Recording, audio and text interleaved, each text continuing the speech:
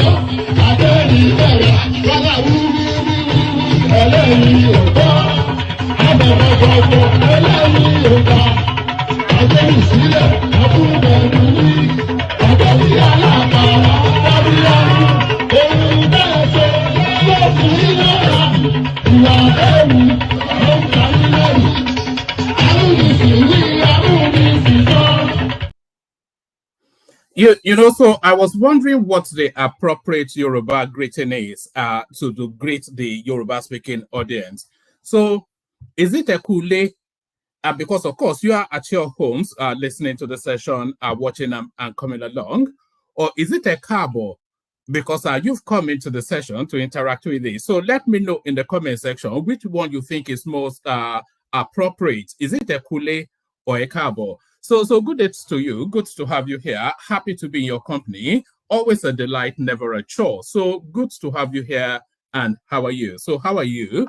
I know how Ayo is, so is ever in the ebullient mood. The ever greeting from Ayo.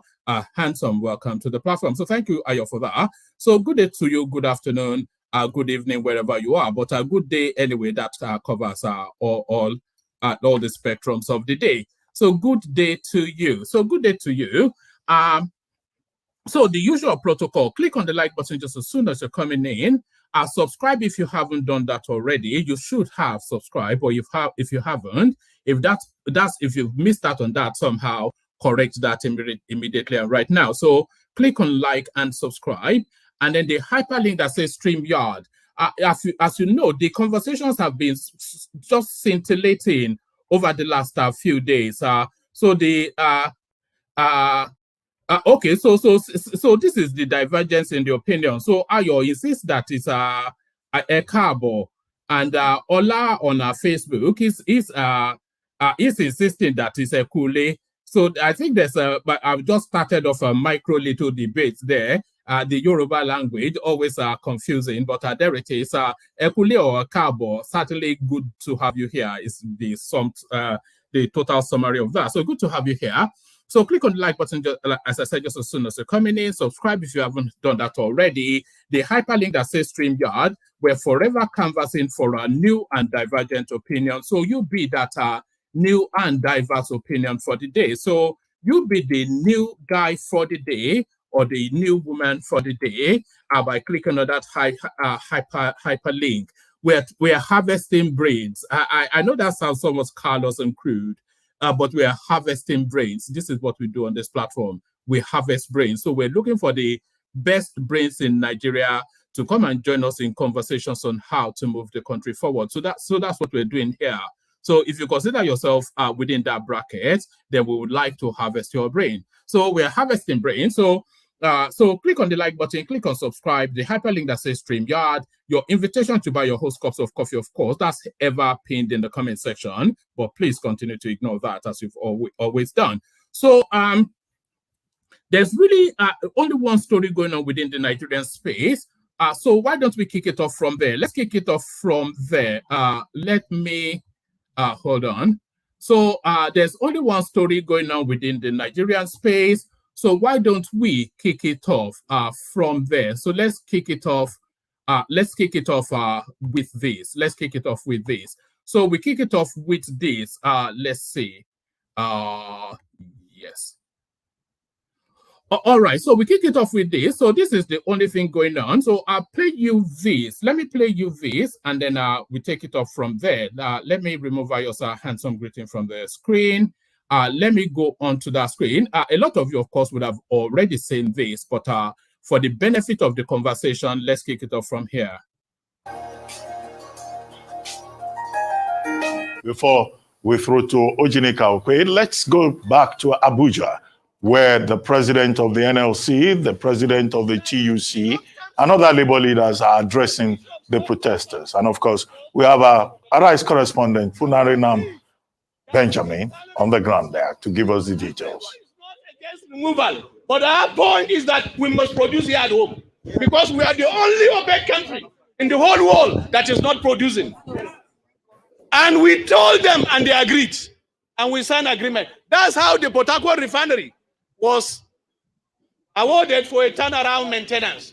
And we agreed that by the first quarter of 2023, Port Harcourt refinery will work. Is it working now? No. Are they talking about refinery? No. Are they talking about production economy? No. Two, you are aware that they brought the issue of Dangote refinery, that it will be ready by the first quarter of 2023. It was commissioned. Is it producing? No. If we depend solely on importation, two variables are not under our control. One, the exchange rate, and the cost of crude oil at the international market, which means it's going to be a vicious cycle that it has been for the past 30 years. It has been a vicious cycle, and it will continue to be a vicious cycle, and it will continue to affect our economy. And therefore, government must come with three plans: immediate, medium, and long-term plan. I've not seen that on the table. It's a fire brigade approach. It's a quick pill that will relieve only pain for now, but the pain will remain with us perpetually. What will address this issue is actually the issue of production. But the elites, not more than 10% of them, don't want production. They want importation because why? They benefit from importation. This is the real issue. And therefore, we must insist, we must continue to insist that our refineries must work. That those elites must tell us when the refineries will work.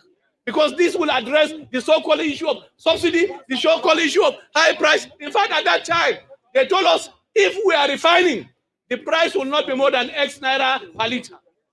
That is the last solution that can address this issue. So nobody is talking about that. In fact, we even discussed the issue of power, which was headed by a minister. And we said even the tariff of power can be reduced if we reduce the price of gas to the generating companies. And we agree on that. We recommended what can be done. But here we are today in the same vicious cycle. And Nigerians are suffering. We are suffering.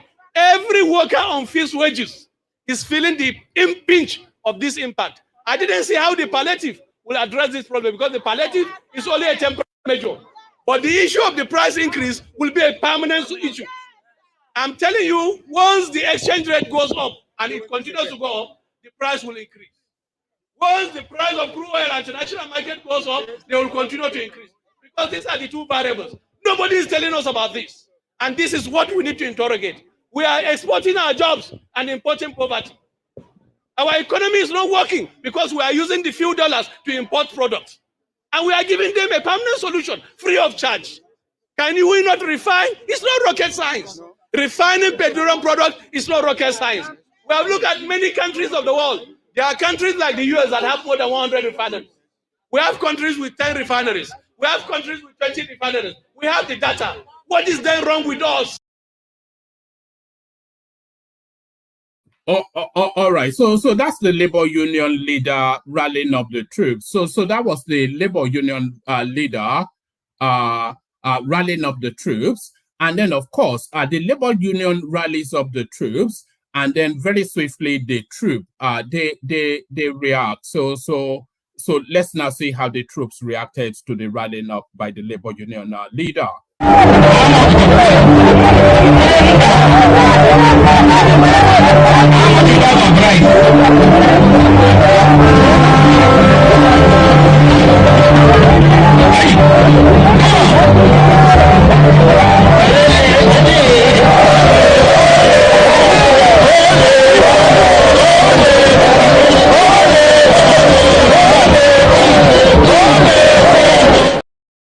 So that's enough of that. I'm sure you've all seen that. So that was meant to be a peaceful protest by the labor space, but you saw how it spiraled out of control.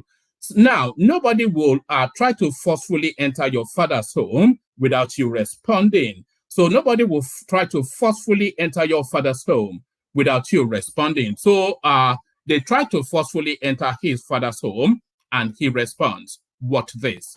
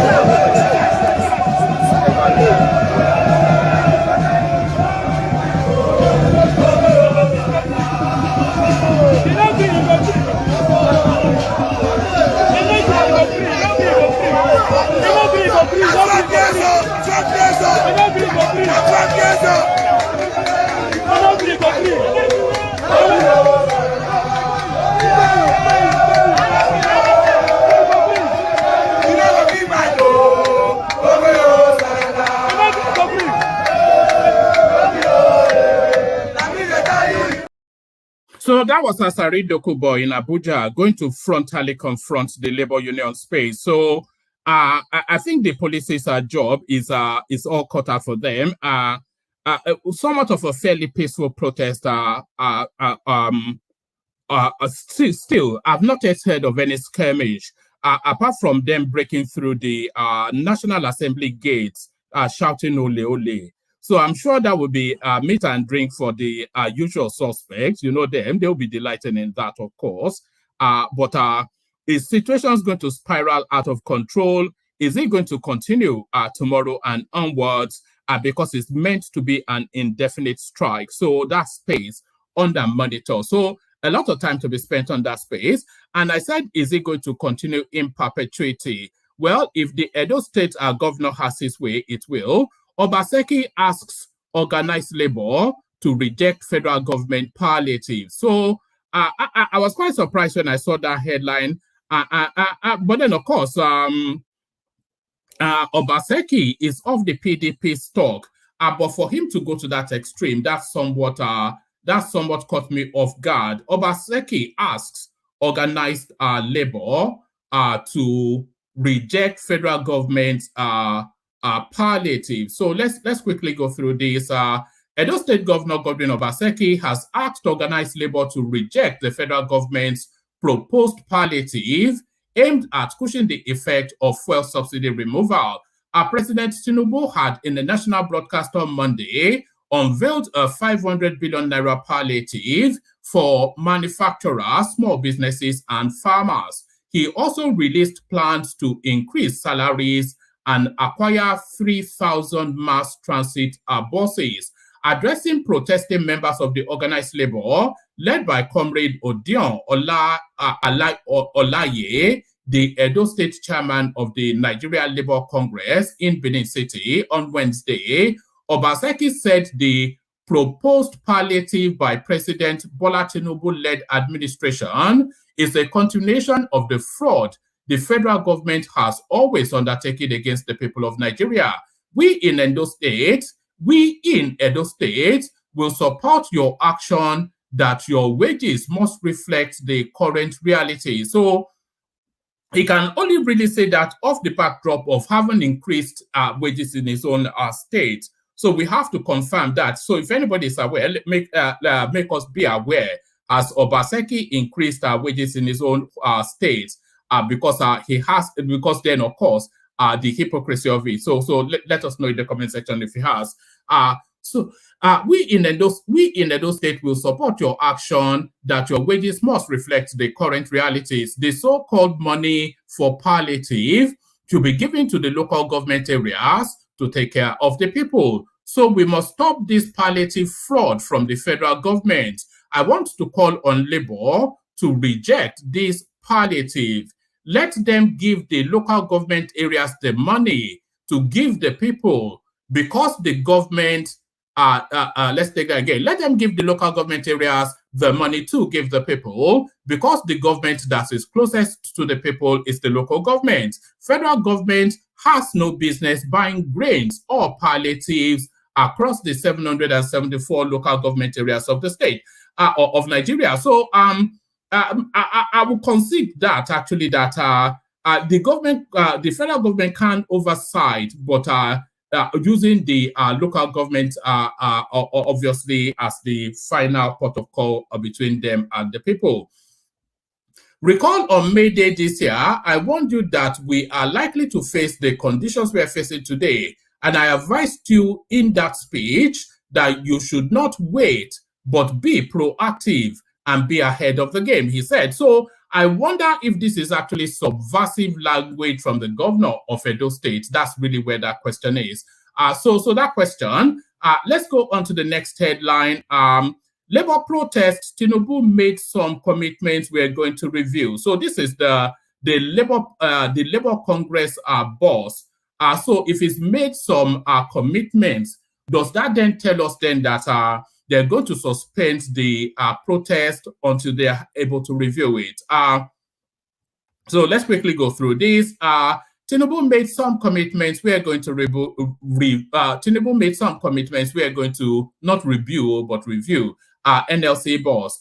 President of the Nigeria Labour Congress NLC, Joe Ajaero, has said that the Congress is going to meet to review some commitments which President Bola Ahmed Tinubu made to them today, August the 2nd. President Tinubu today had in an emergency meeting with I wonder if, because I thought Tinubu was actually out of the country. That's my understanding. President Tinubu today had an emergency meeting with the leadership of the organized labor at the presidential villa Abuja to address the issues that led to the nationwide protest, which they embarked upon today, August the 2nd. Answering reporters' questions shortly after the meeting, Ajero said that the issues discussed are the same issues that led to the protest today. He said that the president, however, expressed his position, made some commitments, which were taken side by side with what the Senate said to them earlier in the day when they marched to the National Assembly. So they did not march to the National Assembly, they busted into it, breaking down the gates. We are taking it back to the office with our colleagues to review it and release a document on our next line of action. We have gone deeper into them. The president's broadcast has broader issues, but there are one or two things that need immediate action. The NLC president said that no one person can call off the strike, saying, that's why I say we will have to go back to the office so that the EXCO, will look at it before they come up. And by tomorrow, the NLC will equally have their NEC meeting to look at the bigger picture. On whether President Tinubu asked them to suspend the protest, Ajero simply said, the president is a pro-democracy activist, so he understands protest. So Tinubu, of course, a notorious protester in his own day. So now that the thing has come back to him now, I don't really think he has grounds to belly ache. So from the protesting labor force to the incoming governance, Tinubu sent second batch of ministerial lists to Senate. So let's just, we might as well just do all the readouts now. So we do that now. There are indications that President Bola Tinubu will give additional ministerial list to, not list. There are indications that President Bola Tinubu will give additional ministerial slots to Kaduna State as part of political calculation to make further inroad in the north, as well as compensate the Northwest zone in particular for voting massively for him in the 2023 general elections. This is according to credible sources from Aso Rock Presidential Villa, while speaking with newsmen in Kaduna on Tuesday. The source, who did not want his name mentioned, said that a former governorship candidate of the defunct Action Congress of Nigeria, Honorable Sani Shaban, is being considered for the second ministerial slot in Kaduna. And by the way, we have a full list of everything, so just stay steady. There's plenty of information coming your way. Shaban, a former member of the House of Representatives and close ally of President Bola Tinubu, was the ACN governorship candidate for Kaduna State during the 2011 governorship election, won by the PDP candidate Ibrahim Yakowa. Although the Aso Rock source said the president is stuck between picking the second minister from either Kaduna State or Kano State, but he disclosed that the odds favor Shaban due to his close relationship with President Tinubu and also as a foundation member of the ACN, founded by Tinubu whilst he was governor of Lagos State. According to the source, with the appointment of Nasir El-Rufai, which did not go down well with some people, picking Shaban as the second minister from Kaduna State will not only bring about the desired stability in the north, but will also galvanize more support base for his re-election in 2027. So the campaign has already started.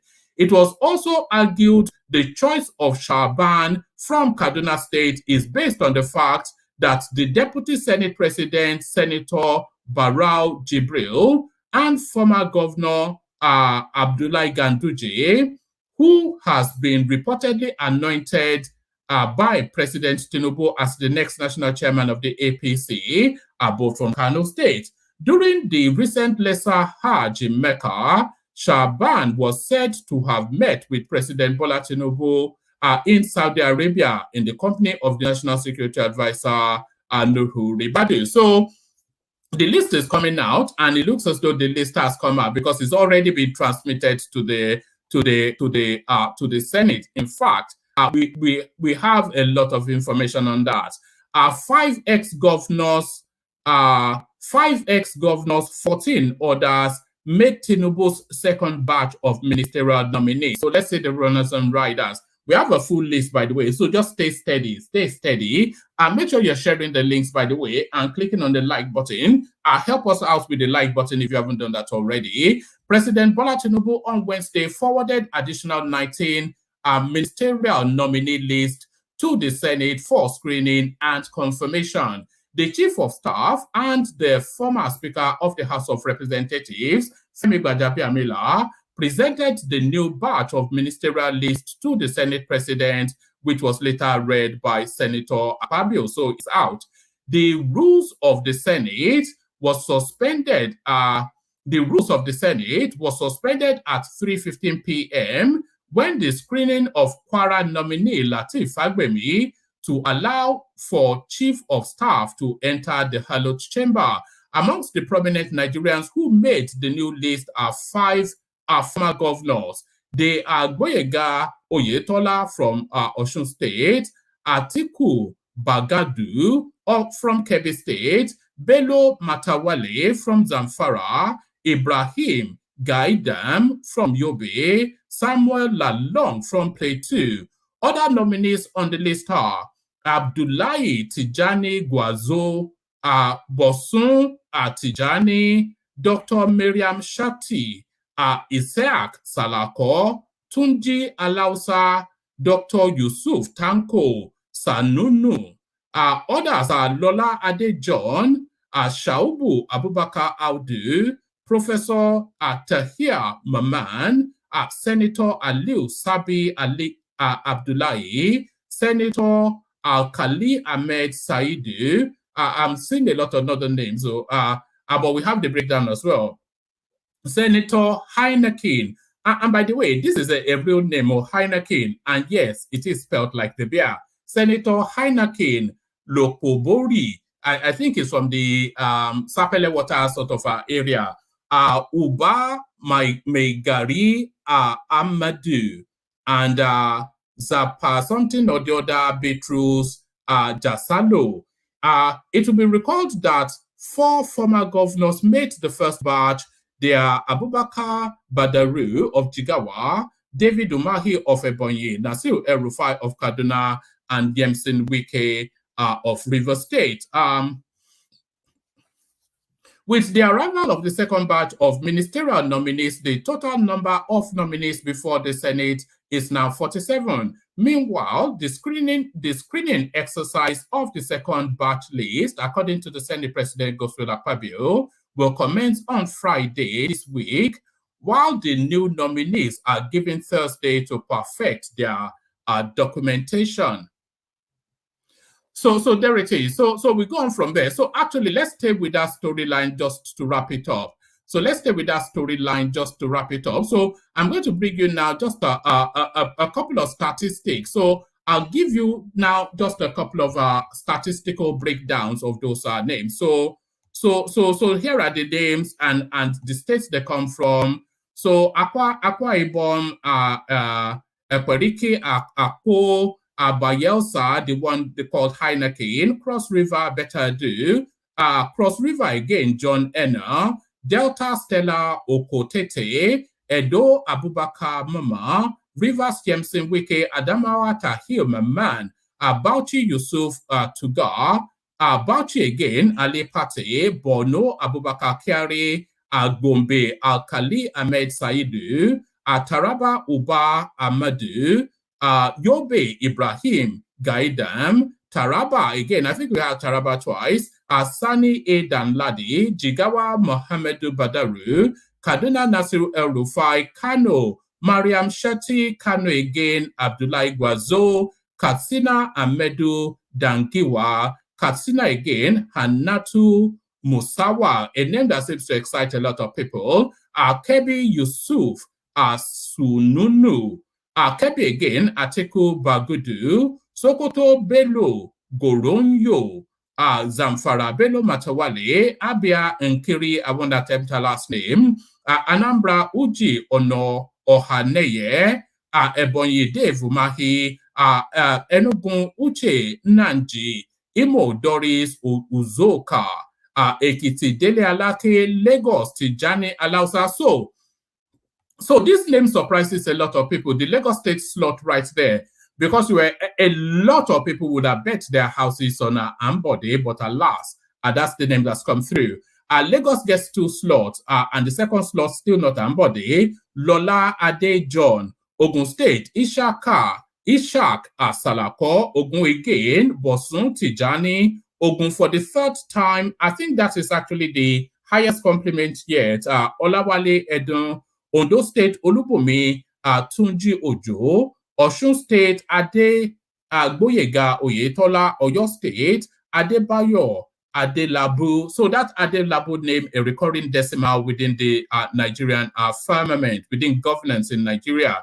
Kwara State, Latif Fagbemi, Nasarawa, Imam S. Ibrahim, Niger State, Mohammed Idris, Niger State again, Aliyu Sabi Abdullahi, and Plateau State, Samuel Along. So that's your complement of the 47. So a further breakdown of that, this is how they divide. So the Northwest gets 10, the Southwest gets 9, the North Central gets 8, the Northeast gets 8, the South gets 7, and not surprisingly, the Southeast, they got 5. So the North is actually going to be the formation of Tinubu's administration.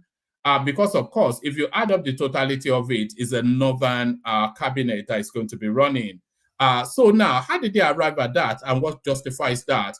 So now, what justifies it is the voting trend. Votes for Bola Ahmed Tinubu, Northwest 30%, so that's reflecting in the figures. Southwest 25.9%, that reflects somewhat in the figures. North Central, that reflects. Northeast, that reflects. So essentially, it mirrors the voting pattern. Essentially, this is what you're saying. So it mirrors the voting pattern. This is what we're saying. So let's go on from there and go on to...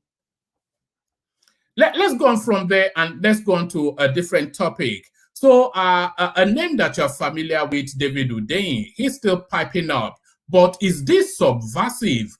And is this sufficient enough to have this guy renditions from Ghana to Nigeria? So this is David Hundeyin. You can see the blue tick on his verified Twitter handle. It says, our worst fears seem like they are coming true. The drug pusher actually intends to attack Niger Republic, and the Nigerian military is currently being mobilized to Sokoto in the northwest to launch an air offensive on Niger. And it looks as though he has happened upon some, what he purports to be some form of documentation that backs that up. So if this is true, this is you know, they like to launch that term treasonable felony within the Nigerian space. This is a treasonous sort of a thing. If this is true, and if this is confidential, which almost certainly it is, it says text. So you can read it from there. It says, and there it is. Let's see if we can. Let's see what we're getting from here. It says, precedence action flash, precedence information, and something or the other date, and then it gives us the date. Security classification. So it's a classified information. A branch telephone number. If we can actually make that telephone number out, maybe I'll give it a call just to tickle at that space. It says impending OPS in Niger RIP requires SVC to commence prep IMMNA to provide. So essentially a prepping for war sort of internal information. This is what this good for nothing element is putting out in the public space. So that is what is going on. So now, whilst we're still with Niger Republic, they may well need more than just assembling troops just at the border. So I had something lined up, unless I don't have it on the screen. It looks as though there are about, let me see, do I have it on this one? Yes, I think I have it on this one. Give me one moment. Let me just let me move something round. Let me move something. Una momento, por favor. I bet you didn't know I spoke Portuguese. Una momento, por favor. In a minute, please. That's what that means. Una momento, por favor. I think I've even got the accent right. Una momento, por favor. So una momento, por favor. So let me, yes, let's go on to this one now. So this one, this aligns with it now. So from that leaked memo by David Udeye to this, no, that wasn't actually the one I was after. There's a narrative of there are about 4 to 5 countries that have aligned themselves with the Nigerians. So that's essentially what I was looking to bring you, but I can't seem to find where I put that one now. But there are about 4 to 5 countries lined up to back the Nigerians. So there was a meeting, pardon me. So there was a meeting of security chiefs of the ECOWAS space in preparation for what is just about to happen. So there was a meeting of security chiefs of the ECOWAS space, and notable by their absentee were the military chiefs of Niger Republic, no surprise, the military chiefs from Burkina Faso, no surprise, the military chief from Mali, he wasn't there, the military chief from Guinea, and then the military chief from Guinea-Bissau. So those 5 countries now seems as though they are going to form a coalition of the deplorables, to borrow Hillary Clinton's phraseology. They are going to form a coalition of the deplorables to present an opposition to the will of the ECOWAS space. So, but from what David Udeye is telling us, Tinubu already are deploying troops. Tinubu deploying troops, and they are squeezing them hard. Coup d'etat, blackout as Nigeria reportedly cut power supply to Niger Republic. So we supply them with electricity. You may be surprised to hear that. You say, what electricity? Is it the one we don't have in our own country? Major cities in Niger are facing rolling blackouts following last week's coup in the West African country. BBC News reported that Niger's electricity company, Nigerleg, confirmed the development and noted that it is because Nigeria cut its supply. Nigeria is a major supplier of electricity to Niger, its neighbor to the north. It's unbelievable, actually. Unbelievable. Yes. It is actually unbelievable. So let's take it on. The Economic Community of West African States on Sunday, July the 30th, imposed, so we know that, according to news reports, this is the space I was looking to bring you. So this is the space I was looking to bring you. So according to news reports, defense chiefs are today, Wednesday the 2nd, meeting in Abuja. However, Mali, Niger, Guinea-Bissau, Burkina Faso, and Guinea were absent from the meeting. So that then tells you then what awaits. So that tells you what awaits. Let me give you one last readout. This now goes back to the demands. And by the way, the demand of the labor union is for a 200,000 naira minimum wage. I think that's what they are holding out for. Maybe they get 120 thereabouts. I think 120 would not be unreasonable given the circumstances that the country finds itself. But let's go to this space. Part of the assurances given, Tinubu assured us that Nigeria's Port Harcourt refinery will begin production by December. So we're in August now, September, October, November, so that's in 4 months. So now that fabled fixing of that refinery is about to be tested. Yes, the Nigerian Labour Congress has stated that part of President Bola Tinubu's commitment to the organized labor is that the government-owned refinery in Port Harcourt, Rivers State, will begin production by December. The NLC president, Joe Ajaero, stated this while speaking with State House correspondents after a meeting with the president on Tuesday in Abuja, adding that the labor leaders had thoroughly examined the proposed measures put forward by the presidency. So if Tinubu is actually giving this assurance, I'm inviting that the labor union do not take it at his word. They should have an inspection of that space as part of their protest. During this phase of protesting, they should have an inspection of that refinery to see the level of preparedness or lack thereof. Because all the way through, remember when Buhari came in, he told us he'll be building a refinery a day. He couldn't even fix the one that and they were budgeting $1 billion a year for the refineries. The Labour Party president, Joe Ajaero, stated this while speaking with State House correspondents after a meeting with President Tinubu on Tuesday in Abuja, adding that the Labour leaders had thoroughly examined the proposed measures put forward by the presidency. He, President Tinubu, committed to an immediate restructuring of the framework for engagement in line with the input of the Labour leaders. He let out a certainty that the Port Harcourt refinery will commence production by December this year.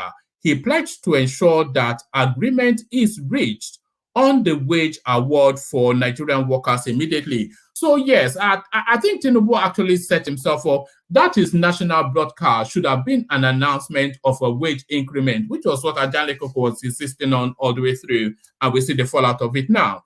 Correspondents earlier reported that the NLC and the Trade Union Congress said they will return to the dialogue process after meeting with Tinubu, which suggested an end to their nationwide protest. Ajaero said, it is pertinent to inform Nigerians that the extent of the success of the protest is underlined by the request of the President of the Federal Republic of Nigeria, Senator Bola Ahmed Tinubu, to meet with the leadership of the NLC and TUC in a closed-door session.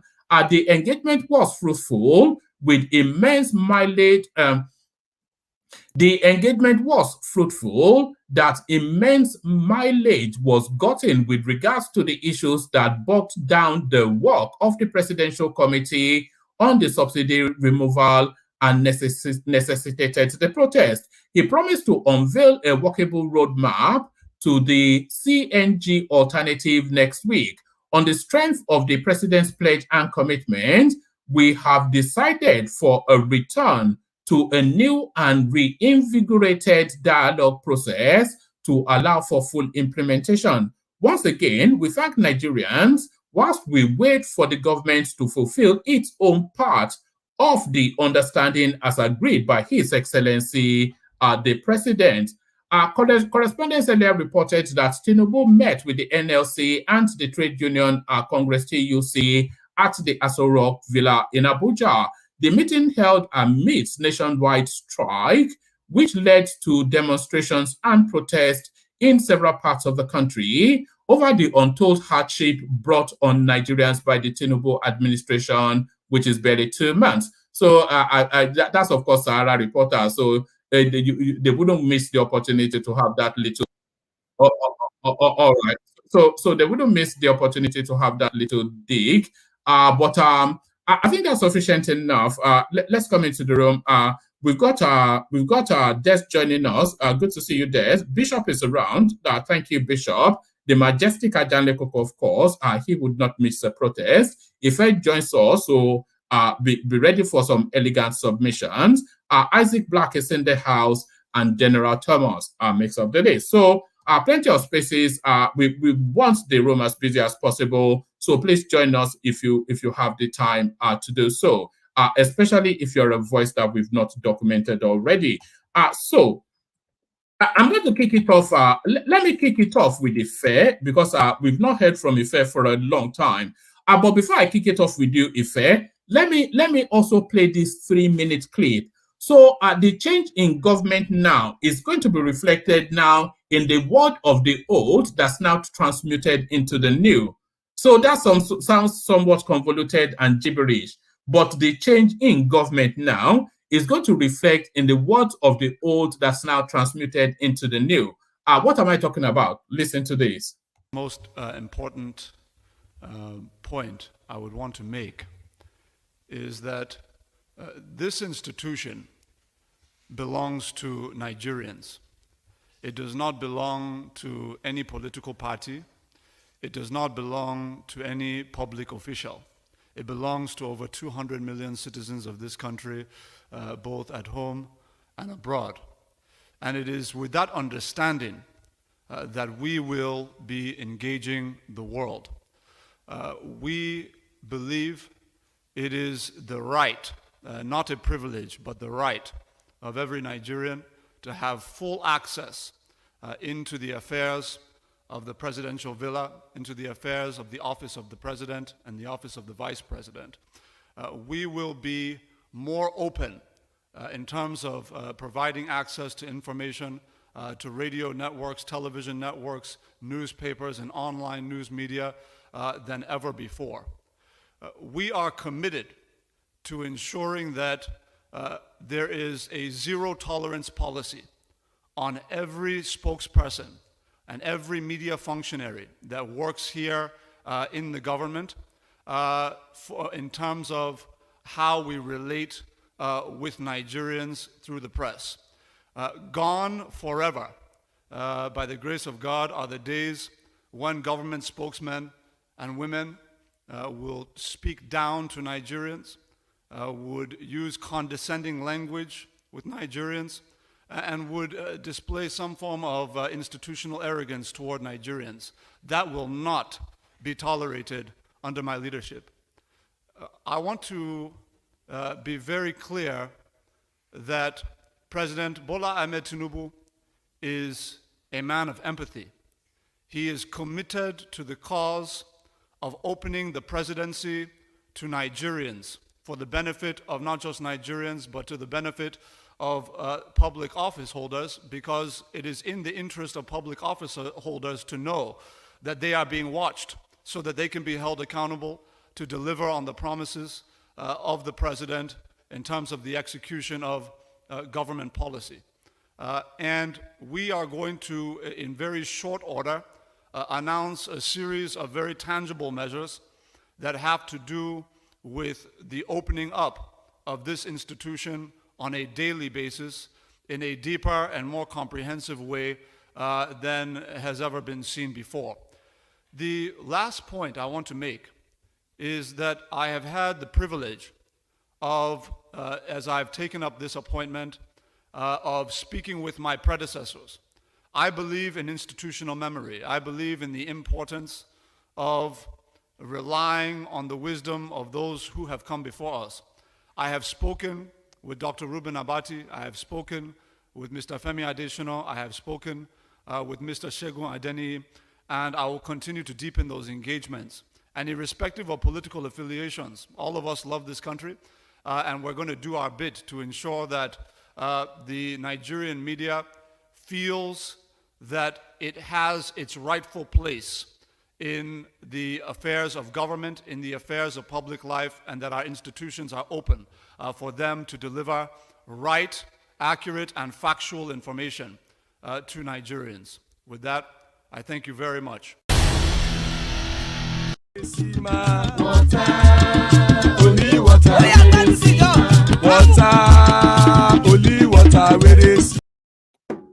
So there it is. Let's kick it off with you, Ife. So let's kick it off with you, Ife. So Ife, I mean, there's only really one space to start.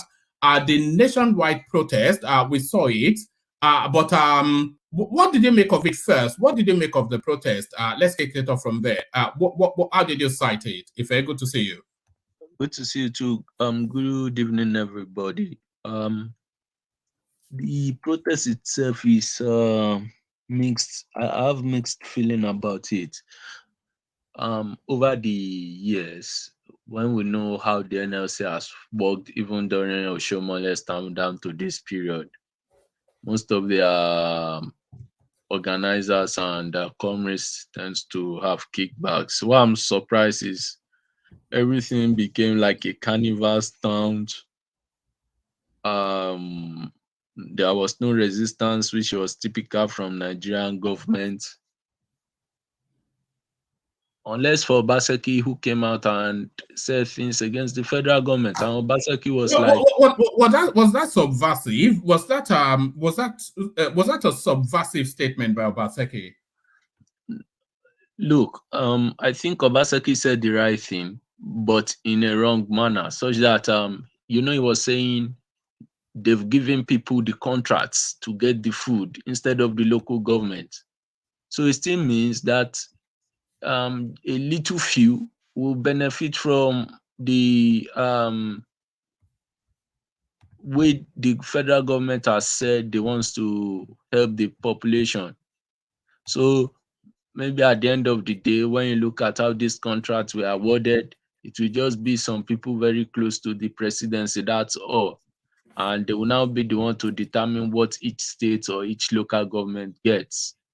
So I think what Obaseki was not happy with is maybe he believed that the money should have went directly to the local government, even though we know if it goes to the local government, the state governors will still hijack the money. So I think those are the things Obaseki was talking about. It's not as if he's also a saint in all this type of dealing. So unfortunately, can you even imagine the increment they gave the military personnel from 1,000 to 1,200? What was that increment for? Because you say it now, but that's a 20% increment. What is that? Some sort of allowance? Yes, that's allowance. obviously not. Yeah, that's not their pay. Yes, yeah, it's allowance. So yeah.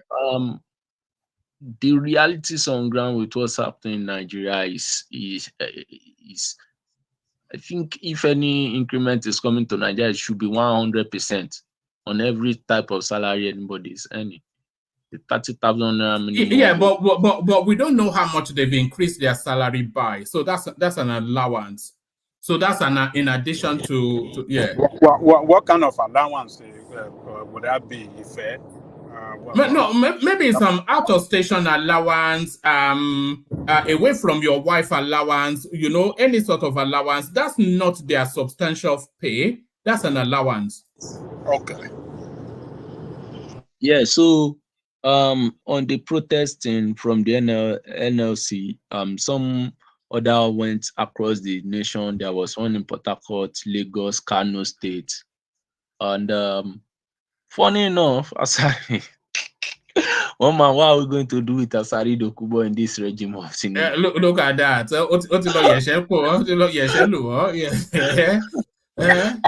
You want to play that video again? I want to see the way Let's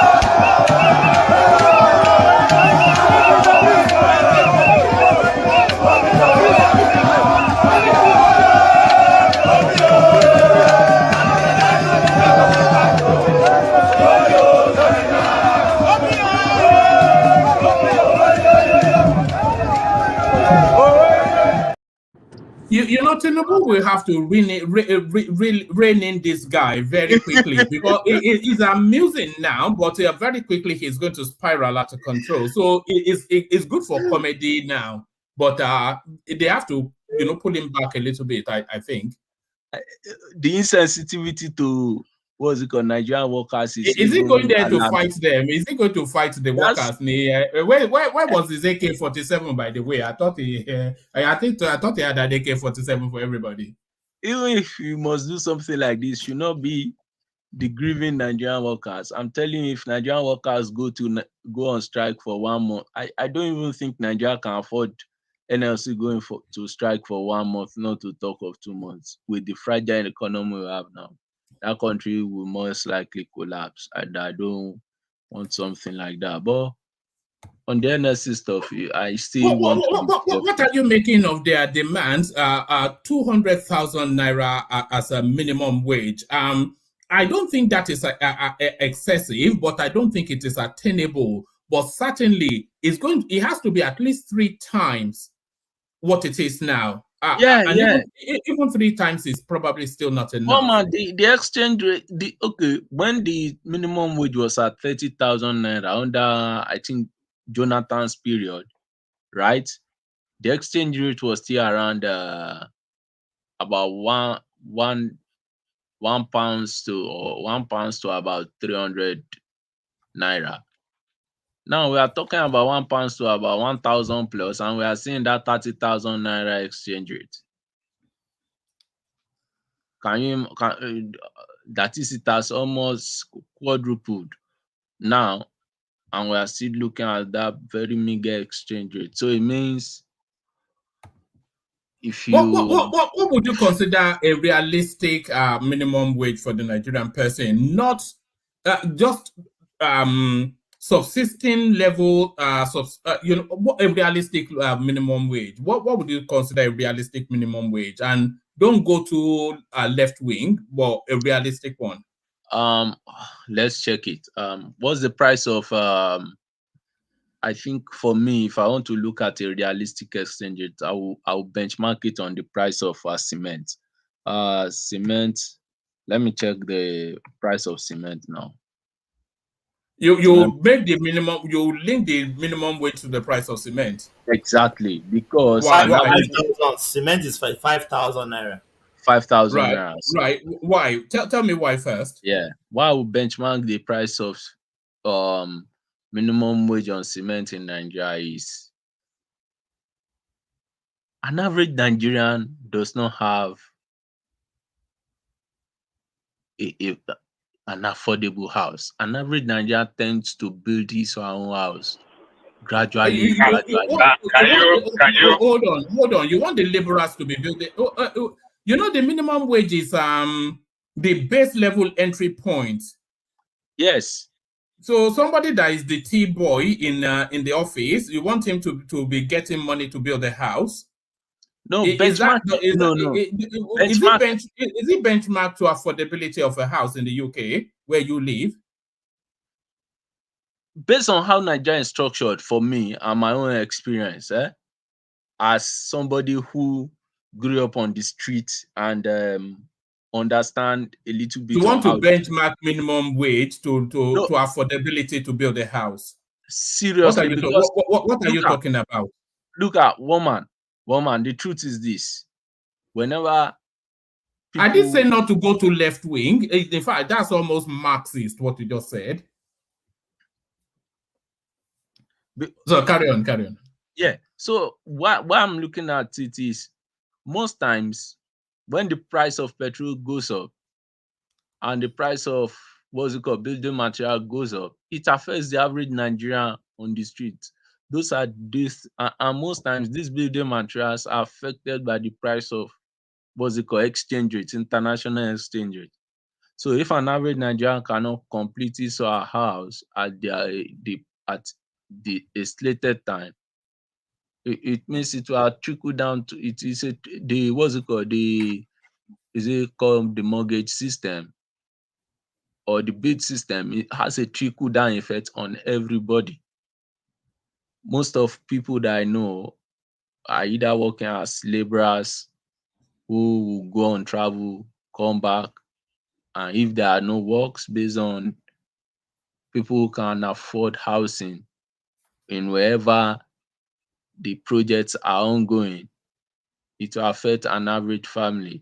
I believe the build system, the transportation, which is circled around petroleum products, affect more Nigerians than any other sector.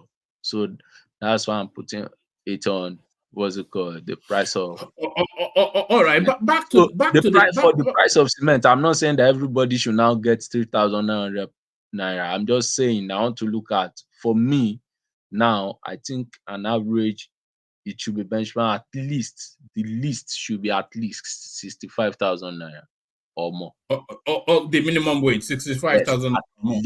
I think that's actually, I would actually want it higher than that. But back to the protest, do you expect it to carry on into tomorrow? Or because Tinubu, of course, has had an emergency meeting with them today.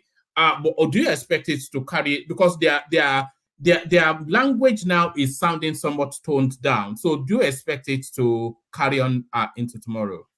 Yeah, there'll be little fracas here and there, but at the end of the day, based on how I know the Tinubu is when it comes to all this protesting, this type of protest is not something that will shake this government. It's only when the youth come out. Assuming the youth come out with them, and everywhere is what's it called? The youthful vigor is in that protest, then something good could come out of it. But when I saw this, our old mamas and old papas, there's nothing that normally comes out from NLC protests, unfortunately. Are you surprised that the youth did not, because they've been promising us a day of rage? So are you surprised that the youth and the obedience space did not latch on to this and then infiltrate it and then turn it into a wider, more Yeah, the question is how many youths are employed? Most of the youths, Nigerian youths, the statistics are about 60%. No, I'm not saying they should. I mean, they should come out on. All over the social media space. They've been promising us that they are going to rage. So I was thinking that with the with the labor union protesting, they could have added their rage to that and exploded the whole thing. So are you sure? Are you surprised they didn't come out? I'm not surprised, because even all these people, most of the people that will come out now, if you go and check their background in the civil service, most of them should have retired. They are using extra year, or some of them would go back and backdate their date of birth just to stay in the civil service. So I don't expect the youth to come out in this type of protest. What I'm expecting is is this not their last window of opportunity? If they don't take this window of opportunity, then they are not able to strike and rage anymore. More windows of opportunity. Already there is a misplaced priority in the country now. They are going to Niger, where everybody is still, some people are still kidnapped in Nigeria. Recently, I saw a video circulating where these 5 ladies are begging that they should pay for their ransom, where ransom, kidnapping is ravaging everybody. And you want to take the military back to another country. A general was killed in Abuja and the sister was abducted. So we are looking at these things. So if you look at the administration, unfortunately, there is what I perceive to be misplaced priorities. Unless maybe they are just doing this for the optics to send a wrong signal to to whoever have interest in the country itself. But for me, I hope the youths come out, or let's see what happens after the tribunal verdict. Then we'll now see what happens from there. But from all this they doing, the youth will not answer. You hope the youth come out. You hope the youth will come out. They will still come out. I'm sure. One man is this economy is biting everybody. This economy. Yes, you know why I don't think they will come out. Why? By the time the petition process, by the time the judicial by the time the judicial process would have run its course, the Nigerian space, the youth and everybody, they would have made a lifestyle adaptation to the new economic realities, which they have already done now anyway. So they would have adapted to where they are now. So they'll be, if they didn't come out in the first throes of the pain, they would have adjusted to the pains of it by the time. By the time all of this, the palliatives will be coming in. Everything will start to adjust. I don't think they'll come out. If they didn't come out with the labor union now, they are not coming out. And you know the Nigerian the Nigerian youth on average, they are notoriously cowardly. They are notoriously cowardly. No, they are not cowards. When you have a country that when you go out on protests, you are thinking about you being shot, and some of these issues, there's even in the hard economy, they are still breadwinners to their parents, who unfortunately, because of the generation they grew up in, have been made redundant. Some of these youth still hustle around, give back to their parents. Some of them have their own families. Maybe they have 1 or 2 children. They know if anything happens to them, the life of their children is more or less not planned properly. It's not like in the Western world where even if anything happened to a parent, the child can still attain any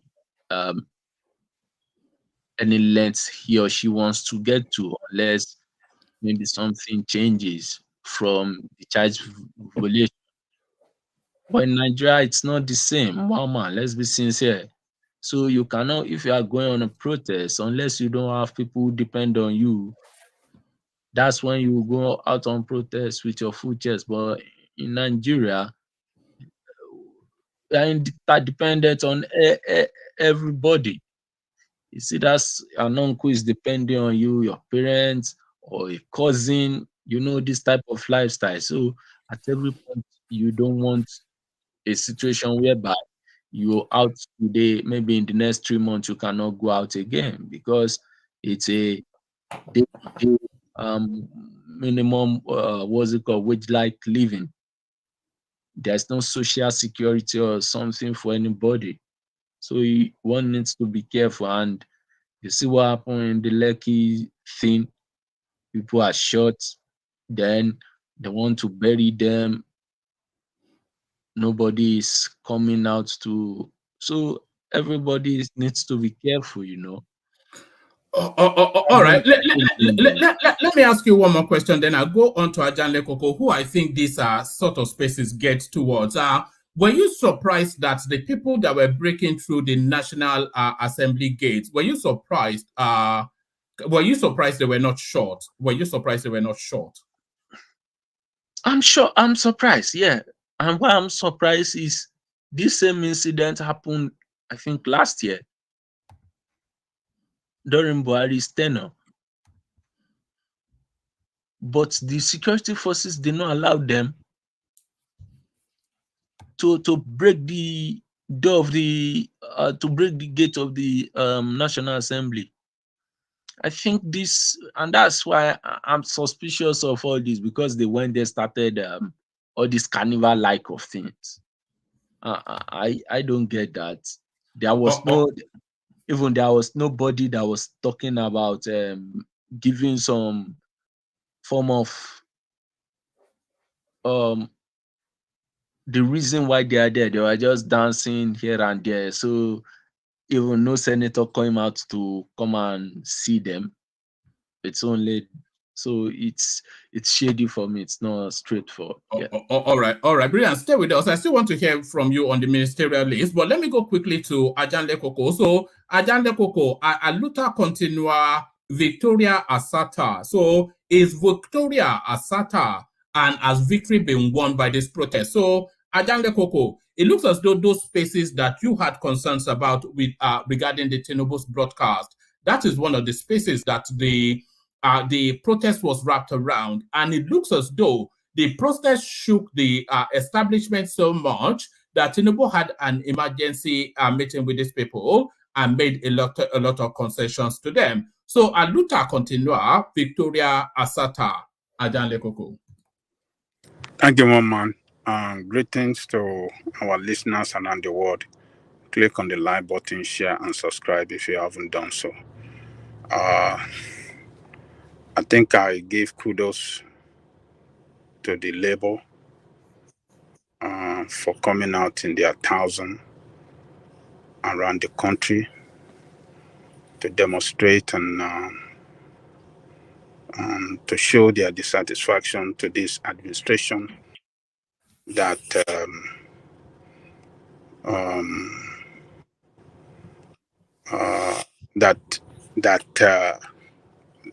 to this administration that doesn't show, display, or act in any manner that they have the interests of workers at hand.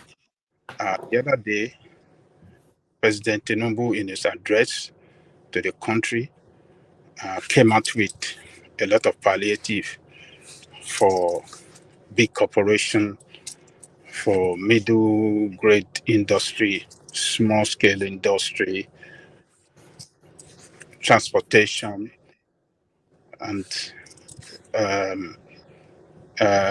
opening of reserve, a strategic reserve for grains to be released to the, and did not talk about the interests of workers. Show that the strategic reserves being released is not in the interest of the workers. Releasing grains to crash the price of food.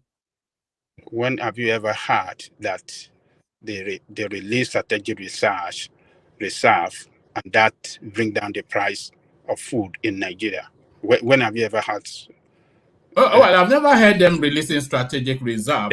So before, several times. Buhari did it in this administration as well. The price of food did not come down.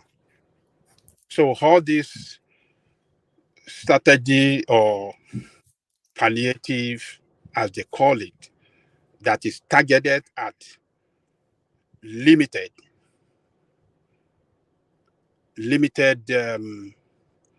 how do I describe it? Industries will not yield a better result for the generality of Nigeria, but rather yield a limited result that we won't feel it. We won't feel it. It's going to be like you throw a pin or needle in an ocean, in the ocean. You won't be able to see it.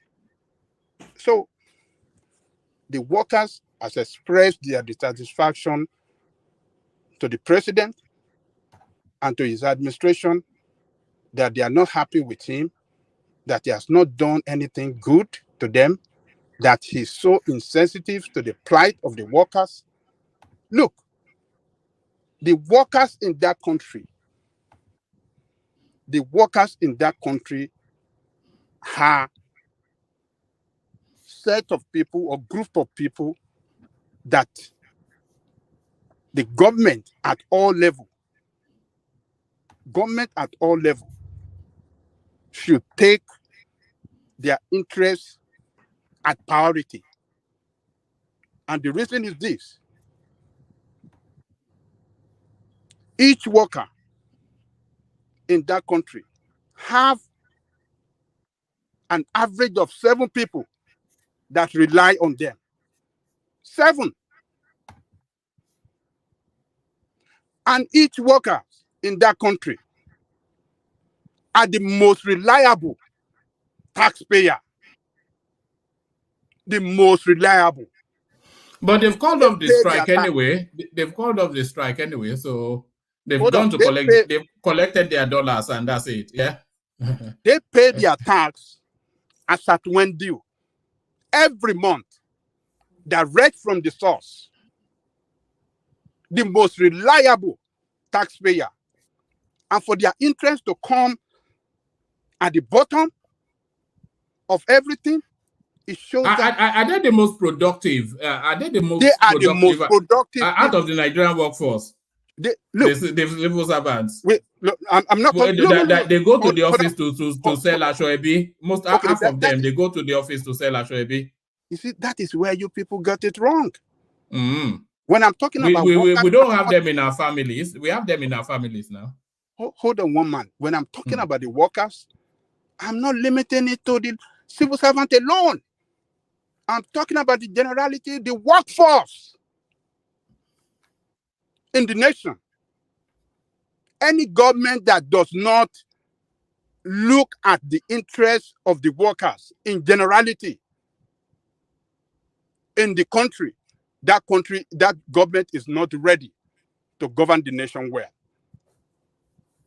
And the civil servant that you people disparage and call all sort of names, it's so unfortunate that you don't know the work that civil servant does in the society.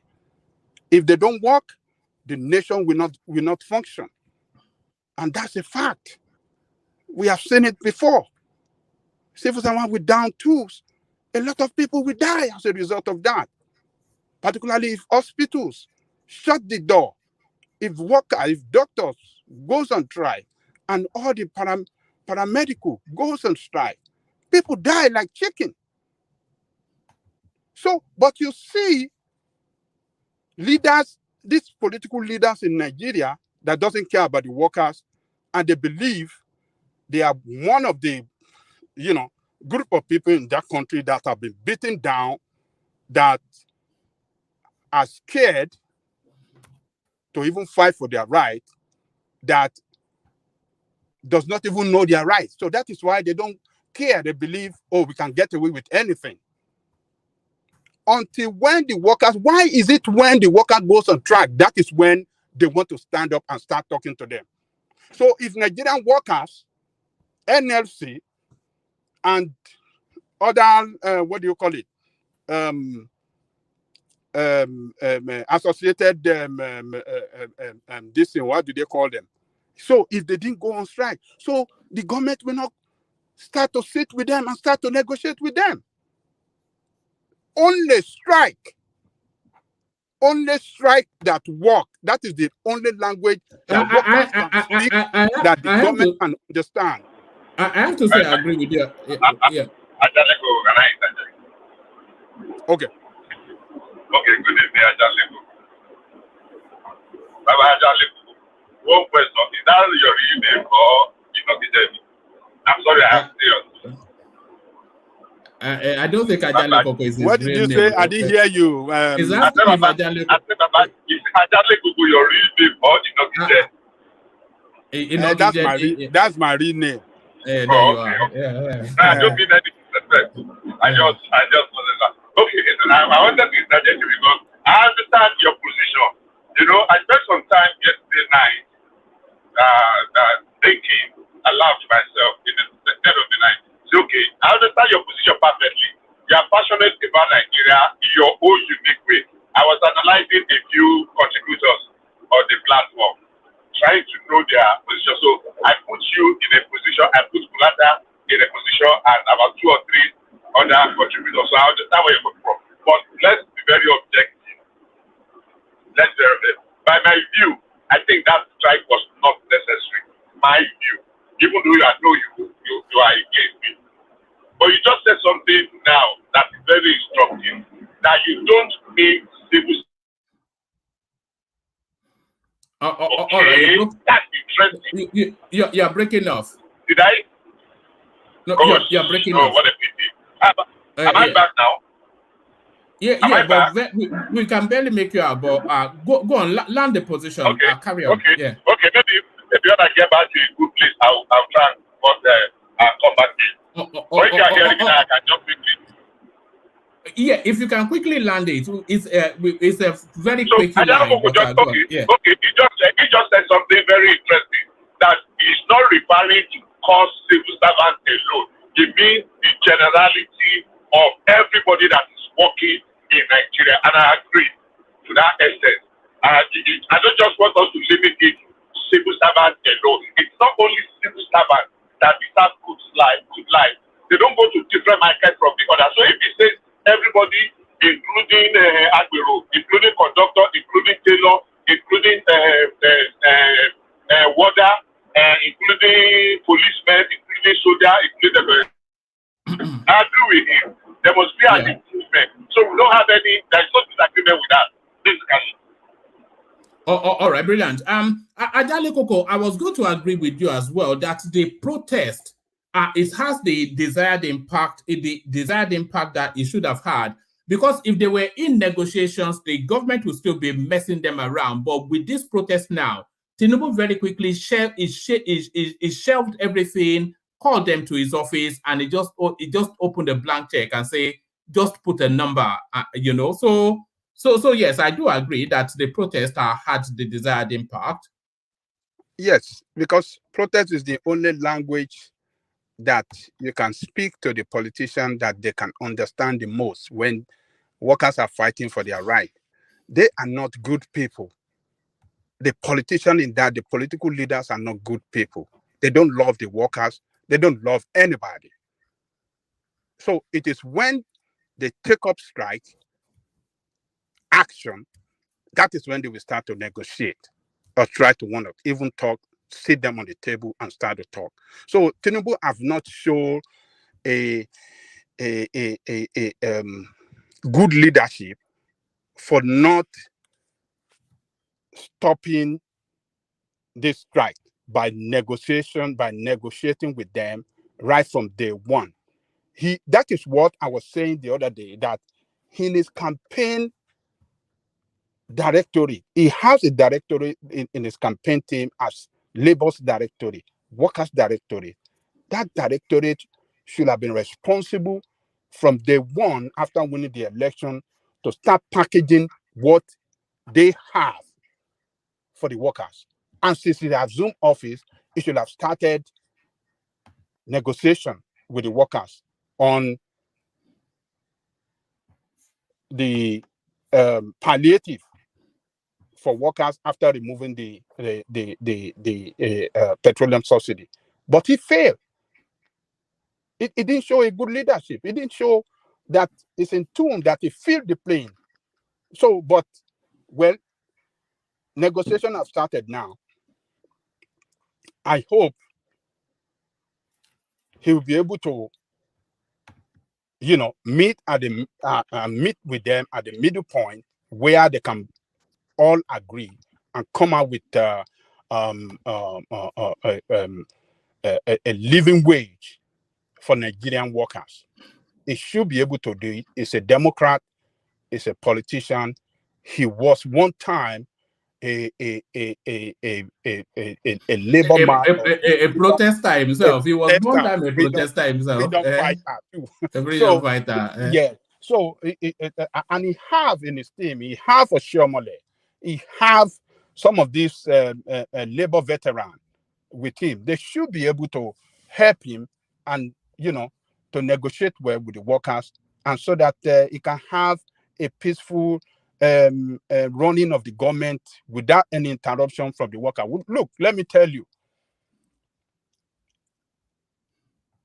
when Awolowo was the premier of the West, he was Western region pay the highest to workers than any other region, even more than the federal government.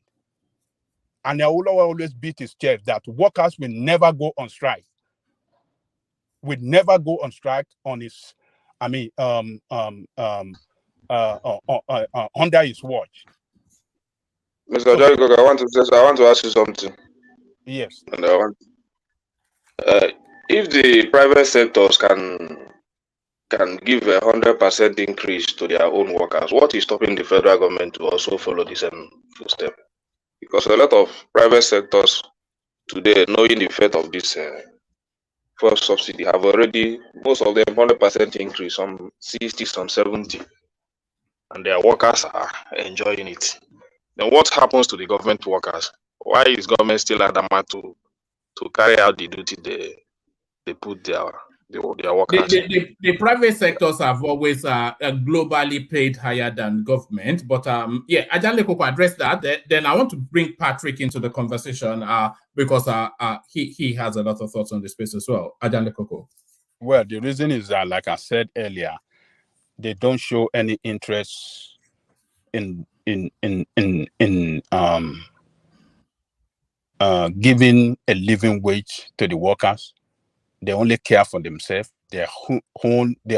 Themselves only to have the best of the best remuneration, benefit, and better pay than even their colleagues around the world. So they don't care about workers. So workers have to fight for their right. So the same thing Nigerian people have to fight for their right against this politician. They don't care for anybody. The only language they care is when people go on the street, is when people challenge them. That is when they listen. They don't care. They are, as you see them, we shouldn't cultivate, and a lot of us have this habit of any government in power. I mean, some of us have what am I trying to say? Some of us have developed this attitude of supporting government. Let us give them time. Let us give them time. You don't give them time because they promise that this is what I'm going to do from day one. And when they are failing to do it, we have to stand up against them. So if they are lying to get to power, you have to demonstrate to show to them that no, we are not novice. You can't deceive us. Because some people that are any government that I would describe as any government in power apologies, we support whatever any government is doing, particularly if that government aligns with their politics, they want to support them. This is the way some people support Buhari all his way. Throughout the 8 years, this man destroyed that country. Are we going to do the same thing with Tinubu? We shouldn't do it. We must start to build a better future for our country now. We must start to solve the problem. Ajani Kukusa, if I may come in, I think we should appreciate Tinubu. If this was Tinubu's regime, you think those people would have gone to NLC to do all that? At least Tinubu has called an emergency meeting with them. He had a meeting with them. And I think we are getting too much on this. We need to give this guy time. He has not even spent 6 months yet. And I agree with one man saying NLC should actually inspect the refinery themselves to see what is going on with it. We are putting too much on this guy. He's paying attention to everything. He's doing he's televised. He's going on TV to say a lot of things. He's informing people what's going on. He's been with these people, call an emergency with them because of the protest, met with them. Let's give him time to breathe and give him space to work as well.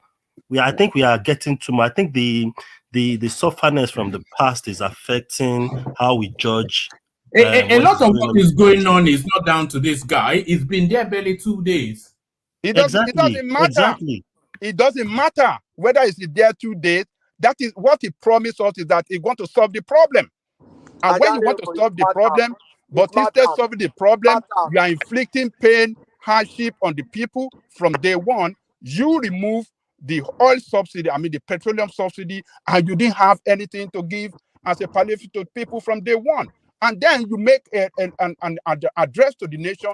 You didn't even mention anything for the workers. And you want the workers to just continue like that. I don't know what is wrong with you people. That you think that, Aja, let me say something. Aja, can I say something? Irresponsible leadership. Aja, can I say something? Can I say something? Hey. Yeah, this is APC. This started with APC.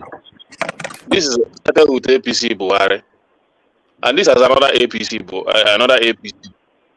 So what do you expect from people when after 8 years Buhari has just destroyed the economy of this nation, handed over to another APC? So there is no excuse. This is almost the same government. So it's just that he's just a different person. Said he will hit the ground running. It's not the same government now. What are you talking about? It's the same APC now. Look, even the cabinet is not the same APC. It's not the same government. You know that, for right? For me, the way I see it is the same government. It's the same APC. Number one, let me just try and correct something. You keep repeating the fact that Tinubu did not mention anything about labor in the broadcast to the people. That's not correct. That's actually incorrect. Maybe you go back and listen to it. He spoke about the wage review. He spoke that the negotiation is going on. So what else do you want to say? To just announce that, we are going to give them 1 million naira as salary increase, or what? keep repeating that he did not mention anything about labor. He did not say anything about labor. That is not factually correct. That's one. Number two, this issue of wage. Tell me what he said about labor. Tell me what he said. Sorry, Adanle Koko. Let him give you that list. You address it, and I want to go on to Patrick, so I bring every voice in. So, give him the feedback. Let Adanle Koko respond to it. That's number one. Yeah. Number two, I think we should be very more realistic and practical about wage review. It's not something that can be done like by fiat. I did say a couple of days ago that up till now, about 10 states have not implemented the 30,000 minimum wage review from 18,000 that was approved in 2019. Federal government implemented its own. A few states implemented their own. Up till now, if federal government and some state government actually do federal government reports, now you cannot force them to pay what they cannot afford to pay. Now, if federal government increase, now we are causing we're going to distort the workforce, the economy, because some people will be earning like 3 or 4 times, and they are in the same cadre, in the same civil service. So the negotiation is not just between states, between federal government and its own workers. State workers must be carried along because state workers have the majority of the workforce, and federal government cannot decree that you must pay. We are going to just consult every time we make this reference. We're not being very practical with what can be, I don't know how better to put it. Yes, I agree, there is a need for a wage review. It must be done. It must be done in such a way that it does not cause unnecessary inflation, and especially it does not affect people that are not on the payroll of government too much negatively. Because all of them will say, okay, since they have increased your salary, let us do now to collect our own part of it now. So that's just the empathy on wage review is more delicate than the way we just think that the president can just say by the. And I want to point out, Adanle Koko, please kindly remind me which president has ever sat down with labor leader since we remember, at least since we ever remember in Nigeria. As a president, that labor will go on strike, and on the day one of the protest, he will call them and he will sit down one-on-one with them. I want you to mention one to me. Thank you. All right. Address that, Adanle Koko, then bring it home, then I'll bring Patrick on. So, Adanle Koko, yeah. Well, you said Tinubu mentioned about the interest of workers in his address. I didn't hear anything he said about the workers' workers' salary or review of their salary. What he said. He mentioned it, though. He mentioned it. He said review of worker salary is coming. That is what he said. Yeah, that was what he said, yes. That is nonsensical. Why should it be workers' interest? Why must it be that worker interest must be at the bottom of the table all the time? Why must the workers be at the receiving end all the time? No, let him just address it, then we move on. Yeah. No, I just want to ask, what should he have said? All right, so what should they have said? What should he have said? If he is a pragmatic leader, he should have started engaging with them, and he should have made in his address that, yes, we are engaging with the workers, with the labor leaders. We are packaging, we are 70% or 80% headway, and we shall come out with a package very soon. That will give workers, that will prevent this thing. Yeah, workers will not even say they want to go on strike today. But because it didn't show any interest at all in the welfare of the workers, that is why you see workers troop to the street and bulldoze that gate of irresponsible leadership. How can the workers be demonstrating and coming to the chamber of the people, and you don't see the senator or the senate president coming to address them, to talk to them? Highly insensitive leaders. We have to start to fight against these people, or they will destroy that country right in our eyes. 23 years down the line, they have brought the country down. Tinubu is a Democrat. He has been on this thing. He called it lifelong ambition. lifelong ambition and you don't have anything prepared for the workers? No, that is not the way. We can't tolerate it. We have to speak up. Forget about your political alliance with APC or this thing. Don't give these people that chance. This is the last chance for Nigeria to survive. If we miss it, if we play politics, then Nigeria will go down.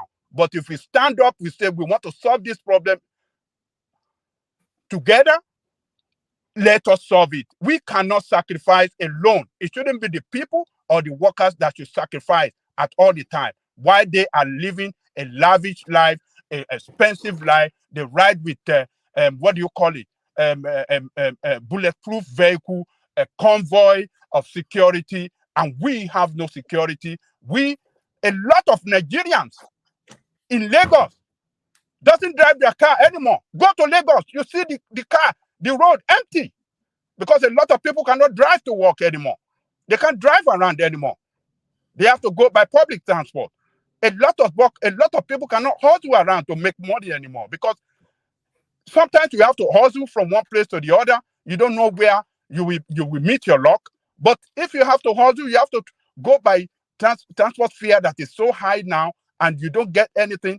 Where will you get anything to make up your life for the next day? Why must we be the only set of people that must suffer all the time in our own country? Why must people suffer in their own country? I don't get it. We come to foreign country here, we are making better life. But in our own country, we cannot even live there. We have to run away from our own country. What is wrong with you guys? And you want to continue to support these goddamn people? Tinubu's son just bought a house in London for several millions of pounds. What are you talking about? Where has he worked in his life to have so much money? And you say we should cow for them all the time? Just let us be serious with ourselves and just stand up for Nigerian people. We have a voice. We have the voice to wake Nigerian people to wake them up. We have this voice to speak for them because a lot of them have been brutalized psychologically. They have been brutalized on the street. They have been beaten down. They cannot even fight for their right. Why can't we fight for them? We that are in advanced world, we saw the way country is run. That is Bishop over there. Bishop can drive to anywhere in America without even thinking that anything will happen to him. I could drive to anywhere. I've driven several times overnight, pursuing my business sometimes.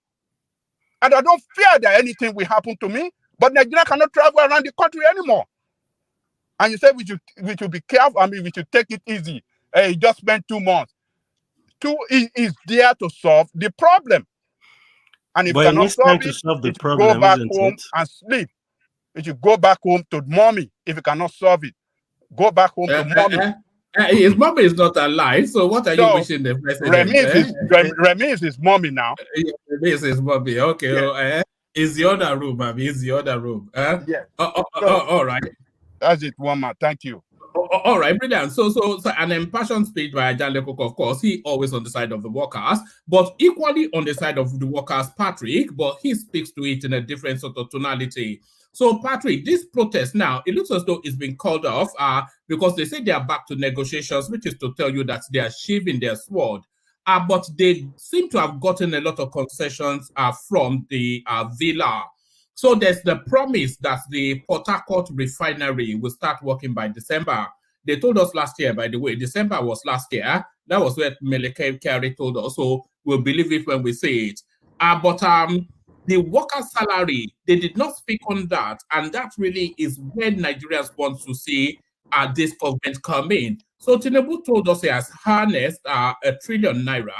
So he has no reasons not to pay a living wage for a day's work. So what are you making of this protest and the aftermath of it, Patrick? Yeah, to me, the workers have a right to protest. It's a right to protest, and but it should be very organized because they're organized labors, right? It shouldn't be violent. They shouldn't. They shouldn't be pulling down gates and we are speaking from a Western committee and say it's right. Do you think they should have been shot for that? No, but that's madness. That is uncivilized. That's crazy. And it's insensitive, not sensible for anybody living in the West to be supporting that. The people who criticize Trump supporters for invading Capitol Hill are now supporting some people to pull down the National Assembly gate of their country. What kind of a people are we? What kind of a people are we? It is so uncivilized, it is not done because we have certain interests. I've supported Tinubu. If I've been Nigeria, I would have voted for him. But I'm not voting a leader that will speak so. Have we lost you, Patrick? Into existence.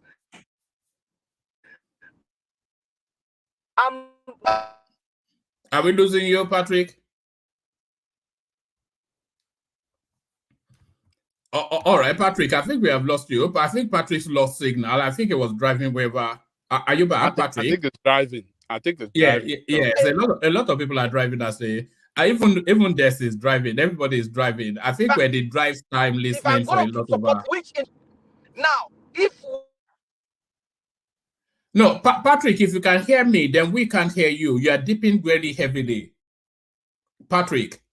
All right.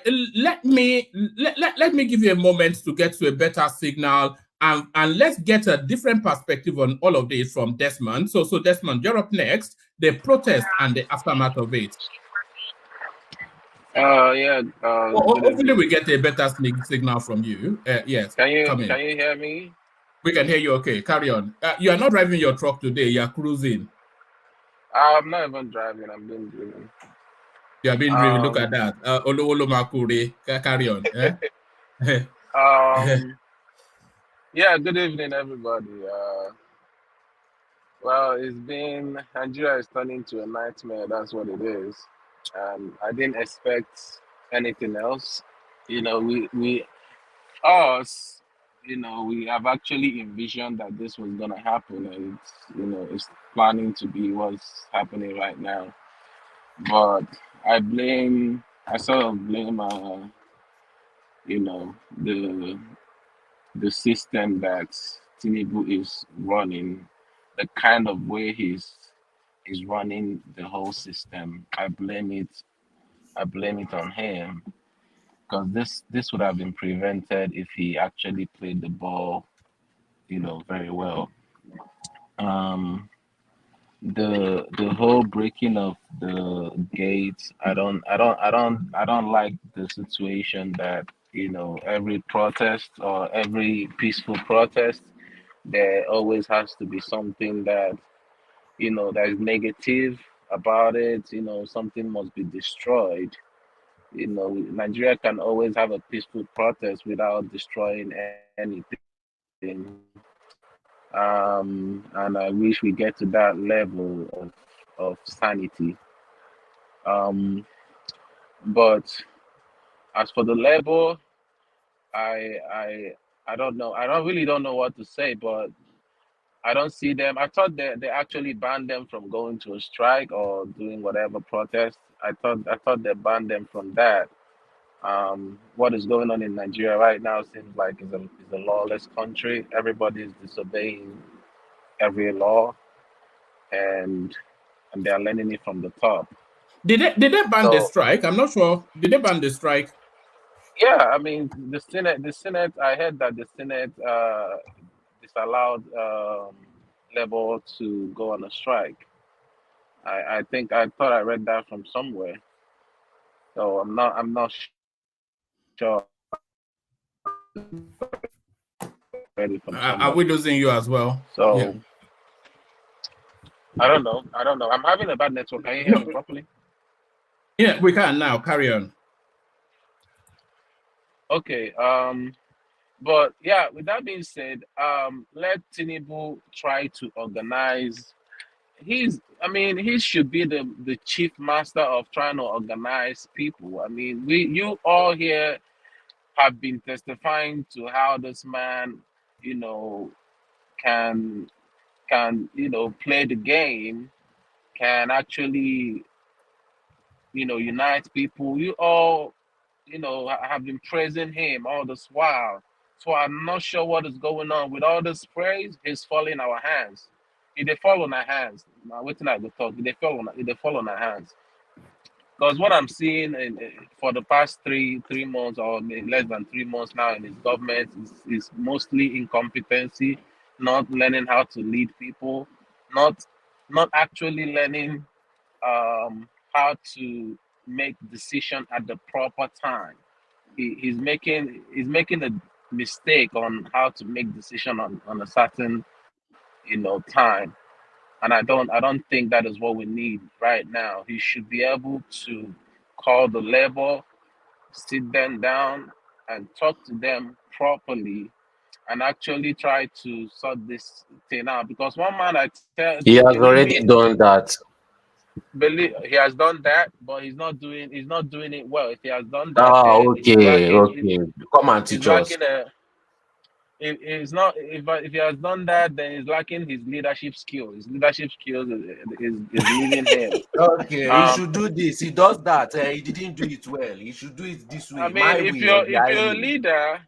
you're a leader and you can't lead something to complain about, then you're lacking your leadership skill. It doesn't matter if you did it or not. If it's not showing. No, but you guys shouldn't be surprised. Des is saying all these things. This is an abuse of please. And now you are He's an obedient. Let me finish. It's not the matter of Obi. I'm just concerned for my country. Let's get something straight. It's not the matter of Obi. Please. So that we can get please, let me just finish, please, guys. I'm just here to state the fact that Nigeria is not moving in the direction that all of us was praising or thinking that it was going to be, right from the get-go. It's not. We can all sit here and deny that fact. But what is on ground is that it's not going in that direction. So for him to properly set make it go the way it should be, I mean, he should actually find a way to basically have this symbiotic relationship with the labor and basically try to tell them even if you don't have the money, try to get them that money as soon as possible, because this thing is going to turn to something else. I can see it turning to something way more than this. But one man, I will come back because I'm almost at the destination I'm going to, but I'll come back to speak again, right? Yeah, come back and speak on the ministerial list, which has been completed. So we'll wrap up this protest fairly quickly, and then we go to the ministerial list. And I want commentaries on Ajuri Ngalale's new posturing. So all of that. But let's go to Patrick. We'll come back to you in a moment. You lost signal quite heavily, but you were in the midst of the passion of your contribution. But let's go to Jide, who is on the floor, to give us an on-the-floor assessment of what's going on. So, Jide, you are in Lagos, and in Lagos, the protest was quite peaceful. Is that because Sanwo-Olu had already slashed the price of public transport? MC Olu almost slashed this as well, and they're already addressing food prices. So, your assessment of the protest, who were the winners and losers, and how did it play out where you are? Jide, good to see you. Jide, on mute. Yeah. Woman, good morning. Good morning, everyone. Yes. The protest was peaceful. The protest was peaceful in Lagos. And I think it was largely due to the fact that there was security personnel. The police were with them throughout the protest. They were moving with them. In fact, the number of police, security apparatus and personnel that was deployed, it was amazing. So just to curtail any You know, I saw a lot of security personnel embedded within the protest. So as they were marching, you could see a police vehicle right in the middle of the protesters. Yeah, in exactly. Lagos. So it was that organized. It was that organized. Nobody prevented anybody from protesting, and they went around, protested, but they were also cautious to avoid some hotspots. So they went to those civilized area of Lagos. That's where the protest actually held. Ikeja, some areas in Lekki, like that. So largely, I would say in Lagos, it's due to the was that agreed with the security agencies? Because of course, if the protest got to motion, they would have been speaking, the usual suspects. Yes. Did the security forces orchestrate the protest? I feel they all had an agreement, and I feel there was an agreement even with the government, because if you look at the body language of Femi Gbajabiamila when they finished the meeting yesterday, the man knew that the protest was going to go ahead, and his body language was not the cheerful Gbajabiamila after the meeting yesterday evening, before NLC now finally announced that they were still going to go ahead with the strike.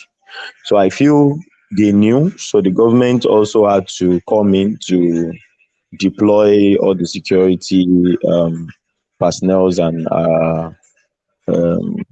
force that they have with them to ensure that the protest was not attacked and that it was peaceful.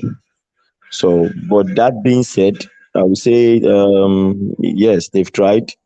The yellow buses have reduced their transport fare, and the government buses too have reduced their transport fare. Like today, I took BRT for 150 naira, where it would normally be 250 naira. And those yellow buses also reduced by 100 naira, I think, across board. So that's why Lagos protest was a bit peaceful. Yes, I think it was properly organized. And this is the first real test of the new Inspector General of Police. So he comes out of this with flying colors. Yes. I think all kudos to him, and I feel if anything is going to go out of hands in Nigeria, it's majorly starts from Lagos. So since Lagos was peaceful, the other areas too was peaceful, because once news fly, we are in a social media age now, and once there is a picture flying or video of violence somewhere, some other hoodlum somewhere else would seize the opportunity to start creating chaos. Talking about seizing opportunities, Jide, were you surprised that the youth did not latch on to this window of opportunity to foment trouble? Yes, I would say I was surprised, and I also say that I wasn't surprised, because in all fairness, I support the protests, at least, so that the government would know that they still have the workforce to contend with the NLC that can at least keep them on their toes. But if we look at the whole process of what has happened in the past few weeks, the government has been in talks with Labour. I believe the government has invited them quite a long time, and the likes of Lake and Gbajabiamila have been in the mix in terms of negotiation, and they've been, adjourning, resitting, and things like that. But when this the new increase in fuel price came up, I feel Labour felt that it was going to remain at that 500 and something across board for the country. But when it went to 600 and something in some other locations, this protest was just a means of telling the government that come, we can still go on this protest. It wasn't as if they were not in a negotiation. They knew there was negotiation ongoing. They knew what was on the table for them. Probably they've not reached an agreement, but they just had to sort of test the waters and let the government know that come, you are trying to take us for a ride or something. But I don't really want to see it that way, but I feel that's the way Labour saw it. And when they did the protests, the president had to, bypass all. I thought it was in Benin Republic for some event or something. Tinubu. He didn't. I don't know. I also thought it was in Benin Republic, but it seems the man is available in Abuja, and it will also be funny. Or do we have a Tinubu clone like we had like we had with Buhari? Do we have a Tinubu clone? Well, man, he came back this Sunday. Maybe you didn't follow the news. He came back that same day in the evening. All right. It would be stupid of him to be outside the country on a day when such a thing is going to hold. If he had planned to visit Benin Republic and he has some things doing, I believe he had to cut short that and make it back to the country quickly so that it will be available for what he did today, actually meeting the NLC one-on-one. And for me, meeting the NLC one-on-one, I think is the highest honor that he can give to the Labour this thing in terms of hearing them out. As Patrick was saying, that's the first in Nigeria's history. We don't have record of the president ever meeting the Labour Union. He would just send functionaries to go and bribe them off. Exactly. That's not true. That's not true. One man. Jonathan met them one-on-one. Jonathan met them. Jonathan even met the what do you call these universities? What do you call them? ASU. Yes. After we can say that, but for me, I want to say this is the first. The reason why I say it is the first is. How can you say it's the first when someone? You are sounding somewhat muffled, so if you can adjust, yeah. Okay. Jonathan did it before. That thing is the first. Can you hear me, sir? Why do you want to rewrite the history? I'm not rewriting any history. That's much better. Carry on. Even if Jonathan has done it before, for me, we need to look at the timeliness of this whole situation. Now, we've had a government that has not yet even constituted its cabinet. They have not constituted anything yet. And the Labour Union said they are going on strike. They've invited the Labour Union, even before Labour thought of going on strike. Immediately they increased, they removed the subsidy. They invited the Labour Union themselves to a negotiation table, and there was negotiation ongoing. No, Jide, you're too muffled. It's too muffled.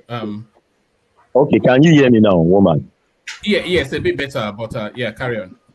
Okay, what I said was, the government that we have now does not have its cabinet yet.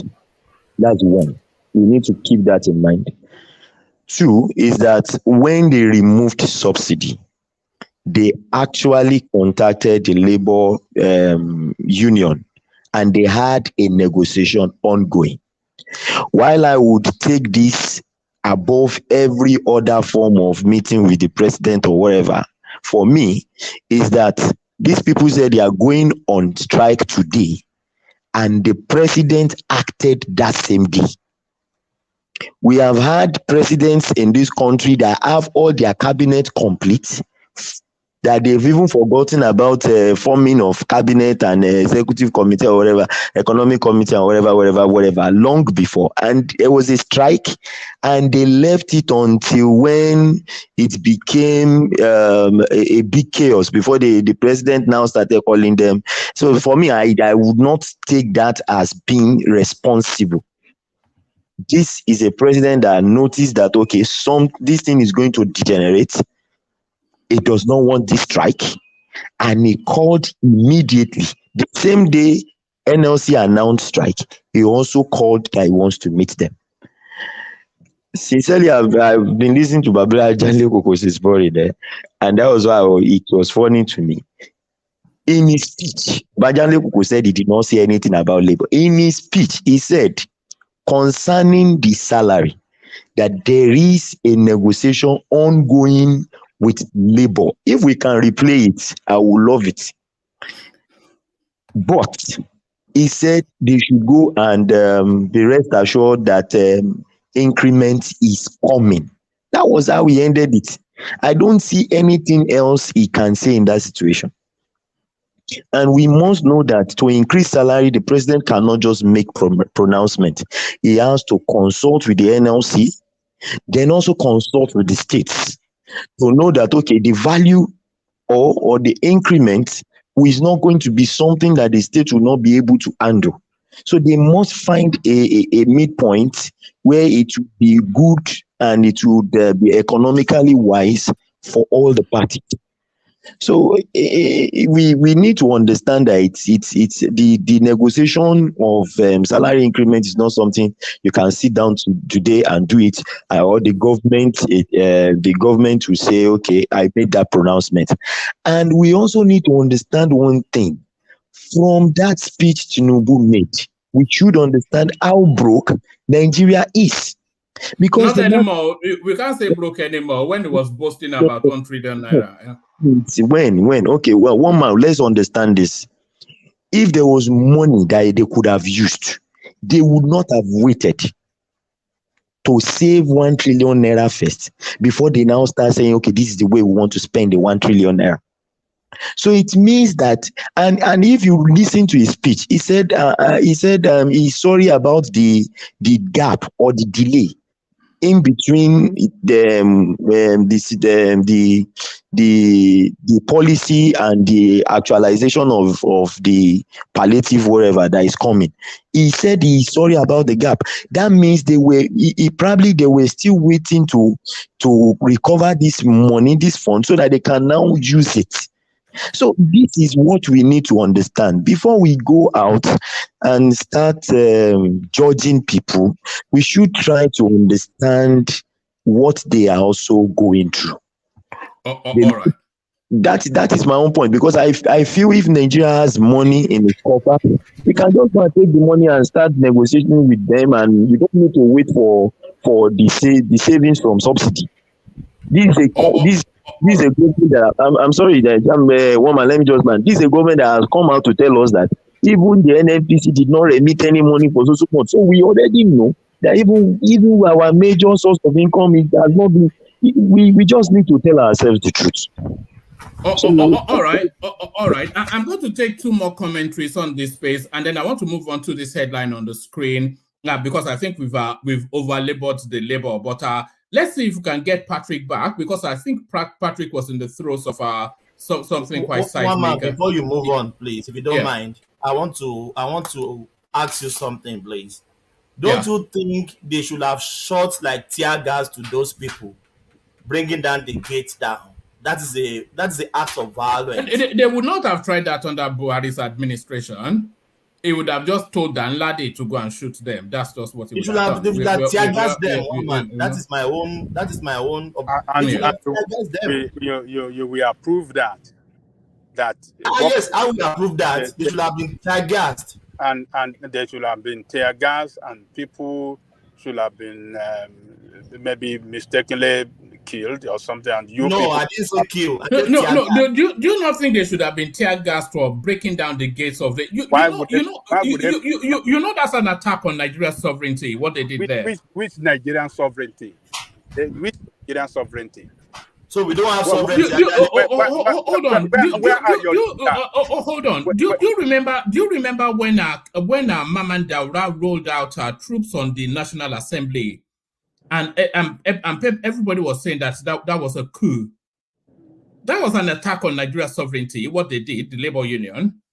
No, what that one did then was stopping the legislature from having entry into their chamber, which was totally wrong. So the labor union kidnapping them. Is that not kidnap? What they just did? The labor union came to their leaders to talk to them. They broke the gate down. What is the gate? The gate. What is the gate? Gate. They forced an entry into parliament. They forced an entry to. Where are the parliamentarians? Why can't the parliamentarians? What are you talking about? They forced an entry. They forced an entry to parliament in the first place. Hold on, sorry. What does that seed? Never mind what you think of the people that occupy it, but what does that building signify to you? Who paid for the gate? No, I did. That wasn't the question. Now, what does that building? No, I'm telling you, who paid for the gate? What does the building signify? Who paid? It doesn't signify nothing. The building signifies if their building. If their building is not the sovereignty of the nation. It's Nigerian people's building. It signifies the sovereignty of the nation. Going to their leaders, the leaders should show, leadership by coming out to talk to them. That building signifies the sovereignty of that nation. Are they not part of the nation? And an attack on that building is an attack on the sovereignty of that nation. You are saying they should come and talk to them. They went and talked to them. They were even saying you can beat us, but don't kill us. The people in the building came out to them.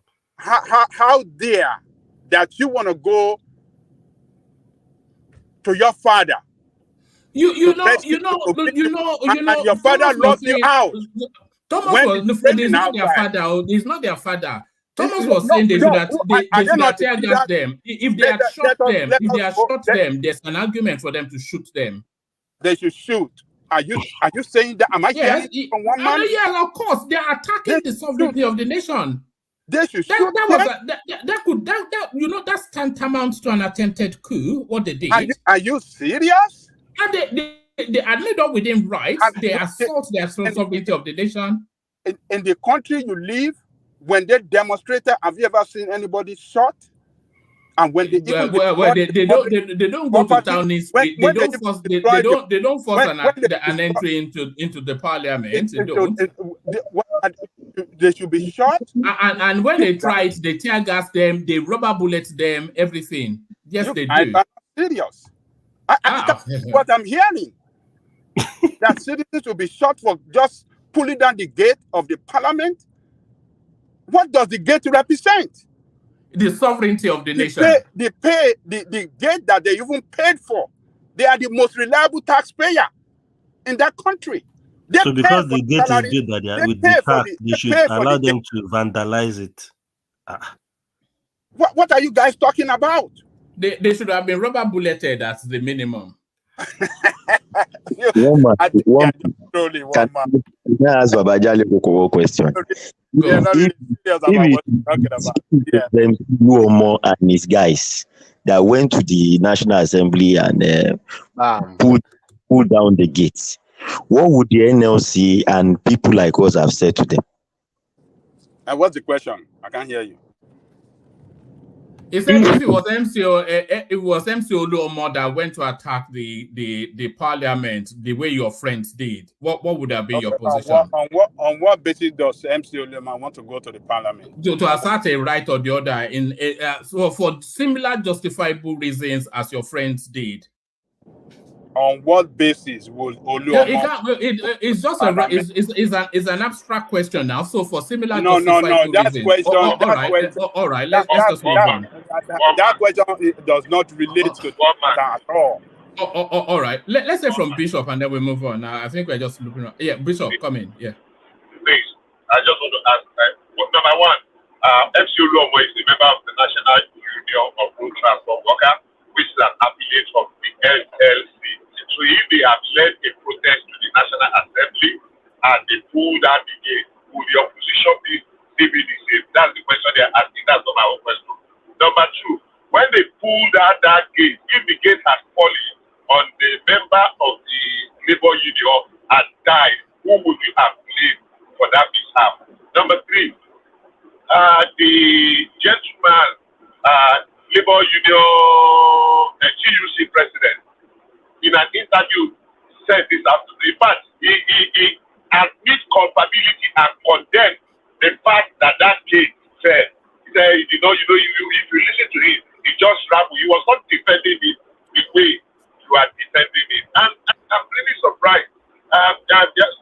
remember January 6th here. I mean, that insurrection on the Congress. Hey, somebody was shot dead right in there in America. In the Congress was shot when they invaded that. Now, if people had come, they say it was a peaceful protest. It is not all of them that will enter the office of the Senate President or whosoever. So, hearing Ajale Koko defending it, of course, I know you always defend everything in as much as it appears to be anti-government. So, for at least sometimes, let's draw a line, please. All right, Ajale Koko. Hold on, Ajale Koko. Address that in a very succinct manner, and then I want to hear from Patrick, then DOJ, and then we'll move on to another topic. I think we've been on that aspect for too long, but address that, Ajale Koko. Yeah, I want you guys to know that I don't support the pulling out of that gate, but for someone to call for them to be tear gas where they are at the gate, or for the reason of pulling down the gate, or to be shot, I think that is an extreme action that will have plunged the country into a very, very serious problem. Even Tinubu will not be at peace if that had happened now. So I'm not in support of that. They went too far. They shouldn't have done that. But shooting them or tear gassing them is not the solution to the problem. You know, they know them. They could be charged to repair the gate and pay. I mean, it's NLC. That is the way it works. They could be charged for destroying the gate, you know, but not to say they should tear gas or be shot. That I mean, we should. I mean, they are wonderful. They are citizens like us. No Nigerian should be shot. No Nigerian should be tear gas for demonstrating or for fighting for their right. That's my position. Thank you, woman. All right, Patrick, back to you. Patrick, do we have you now, Patrick? All right, DOJ, round up that space, and then, okay, DOJ, let's take a commentary from you, a very short one from Ekene, and then we move on. Yeah. Okay, all right, thank you, woman. Thank you. You see, for me, I don't see what's bad in the NLC protesting, but for them to start vandalizing government property in the name of, okay, because they are the one paying tax, so they should go and vandalize what the tax is going into. The tax is like a return of their duty and their pay to the government. But anyways, I think we should be commending what NLC has done. Aside them vandalizing, then we should be commending the president for actually. And if you look at Tinubu's regime, everything that has been complained about, if he's not attending to those people, is probably gonna go on TV to address the nation about it. Even like the 8,000, like he has come. It's been a while we've had a president. I can't even pinpoint a president that has really done this. Even this NLC thing, they would have making it like giving them like 30 days to do all those stuff and strike. Even the strike will start before the government to start sitting down with them to see them. Examples like the ASU during Buhari regime as well. So I think we need to start commending and giving kudos to Tinubu for attending to all these matters on time. A president could have used an excuse yesterday that he was in Cotonou with their celebration of their independence and all that. Could have used that excuse and leave them to do whatever they want to do and come back in a week and attend to them if he cares to attend to them. But it's coming back on time to attend to things. So, and I think a lot of Nigerians are just, I don't know, I think it's the obedient, to be honest. They need to calm down. This man has just done, he's not even up to 4 months. In a job of 4 years, we need to give him chance to breathe and do what he needs to do. We can't just be complaining. If they are shot tear gas or kill somebody today now, it will be a different story. But it still allow them to protest and do all those things. So for me, I'm not against them supporting, and people saying, "Oh, why didn't the youth join them?" I don't think I've ever really seen where the youth has joined the protest with NLC before. But like I've said on the comment section, Kulata wrote on the comment that they have used poverty to panel beat the youth in Nigeria, so they don't even have the sense to do all that. So for me, I don't think You know, somebody was saying that the youth is now the breadwinner in most families. So that is to tell you that they are not as dispensable. You know, yeah, exactly. But one man, we've always they said know this. the weight they carry now. Yeah, I've even said there are kids that are in school. They are the one in union. These parents should be sending money to them. They are the one bringing money to the parents. Somebody that is in school. We've discussed a lot of different situations on this platform, and we've talked about this thing several times. And that is why we see a lot of students ending up as all these Olosho and runs girls, having kids going to do a lot of crazy things, you know. So a lot of people are breadwinner, and I think the experience from the NSAS incident too has made a lot of people to be giving themselves a rethink before they make a move on such stuff. So for me, I think we need to calm down, because sometimes I see a lot of comment, and I think the major problem is the obedient. The obedient. There is nothing Tinubu has done that they've commended, like, oh, this man has done well in this. They want to find fault in everything. They want to they want to use little things to bring issue in something that doesn't even make sense. So I think for me, I've been looking at it and I just thought, you know what, let this man, give him time to work. Now he has come to attend to them. The way they've now made their own issue known to him, at least he will do something and it will adjust some stuff for them. Lagos now see the effect of the NLC protest. Now they've reduced the thief here, and this is what we want in our government. When the people shows their concern, the government attend to them.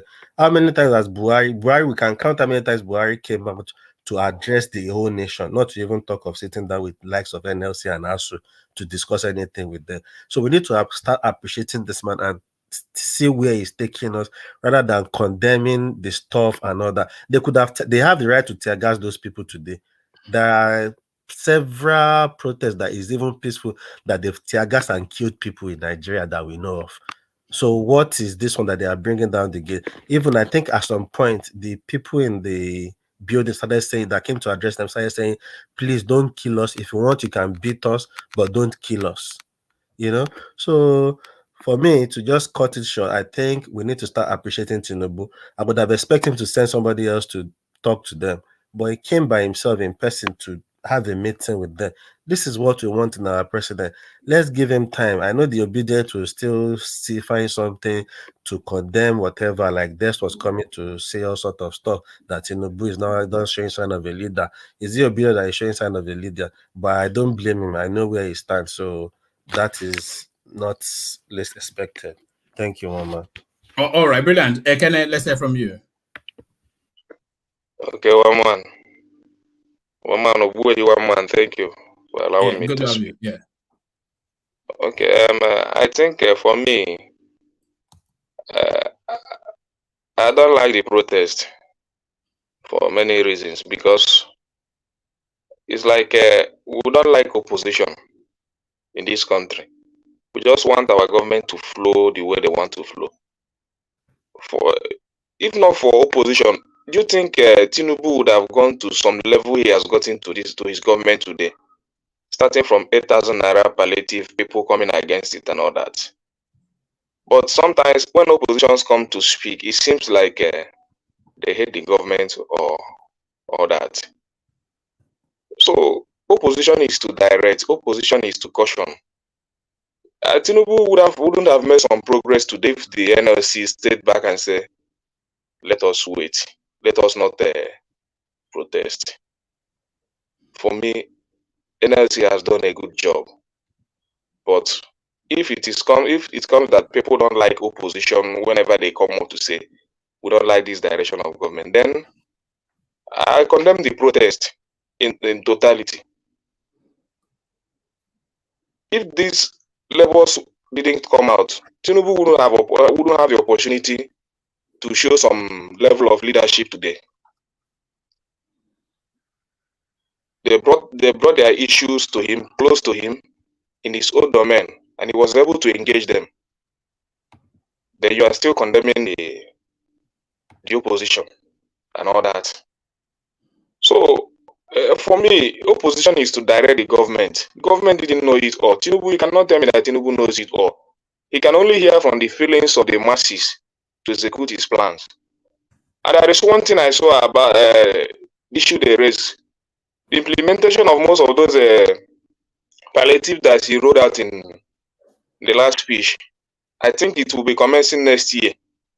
And I still wonder why that. Why should he take it till next year, one man? Till March. No, I think it's starting from July till from July till March next year. I think this July, this month. Is it Monday? This month? We are in August now. Eh? We are in August. From what I heard from Labour today, starting from next year. It's next year? Yeah, March. I thought it said July 20, commencing from July 2023 to March 2024. No, from what I heard from the NLC, the implementation is starting from next year. Yeah. It's next year? Yeah.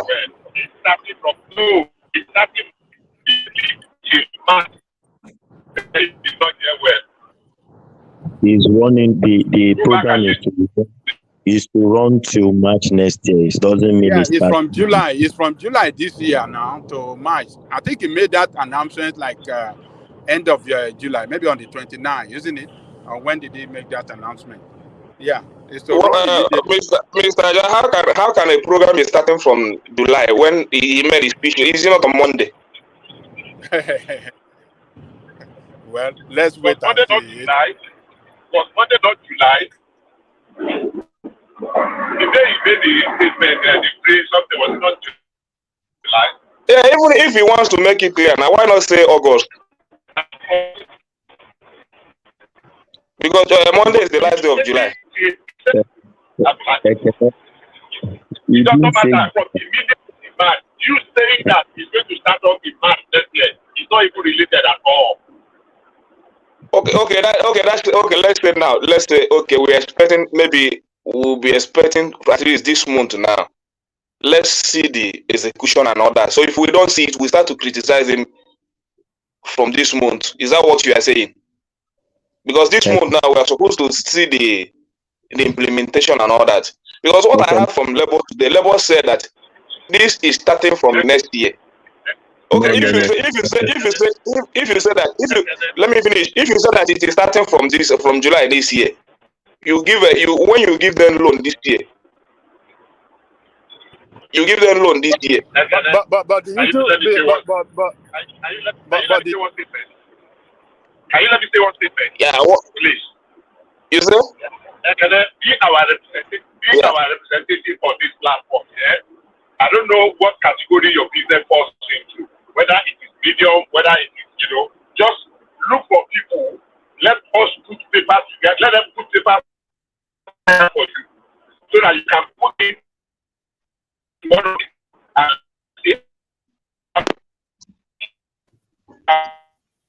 You are breaking. I don't know if I breaking heavily. Bishop. From what the president said in his speech, he said he has been consulting with all the state governors, which they had done that in July. But gentlemen, I think we let us take a look of that date that the president mentioned. Yes, I think that's where somebody was going to say something about it. No, but you have to get approval from the Congress for that money that is trying to give to the industries, and I think, and he hasn't got. I think that's what the person that he interjected was trying to tell us now. Well, Mr. Jan, for me, that is not clear to me, and the NLC is emphasizing on that date. I think we should question that date because he has not got approval. He has not got approval from the Congress. Yeah. So if we have not got an approval, how can he come and make a pronouncement that something is starting from July? This is part of what I'm condemning. If somebody says something at the end of July and this is August the 2nd, or is it August the 3rd now? And it's not even morning of the 3rd yet. I think we need to slow down a bit. All these things this man has promised, no government has given it before. So he wants to give it, he has to make proper plan. If he had made it end of July, this is just first week of August. It's not even a week in August already, and you're already complaining about it. I don't think no, it is not me condemning it. I said what I heard from Labour. I said what I heard from Labour. So it is so I'm not clear. That date is not clear to me.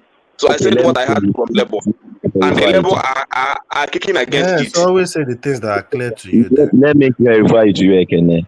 This all from what he said, all the palliatives are going to roll out from now and throughout to March 2024. So now they are going to be rolling out in batches, and they'll be implementing them as they go. If you had even watched the ministerial screening, you will notice that when they were asking Tunde Edun how they were going to do the sharing of money and things like that, the man was trying to state some biometric issues and things like that. So there's still a long way to go in rolling out all of it. So they would be rolling it out in batches. But he said that they had met with the governors. That was July. And they met with the governors and they have agreed on some things.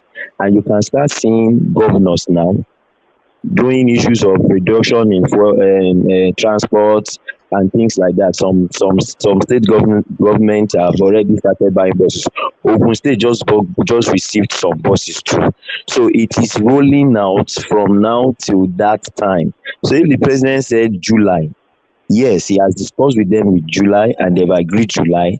Some state government have even started transport palliative from July. So he's still not out of place, my brother. It's not out of place, please. Okay, no problem. If it is not out of place, but my point is criticizing the opponent and other Labour coming out to protest. It's not a bad idea. It has given Tinubu the opportunity to show leadership. So we should commend the both, not just criticizing the other and they say that the other has done well. You understand? So it's not easy to come out on that street. Somebody like me don't like protest, and nothing will lead me to protest. But if they have the courage to go there and protest, and the president use the opportunity to show leadership, then we commend the both. There is nothing to criticize there. It's our country. We are trying to build it together. So if we allow them, maybe now, if we allow them to, if we just sit back and leave them to be doing just the way they want to do, you will see at the end of the day, if we bring their record, they won't have met people's expectation. So people are going there, giving them clue, Baba, this is what you have to do for us. These are what we need as a people of this country. So do it this way. It will favor us. It's not a bad idea. So let's comment. Thank you, one man. All right, excellent, well put. So So I think we've over-labored the labor space.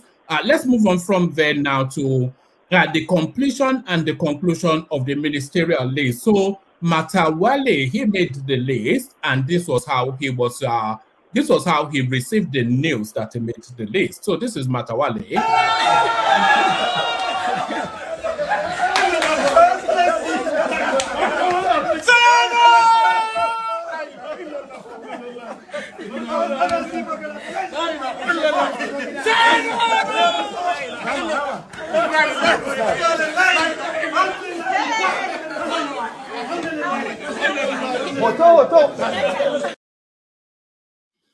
You would have thought he won a lottery ticket. Some people will argue that he has won a lottery ticket. So there it is. Kick off that space for us, Solly, and then we go on to Enigmatic from there. But Solly, let's hear from you, and then Bishop is in this conversation as well. But kick it off for us. You were especially keen on this, Solly. Well, I was keen on this. Hello, everyone. You know, make sure you guys like, share, and subscribe, and wipe that what do you call it? That use money, super chat. Yeah, if you have any complaints or you want to insult me, if you insult me with normal comment, I insult you back. But if you insult me in super chat, I'll leave it alone. So So Yes. calm down. No, how you dey? Don't tell long time. You don't dey para already. Yes, so because I'm their regular customer, they just used to insult me for no reason. And if we look at it, it doesn't even used to make any sense. They just don't like me. Just, all right.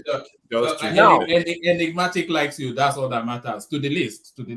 yes. So if we are looking at this ministerial list, I don't like it. I'm not in favor of it because if you look at how the votes came in, Northwest gave 30%, Southwest gave 25%, North Central 20%, Northeast 13%, South 9%, then Southeast 1.5%. But yet on the list we have 5 people from the Southeast. I think it should only be 1 based on the percentages. If we are doing it based on the percentages of how the votes came in, so yeah, so yes, now, you read what you sow. Let me use Southeast logic. The constitution. In the name of equity and equality and justice, we need to separate it and into how the votes were delivered. Is that not right? Is that not the right thing to do? I don't know why we have 5 people from the Southeast on the list. So the rest, all of them make sense except for that one. That's just my only issue with that ministerial list. We need to reduce it to around maybe 2 or 1, based on how it is distributed in terms of votes. I don't see any problem in that. Yes, now. In terms of here is the distribution right here. So 10 ministers from the Northwest, 9 from the Southwest, 8 from the North Central, 8 from the Northeast, 7 from the South, and 5 from the Southeast. So in my opinion, this is really not fair, because if it was the other way around, and Northerners were full in that list, they will say they are giving them, what's this thing that they used to do in university when the Northerners get lower score? That is not fair. In the name of equity, in the name of justice, in the name of equality, in the name of fairness. Only when it applies to favoring them that one is applied. But when they get things that, I would say if you look at the voting patterns, you'll say it's fair. The 1.5%, 5 seats. You mean it's too much for them? Is that what you're saying? Too much. That's why I said they only need 1 seat or 2 seats. No, they're a major stakeholder in the Nigerian firmament. Now, what are you saying? What 1.5% stakeholder? No, maybe he wouldn't have followed the constitution. Now the constitution that said that each state should produce 1 minister. So he would have avoided the constitution to make sure that he pleased you that the Southeast will not get anything because they didn't get fairness and equity. So for fairness and equity. And you don't remember and you don't know that it's constitutional. Can I ask because if it's not, because I know that if it's not constitutional, I know that even Southeast will not even get any plot there. Which will be. But you didn't know it's not. You didn't know it's constitutional. Unfortunately, it seems so. I want to ask a question from you. Yes, it's constitutional. It's not constitutional. If it was not by the Constitution, I would support what Solly just said, 100%. But now it is constitutional. So I want to ask, where does that noise of marginalization comes in this? Because now you did not vote for this person, and he has given you 5 seats. You gave us 5 seats. You gave the Southeast 5 seats. As if he's dashing them. He's dashing them 5. It's according to the Constitution. Okay, the other state that got like 2 or 3. What happens? That's what I'm saying. He just gave these people what they desire according to Constitution. Then the other ones he gave them 3. If you look at the chart just under the split right there, you'll see that what they have done is to reward according to how the votes came in. So the Northwest that gave them the most votes, they got the most seats. The Southwest that gave them the second most, they got the second most, etc., etc. North Central gave them the third most. They got the third most. Northeast that gave them so that's how we went. That shows that he still do it according to how he wish.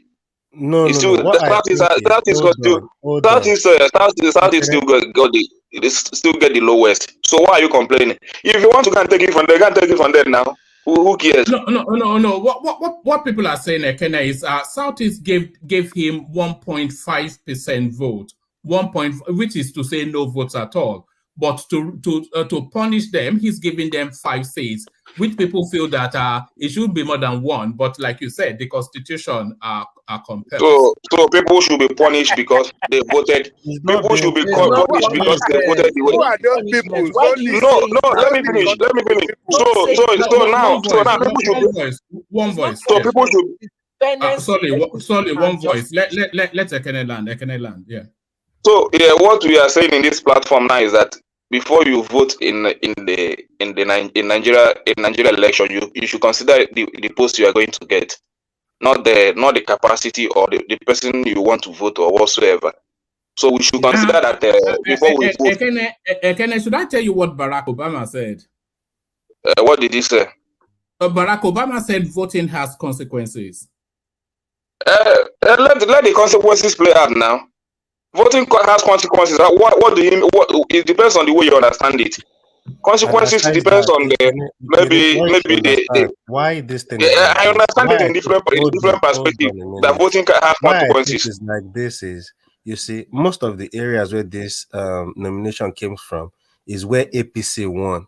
So that is why it's good to be part of the winning party and join the winning people that are in the race. So everybody will not be the part of the winning party. It's not possible. These people are APC. Majority of them are APC people nominating people. All the people who gave that position in the Southeast was still the people that work for him in the Southeast. You know exactly. What do you expect? Hold on. Ekene, if Labour Party had won this election, you see this table right here. It will read upside down. Whatever happens,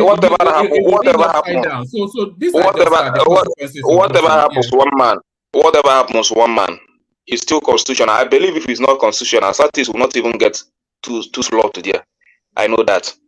So it's because of it is constitutional that they even get that fight. People APC members. So, but for me, people saying that. For me, we should stop this narrative of if you vote, you will not get position. After all, this nomination, what does it show? Is it impressive? Recycling old former governors. See this one jumping up as if he has won lottery. He's jumping for the money he's going to lose. No win lottery. That's the money he's going to lose. That is what he's jumping about.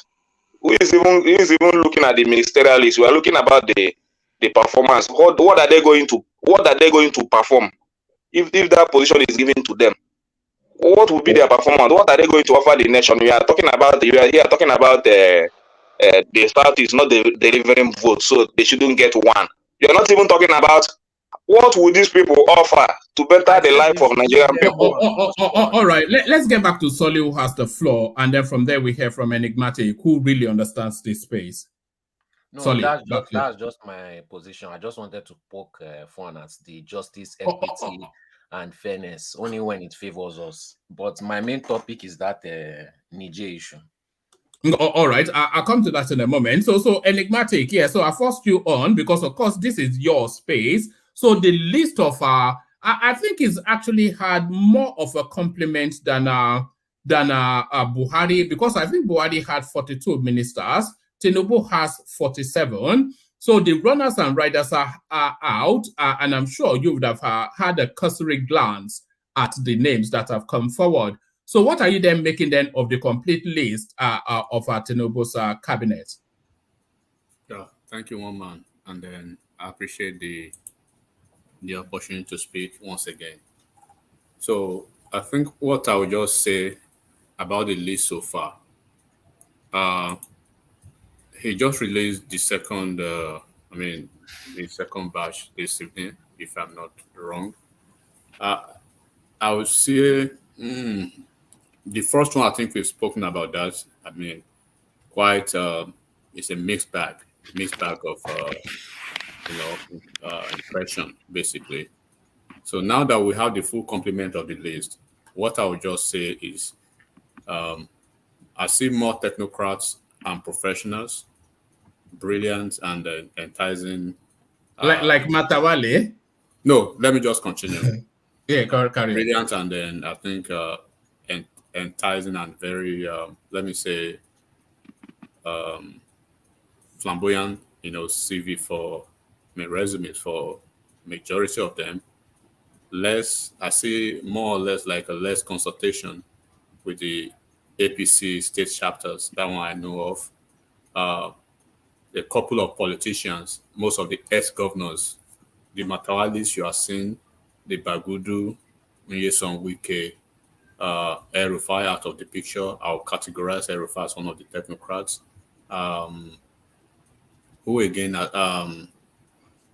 Gaidam, Gaidam, the former governor of, I think, Gombe State or thereabout. So basically almost 99% of the governors, except for El-Rufai, for political reasons, for election purposes, and to keep the base, especially where they really have the strong footings. And then what I see in this... Enigmatic. Yes, what is happening to the former governor of Ekiti now? We are not hearing that guy. We are not seeing him at all around there. You mean you are not paying attention. Yeah. No, you are not paying attention. If you rewind back to what I've said, maybe shortly after the election, shortly after the election, when we had a brief conversation about what would be the individuals that will be making the possible list, basically. I told you for a fact. He stepped down for Tinubu now. Why is Tinubu taking that guy? Hold on. Let the enigmatic speak to the list a little bit. Enigmatic. Yeah. So quickly, maybe 2 minutes on that Fayemi stuff. I've told you, I said it before. If you want to go back, but it's been a long time ago. I told you Fayemi will not make the list. The issue with Fayemi is now being considered as a serial betrayer in Ekiti politics. Fayemi is basically sowing. When you sow wind, you should be ready to reap whirlwind. That's what is happening to Fayemi now. He has successfully basically shot himself in the foot by being targeted as one of those you cannot really trust. He was not supposed to be Governor ab initio in Ekiti State. The guy who had the ticket from the team from the camp of Asiwaju then was the incumbent leader of the Senate now, Okoyemi Bamidele. Immediately when he was getting when Tinubu was rounding up, and then he was preparing Okoyemi Bamidele to be the governor of Ekiti State. Okoyemi Bamidele told Asiwaju no that he had somebody, a friend that he trusted and was blah blah blah, and then in Ghana, and they were asking him, "Are you really stupid? We've been preparing for this. What are you talking about? People will jump at this." He said he's not ready for that mentally and psychologically. He believes Fayemi will do the job. So, long story short, they brought Fayemi from Ghana. He got the ticket. He won the election and everything. So there's an arrangement which Fayemi basically flouted, and you could see this guy Okoyemi Bamidele almost lost his life. If people are really familiar with the Ekiti election, the second term of Fayemi, they will understand what this means. He almost lost his life. So if the private jet they ordered from private jet they ordered from Abuja didn't come early, they had to Asiwaju had to postpone most of his trip to push his private jet to fly him to the US for emergency surgery. So long story short, and then the local APC, he has really done a lot of bad things for himself. They don't really trust him any longer. And then he did some kind of politics too, when he was under Buhari administration. Remember before the demise of Abba Kyari, he was very close to Abba Kyari when he was the Governors Forum chairman. So he did a lot of stuff, but it's just, let's say, it's political payback, and then people do not really want him again in Ekiti State. So that's just the point. So now going to the list. So the list has been said now. The first list, I'm starting from the lowest to the highest now. So the lowest would be the governors. I'll start from the governors first.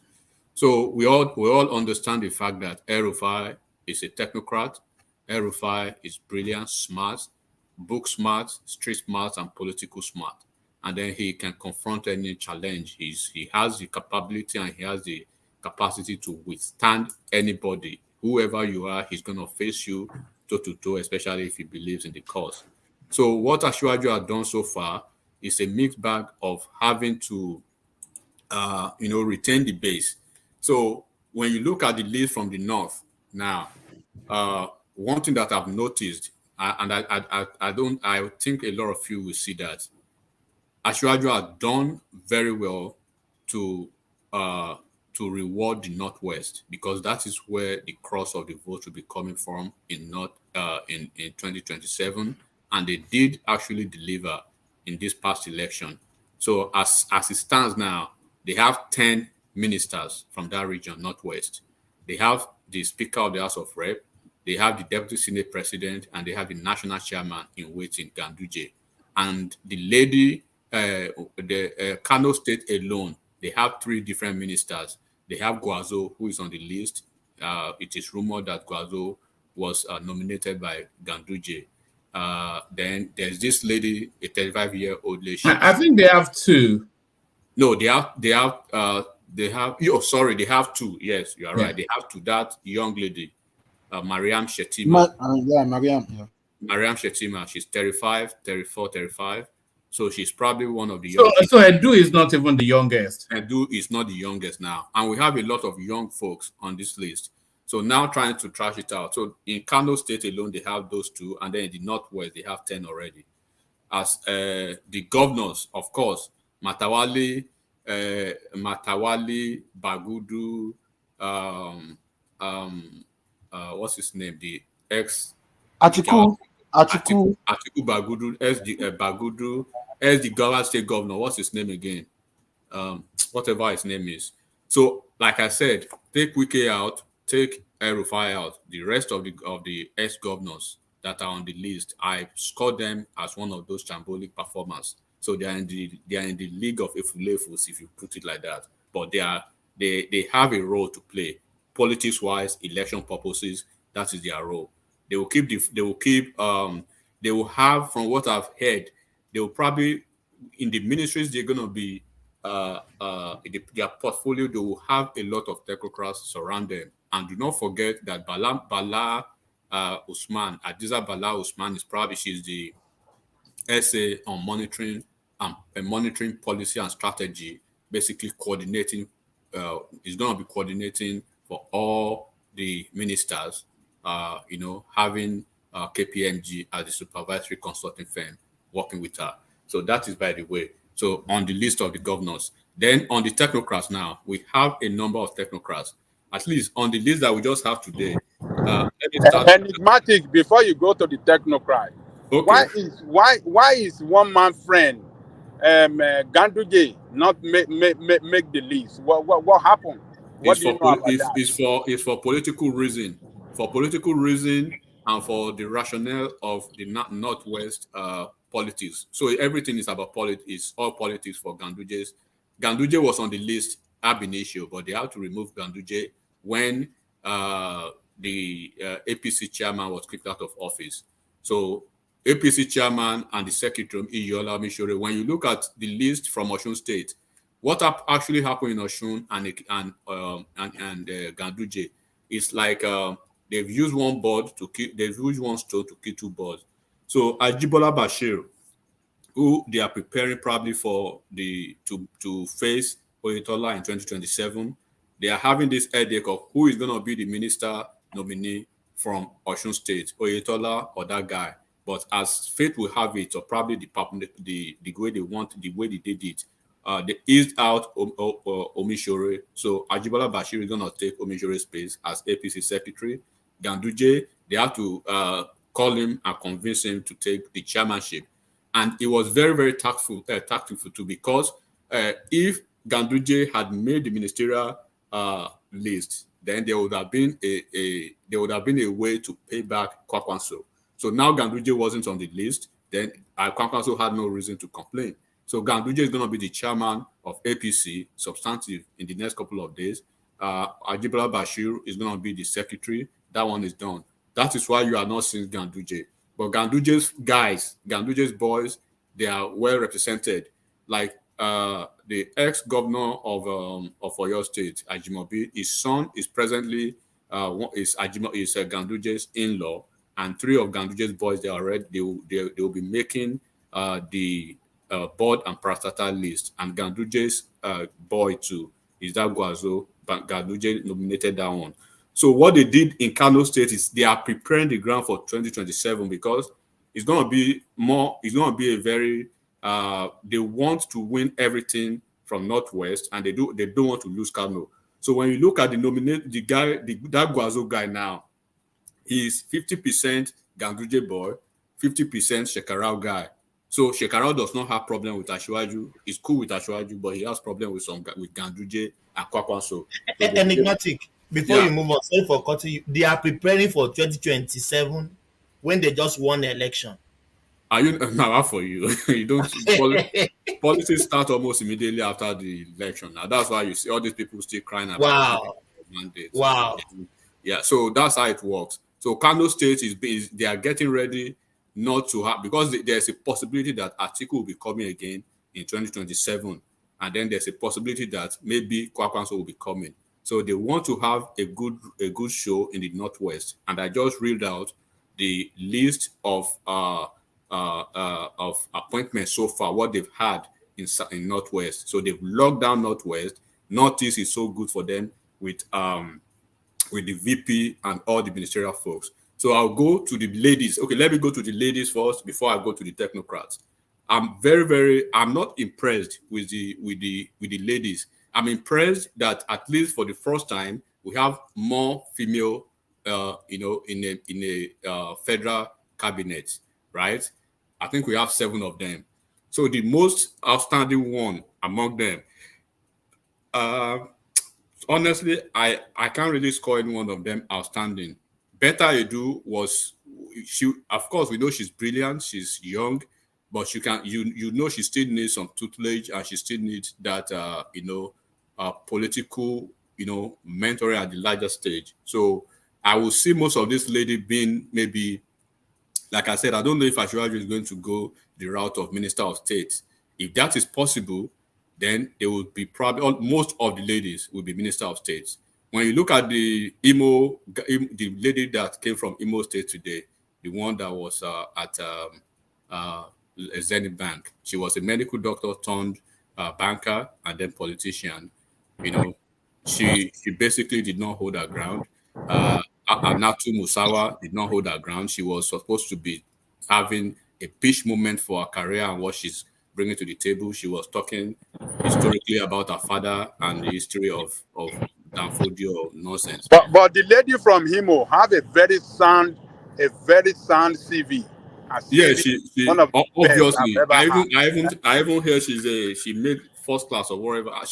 You can tell she's smart, but there are some people that are let me say I'm a focus when we come to public speaking. I think that is what and then you can see her body language.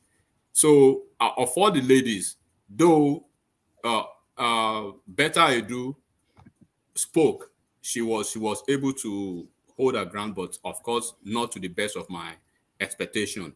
So for the ladies, the good thing about the lady is at least they are in the cabinet, they are able to have more numbers than before, and then we'll see more of them in several, having several portfolios. I don't know if they're going to be Minister of State, but I am suspecting that Betta Edu, for instance, will be the Minister of Women Affairs. I was expecting that probably at a point she was going to be the Minister of State for Health. But from what I've seen so far, we have like 4 medical doctors on the list. We have Ali Pate, the guy that came from Harvard, who was supposed to be resuming tomorrow at Gavi in Switzerland. So basically, that guy will probably be the Minister of Health. Then there's another Dr. Alausa, the guy from Lagos State, the one that made Lagos State list. That one is a medical. Are you surprised that Ambode name? Because my anticipation, a lot of people anticipated that Ambode was going to be the Lagos State guy. I'm not surprised. Yes. I'm not surprised. So I heard that Ambode probably is being prepared for. I don't know yet. I don't know how true is that. Don't quote me. To be maybe looking at maybe the FIRS or something like that, but it's going to be holding one of the major revenue generating agency, and there's going to be it's going to be in the economic team of the federal government. So that is what I hear so far. I'm not really sure of that. Let's keep it at that. But I'm not surprised that it's not on the list. You understand that even the guy that is on the list, right? It's not the typical it's not the typical person you heard like what's his name again? Something Alausa. You can any Alausa on the list. Tunji Alausa. Yeah, Tunji Alausa is in Wisconsin. He's a medical doctor, and I think his area of practice. Is that foreign element that Kulata was after? Is it that foreign element that Kulata if you are talking about the foreign element Kulata is talking about, we have a couple of foreign elements. We have when you look at Lola Adejohn, right? Sorry, please. It's Alausa. It's not Alausa Adej. Okay, bye-bye. Thanks for the correction. Okay. So when you look at the foreign store components, component now, Lola Adejohn, right? She is BSc Computer Science, UI, System Analyst at Shell Petroleum, Group Head, Corporate Services and Tech, Magnum Bank, S Group Head, Support Services, Tech Access Bank, and then Head Application, UBA, and then of course Integration Bank, EcoBank, and stuff like that. Of course, you know that is a technocrat there. Then you have Tijani, right? You have Tijani Bosun Tijani, right? Is in the UK. He's a technocrat in the area of information technology innovation. He worked with HP. In 2010, I think he had one of the largest tech innovation companies in the world. He has patronage with Bill Gates and a couple of them. So, and I think he's in his 40s too, if I'm not wrong. Yes. So he's from Ogun State. Ogun State had 3 people. Is that Bosun Tijani, Abi? Bosun Tijani, yes. He's a Nigerian British entrepreneur, and he's a co-founder and CEO of Co-Creation Hub. It's called CC Hub. So when you check out his profile, so I'm not going to be surprised if I see this guy being the Minister of Technology and Science and Technology. And then probably is Zuckerberg's friend, according to what they're saying. He initiated the first visit of Mark Zuckerberg to Nigeria, in 2016. Yeah, and it's very sure too with Bill Gates. So he has this the foreign flair, as Kulata was speaking about. He had this education both in Nigeria and then University of Leicester with Business School of then University of Jos. So enterprise development, innovation management, and innovation systems experts, basically. So, of course, we do have Tahir Mamman too. Tahir Mamman is the current Obedience. You guys should be happy. So that is the VC of their VP's school-based university in Abuja. So Tahir Mamman, I'm not going to be surprised if I see him being the Minister of Education, because, of course, he's in the legal field. But that would be a waste. SAN, Professor of Law. No, it's not going to be a waste because his own area of law is treating towards academia, basically, right? He was the former DG of law school for almost 5 years. You should know Tahir Mamman now, one man. He's the former DG of Lagos Law School, and he was the Director General of the Nigerian Law School at the time. So he's not really in the type of practicing law, the litigant law, or stuff like that. So he's in the area of the academic part of law. So, and he's very good with academic and stuff like that. So if you see him being the Minister of Education and they currently be the VC of a university in Nigeria, then you shouldn't be surprised. So that is there. Lateef Fagbemi, of course, you already know that's going to be the substantive Attorney General of the Federation. And then we have, who again? Let me even see the list. Do you have the list, one man? I have the list. Yes, I was, and I have their CV as well. So, Okay. do you want me to run Okay, you go through back, the go list? back. This FCT, go down a little bit. One thing that has actually surprised a lot of people is that Yes. for How the do you for pronounce the the name first time, first? Zafinia something. Yeah. Go on. yeah, for the first time, I think in many years, I don't even think if they've ever had a minister. So FCT now will be having a minister, a substantive minister, more or less to say, having minister of FCT, and then they have a minister. So this probably they'll even compensate him, making him the minister of FCT now. So he's going to be the local guy from the local FCT and going to be their minister, more or less like the governor of FCT. Because what I heard was that he supported Ashwaju from day one, even when people were not really keen. Of course, you know the politics of FCT. FCT has always been pro. They've always been against any government in power, right? When PDP was in power, they were against PDP, right? When APC is in power, they were. So the first time of Buhari, second times they're always like that. But he showed that his politics was different. And then during the It doesn't announcement, come with a strong CV, though. no, not a strong. You understand this is just more or less like a political appointment, woman, like I said, right? It's a political appointment to at least curry the favor of the locals, because the locals in ABJ, they are kind of distrust now. They have Ireti Kingibe as their senator, as against a local board, right? Philip Aduda, who was kicked out by the obedient wave. But Ireti Kingigbe, she's not really an FCT lady. She's an outsider who was propelled into office by that obedient charade, basically. So now they will have this guy now as their minister. So that one can continue to play the local politics on behalf of the locals. And then this can actually be what happened in the last election has really galvanized them and more or less like opened their eyes that they can really be ambivalent in the next election. Now, at what Ashwaju has done, he has tapped into that, right? He has tapped into that holo now to actually say, okay, this is your son now, Ireti versus Ireti Kingibe versus APC, PDP or Labour Party when they are coming next time. How are you going to choose? You understand what I'm saying, one man? So it's just basically politics against 2027.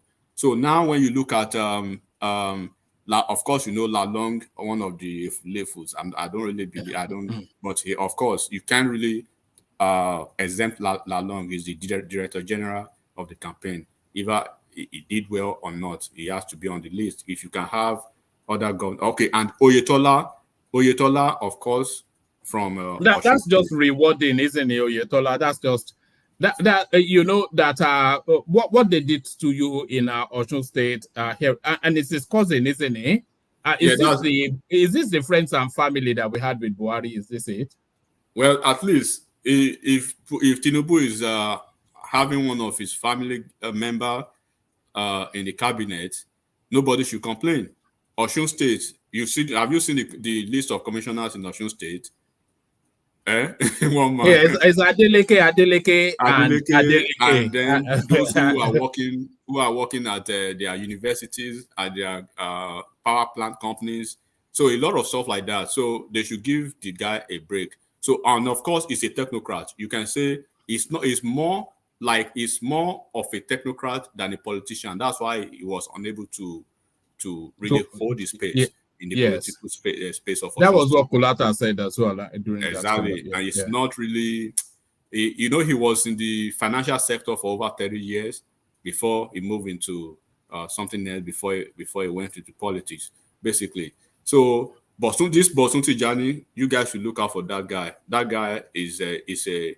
I mean, how they got him. I mean, he's a good guy. I mean, when it comes to information technology, the digital economy that we are talking about, having to revamp Nigeria's economy through. That's one of the spaces that Tinubu is relying heavily on, the digital space. Yeah, absolutely. So this guy will bring it on board. So I'm seeing what Tinubu is trying to do now. He's trying to constitute a very sophisticated economic team, right?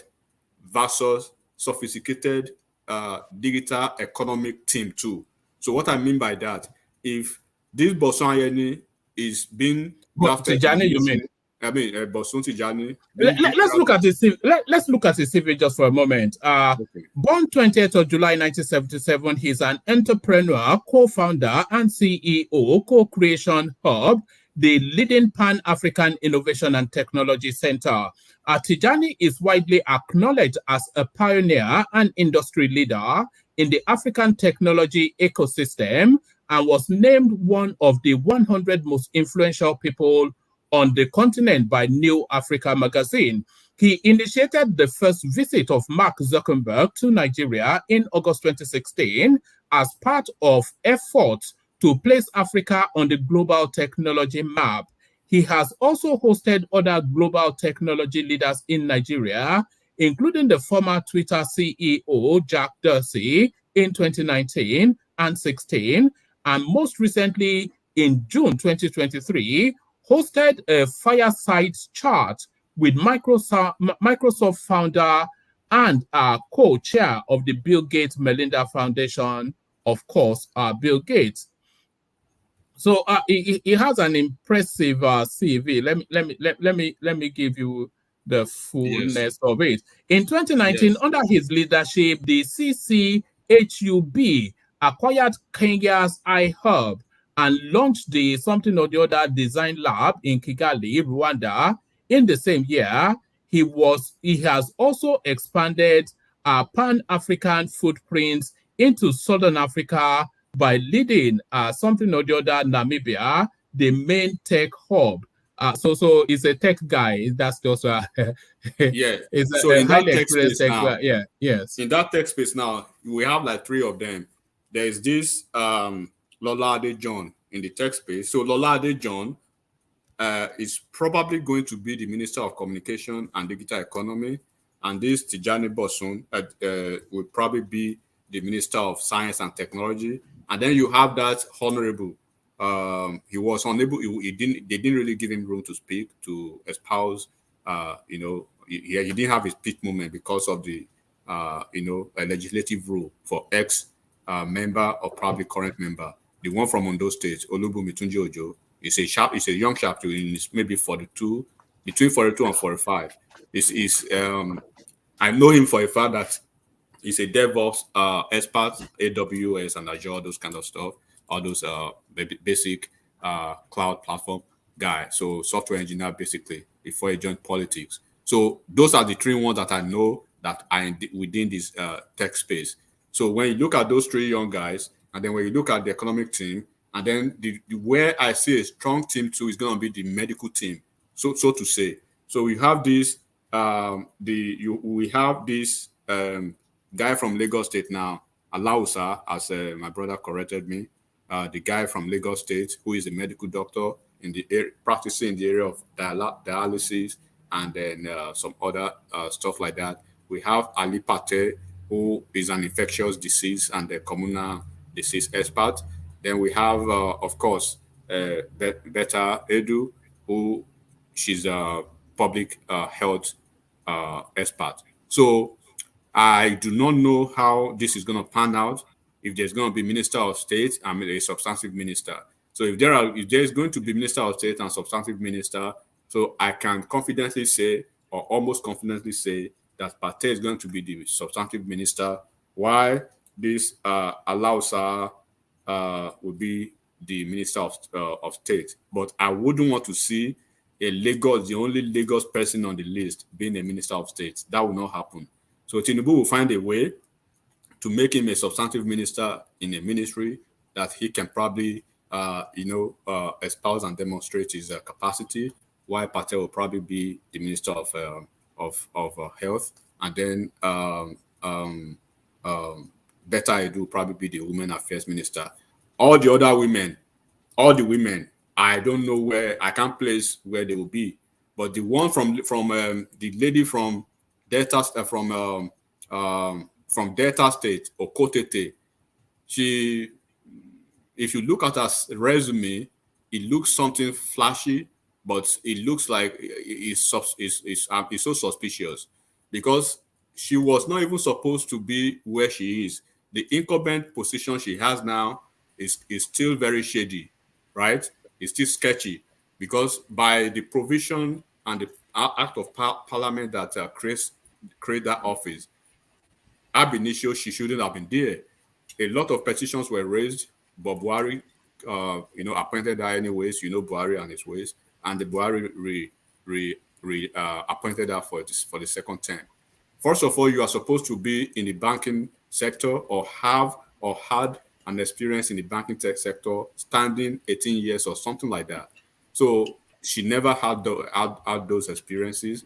No cognate, just more or less like the one Chinedu that we have in Lagos State, from local government councillor to where she was executive director at Nexim, where they have to do a lot of stuff that has to do supervising various banks, and basically she does not have that, and that's why she's still. There are so many petitions against that. Sorry, so far. So what percentage? Just give us.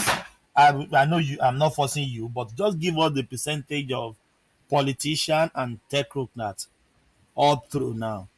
You can just group it, just rough estimate, so we can know maybe Tinubu is giving them politics a reward, or is because we have to criticize him. Yeah. The way I see it, right? Like I said, there are more technocrats and more professionals, as I've just highlighted now. But a lot of critics, right, and the skeptics, they want to really focus on those politicians on the list. There is no way. If Atiku had won the election, if Obi had won the election, you would definitely see politicians on the list. You will see names you've seen for 100 years on the list. Because for instance, there's no way Obi would have been the president, and you won't see the chairman of the campaign, Akin Oshutokun, right, occupying the space. He's a politician of so many years, so you can call him one of the recycled elements in the political space. There's no way you won't see the likes of Kenneth Okonkwo. So tell me, sure, that one sure. That one sure. So it's a mixture. It's a mixture. So now on this list, going to your question, more technocrats and more professionals, right? Like I said, brilliant, intelligent, enticing, flamboyant resumes for majority of them. Except for the fact that the one that came from maybe Sokoto State that came with two passes or 2 credits or whatever it is, right? Except that one that I can say. But even when you look at the list of them, at least they have a master's degree. And then what I've noticed too now, that a lot of the people that have spoken with a few people from the north, they are mad that this is their complaint now. They are not complaining that they are not having the good reps. They are not having representatives from the north, but they are mad that why is it that especially from the southwest, right? They are loaded with substance. But El Rufai is substance now, and that party from what you are saying is substance too. From the contingent of the north alone, right, man? In total, from the contingent of the north, we have like 19 or 18 of them. So 19 or 18 of them, and you have probably like 10% of them being quote and unquote, right? Quote and unquote defined as the substance. When you take Pate out, when you take Maman Tahir out, take El Rufai out, right? And then Mariam Shetima, she's okay too. She went to East London. Okay. No, that is not substance. Let's forget that. So now let's come to Southwest. Let's start from Lagos State. Let's start from Ogun State. You have Wale Edu in Ogun State, right? You have this Bosunti Jani, the young guy from Ogun State. Then we have, I know there are three people from Ogun State. I don't know who, if you can remind me the third person. There's Ishak Salako, there's Bosunti Jani, and Olawale Edu. Wale Edu. Okay, check that Ishak Salako too, right? You will see that more or less you are seeing very like technocrat plus even those that are already in politics from the Southwest. You will see they are basically not really politicians per se. Like the guy like Oyetola now, Oyetola, he has a second address. When I mean second address, it means you can pin him to a profession that he actually has, you know, a standing. When you come to Ondo State, the guy who I just spoke about, when you go to Oyo State, Adelabu, you know his resume already. Then go to Lagos State, the guy just what is his resume? I'm not sure. Let me see if he's on my list. Adelabu, right? Yeah. It's a prominent name because that name Deputy Central Bank Governor. You, apart from being a deputy senator, just pull it. You'll be surprised. First of all, he's a first class accountant from OAU, number one. So he was at Chartered Bank, the international one, as an executive, maybe director. He was at FCMB, almost at the same level or higher than that. He was at PwC, maybe as a senior associate. He was a board when he was number 2. First of all, he was number 2 in CBN when he was CBN. You know, they have 4 deputy governors, right? But in hierarchical order, while he was in CBN, he was number 2. He was coordinating. He was a board member of more than 13 different flagship institutions in Nigeria when he was. So pull it and you'll be surprised. And he's very smart, very brilliant. So yesterday when he was even at the Senate, are you worried that there's an overabundance of talent? Because sometimes the egos can get in each other's way, you know. No, is there an overabundance of talent on this? No, you can't really suffer from plethora of talent if you are a leader that knows how to manage, and then you have this global worldview of how let me say teams should work. This is why, and that's why I'm not going to be skeptical about what people are saying about these politicians, you know, mixing with technocrats and then mixing with the ones that you will regard as maybe greenhorns, the ladies, basically, like the less. So what you will see in this administration is, number one, okay, look at Dele Alake, for instance, from Ekiti State, right? And then you look at Wale Edun, you look at this guy that we just spoke about, Mama Tahir or Patel, all of them. They come with their own personality and they come with a kind of a professional, you can say, quote and unquote, right? This professional gap that guides them. So when you look at the young ladies or the young ones, you say I think Buhari's mix is better, 90% dummies and 10% brains. if you have too many brains, Buhari too now dummy now. So when you have because somebody like, okay, look at Buhari's list now, right? This there are people on this list who, okay, like Wale Edun, Buhari dropped him in 2015. Buhari dropped him in 2019. Ali Pate, Buhari, they actually headhunted the guy for Buhari. Buhari paid no attention, right? Mama Tahir, he was recommended for Buhari to be the Minister of Education. But Buhari went to he made Aliyu Minister of Education, and on the departure of Aliyu, he said, I was the Minister of Education. I didn't even know what I was doing there after 8 years. We had protracted ASU strike under that man. It was Adamu, wasn't it? Adamu. He couldn't do anything. And then on the flip side, you have an arrogant empty head. You have an arrogant, smart but arrogant the short man from Anambra State, Labor and Employment Minister, right? Ngige. Who was unable to juxtapose and collaborate with Minister of Education and then with the Labor. And then you see it took Gbajabiamila to actually step in, and that's why they still do not like Gbajabiamila in their fold, because they actually wanted to ban ASU, and he told them, you can't do that.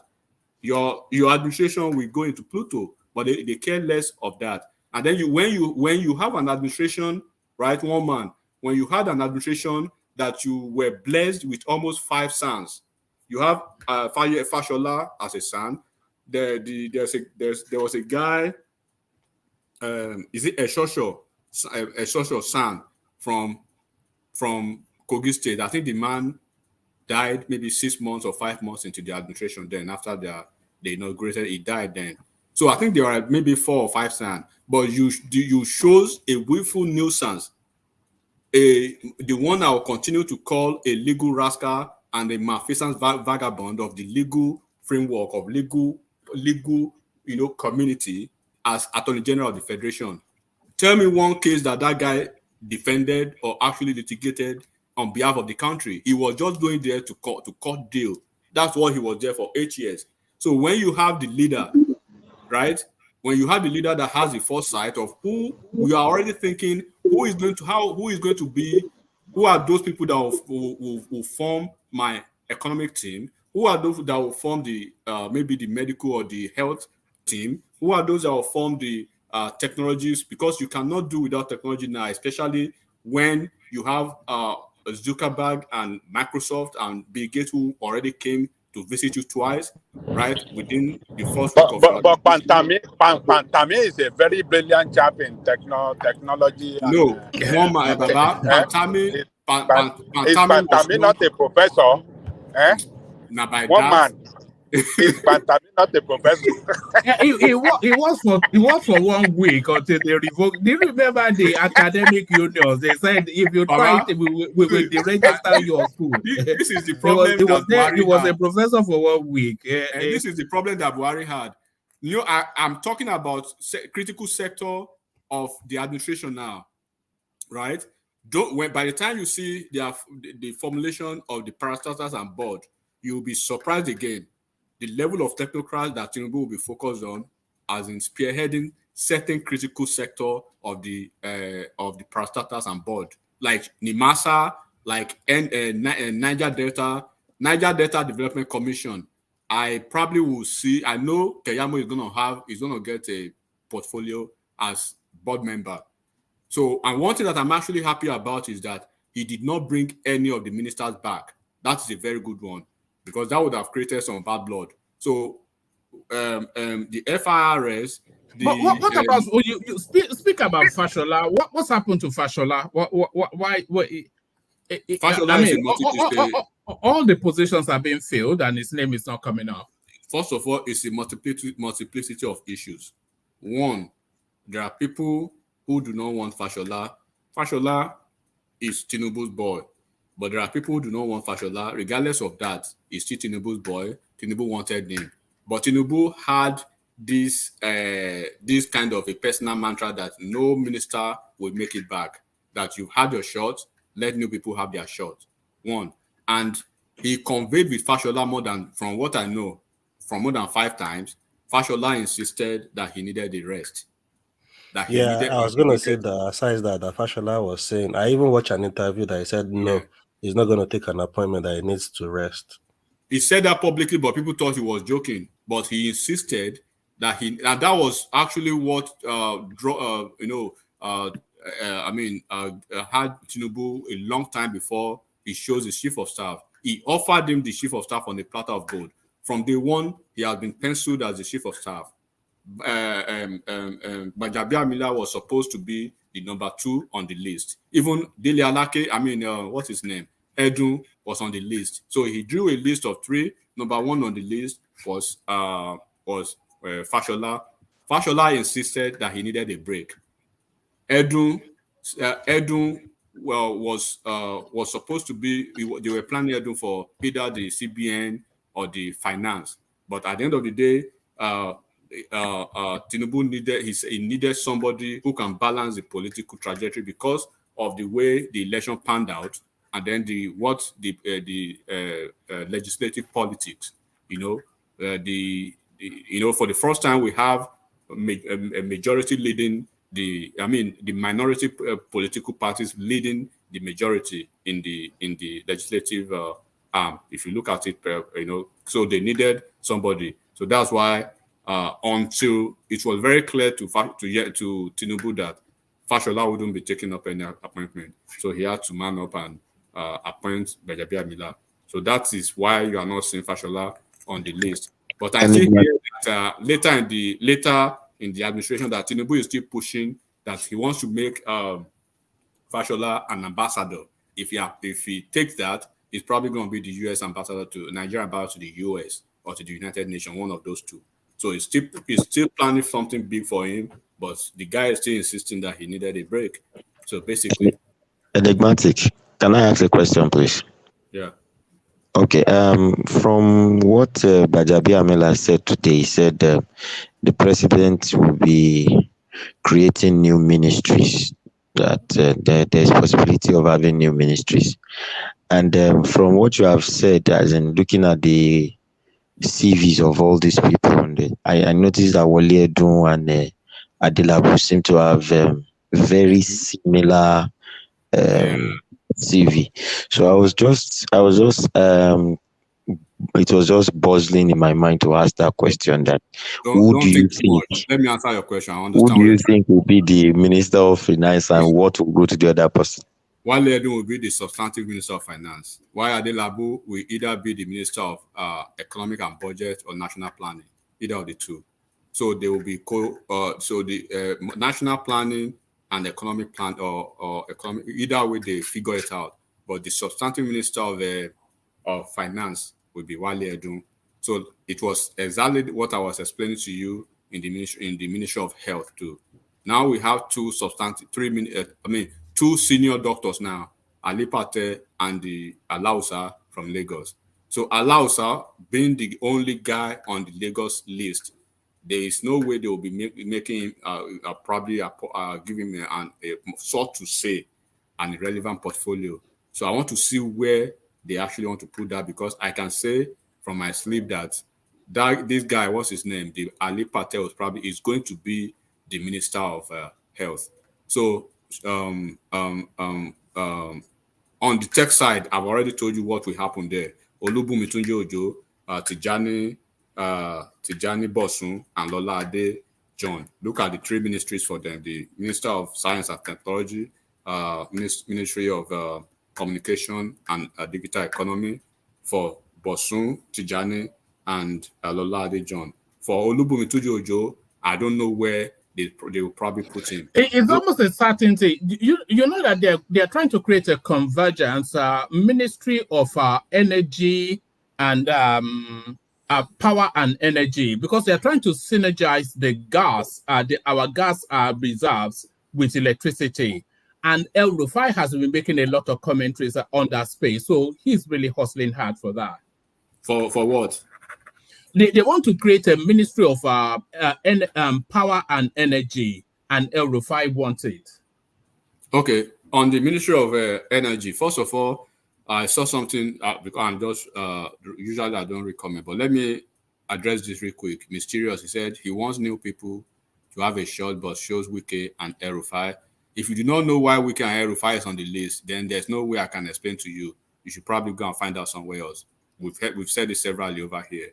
So El Rufai is going to be the Minister of Energy or Power, the one that will supervise the energy, light, power, NEPA. It's even, I think he said it even during his screening.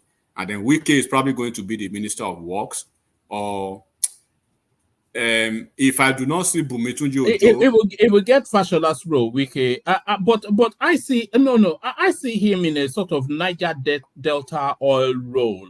No, I think that is where that's what I'm trying to. This Bunmi Tunji Ojo, right?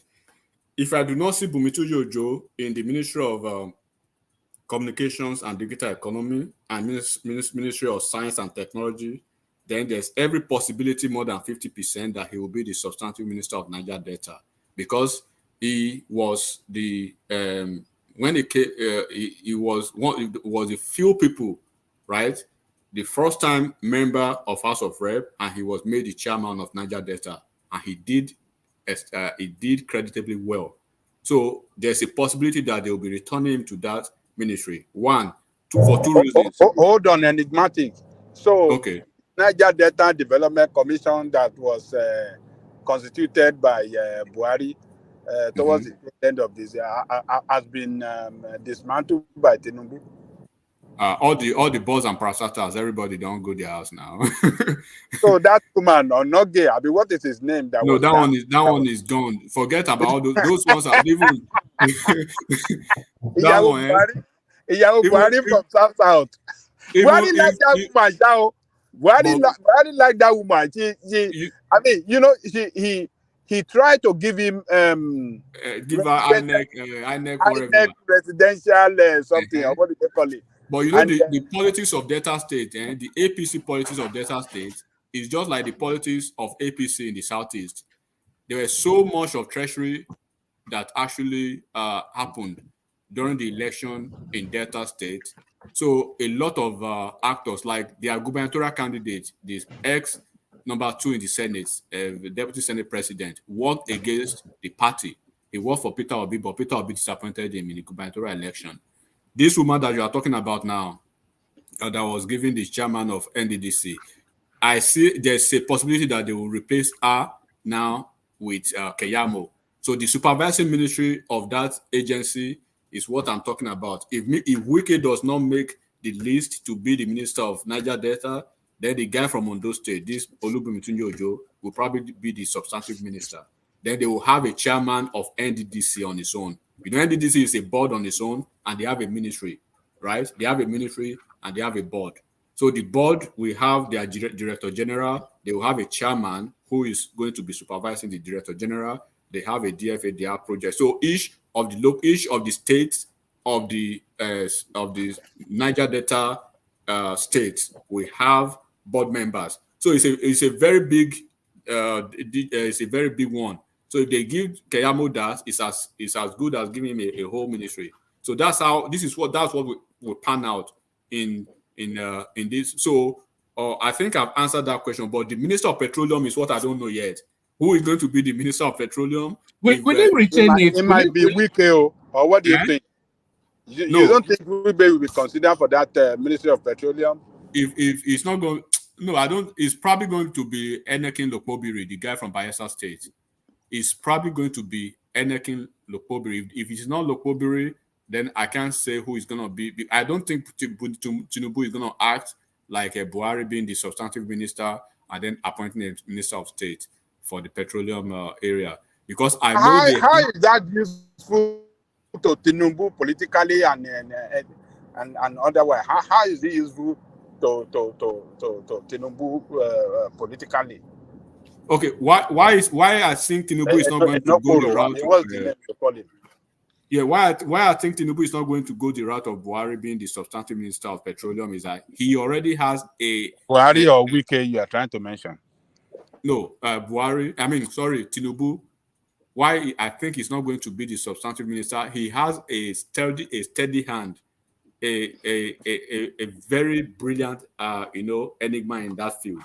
This lady that has a Dutch name, she's this essay on energy. She was at is it Chevron or Shell for almost 20 years or 25 years or thereabout, and she rose to the pinnacle of her career in the petroleum industry. So if you go back to our YouTube, wherever you want, you will know her. So that is probably she's going to be the essay on energy. Then she will be probably working hand in hand with whoever is going to be the substantive minister of petroleum. The substantive minister of petroleum is going to be quote unquote being supervised by this lady, because this lady will be directly answerable to Tinubu, and this lady she's an industry lady. She knows how it works. If you look at what Tinubu is doing now, you see he's not doing anything yet with NNPC, right? She's not doing anything yet with NNPC, and that's why he has commissioned that special investigator. That guy, that special investigator is like akin to what they did in the US over here when they commissioned Jack Smith, right, to do a parallel probe of so many things that went wrong under Trump administration. And he's been indicting Trump almost on a daily basis and all the goons. So the guy is working behind the scene. He's going to probe NNPC and all revenue generating agencies of the Federation, including NNPC. But it is not couched. Why? It wasn't really couched in that memo, but it's in the memo, right? So NNPC, they are auditing them as we speak behind the scene. A lot of things going on in NNPC. So, and when you see what the NNPC GMD is doing suddenly, that they've not done in years, all of a sudden they are catching thieves. All of a sudden they are declaring surplus. All of a sudden, they are remitting funds into Federation account. All of a sudden, the guy that actually came less a week into Tinubu's administration and was demanding, they are demanding from government that the government is owing them. All of a sudden, they are the one, overpaying the government now. So a lot of things going on behind the scene, because what you see now is that you have eagle eyes who know what is going on. So in a cabinet where you have a brilliant team of economic attack dogs, and then it is replicated in the technical and the technological space of it, and then you have that Ministry of Information, Ministry of Health, and all those things too, well solid. People will have to stand up, and then this man is not going to shy away from getting people fired. Do not be surprised after a year he reshuffles cabinet. Buhari was shy. If Buhari is probably Buhari's cabinet or probably ministers were the luckiest in the history of Nigeria's politics. You already know that when they sign you on from day one, you signed a 8 years contract. They go and they come back and they say, if you did not make Buhari's cabinet, if you don't make the full length of Buhari's cabinet, maybe you didn't do something right. Some things right. Almost all of them, almost 90% of Buhari's team started with Buhari and ended with it. Never happened. I've never seen that. Only Buhari did that. And I know at a point there will be some cabinet reshuffle. So when you see the cabinet reshuffle, then you could see probably they will ease out some dead roots, quote and unquote, or a couple of the politicians, bring in some, reshuffle them or replace them with a few technocrats. You see all these political compensation or compensatory portfolios, being handed to maybe some technocrats in that field. So things will happen at the time. It's not going to be a business as usual like we had under Buhari. So that's basically, it's a balanced team. We should just hope for the best. And speak to us a little bit about the geographical mix of the space. Northwest got 10 ministers. Southwest got 9 ministers. North Central got 8 ministers. Northeast 8 ministers. South 7 ministers, and Southeast 5 ministers. So that seems to somewhat replicate the voting pattern at the elections. Is it as simple as that? You vote for me, and then you get your reward. Yeah.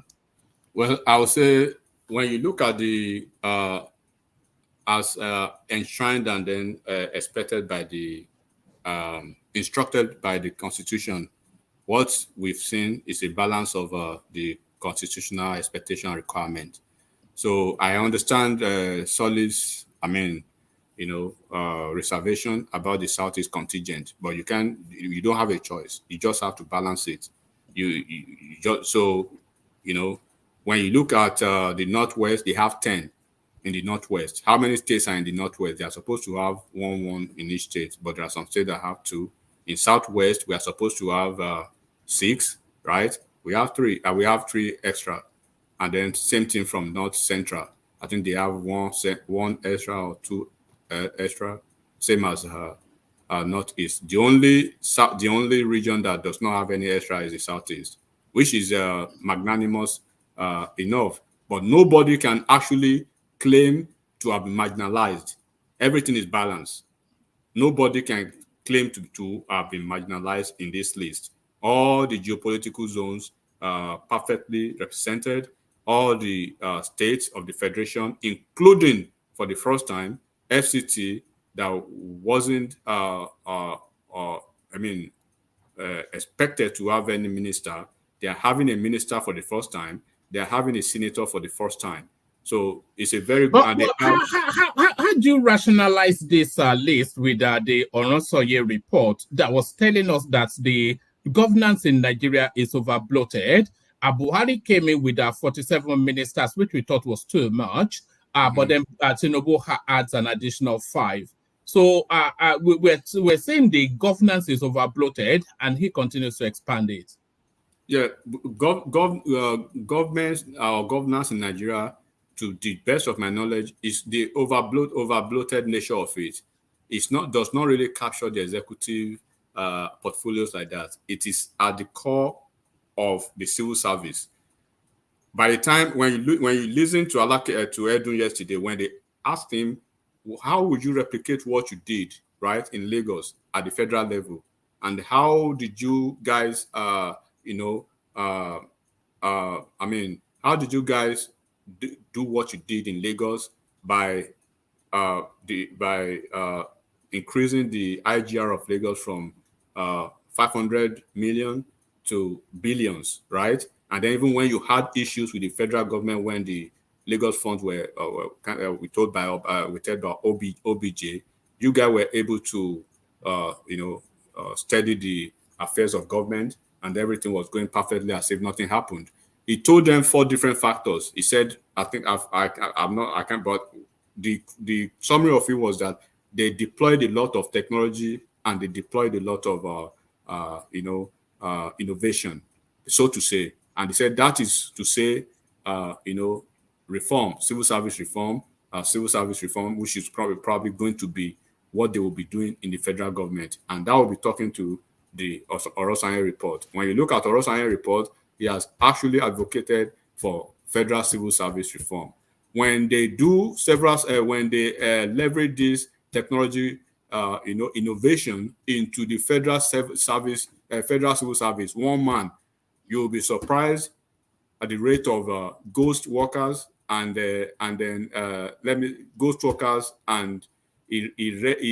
multiplicity or duplicity of agencies, of positions, of almost everything that is wrong in the federal government. There are so many people that are not supposed, that do not have business in the government again, that are still there. There are people that are not, like in some ministries, you could probably see, 3 different offices or 3 different roles or 3, having same function. So by the time you are able to narrow that down by way of having to, and this is why you have the economic team will basically do, and that's why I was talking about him appointing the SGF. SGF being a career civil servant. He rose, to the pinnacle of his career as a civil servant before he joined politics, right? And then you have somebody like El-Rufai that they are, innovation and then centric. And then what Edun was speaking to was that there will be some paradigm shift in the federal civil service. By the time they do that, a lot of things will happen that will open the space up. At the end of the day, at the cabinet level, it won't really matter how many essays you have or how many PAs. By the time you are able to, cushion that effect at the civil service level, because bulk of the whole corruption that we are talking about, do not forget that most of these politicians, when they get appointed, they receive their portfolios. The very first day they resume into the office. Honorable Minister, you are welcome back. You are welcome to the ministry. The Minister of the Permanent Secretary, the Director of Finance and Administration, and the auditor, all of them will swoop on the minister. They already show you the loopholes where you make the money. They will show you where the money is coming from, what you need to do to. So those are the people who knows, where the dead bodies are buried in the ministry. So what they are able to do in Lagos, if they are able to replicate that in the federal ministry, for instance, look at the turnaround, right, in the judicial system in Lagos State when Osinbajo was given the task to do that as Commissioner of Justice. If they replicate that at the federal level, and you have an Attorney General of the Federation like somebody like Lateef Fagbemi, right, who is a professional to the core, unlike Malami that we had in the past, then you can as well see what will happen and if they are able to replicate such in each of those ministries, then within a year we can have a turnaround in the federal cabinet and in the civil service as a whole, and then that will trickle down, right? Because when you get a hold of the federal government and then you are able to shore up the revenue generating agencies, then what will be the next problem of Nigeria is looking at the subnationals, how they are performing and how they are utilizing their FAC allocations, basically. And that's the problem at least would have been solved by almost 45% or 50% if the federal government can get their acts together, basically.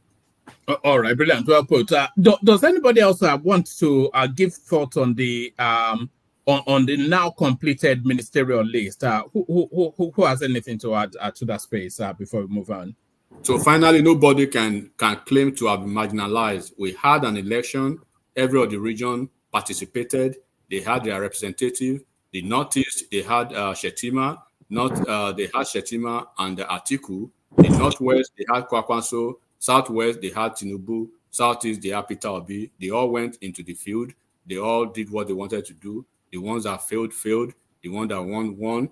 The ones that are not satisfied with the outcome of the election, the legal processes are going on. So whatever the court says, we wait for that. But so far, so good.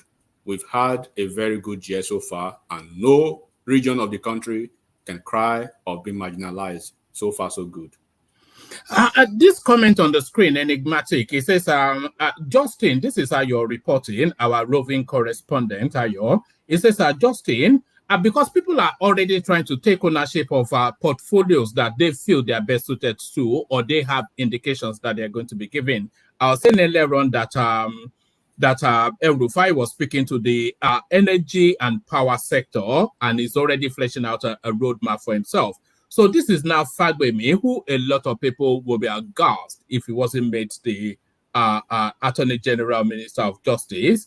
This is what he's saying. And I picked out this comment because Ogbeni had been making commentaries about this space for a long time. He has always been of the view that all this EFCC, ICPC, and all of these things, they should not be more than a desk at the Justice Ministry. And this, along those lines, Fagbemi is speaking, I will seek merger of EFCC, ICPC, other anti-graft agencies. So this is the Onosoye report that we're talking about.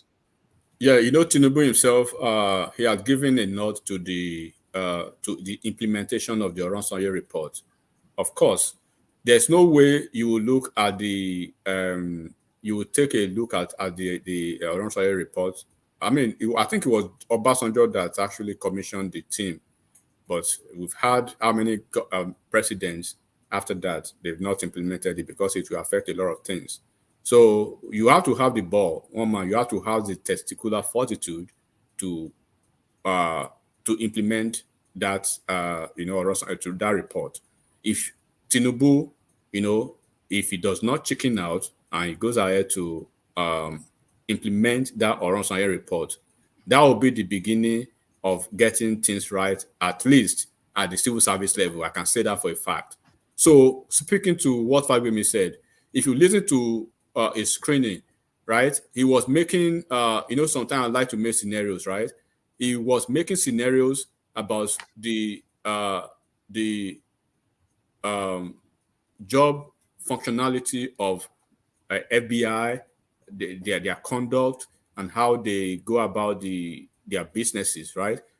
Like for instance, EFCC, ICPC, there's no, I don't see why they have to be a different agency. They should be able there should be a merger for that. And even beyond that, it is only in Nigeria you will see that EFCC will rush to arrest people, and then after you are arrested, they will keep you in the gulag and then start shopping for for evidence against you.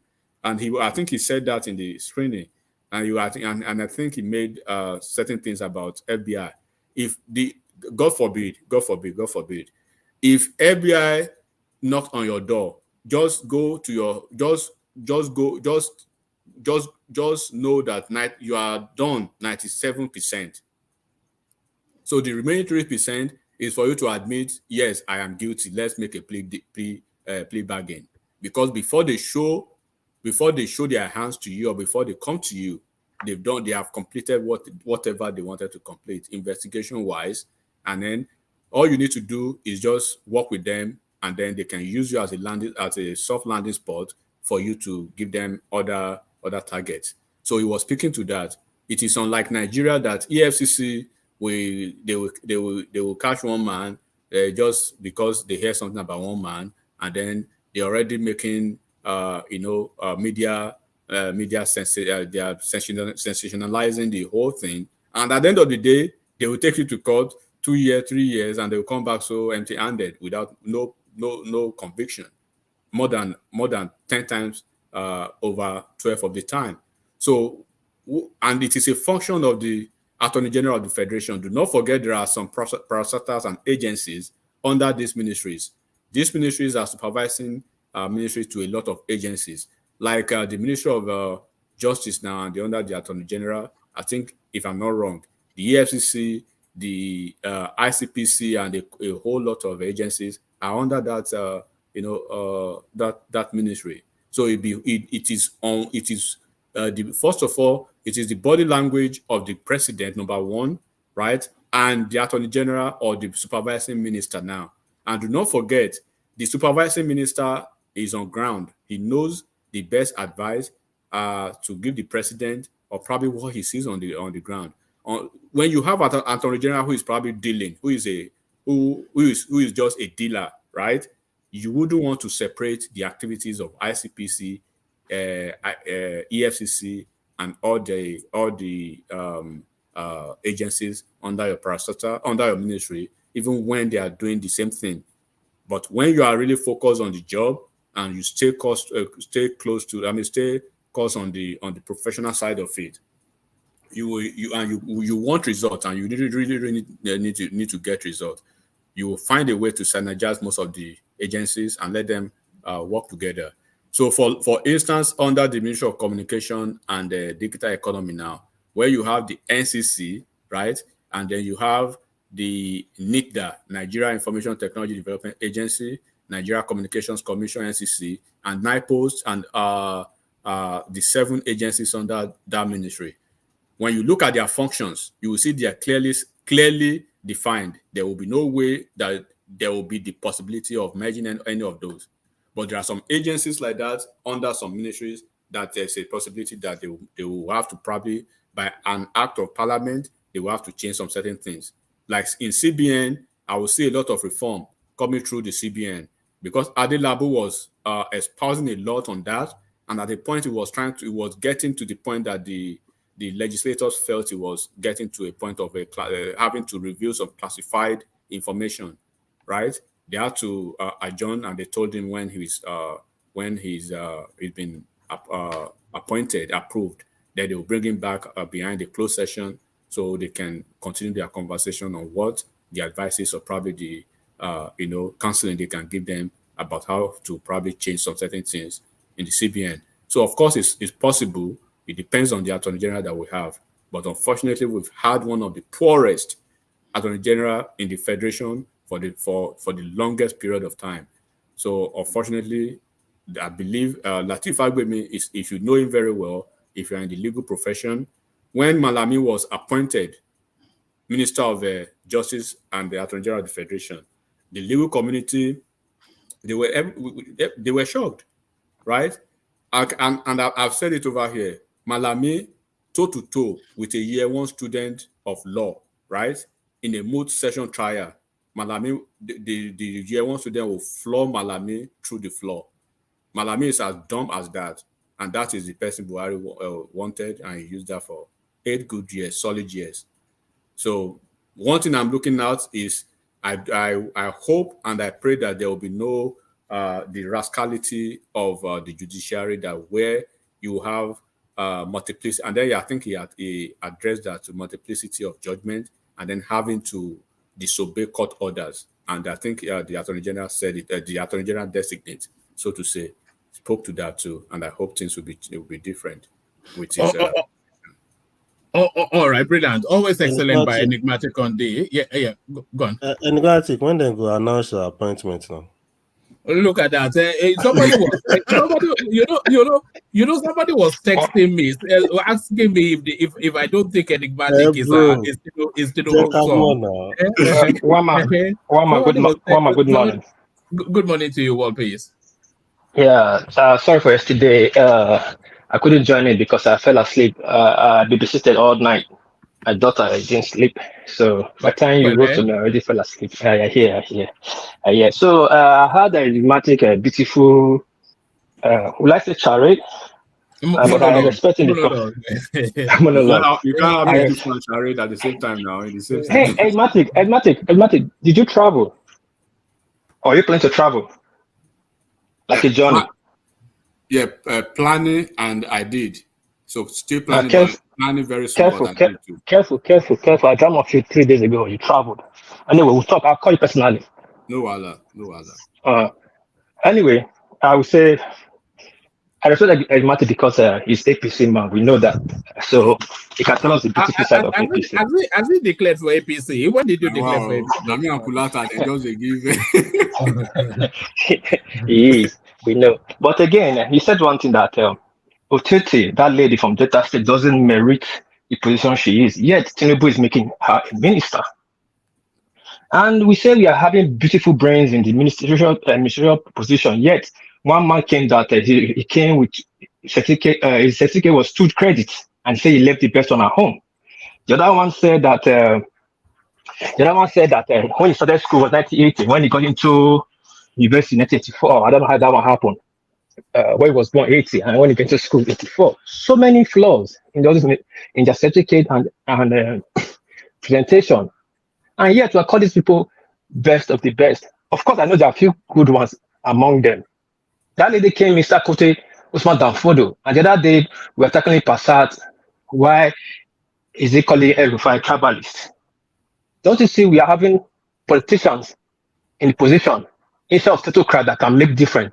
Right now, we're in need of people that can change the economy, not playing politics, awarding people. All right, hold it right there. Don't say anything. Let me give you a bit of this. Let me give you a bit of this.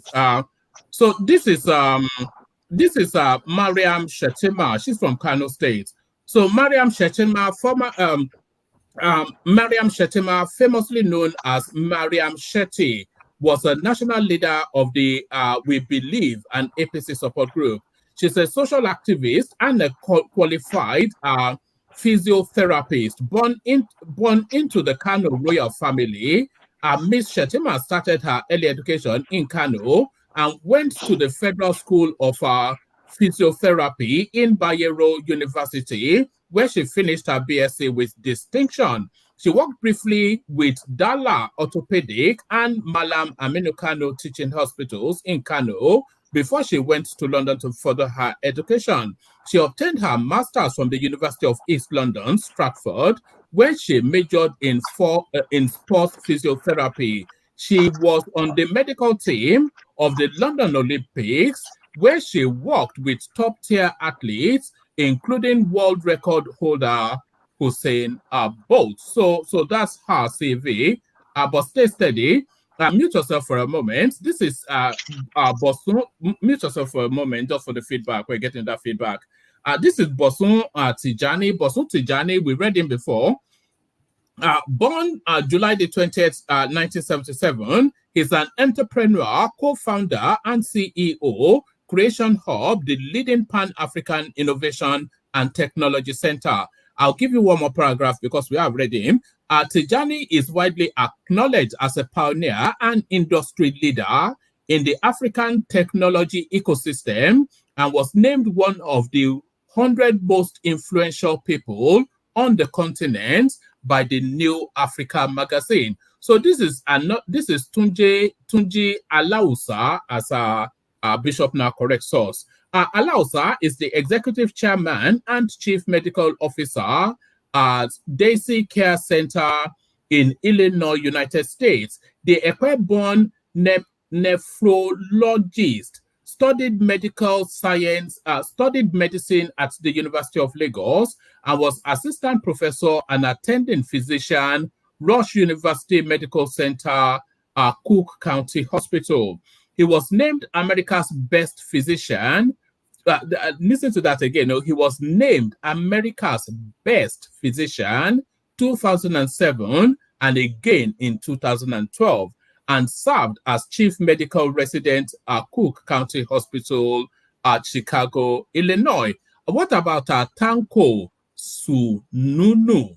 Tanko Sununu, he's from Kebbi State, represented Kebbi something or the other federal constituency. He was a member of the Board of Management's Federal Medical Center, Katsina, member of Board of Management, Usmanu Danfodio University Teaching Hospital, Sokoto, trained obstetrician and gynecologist, born to 1967.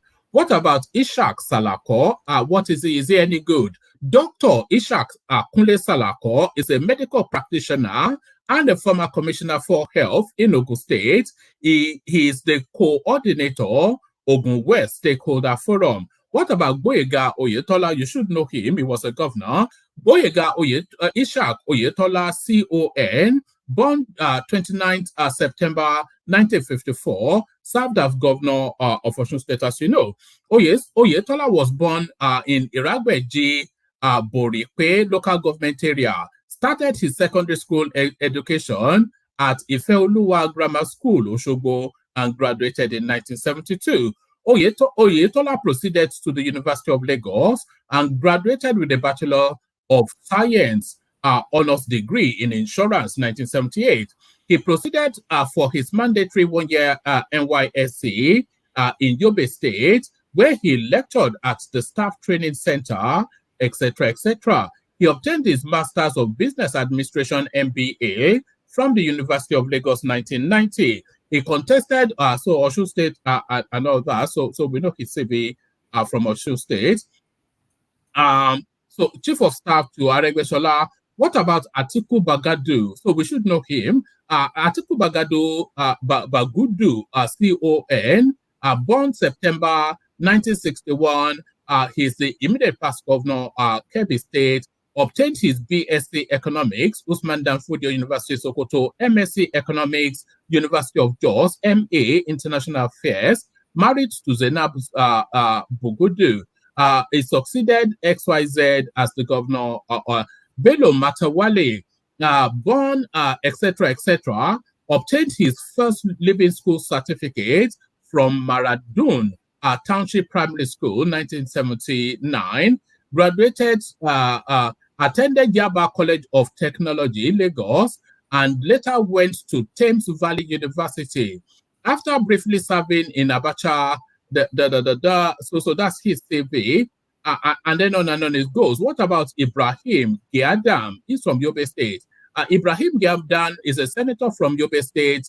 What is his CV? He attended Borno Teachers College, Maiduguri, where he obtained a teacher's certificate. He attended Ahmadu Bello University, Zaria, where he earned a diploma in accountancy. He later returned to Ahmadu Bello University and the BSc in accounting degree in 1990 and became a member of the Chartered Public Accountants, Certified Public Accountants of Nigeria. In 2007, Ibrahim Giadam was elected Deputy Governor Yobe State, etc., etc. So there he is. This is Samuel Lalong. We know his CV. Let's go to Lola Adejohn. He or she is from Lagos State. Lola Adejohn is a seasoned information and technology expert and a leader in designing, integrating, deploying, and managing core systems for global banking institutions. She studied computer science at the University of Ibadan. She has worked with Access Bank, United Bank of Africa, EcoBank, and Novatia Business Technology. Her experience spans the area of leveraging and managing technology to drive strategic business results, structure efficient and effective implementation, and support of technology to benefit small, medium, and large-scale central and distributed working environments. She led the integration and implementation of systems focused on facilitating corporate change management, increasing technology service delivery, and the strategic advantage of business, whilst at the same time reducing business operating risk. So there she is. Shiabu Abubakar. Let's see. Let's pick him up from here. Born in Digi, something or the other in Adamawa State. His education began at Demonstration Primary School, Mubi, where he was a pupil. And from 1983 to 1984, he attended the School of Basic Studies at the Ahmadu Bello University, Zaria, then proceeded to study accounting at the Institute of Administration, also at ABU, and graduated 1987. He obtained a certificate in computer and computer operations. He has 2 master's degrees from Enugu State University of Science and Technology, the first in business administration, banking and finance, and the second in economics. He also attended several additional courses at the Enugu State University of Science and Technology, Lagos Business School, and Manchester Business School. This is Tahir Mamman. So Tahir Mamman, SAN, is a professor of law, a senior advocate of Nigeria, educational administrator, and the Director General of the Nigerian Law School from 2005 to 2013. Mamman was born in 1954 in Adamawa State. Now, he holds an LLB at the University of Ahmadu Bello in 1983, called to bar in the Nigerian Law School in 1984. He earned his master's from the University of Warwick, England, 1987, and his PhD, 1990, University of Warwick. I think Ogweni is following the pathway of this guy, Warwick, Warwick, England. He was the Vice Chancellor of Base University, Abuja, and a member governing board, Niger Delta Development Commission, NDDC. He is a recognized member of the Board of Benchers, which is a UK thing. In 2010, he became a board member of the International Association of Law Schools based in Washington, D.C. In September 2015, he was conferred as a senior advocate of Nigeria. In recognition of his efforts, the federal government of Nigeria bestowed on him, the national honor of Officer of the Order of Niger, OON. Professor Tahir Mamman joined party politics in 2014 after completing his tenure as the Director General of the Nigerian Law School. He ran for the Adamawa State governorship election on the platform of the APC in 2014, along with 3 other aspirants. In June 2020, the All Progressive Congress APC National Executive Committee appointed, and so there he is. And then one man, yeah, please, yeah. if I can seek your indulgence, please, if Right. you don't mind. Right. Are you trying to satisfy War Peace? No, War Peace is saying that they're a bunch of land. dumb heads. Can you not hear the? Yeah, let me land, please. War Peace should go and read their profile. This is wasting of time, one man. This is wasting of time. Let me respond. One man, let me respond. Sometimes we always want. They are not a bunch of. Hold on, one man. Hold on, one man. Hold on. I can read, and I believe the best general and the best tribalist on this platform, which General Thomas, always feel that when I speak, I'm against this tribal man that's the president. Sorry, I'm using this word because he's trying to come for me. You know, Thomas, I'm capable. I can take 10 of you. When I spoke earlier on, I was just talking as a Nigerian, talking about the list. Even though they are the best, I can screen it. And I've been watching the screening. I'm not listening to their CV. I've been watching what they brought to the Senate ground, their screening. And most of them were just messing up. And that was my earlier statement. Now, if we want to go with a CV, Nigeria is the best country in the world. But practically, these people are being in government. What are they going to show from what they have been in government since? What are they going to show from hold on, most of them have not been in government. And the CV is a reflection of their practical working experience. Yeah.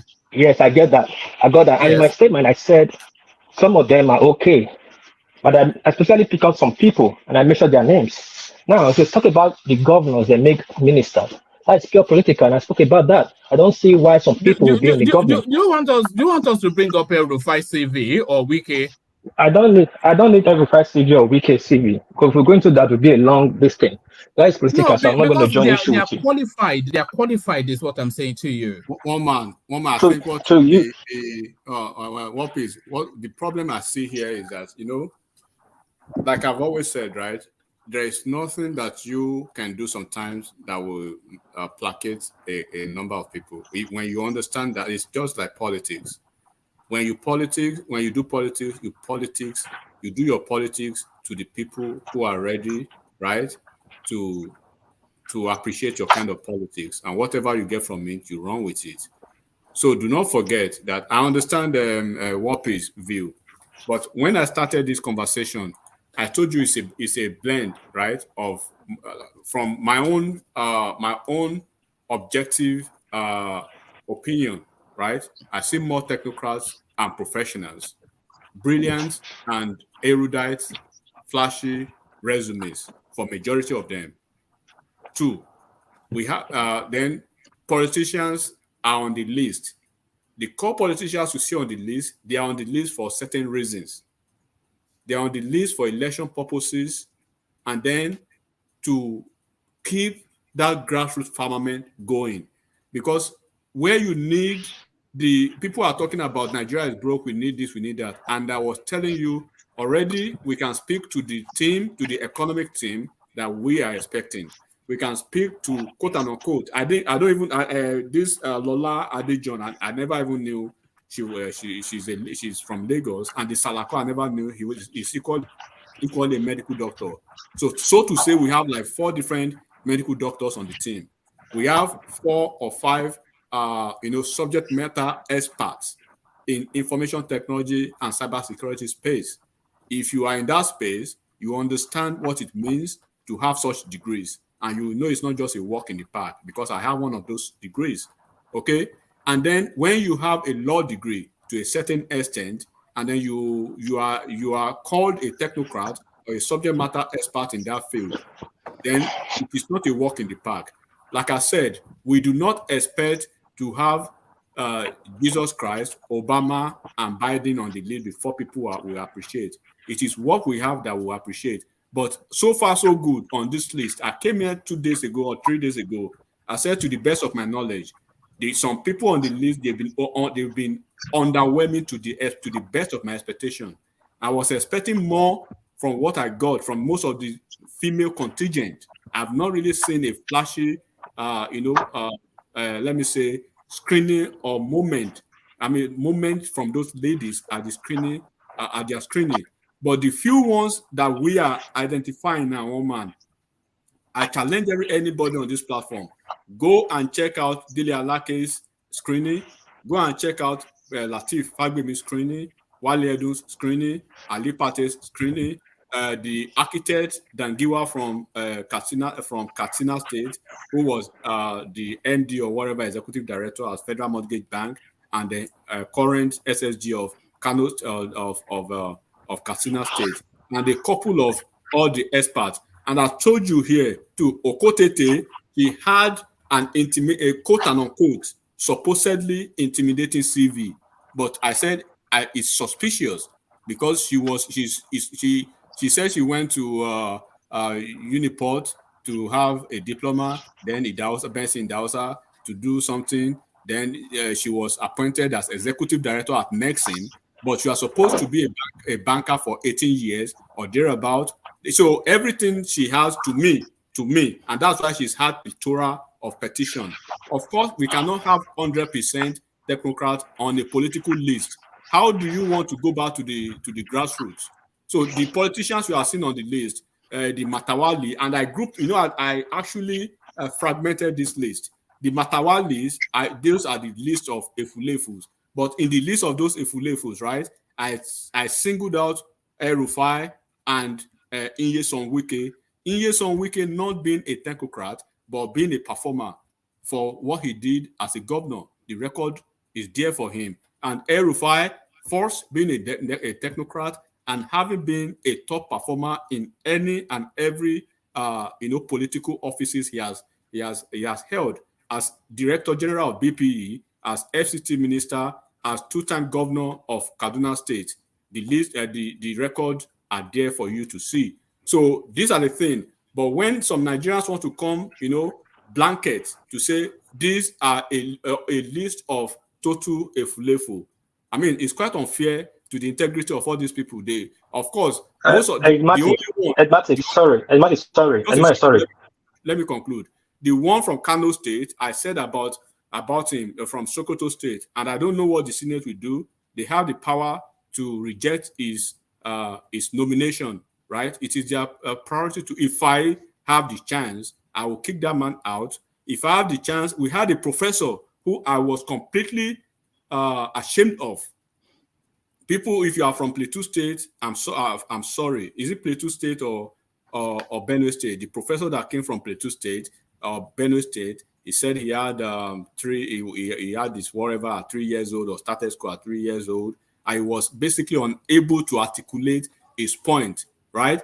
So do not forget, sometimes paper degrees does not equate intelligence. We have a lot of professors who are very smart book-wise, first class everything, but they can't even articulate most of their points. They can't leverage a simple solution of their subject matter areas.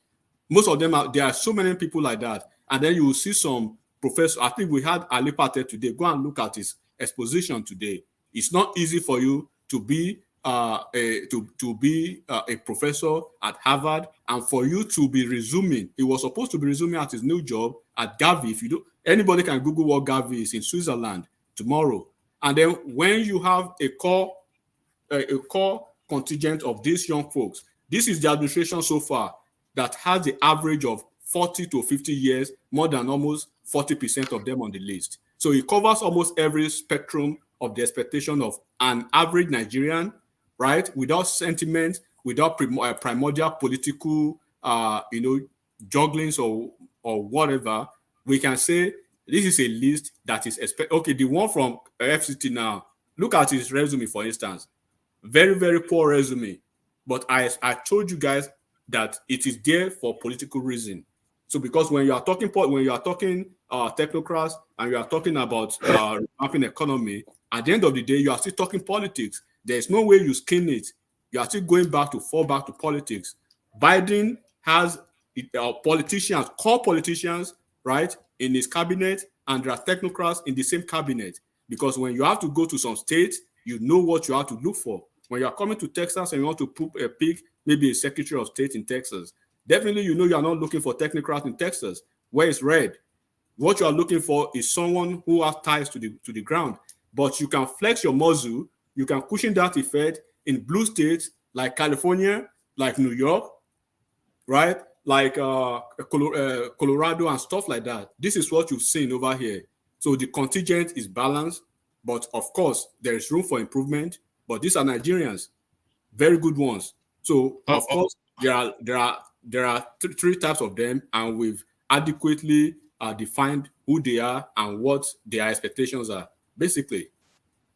All right, respond to that war piece, and then we move on to Putin giving arms to the Nigerians. Yeah, that, like I said, I respect Edmati for one thing. He's the APC man right from day one, and he speaks. So he only speak the fact, and I like him, and he make it clear to you the good and the bad and the ugly, depending on the one you choose to pick. But again, let me come back. Edmati, all these ministers, remove the politicians and those that have political lineage to Tinubu, and tell me those they just brought out of the blue because of their qualification and make them ministers, please. Say it again. Sorry, I didn't catch it. If you don't mind. Share list. Can you remove? Who is there based mainly on merit and talent and not political affiliation? Okay. First of all, from the list of the governors, El-Rufai is the only one that makes it to the list based on his talent and what he has to bring to the table. Tinubu personally, right, requested El-Rufai to be a member of his cabinet. El-Rufai was on his way to, he has his PhD on hold. and he's had it on hold on, give us a condensed version, but I think I have the answer to your question anyway. Bosun Tijani, he is not a politician. He's purely a subject matter expert. So there's no equivocation on that. Apologies, Thomas.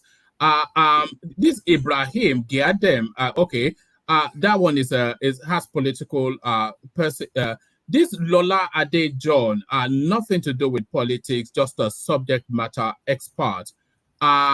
This chap here, he has no history in politics. Shabu Abubakar from Kogi State, so he's there purely just for it. This Tahir Maman, he's a pure academic, nothing to do with politics. This Alius Sabi, he has no political anything that I can see. This Heineken is not a beer, is a politician, and yes, I think he's actually a PDP guy. So there's quite a few names that have Salako from the three contingents of Ogun State: Edu, Salako, and the third guy. So the two from Lagos State, Ade John, and Alausa, the two from Osun, from the Osun one. Of course, we can say that is politics. The Ondo one is technocrat, school politics, but not really into politics. He just entered politics maybe 4 years ago. This is his second term in House of Rep, but he has been drafted to be a minister. So to say, then what other state in Ekiti State? Delalake, are we going to call Delalake a politician or a technocrat, or he's not ready to do, or you don't really have confidence? This Tunji Alausa, he's never been in politics in his life. He's still in the US as we speak now. They headhunted him from Chicago. Yeah. The question is asking. The question Warpace is asking is how many of them that are not politicians there? How many? That's what we're doing now. But let me ask you. And how many have? I was starting with the list of the governors. It's so easy like that, one man. When you look at the list of the governors, take the remaining out and then single out only one of them, El-Rufai. Single out El-Rufai, one. So on the list of the female contingent, take which one of them is not politics? I would say maybe all of them. So the ladies, 0 over 0 for the ladies. All of them, because Betta Edu, of course, she's a technocrat in her field. At the same time, politics. She's the woman leader of APC.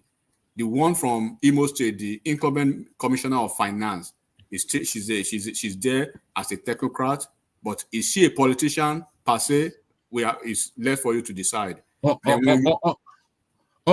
right. We must move on from that space. But looking at the supplementary list, because I have the CV of the supplementary list on my screen, I'd say a good 40, if not 50% of them are not politicians. Certainly not. We've read their CV. So by extension, one man, in total of that, I would say maybe 65% of them, they are not politicians on the list, which is not bad. 65% compared to what we have in the last 8 years. If I'm not wrong, at least if I'm not wrong, we can say confidently that 65% of them are not politicians. So is it possible now? Let's flip the coin now, because we are talking politics now. Is it possible that Atiku would have come with 100% technocrat, or Peter Obi, if he had won the election, would have come with 100% technocrat? Is it possible? Peter Obi would not have come with a single, unless Kenneth Okonkwo is a technocrat, or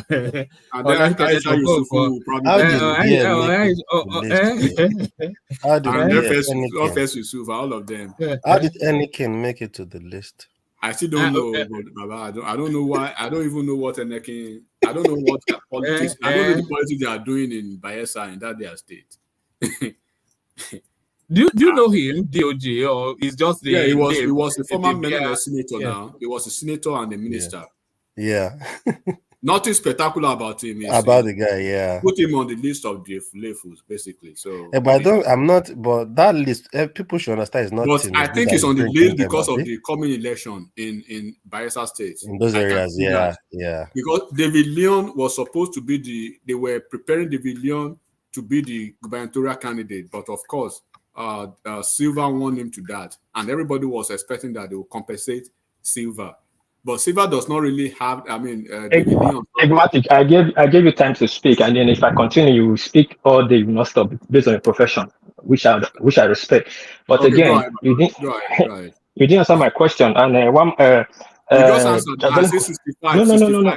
According to your opinion, before you know the information you have, you didn't listen well carefully. I said, how many of them are not politicians, and how many of them don't have political lineage to politicians?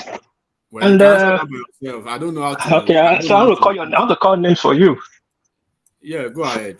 Not up to like 3 or 4 that was headhunted. Does not have political lineage. So the people they have screened so far. Sorry, does not have what? Political lineage. That was headhunted. Listen. Sorry, let him make that point because I want to move on from that topic. You can't be appointed without having to have been nominated by. It's everything. Well, go ahead. It's still politics. Hold on now. I understand it's still politics, but most people right now that is on this list, this first list, is Tinubu paying his politicians back, people that work for him back. No, no, nobody agrees to that. We've read the CV, but we don't want to be. I know. I might answer you on that CV. People can have beautiful CV and they cannot perform. Most of them cannot perform. Hold on. What sort of a language is that? What is the purpose of the CV? Is it not to document your work history? So I don't want to go into that one, man. Let's move on because what do you mean people can have? No, hold on. Because what do you mean people can have a beautiful CV but they cannot perform? Let me ask you. Most of these people, some were not ministers, but most of them were in Buhari regime, in government, one department or the other. Now, can you show me their performances with that big CV they have? Okay, I don't understand what you mean, but let me take you to this guy again. So this is Bosun Tijani. So he is an entrepreneur, co-founder of Creation Hub. Is the leading Pan-African Innovation and Technology Center. So that's one. He is widely acknowledged as a pioneer and an industry leader in the African technology ecosystem. He was named one of the 100 most influential people on the continent by New Africa magazine. He initiated the first visit of Mark Zuckerberg to Nigeria. CVs relating to Jack Dorsey, Bill Gates. Mama, can I stop you there? Don't stop me. In 2019, under his leadership, CCHUB acquired Kenya's iHub and launched the CCHUB Design Lab in Kigali, Rwanda, this same year. He also expanded CCHUB's Pan-African footprint into Southern Africa by opening CCHUB Namibia, the main tech hub in Windhoek, Namibia. So if you put this guy now in charge of the digital economy, are you saying that he will not be able to perform? Wama, let me answer your question. I cannot speak to what he has not done, but I can speak to what he has did in the past. All these names you call Namibia and all that, no one in Nigeria. He brought Mike to Nigeria, but Mike left to open the biggest hub, either in Ghana or nearby. Twitter, everybody's opening nearby. What has he bring to Nigeria? That's what I just said. When he was in government. He wasn't in government now. He's a subject matter expert. What are you talking about? Okay. No, sorry. Let me rephrase on that. He was not in government in Namibia when he was doing that. So why can't he do the same for Nigeria or in Nigeria? Is that not what he's been? Is that not what he's been invited to do? Yeah, he has not done it yet. So I cannot be praising what I've not seen yet. But from his past, he did it for that country. I don't understand. Okay, let's move. Yeah, of course you won't understand. But we have to criticize these people. No. Hold on. I mean, the guy's CV tells you what he can do, and you're just disparagingly dismissing the CV out of I'm not hand. dismissing him. I said, what has he done for Nigerians? He has done for Namibia and other. What has he done for his country? There's a saying in my town. Man, Is your family one the rent? Hold on. Sorry. Let me land this. There's a saying in my town that is your family want the rent to fall on. All right. So what are you talking about, one man? All right. Okay. It's probably useless. You are probably right. So let's just move on. I'm not saying it's useless, but they're not done anything for Nigeria yet. I don't praise the past. All right. The past is not Nigeria too. What do you mean the past? Is CV now? I'm not discussing his CV. I'm not discussing his CV. Let me tell you what you just said. Let me tell you what it sounds like to me. So somebody is a leading brain surgeon who has done innovative brain surgery in the United States, Mongolia, and Suriname, all of those places. So they now bring him to Nigeria to say, come and be the head of the medical space. And you are saying to me that because he has not done brain surgery in Nigeria is questionable. That's what it sounds like to me, what you just said. No, I'm not saying that. You guys are praising like he has done one that the past for Nigeria. That's what I'm saying. What has he done? Like the brain surgery you're talking about. If you're doing brain surgery in other countries, is a subject matter expert. I mean, am I talking I gibberish? got it, man. I got. You're not talking gibberish. Let's just move on. Let's move on. Let's move on to let's move on because you are confusing me with what you're saying. Let's move to this space. Putin ready to give out free weapons to Niger.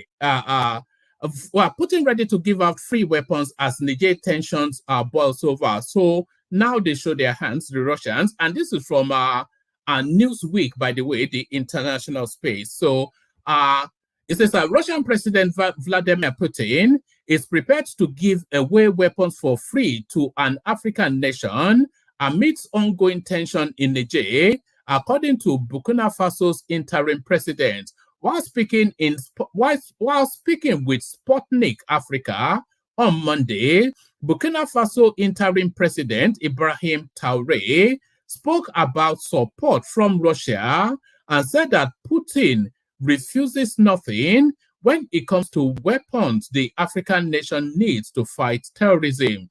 There are no restrictions. They do not refuse license, and it is a good price. Russia is also ready to deliver weapons to us for free, Traoré told Sputnik Africa. The comments by Traoré come amidst ongoing tension in Niger, which is a neighbor to Burkina Faso, after democratically elected President Mohamed Bazoum was overthrown by soldiers and a general something or the other was placed in charge. According to Al Jazeera, the military government of Burkina Faso and Mali also responded to the military takeover in Niger, saying the transitional government of Burkina Faso and Mali expressed their fraternity solidarity to the people of Niger, who have decided with full responsibility to take their destiny in their hands and assume the fullness of their sovereignty before history. Any military intervention against Niger would be tantamount to a declaration of war against Burkina Faso and Mali, the statement reads. So it goes on today, but the headline of it is that the source questionable, of course, because this is coming from the Burkinabe space. But the headline of it is that Putin is ready to hand out free weapons. Solly. All right, who wants to comment on that? No, I'm here. Oh no, Hello? come in. You said you wanted to speak in that space. Yeah. So this might be the beginning of World War III because it seems like everyone is choosing sides. And I was watching all these things, the way these French arrogant people and mischievous people are always feeling like they don't even consider anybody. They always feel like they are the best. They will not even look at their opponents. They don't look at the playing field. They just think that they can do whatever they want, and they have no antecedents of doing anything. Now, Russia is going to wipe weapons anyhow in all these small nations. Yes, they may not be able to defeat Nigeria, but they are going to take a lot of people go down in this sinking ship. Are Nigerians ready for that? Look at what they give the Nigerian soldiers, increase of 1,000 to 1,200. Are they ready to go and fight real war? This will not be small scale war. This will be war with modern weapons. Now, if Russia is giving all these countries weapons literally for free, which shows Russia's intention. They want to just scatter everywhere just to choke out France. Their main target is France, which I still don't understand why, but they want to choke out France. Is US going to now give Nigeria weapons? Is France going to give us weapons? Knowing these greedy, mischievous French people, they may even tell us to purchase the weapons in order for us to fight their stupid war. Okay? I still don't understand why Tinubu is siding these people. And not just that, you have to give us weapons and treat us as equals. These French people, they will rather eat their own shit than treat us as equals. So why are we fighting their war? Why are we supporting them? They are running out of the country. They claim that they can come into the Niger without breaking any international rules. So why can't they go and fight their own war? Why do they want Nigeria to fight? They should carry their own nonsense weapons and enter Niger and fight the war too. I don't see why Nigeria has to get involved in it, because once we get involved in it, everybody is now picking up sides for World War III. That's how it will start. From Ukraine, we go to Africa, and before you know it, they will start facing each other directly, and they will leave us to be fighting ourselves and destroying each other. Yes, it's looking like a proxy war, isn't it? If Russia, Woman, I don't know if Russia has the capability right now, considering what the casualties they are suffering in Ukraine. The only reason why they are suffering casualties in Ukraine is because they don't want to destroy the place. If they wanted to destroy the place, let him land now. Let him land. Yeah. Let me land this. So they're suffering casualties in Ukraine. I don't know. There was one intel that was released some time back that they said they need, and in fact, that China has been supplying them weaponry, and Iran has been supplying them weaponry because with that embargo of sanctions here and there, they've not been able to get enough steel and all of that to. In fact, some of their weapons are being destroyed during the warfare.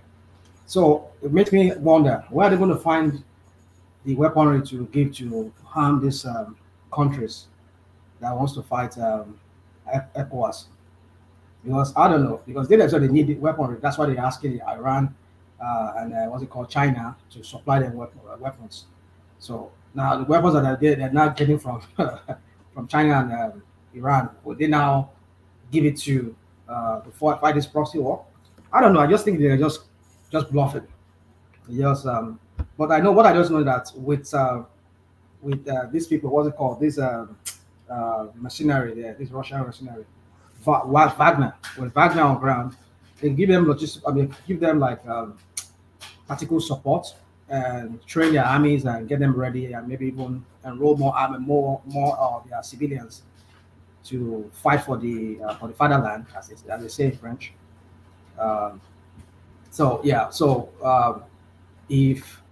If that's what they want to go by, the machineries on ground in Africa already to train them, well, I can understand that. But the weapon there, that they'll supply them weapon. Russia too needs weapon to fight their war in Ukraine. So why are they going to be doing that? So will they just abandon their own war in Ukraine? I mean, I don't know. I'm still trying to figure out. I don't think it's the same level of weaponry that they are using that they'll be giving to the. All these people need are just a bunch of AK-47s. These are dispensable people. Well, I don't know about that, but what I know is that they need any kind of weapon they can see to fight that war, because they're already losing that war in Ukraine. That's why now they say they are moving to Belarus and some other neighboring countries. Even Poland now is getting ready now. Poland is getting ready against them. It's in the news that they honestly, what Russian man, what TV are you watching? Oh my God! What Rashnaman was saying, I was thinking the same, that it's just a bluff, just private. It's not any bluff. Too much. It's not any bluff. I don't know what TV Rashnaman is watching. I don't know what TV Russian man is watching. On your own TV. And they want on your own Samsung, TV. Samsung and Sanyo. Now they gotta watch. What piece? On your own TV, you saw Putin saying he's gonna give. Let me tell you something. Let me tell you something. Hold on. First of all, both the NATO and Russia are fighting a proxy war. They're not using their direct men for combat. Russia is using Wagner, while NATO is using Ukraine. Ukraine don't have soldiers anymore. They are how do they call this force recruitment? A neighboring country, a neighboring state, a country that in their own territory, they are forcing into military. That has been a problem since. Russians are using Wagner. They are keeping their armor. The NATO want to exhaust Russia weapon, but Russia is not fighting the war with their own weapon. They are using Iran and China, and they have exposed the global weaponry system that America so emphasized on, the Abraham Patriot missile and the Leopard tank that from Germany. Only took Russia $15,000 drone from Iran to take them all out. I don't know which news people are watching. Now, Wagner is on Poland border. And you are saying Russia don't have what? I don't get it. And another thing is, from the way I'm looking at it, Russia is not trying to win any war. They don't win any war. Yes, they are using the war to negotiate their way out. Out the West and slow down the West because they are moving more for economic reforms. They want to increase the stability of so many other countries so that the US will not be the dominant power, the West will not be the dominant power. There will be more dominant powers. And nobody can really sorry. Japan, France, Saudi Arabia, they all trade with Russia now with Ruby. I watch Japanese news here every day. In Japan, America has the most bases in the world, 120 bases here in Japan. And yet you guys are talking, you know what I watch here? Russia is not losing any war, neither they are winning any war. They are using that war as a proxy war. What will stop this? The only people that are going to start real war is the West. Those are the only people that are going to trigger real war. What is the fact that you are watching your Japanese news does not make it? You are too much focused on NBC and CNN. Leave that place. It's bad for you. Every news outlet reports what they see. No, CNN always has its own propaganda. It's not every news outlet. I listen to CNN. Hold on, but the news that explains a lot. Hold on now, I listen to CNN, but the news I just give to you about Russian mercenaries or some Russian forces, they are close to the Polish border. I saw it in one of the news online. I read it just as I was sitting here talking to you guys. So I don't know why you people always have to castigate every news outlet because they report or they've been known to be what's it called, or the carriers of false or misleading information. Come on. I'm not that stupid to just accept whatever everybody tell me. I do my own personal research, my own little research of my own. So my point is this: that is it not a fact? You, Solly, you, our friend Wapis from Japan.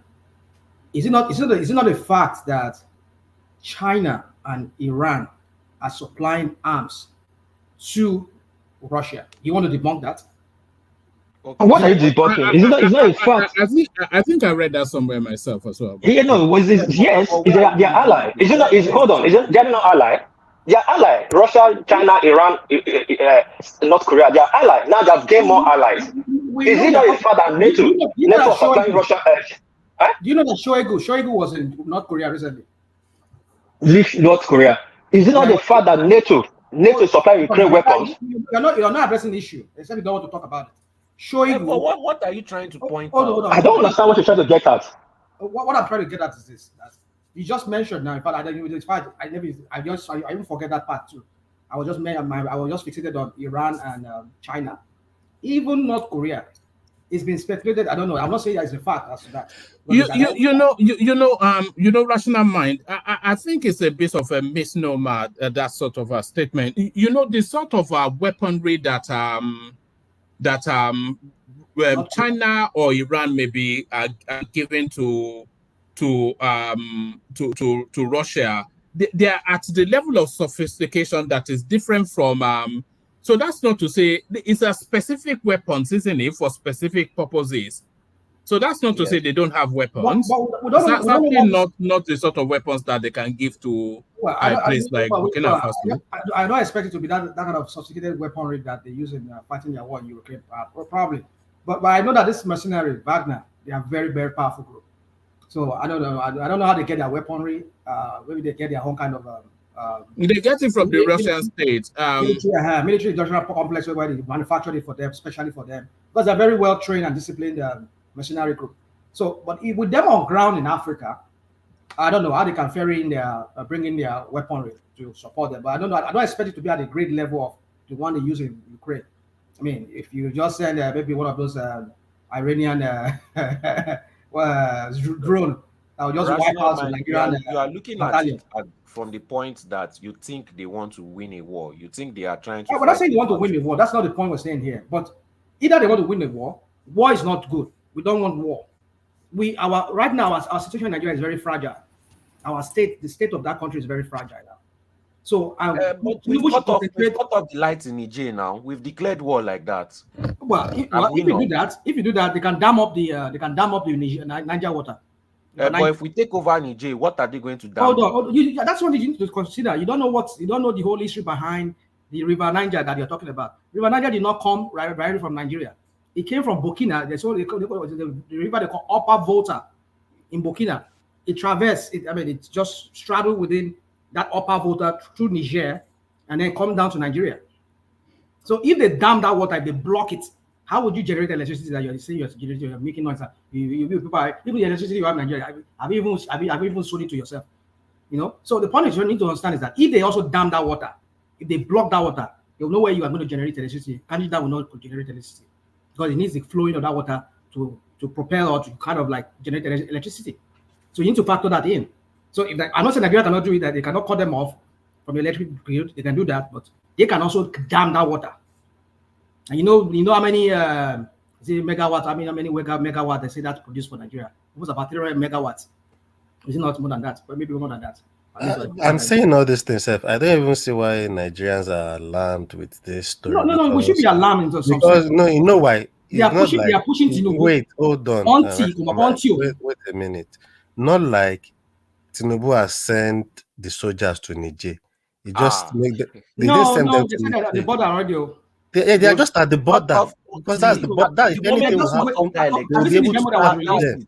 I mean, the memo that was leaked today, they said they leaked the memo. They sent soldiers to the border. They didn't send soldiers to Niger. That's our border. That's Nigeria's border. They are not aggression. Whether you like it or not, we are invading Niger. It's already too late. No, we are not invading. We are at the border to secure because Niger is closer to us than any other place. If you send with the threat, the soldiers from Niger and all this Burkina Faso has been threatening anybody, the ECOWAS and everybody. It is right for the president to send the soldiers to his borders. There was a time Putin himself has sent his black ship or whatever to the Black Sea. So it's just a protection, a caution in case anything starts. And when they do that, hold on, just let me give an example. You won't leave your border porous. Hold on. Just give an example now. Whenever Putin sends those military to order their spy plane to that area, that Baltic Sea, or to any of those, what was the reaction from Finland and the rest of them, other countries, Sweden and all of them, whenever it happens? They also they start their military drill because they feel that that's an act of aggression towards them. So if you send, because in the peacetime when before this whole crap happened, started, at least Nigeria sent military forces to the border, but because they know that they were preparing for war. Because they've said it that we gave you 7 days. And they have to retaliate that, okay, if you give us 7 days, you people should be prepared then. We'll meet for war. And then Nigeria draft their military to the border. That's a sign of they're just waiting for the go ahead and they just invade just flooded into Niger. So I'm not saying you're not right, what you're saying that maybe they're protecting our border, but that's an act of aggression that you are about to start an invasion from there. So for me, I think Tinubu just need to tread with caution. He needs to tread with caution. Use diplomatic. In my opinion, it's already too late. We are already in there. My own is very too late or not. My own is that if we are going to invade these countries, let us all of us to benefit. I've been saying this thing for more than a year. Let's enter Niger, Burkina Faso, and take their resources. Let's use it for our country. I don't tire. Everybody's doing it. All the West have done it. We too. Why can't we do it? So we should be doing it to We ourselves. should have our own interest We should involved. be doing it to ourselves. What? Sorry. Let me call. Let me call you. Sorry. Let me call you. And they are good and whatever else Yeah, they have. Solly, you have a point. You have a point there. Anywhere America, anywhere America or the West go to, they never leave and they go there for their interest. If they come to bomb your country, you are paying for it. That's why they didn't go to Rwanda, because there's nothing for them to gain. If they are coming to your country, you are paying with your resources. If Nigeria is going to invade Niger, what is it for us? Are we going to take over control of their uranium so that we oversee it for a number of years so that we can pay our military back? So what was it for us? Why is America not sending NATO or sending whoever he wants to send, or France to go there? I said it before. It's not our business. We should matter about that, because there will be inflow. If we go there to fight, there will be refugee inflow. If we don't go there to fight, there will still be refugee inflow. The best thing is diplomacy and stop France. This is France's problem. France wants uranium, not we. France said to America. So what you have to know, all Western countries, they are aligned in one cause, their personal interest. When it comes to their own interest, they must align, both Finland or anything. Or that resources, when it comes to that resources they need, all of them will align. That's why you see, France and America, they are not rivals. No Frenchman can enter America base in the world. But when it comes to uranium, America will back them with army, with weapon. Why? It's not our problem. It's Russia and France problem. And let us sort it out. And the Nigerians said that they don't need France anymore. Why can't France sit down and negotiate properly and give them better pay? Just to show you the slave. They are bullied. It's slave and servant mentality. Sit down and negotiate again. Okay, if I pay you 2 naira per cup uranium, I will pay 35 naira. Simple. But you want people to them as equals. That's just equal at all. You don't even pay them what they deserve. Burkina Faso, they are taking their gold. France taking 50% of their reserve. 50. And we don't say anything about it. And we are saying, why should we show off first? Show off first for who? As in show off first for himself at home? You don't need it to prove to anybody. What he needs to prove is a complete politician that understands international politics and geopolitics to see this with them. Come on, we don't need this. We have too many problems going on right now. Too many work going on right now. Let's settle this amicably. All right. Let me use this window to ease myself out and ease Thomas in, acknowledging the super chat from Ayo and Akulata as well. So thank you to the two of them. Yeah, let me ease myself out and ease Thomas in. Of course, John, you know what's coming next. Yes, here it is. So, General Thomas.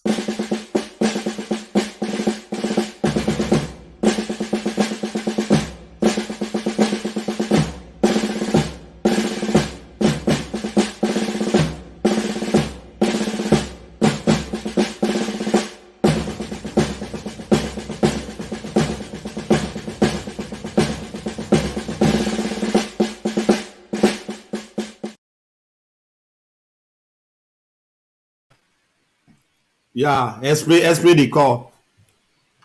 SP the call. Yeah, I'm not going to SP the call for mobile police army.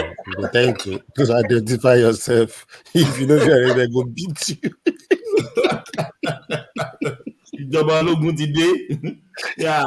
Let's change the topic. You've been talking Bula Balu. Let's leave. I don't even want to hear about this guy. Let's leave them to their problem. What do you guys think? So bring Obi now. I'm bringing Obi in. Let's talk about Obi. Yes, that's what I'm bringing in. I know you very well, but you will just bring Obi in. Just give us a topic about Obi today. What happened about Obi? Yeah, Obi is backing the national, what they call it, the protesters. Obi lost his phone in the courts. Really? Are you joking or you are? I'm not joking. It's true. I saw it in the news now that they stole his phone. There was a picture of him looking around. There's a picture of him looking around, and his vice president asking him, "You put it on this place?" And a lot of people were saying this is why he needs like an assistant or a head that will be going around with him. He was looking for his phone. But they said it was his personal DSS card that was attached to him. I had his phone. That's what I had. I don't know how true it is. So How can they say they stole his phone in the court? Is he going to court? Yeah, he was in the court. This guy. What's wrong with this guy? He's just messing himself up and down. Yeah, let's go to the protester. There will be protesters taking down the gate of the House of Assembly. Obi backs them, saying they should take to the streets. So let's start from Rational Mind. What do you think? I'm using them. Anyway, yeah. So I think I saw the some of that platform. Firstly, let me ask you: do you agree with them pulling down the gate down? Let's start from there. You see, that's a good question you asked, because at some point after they did that thing, I was just thinking that wow, you thought that one that they break that gate down now. By the time you go, yes, they want to repair that gate again now, billions of dollars, billions of naira, and they go vote for that gate. That same billions of naira that could have been used for some, some social program, now they will now vote. Oh, I was like, oh my God. But I understand it's the people who owns National Assembly. I mean, the Nigerian people are the one who did that themselves. But I just felt like maybe they should have just opened that gate for them and let them come in easily without having to let them to use some kind of without even having to resist them, and make those protesters to use their weight and their force to break it down. But the only hand I'm looking at now, they go down, they will vote. Maybe that gate, maybe they're supposed to repair it for maybe 100 million naira. You hear that they will be using 1 billion naira to be repairing it now. But forget about repair, Rational Mind. Forget about repair. Rational Mind, you were not here. I suggested they should have tear gas them or water can them or shot them with. How would they do that? When Tinubu and people were doing their own in 2013, 2014, who tear gas there would be there now. That's why that's what I said. Be careful. Good question, Rational Mind. Good question. Because I was hearing this guy on the background when he was saying you're supposed to tear gas and if they were animals. I don't get what you were saying. For the fact people are protesting, do you think? Hold on, I beg. Hold on. For the fact people are protesting, they are not against your government. They are protesting for the national rights. It's NSC protesting, and I thank Tinubu for quickly addressing the issue. Because if you are let it linger on, could have degenerated to something else that everybody will be in chaos. Why targeting peaceful protesters? What peace? This is what I was saying as well. It's not wrong that the NLC protested, and we should appreciate Tinubu. But I don't see why a lot of people were just saying we should appreciate Tinubu for attending to them. He came along. It's been a while we've heard this. He's been trying to communicate with the nation as well. Every little thing that looks like it's going to be trouble, he attends to it, and we see the difference. And the NSC protesting has actually made some kind of difference. Like Lagos State now, some fares has been cut down. So, but fine, the way the NLC put down the gate, nobody will support them putting down the gate, but I don't think it's bad they protest. But Rational Mind is supporting them now. Is supporting them the No, it's good that they protest. You have to protest to get what you want. But vandalizing things, Akpabio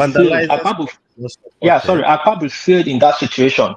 It's not only Lagos that protested. They protested almost every state. Kano, it was peaceful. In those states, they took the protest to the government house, and obviously came out immediately. It's on TV. And One piece. Hold on, let me land. Sorry. Okay, when they came counting, he said, "Okay, I'll support you 500 million for palliative." That's what they know. I've counted the protesters down. The situation here, the goal is to count people down. I probably should have been in front to talk to these people. Is inside parliament who are protesting, you are screaming nominees. How is the nominees better than the people? Are you not working like them too? I probably failed in that position. And we should call him out and show he acknowledge it, not talking about it. He never failed. Kumi, please hold on, please. Don't just jump in, please. Let's get some decorum. What piece? You are in diaspora. Who is making that noise? That's Patrick. Patrick, your system is making noise, man. I have to mute you. Sorry, your system is making noise. Warpies, this is to Warpies. you know, we live in the West. You live in the West. In the West, don't you see police, security using water cannon, using tear gas to disperse protester? Don't you see that? Are they not act, let me finish, please. Are they not acting violent, pulling down the gate down of a state of what it's? If I were to be police, they will tear gas them or water cannon them. That is violent. They should have stayed outside of the gate, do their protest. Their voice will still be heard. That's what I'm trying to tell you. You have the floor now, please. Okay, let me respond. Yes, from the part I watched to the part they put the gate, the protesters didn't just get there and start destroying things. They were there protesting. And like I said, if I probably was there with them, addressing them, shut the Senate down, bring everybody out, address people. You don't expect a baby that is crying to just stop crying. Maybe you beat that will just stop crying. But they say that the hand you used to beat a baby is the hand you used to draw him close to the body and petting. You don't expect people will just come, just say, I'm Akpabio, go back home, and they'll just go home. They'll push at you, then you will push back with something, you want to get something. I will calm them down. That's why I make reference to some states. Because look at Lagos. What the police did in Lagos, sorry, please. What the police did in Lagos, hold on, please. Hold on, please. What the police did in Lagos, that is what police are supposed to be doing anywhere in the world. For the fact, the previous president have said it's standard law. Now this president is doing it. This president is now. It seems like something great. Of course, let's give them that accolade so they can continue that standard. Every protester needs protection. So be police with them, so that people will not infiltrate the crowd. So that the police can give their own report that this protester was peaceful, was who done that infiltrated the crowd. And if Nigerian government is doing this, I don't see anyhow or anywhere we disrespect the government. See Lagos and we give them kudos. Guinea will give them kudos. Kano will give them kudos. But why is it Abuja? That the Senate says that they're better than everybody. If it's taking 3 hours to calm people down, stay there and calm them down. And somebody is telling me he didn't do anything wrong. Yeah, let's hear from Bishop. Bishop. Your but Thomas, you know, I didn't finish my. Coming back to you. We are going back. That's it. Me, I first interject, but you are calling Bishop. No. Sorry. Pumi, I forgot. Please. Yeah, let's hear from Pumi. Yeah, Bishop, hold on. Let's hear from Pumi. Yeah. The reason why I said Akpabio never failed is this is the first they they are protecting, and they remove the gate. Imagine they continue. That means they will take off everything in the National Assembly. Let us call this way. Because now, Bishop,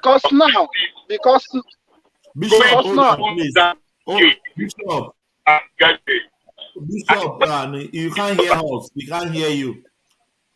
Bishop, sorry, I have to mute you.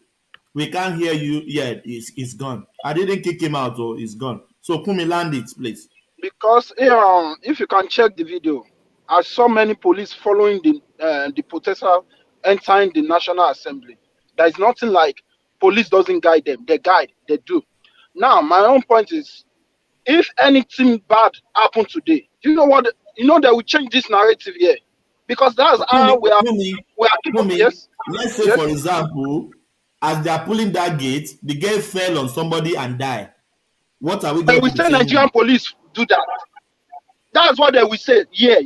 As they are talking now, that's what they are going to say, that, oh, Nigerian police, they won't kill them. Second answers. See, we just go through a lot.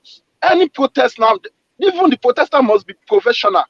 Right now, at this period we are, you are saying Lagos State try. Lagos State try because the Lagos State government put police everywhere, and nobody will want to try because they know what Lagos State is going through. It never come out of the last protest in Lagos. See, let me tell you, until when we are condemning bad things, that's how we're gonna have a good develop. That's how we're gonna have a good leaders. Even we the citizens, we are a little bit partial, because someone go to National Assembly, removing the gate, and we are still defending them. Even national man don't know how to condemn it.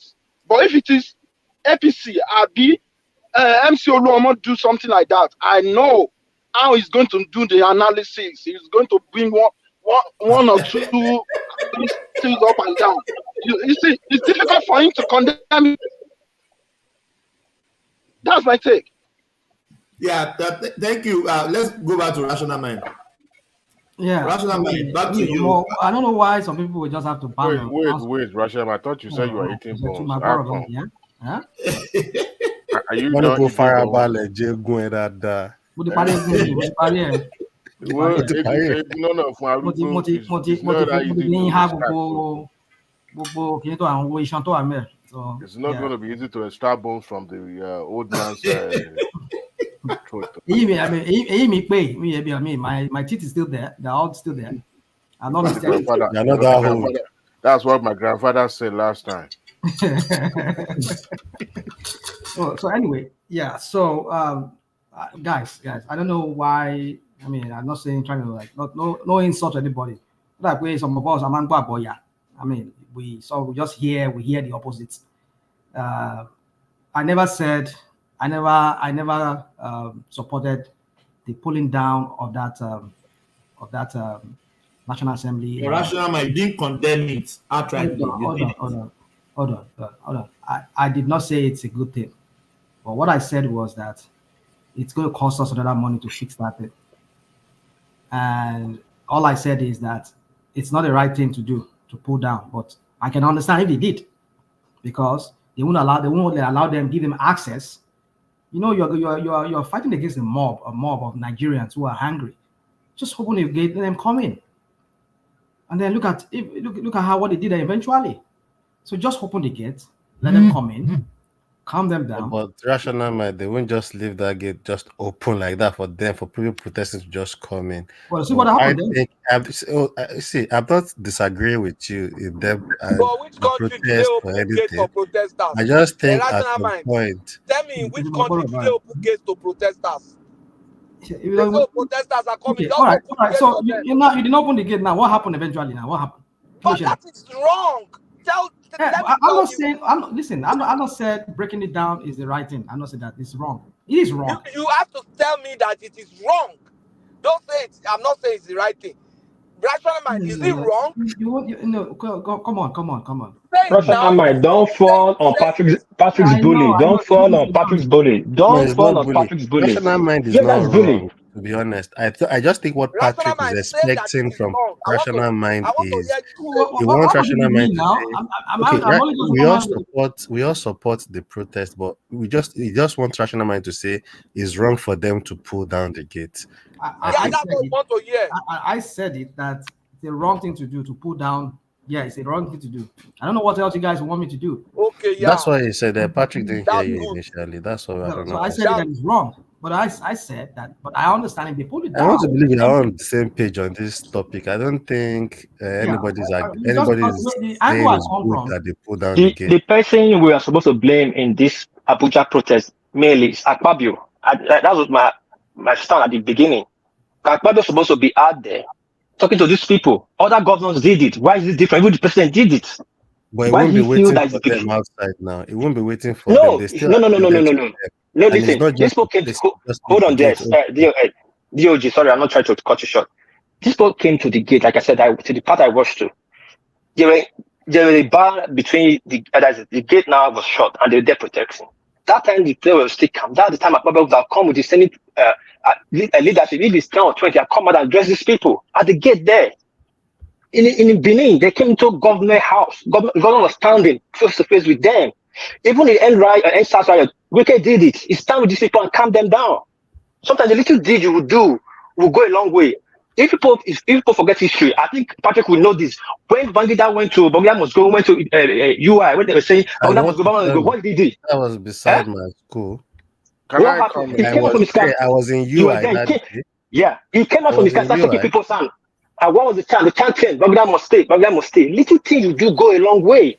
Yeah, but you see what please? We should call it spade. That little did if he had come out early. Hold on, please. Somebody's in the middle of hold on, please. DOG land it. Yeah.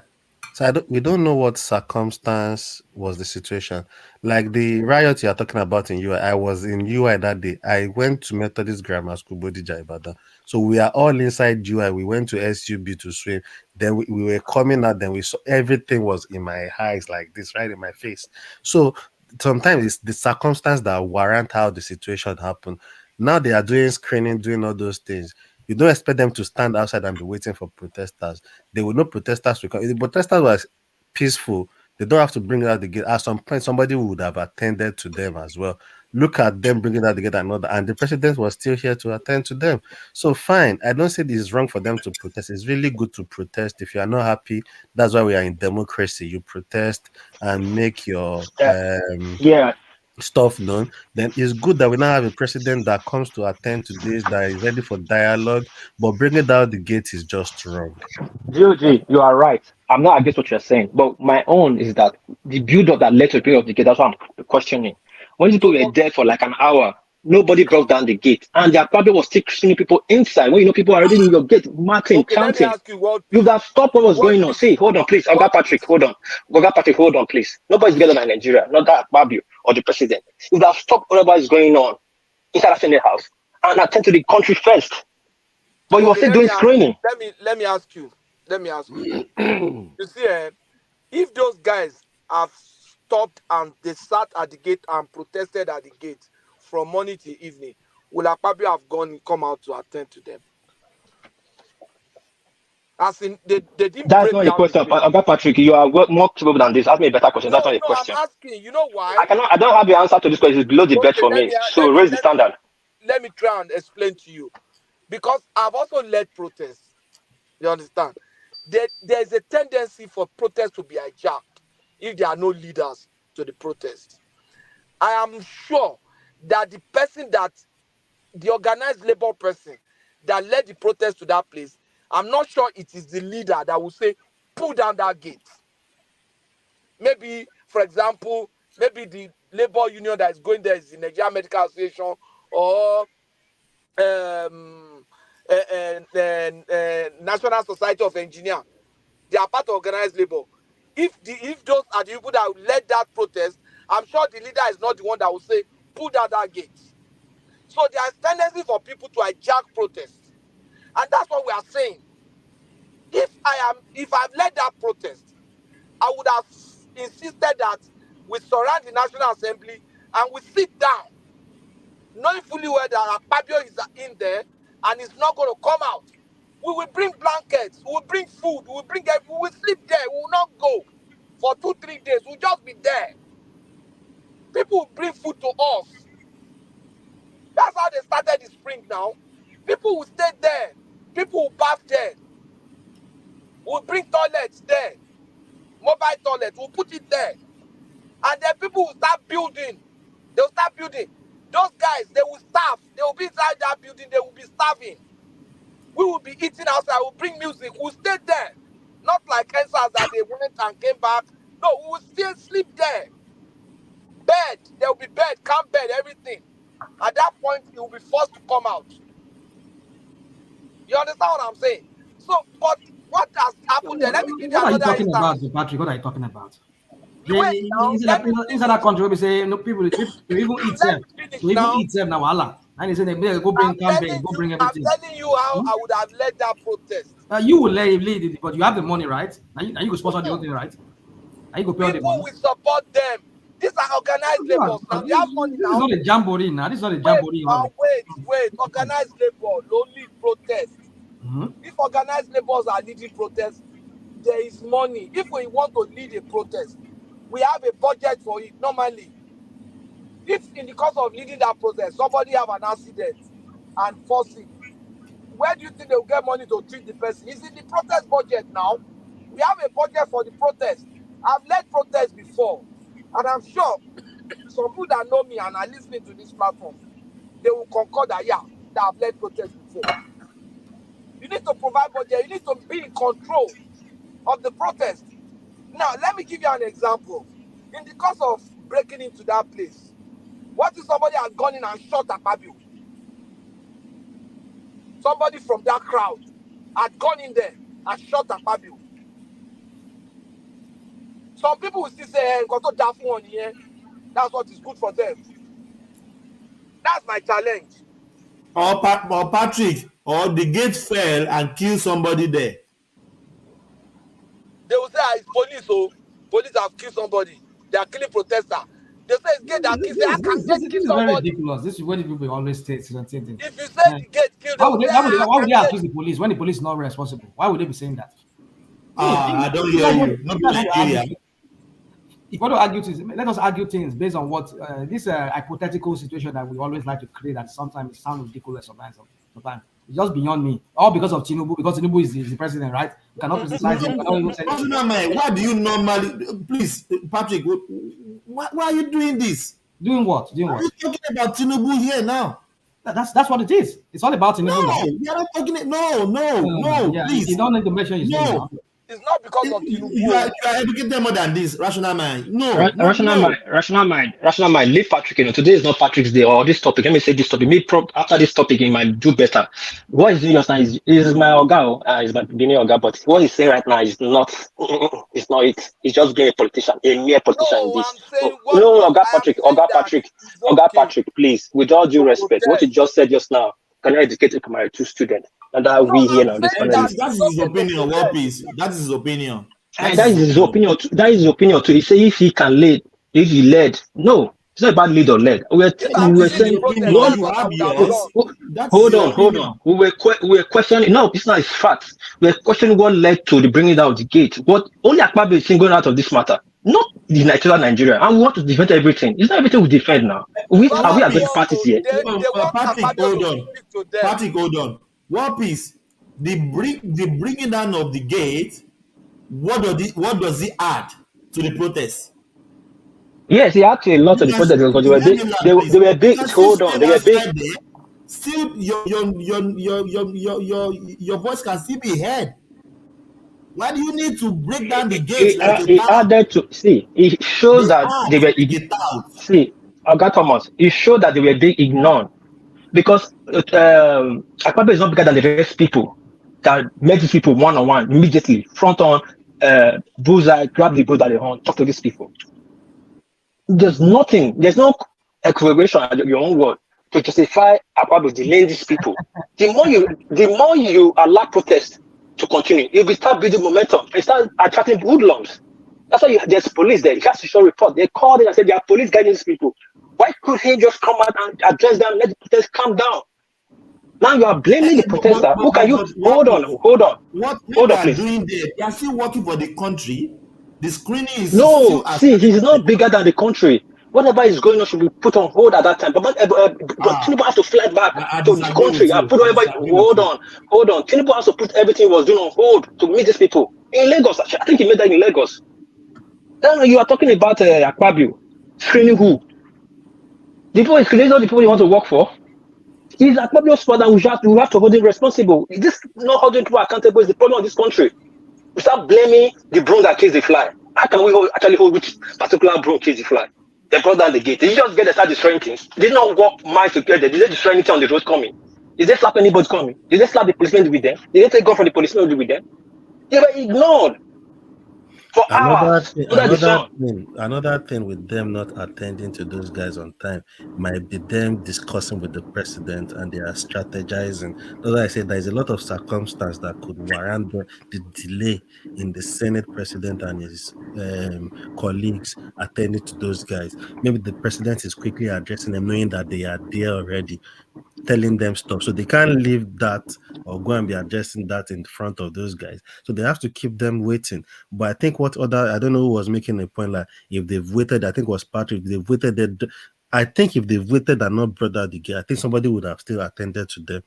That of course, DOG, is it not the same gate the senators will leave? When they are leaving as well. When they are leaving, they are not going to climb the fence.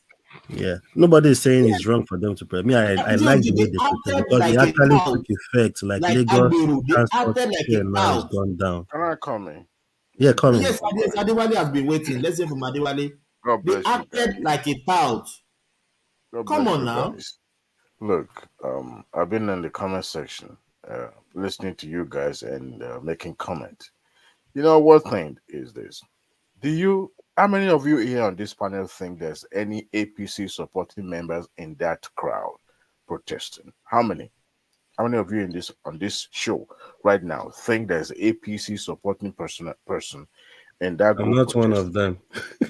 Do you think there's APC I members in believe, that? I believe there must be. There must have been people who voted for APC there that were aggrieved. What percentage do you think the I don't know. APC You can't members? ask me. I can't tell you. I can't give you that. But definitely there must be 1 or 2 or 3 or whatever. There you go. That is the point I'm trying to make. So you see, the leadership of NUC and TUC and the Pengerson that orchestrated this protest knew what they were doing in the first place. And what was they trying to achieve? Number one, from a political angle, they've been a supporter of Peter Obi. And there's no denying about that. But what is happening now, they knew when the fuel subsidy was not included in the appropriation bill, they knew when it was not included. Adewale, please hold on 1 second. Oh no, let me just say this.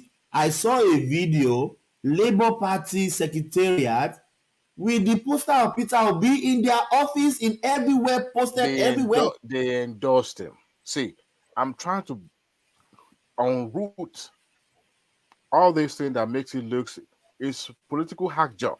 But let me come from a neutral ground so that everyone can understand what's going on. Not that there's no denying that there's hardship in the land. Of course, there's hardship in the land. But you see, I was arguing with Ayo on the comment section earlier that anywhere in the world, organized labor is a scam. I belongs to one.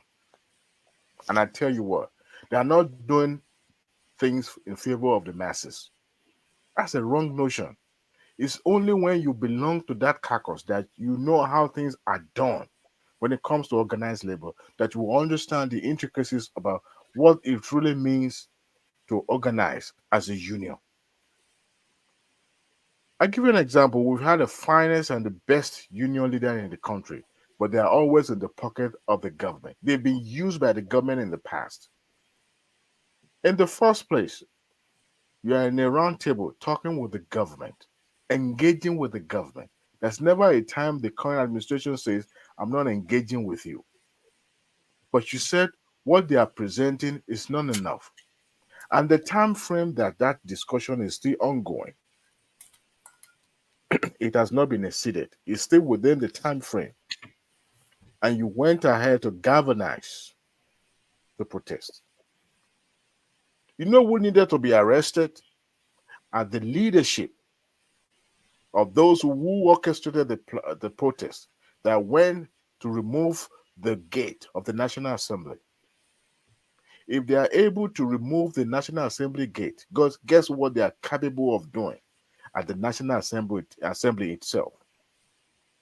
Not that they were not granted audience, they've been told before, because the land is already ripe for chaos. What do I mean by that? The National Assembly, they contacted National Assembly leadership and they were made to understand, look, we appreciate what you are doing, but don't you think it's too soon? And they told them there's no way we are going to attend to you. But they went ahead anyway. And they took the route that they took. You can imagine if the leadership of those who organized the protest were not able to contain those who pulled down the gate. You can protest anywhere, but there's nowhere in the constitution or in the law of the land that says the government must grant audience to the protester. No, the protest is to, showcase your grievance, displeasure against the government or against anything that might be bothering you as a Nigerian and as a national. You are free to do that. You are guaranteed protection under the law.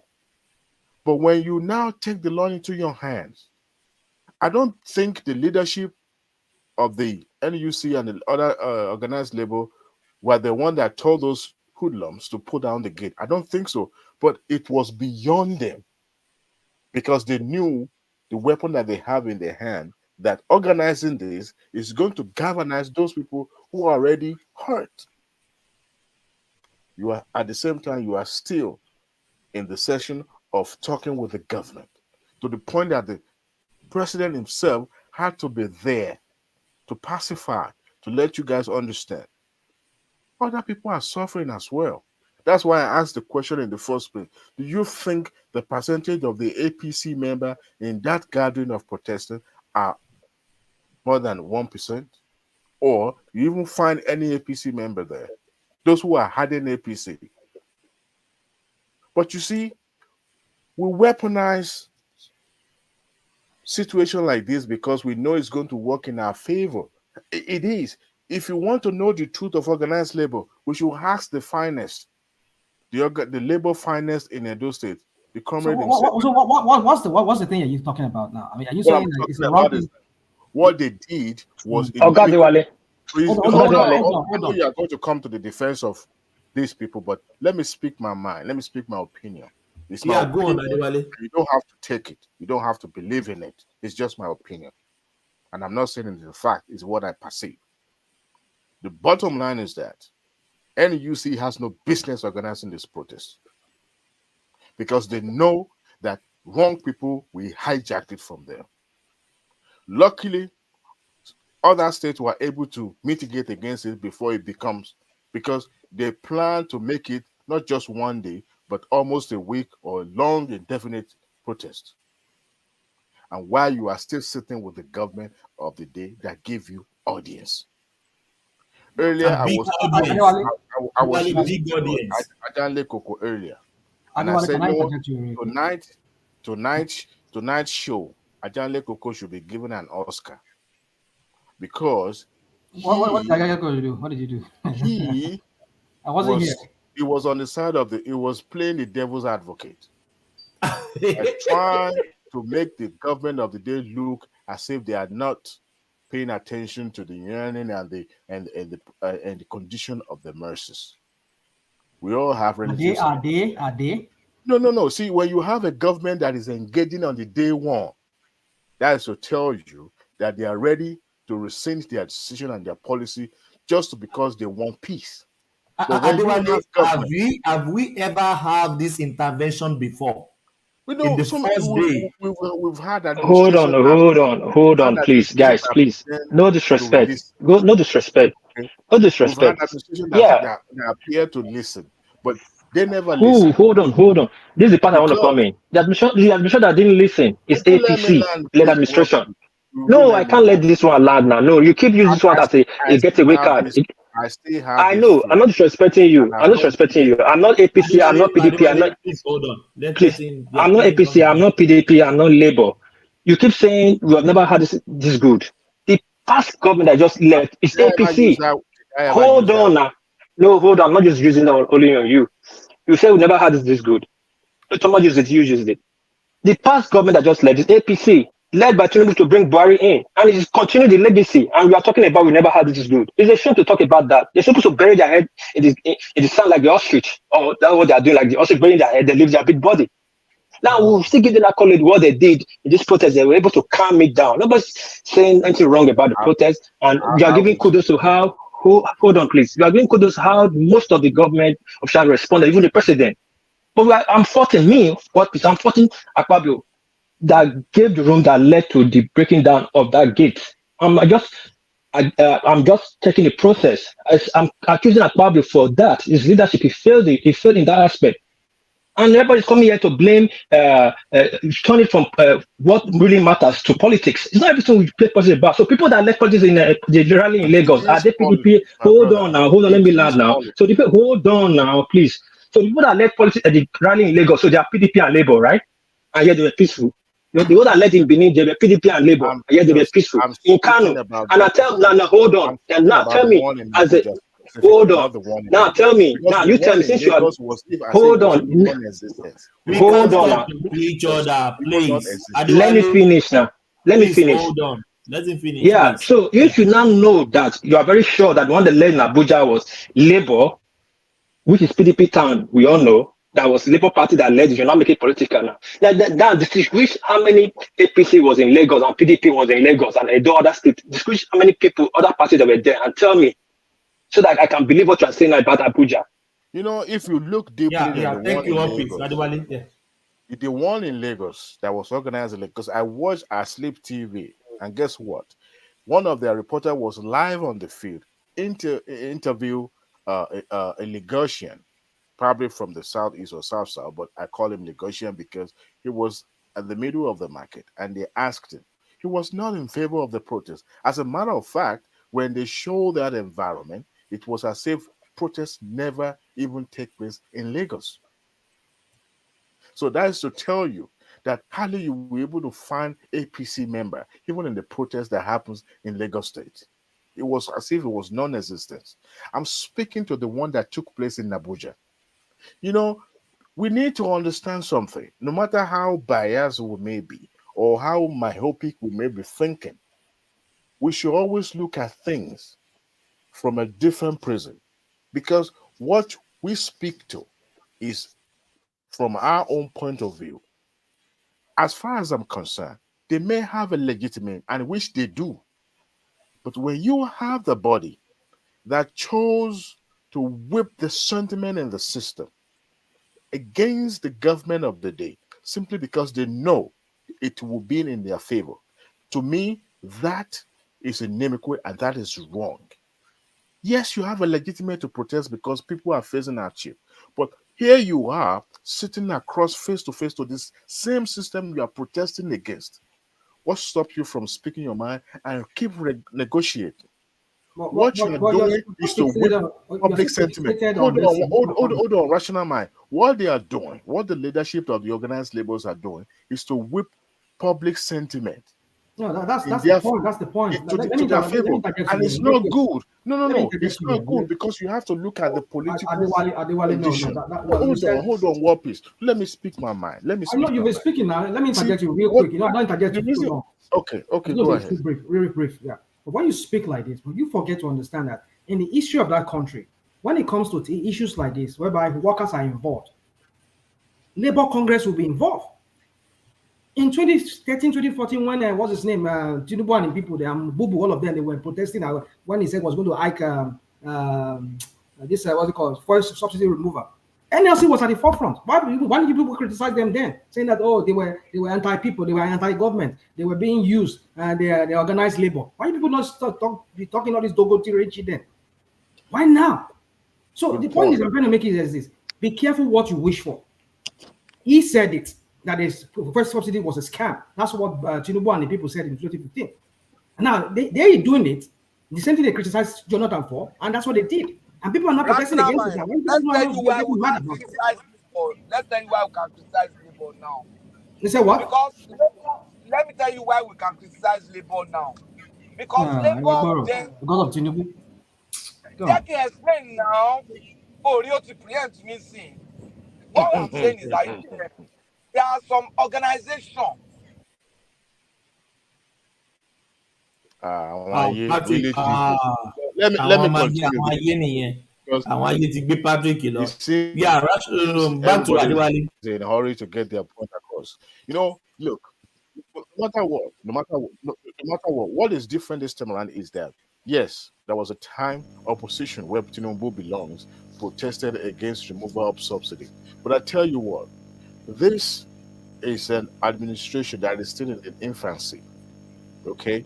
But you know, you are granted a privilege to sit across to negotiate and to keep dialoguing. But the moment you leave that table and you want to bring in sentiment into it, you don't have the power to control the narratives anymore. What they did, because they knew, it's like when you have an atmosphere that is ripe and is already wet with petrol, all you need is just a little spark, and that will engulf in flame.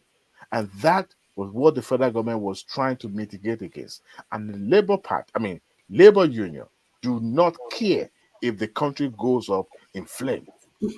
Yes, they have a legitimate. Adewale, is that Freudian slip? You said Labour Party. You are right. No. I don't want to get the Labour Party involved. Even despite that, the leadership of the NUC and the rest of the organized labor endorse Labour Party. They can endorse anybody they want. After all, Labour Party was derived from Labour Union, right? But what I'm trying to bring to our notice or to our attention is that what they are doing is more or less of, trying to whip the sentiment of the public. And it is not right. It is not good. If not coming from a political aspect. See, they have a legitimate reason to protest. I tell you this, as a Nigerian, as a patriotic, as a nationalist, they have a very good ground to protest against what Nigerians are going through. But you also have to understand that the moment you are granted a table to talk, to speak your mind, to dialogue, then you have no reason to complain. Yes, it's about being in a boardroom where you are negotiating deal.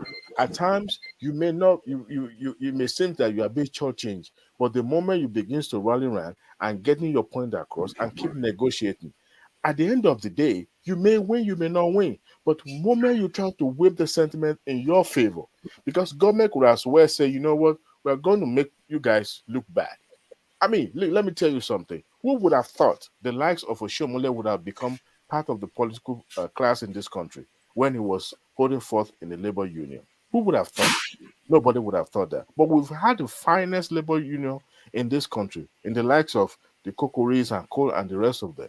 They discharged their duty, but they were in the pocket of politicians. That's why you could see those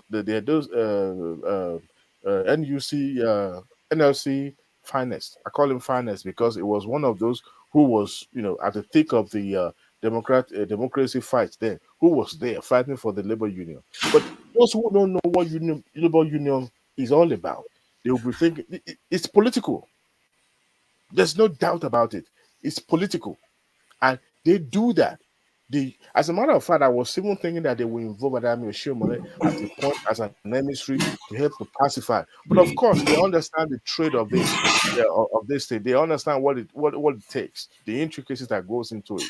But my take is this: those who protested went to National Assembly and pulled down the gate. They are also capable of wreaking havoc at the National Assembly if they were granted entrance into the venue. So my take is this: those who organized the protest would have been held responsible, because in the first place, you were told you are not going to be granted audience because they know this is more or less like an atmosphere that is ripe for trouble. Just like what happens at the Capitol in 2021. Today, the person who whipped up that sentiment is being indicted. Donald Trump. See, the law of the land may catch up. Unfortunately, we don't have that kind of, rule of law that is strong enough, to do what is set up to do in Nigeria.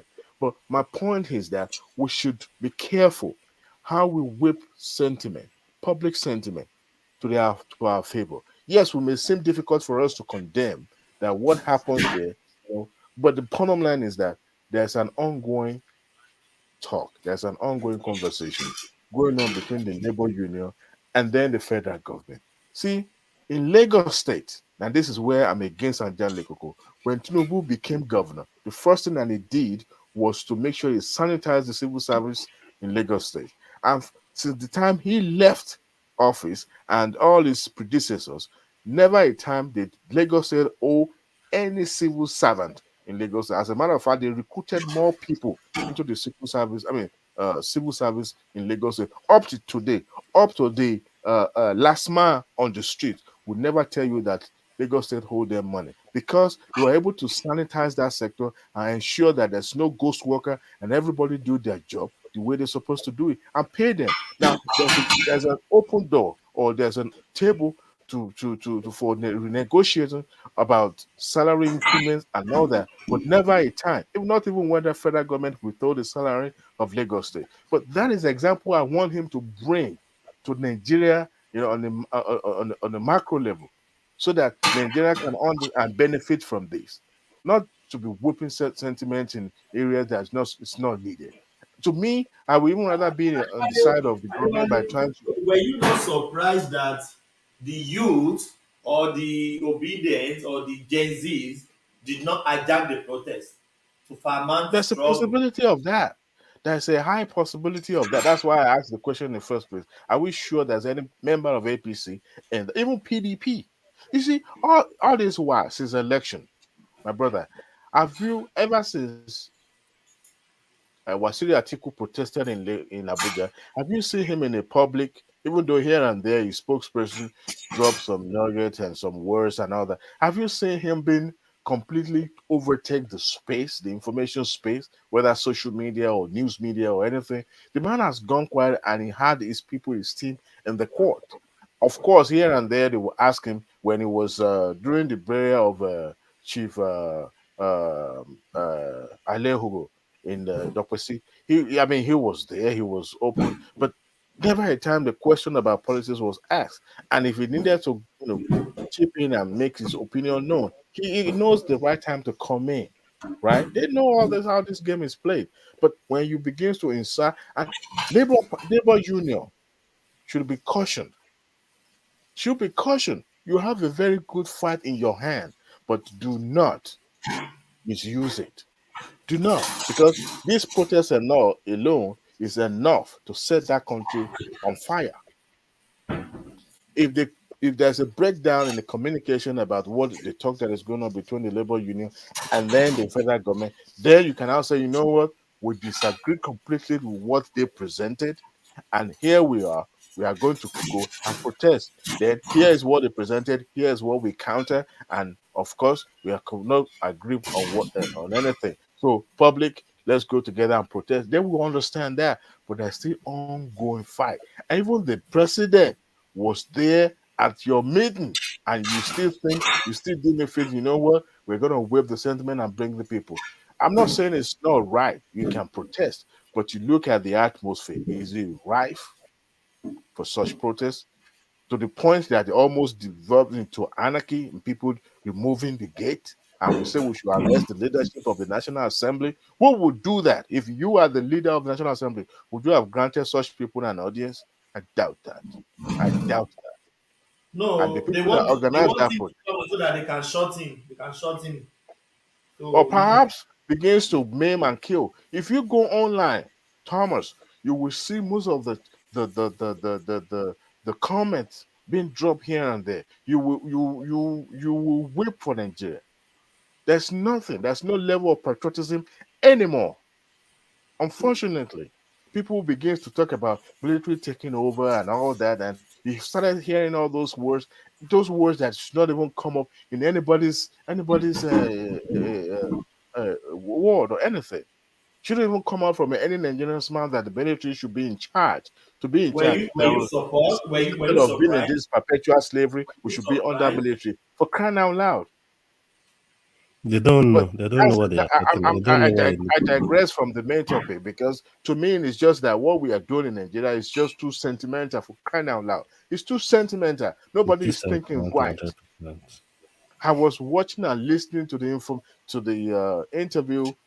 Screening of the ministers in the National Assembly. My brother, I almost wept. But I must tell you today, for the first time in the history of Nigeria, I'm proud to be in Nigeria. I'm proud to be from Ekiti State, because I saw in the person of Dede Alake someone who is from my constituency, who is from Nigeria local government, who is from Eshobe, who I'm proud of, because I know what is capable and his capability. Online, I saw what people were writing about this man simply because he was representing the president, but nobody doubted his capability.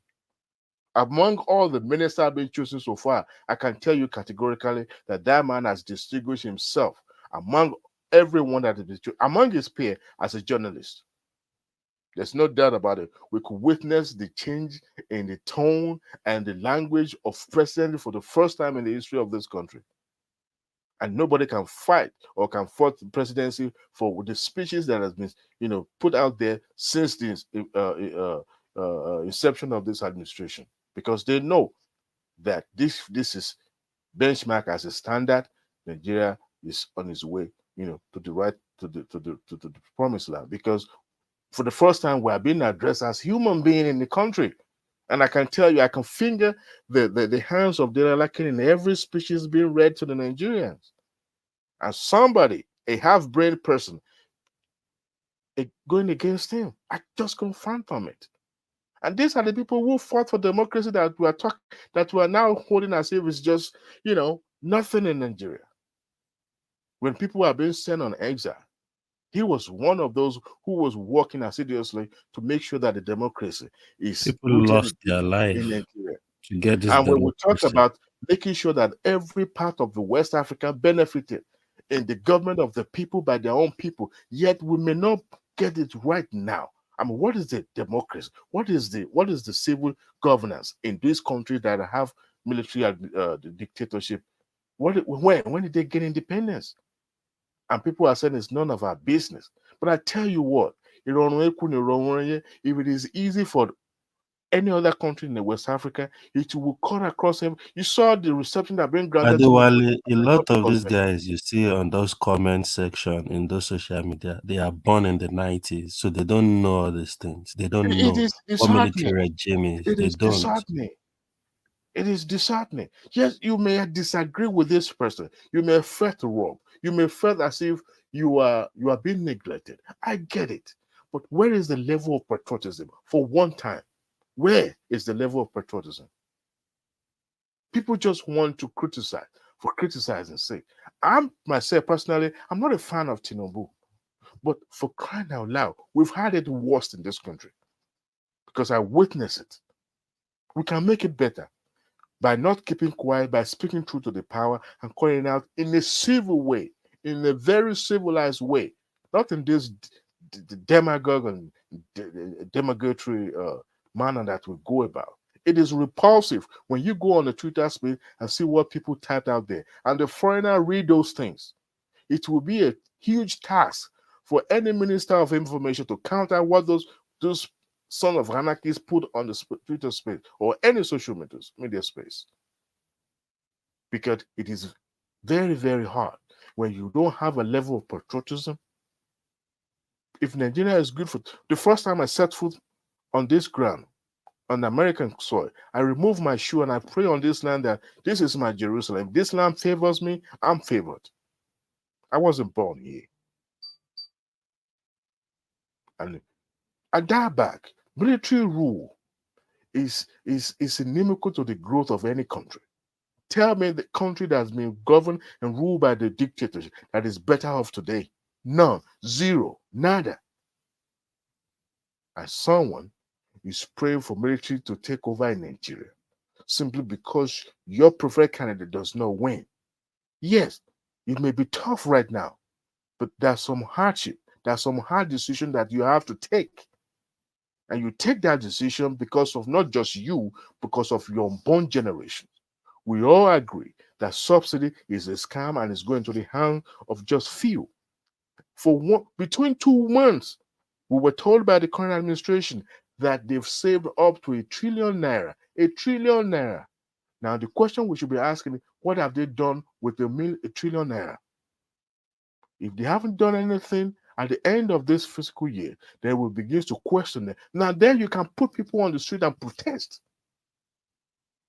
But when you have a government that came out and make proposal and say we're going to do this, you're going to do that, they fight that. That is what you can criticize. At the end of it, there's none of those measures put in place, which is common Nigerians. So that is when you can now protest, not when you have it at the infancy.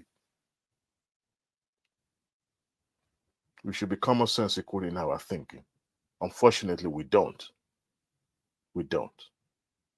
Are you the floor?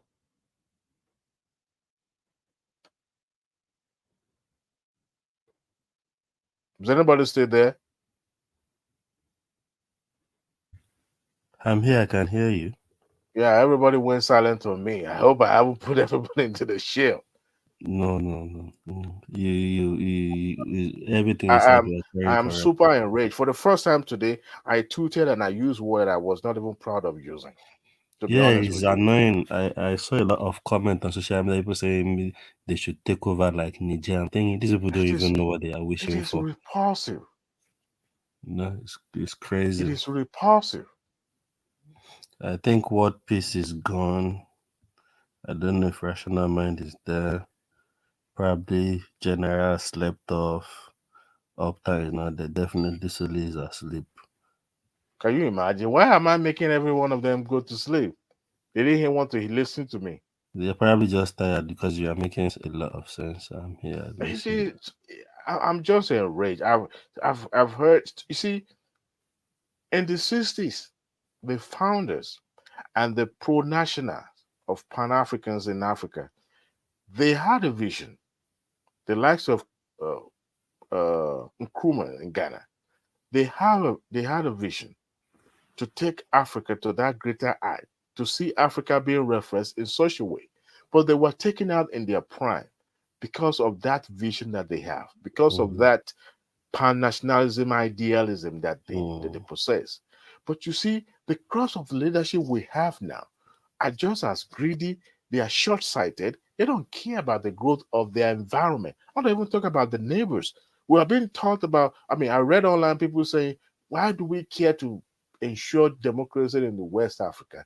My brother, please, please, can you imagine waking up tomorrow and you hear about American being taken over by the generals? How strange it's going to sound to you or look to you. That would be mad. Yes, we have corrupt politicians, but guess what? It happens in the history of America.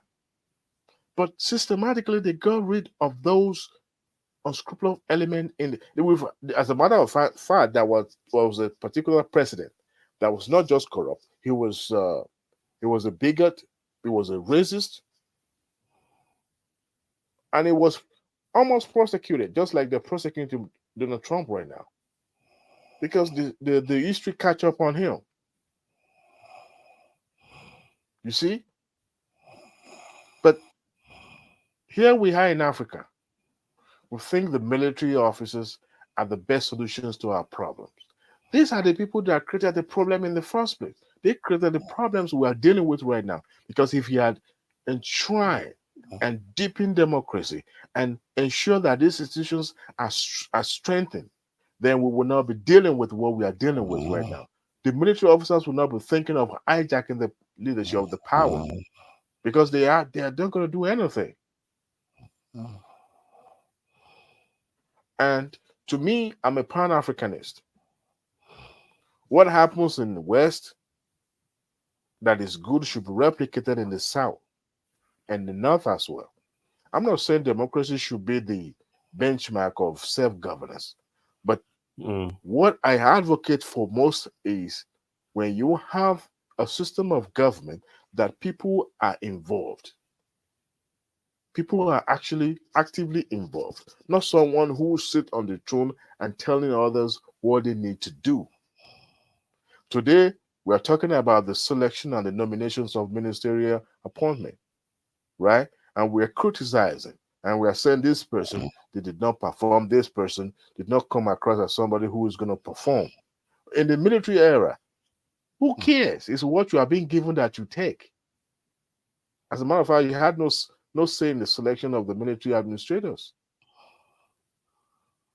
But unfortunately, Adebade, can we please go back to the topic? The topic is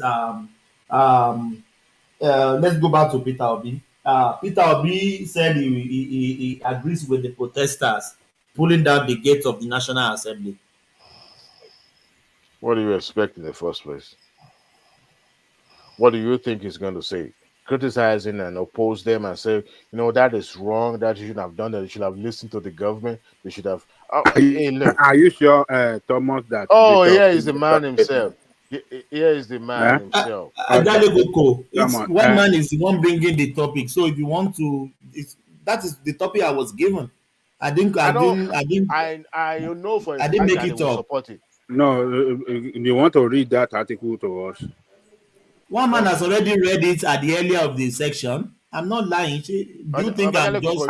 I'm not sure. I'm not sure if we say that he agree with them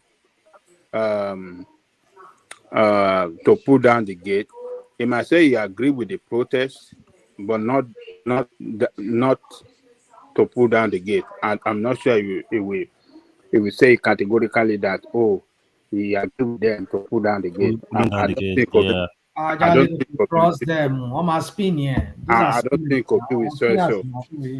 The moment you agree with the protest, then you agree with everything that came. Come on. What is wrong with the protest? Because I've been hearing you. The You are protest. this, The protest. I see Nigeria should not protest I against. did not say Nigeria should not protest. I did not say that. But what I'm trying to emphasize on is that the timing of the protest. Timing. What do you mean by timing? I mean, so number one, there must be time to protest. There must be time not to protest. What are you talking about? When there's a breakdown in the communication. Which breakdown? What's the breakdown? These bodies, these labor organized unions, they were still in talk with the government and discussing about the palliatives or what needed to be done to cushion the effect of the hardship in the land. They are still talking to the point that the president himself has to be in there in the meeting. So there's never a time that communication was cut off or saying no communication was cut off. The government is not. Babanja Kuku, come on. They are still the talk is still ongoing. They are still talking. They haven't put. Nobody has pulled out. None of the parties have pulled out. All of them are still engaging each other.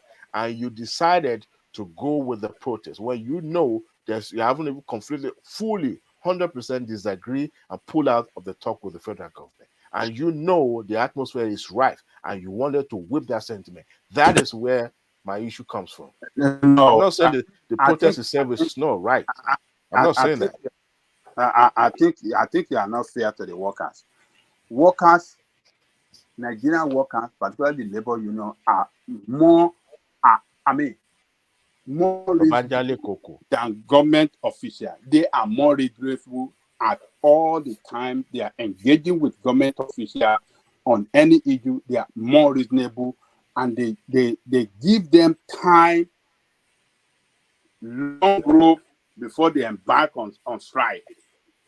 But government will never do anything to prevent that strike from holding. No, they can't do it. They can't protect. They can't stop it. They have no power. No. They have federal government has no power to stop. No. Hold on. You see, before they embark on demonstration or anything, is when government is not listening to them. That is when they will. That is where my satisfaction that they were whipping up public they sentiment. know the psyche of the government official, that it is when the only language that they understand better is protest or and strike. For an administration that you understand is what just I'm 2 saying? months, and what they've proposed has not even put into administration. What do you mean by administration? That's not even that. What they were proposing. Hold on. Administration that stayed 2 months, according to you, that know how to remove subsidy, that brought hardship and pain on people, and does not have anything to give in return to people. Let's get something right. To fight the suffering and hardship that they have inflicted as a result of removal of Babanja, hear me out. The subsidy we are talking about, the current administration will emphasize that they will not reinstate that subsidy because their predecessor removed it. So they themselves, this current administration, will also told that same line, they will not reinstate it. Okay. Now, but the talk between the Labour Congress and federal government boils down on number one, the refineries. The article that one man displayed earlier shows or says that Tinubu promised that refineries will work by December. As at December, Tinubu was not at the helm of the affair of this country. So they can't hold him. Is promising this year December. Okay, but we are in August. We are in August. Yeah, you said. Hold on. Don't let us look. You are taking this. We are in August. Babanja Koko. It was sworn in on May. Look, even the ministerials have not even take hold of office, but they themselves, just within that small cabinet, that kitchen cabinet, is the one engaging. This is a direct resource. Come on, even all let's call them because this is your candidate that you support, It and is you not about think, supporting a candidate. It's a common yes, sense this is thing your for them candidate, to this, do. and you will do everything, you will say everything to defend them. See, This is what we know. if somebody do right, we praise them. If they do wrong, we criticize them. Okay, on this show, I've criticized when I needed to criticize. But what I'm really against now is that when you granted an audience, for example, Evangelic Coco, if I needed something from you, all right, and I come to you and I'm in talk with you, let's say you and I are in a business partner and we're talking and we're negotiating a deal, and all of a sudden I went to the press and I started spilling to the press and say, you know what, public, please, this is what situation is going on. Of what advantage is going to be? You are creating enmity for the government. Is that going to work in your favor so that if it doesn't work out, they will say, well, after all, this is what we propose. However, the enemy is the government. You don't do that. That's why I was telling somebody at the comment section that organized labor is a scam. It's political in the first place. Oh, no. I think It you're is wrong completely. If you say it's there a you go. scam, Listen, I'm involved. I know that. I live in Texas. It's organized labor. You don't know. You don't know I anything beg you. about that. You don't I know beg you. anything I'm about deep- that. Is why you are tagging them. You don't know what It they is stand a for. scam. That's why you are tagging them Anyway. like that, and it is wrong. These people Okay. represent various trade Yeah, unions right. and workers Yes. across. Yeah, the right. Were you Yes. there? Huh? So did you watch the interview where sometimes ago?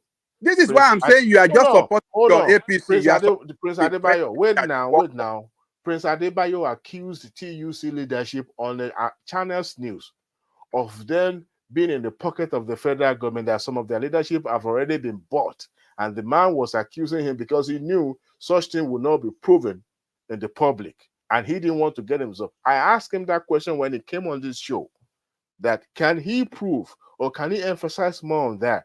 And he was political in his answer. And I can tell you, that is the fact. That is the fact.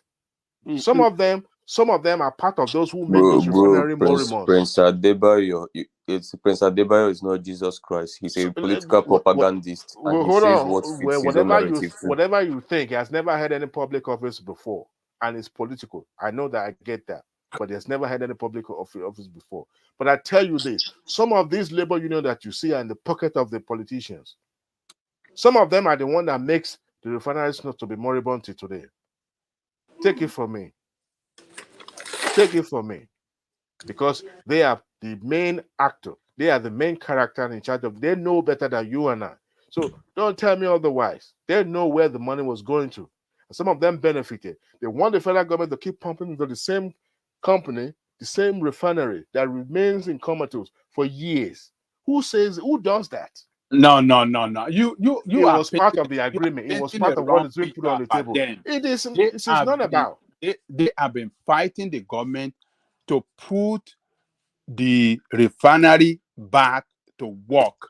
Workers Who have is in his very right senses is going to keep pumping money into what has been dead. For The several refineries years. have been dead. This dead is a dead horse. Who will continue to pump money into it? There's no sensible person in Nigeria that will insist that federal government keep pumping money. Okay, why is your president? Why is your Tinubu your president promising Sell that it. the refinery Port Harcourt will be back on stream in December? See, it is possible to say that, but why is he promising that it is still political? What he was saying, he will renege on it because they themselves know that he's going to renege on that promise, that he would never, that those refineries would never come active.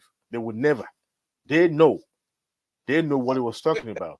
But the bottom line is that there's no sensible Nigerians that will say they should. So what you mean is that Tinubu is promising Nigerian people and the workers what he knows that he will never fulfill. Is that what you're telling us? Possibly, yes. Possibly, so yes. He's a very irresponsible leader, a liar. But they want him to pump money into it too, to revive that. They're already pumping money into it.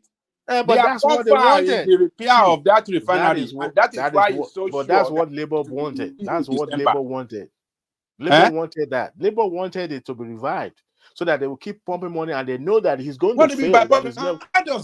How does Labour benefit from in pumping money to repair. How did they wanted government to how did they benefit? Are they going by their contractors? public? They sell parts. Did they sell all those? They have members equipment? that works there, and Why they are are you being talking like paid. this, Adewale? Why are you talking? I didn't know. Are their members not being paid? So The English Adewale, members are not being paid. The workers are fail to there to fix a work. The refinery, workers are there to work. Please see, some of their members work in this refineries. They have pengasons, right? They have other members that work in these refineries. Some of these people knows where the money is going to. They are beneficiary of all these things that is going on, all this corruption. They want the government to revive it. They know that it's a dead horse in the first place, and the government is also lying to them, whereby the public are deceived. I'm not shielding the federal government of lying. I'm not shielding them. They know what's up. No. Let me you know who get played. So it is the public that got played. So you have now confirmed to us that Tinubu is lying. And I say it's possible. And I said it's possible because it's part. You see, it is part of government. You can't have it. You can't have it both ways. No. When you say it's possible, it's like you are trying to. You know what? You want me to be categorical? Yes, he knows. Let me be categorical. Yes, he knows that those companies, those refineries will never come alive. He knows.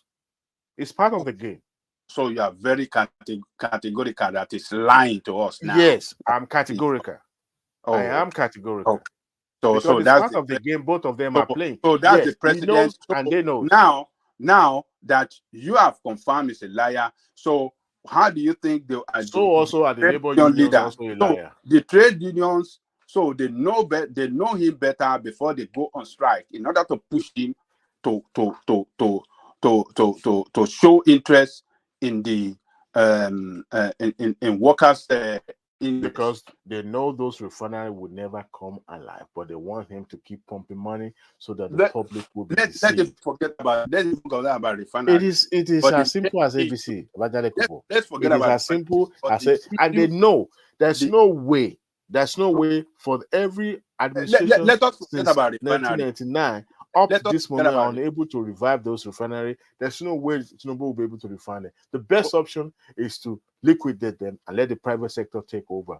But as long as we still have federal government in charge and the labor union knows where the money is going to, there's no way. And they know that this is just a dead elephant and they want them to continue to spend that money.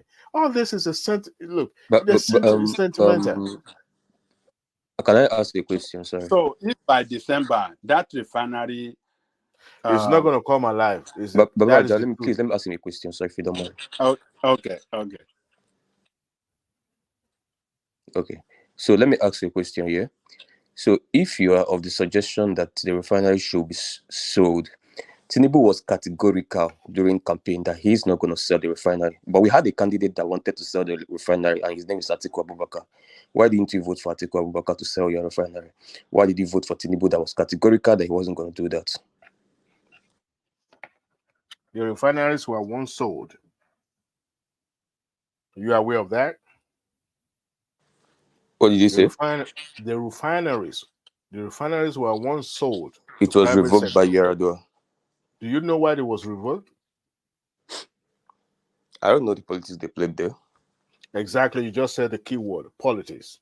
Okay. Because they know the money is going to stop going to the pocket of who is supposed to be going to. That's why the government revoked the license, revoked the sale of. No, I think I will need you to answer the question directly. Tinubu was categorical that he will not sell those refineries. Atiku said he was going to sell those refineries. Listen. Wait now. Let me put my question to you again. I want to answer you without going around. I don't beat around. All right. Okay. Fine. Those are political talks. You know for a fact those refineries will not come alive, and those refineries will remain the same way. That is why they granted licenses to private sector for them to be able to operate the refineries. And the laborers knows that the money is also coming to them through that dead elephant project. So it's about who is able to deceive who in the eyes of the public. And the public bought it bought into it. What Tinubu said in the public during the election was an electoral election talk. He will not sell those refinery and he will not pump money into it. If it's pumping money into it, that means labor union also is going to be benefiting. And I'm saying it categorically. Okay? They what exactly is Tinubu's plan with the refinery? Since you say he's lying to us, so what exactly is his plan? He doesn't have any plan. I think their best bet. I think their best bet. I think it's going to be because part of the demands of the labor union is that those refineries will be revived, and he has not given them a concrete answer by saying, "Oh, we will refine." Even though he said it during the electoral time that is going to revive those, he knew that pumping money into this is just more or less like when you are paying subsidies. And the organized labor, know how this political game is played. I will use what you said against you in the eyes of the public. However, we will also be a beneficiary of this. But we are going to live up on what the public hold us to, because we don't want to look as if we're in the pocket of the government. They know. And there's also a political angle whereby some of them have biases and they are not shy away from, showcasing that biases. The leadership of the Labour Congress also, majority of them are in favor of Labour Party. So want to make sure that this administration is also look bad in the eyes of the public. It's a game. Yes, you see, that is where you got it wrong. You are contradicting yourself because you are exonerating Tinubu, and then you are talking everything about. Where have you seen me exonerated this administration? Where have you seen me exonerated? See, sometimes you have to be your friend of your enemy. Sometimes, in some circumstances. But the crux of the matter of what is ongoing right now, Labour Congress knows what they are doing. If you Uptown, I'm having a dialogue, I'm having a talk with you. If you ever been involved in the boardroom negotiation before, you will know that everybody hold their card to their chest. You don't go out there and start talking, even if there's a merger of conglomerates or big companies and all that. You don't go to the press, because most of the time what is going to be spilled to the public is going to be a snippet or a little small information that it won't hold anything. So they want to make sure that they get to the bottom and to the nitty-gritty of the deal before they start coming out and be categorical about this system. So what the two of them are doing, the federal government is talking, even if they don't even say jack at the negotiation table. The NLC chose to go public and go into that protest mode. My take is that, to me, that is sentimental. That is uncalled for. At least you keep talking to that deal, that negotiation break down completely. And if it goes down and it breaks down completely, then the public will know.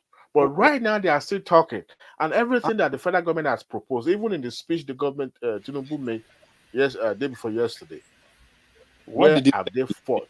What did he say about workers in the speech? If you can remember, what did he say? He proposed increasing salaries. He didn't say anything about that. He said it's good. He said there's going to be. He said, yes. Hold on. Part of that review was included in their negotiation. Hold on. He said review of worker salary is coming.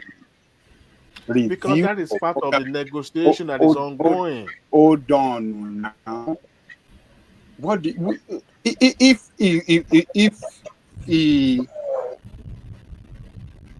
Tinubu had been engaging and had been making progress with the workers, with the trade union on matters that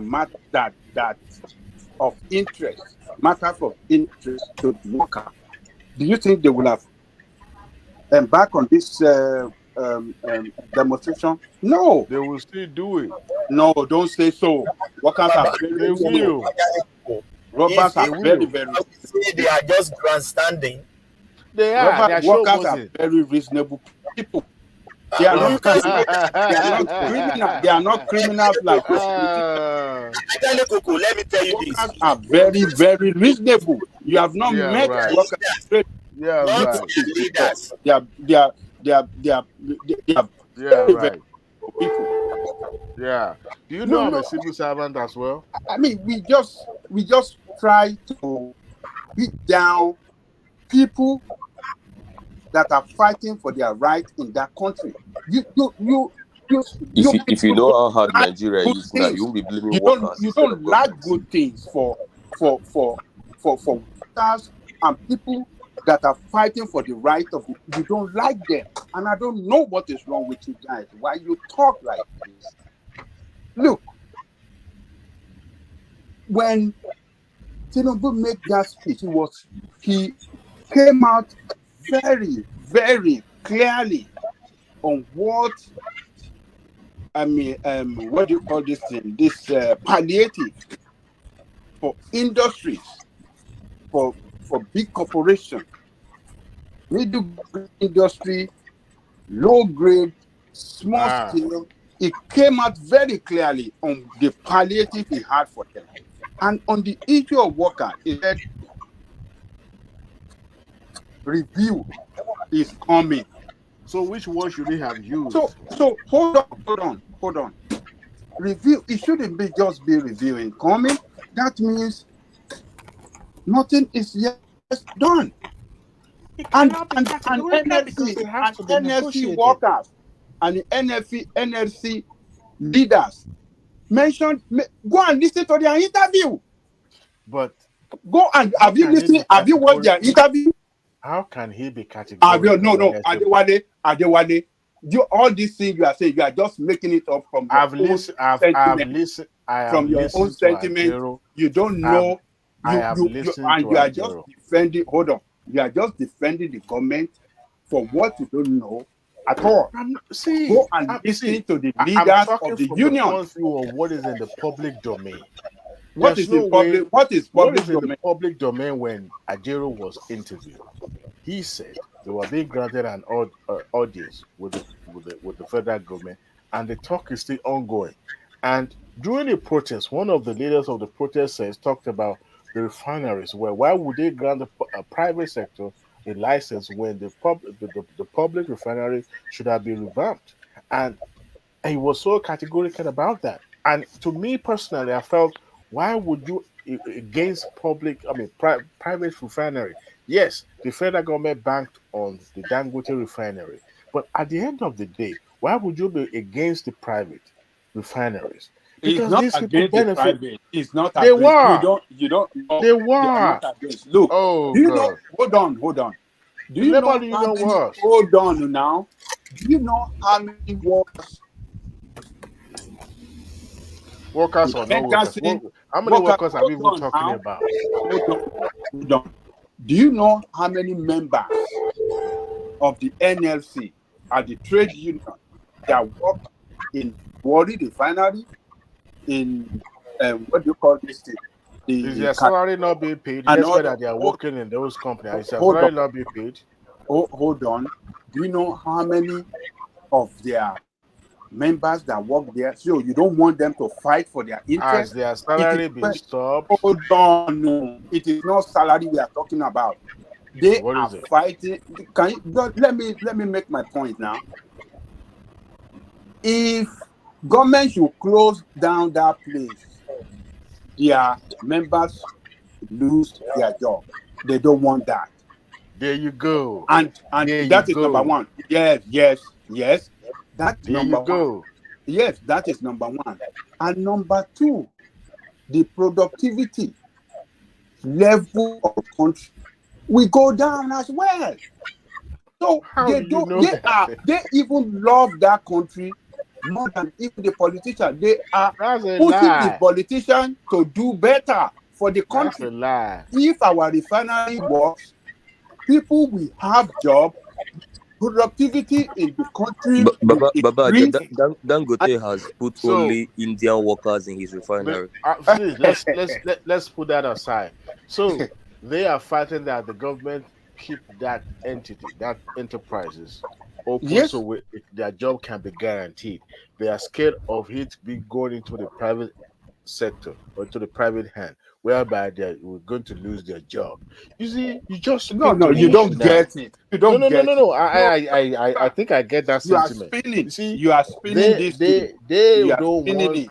a You refineries to go are into the spinning private it. hand because they will not guarantee their job. But you see, that's a valid fear. That's a valid question. That's a valid antagonizing tactics. But you know, the funniest thing is that there's never a time Maku will not die.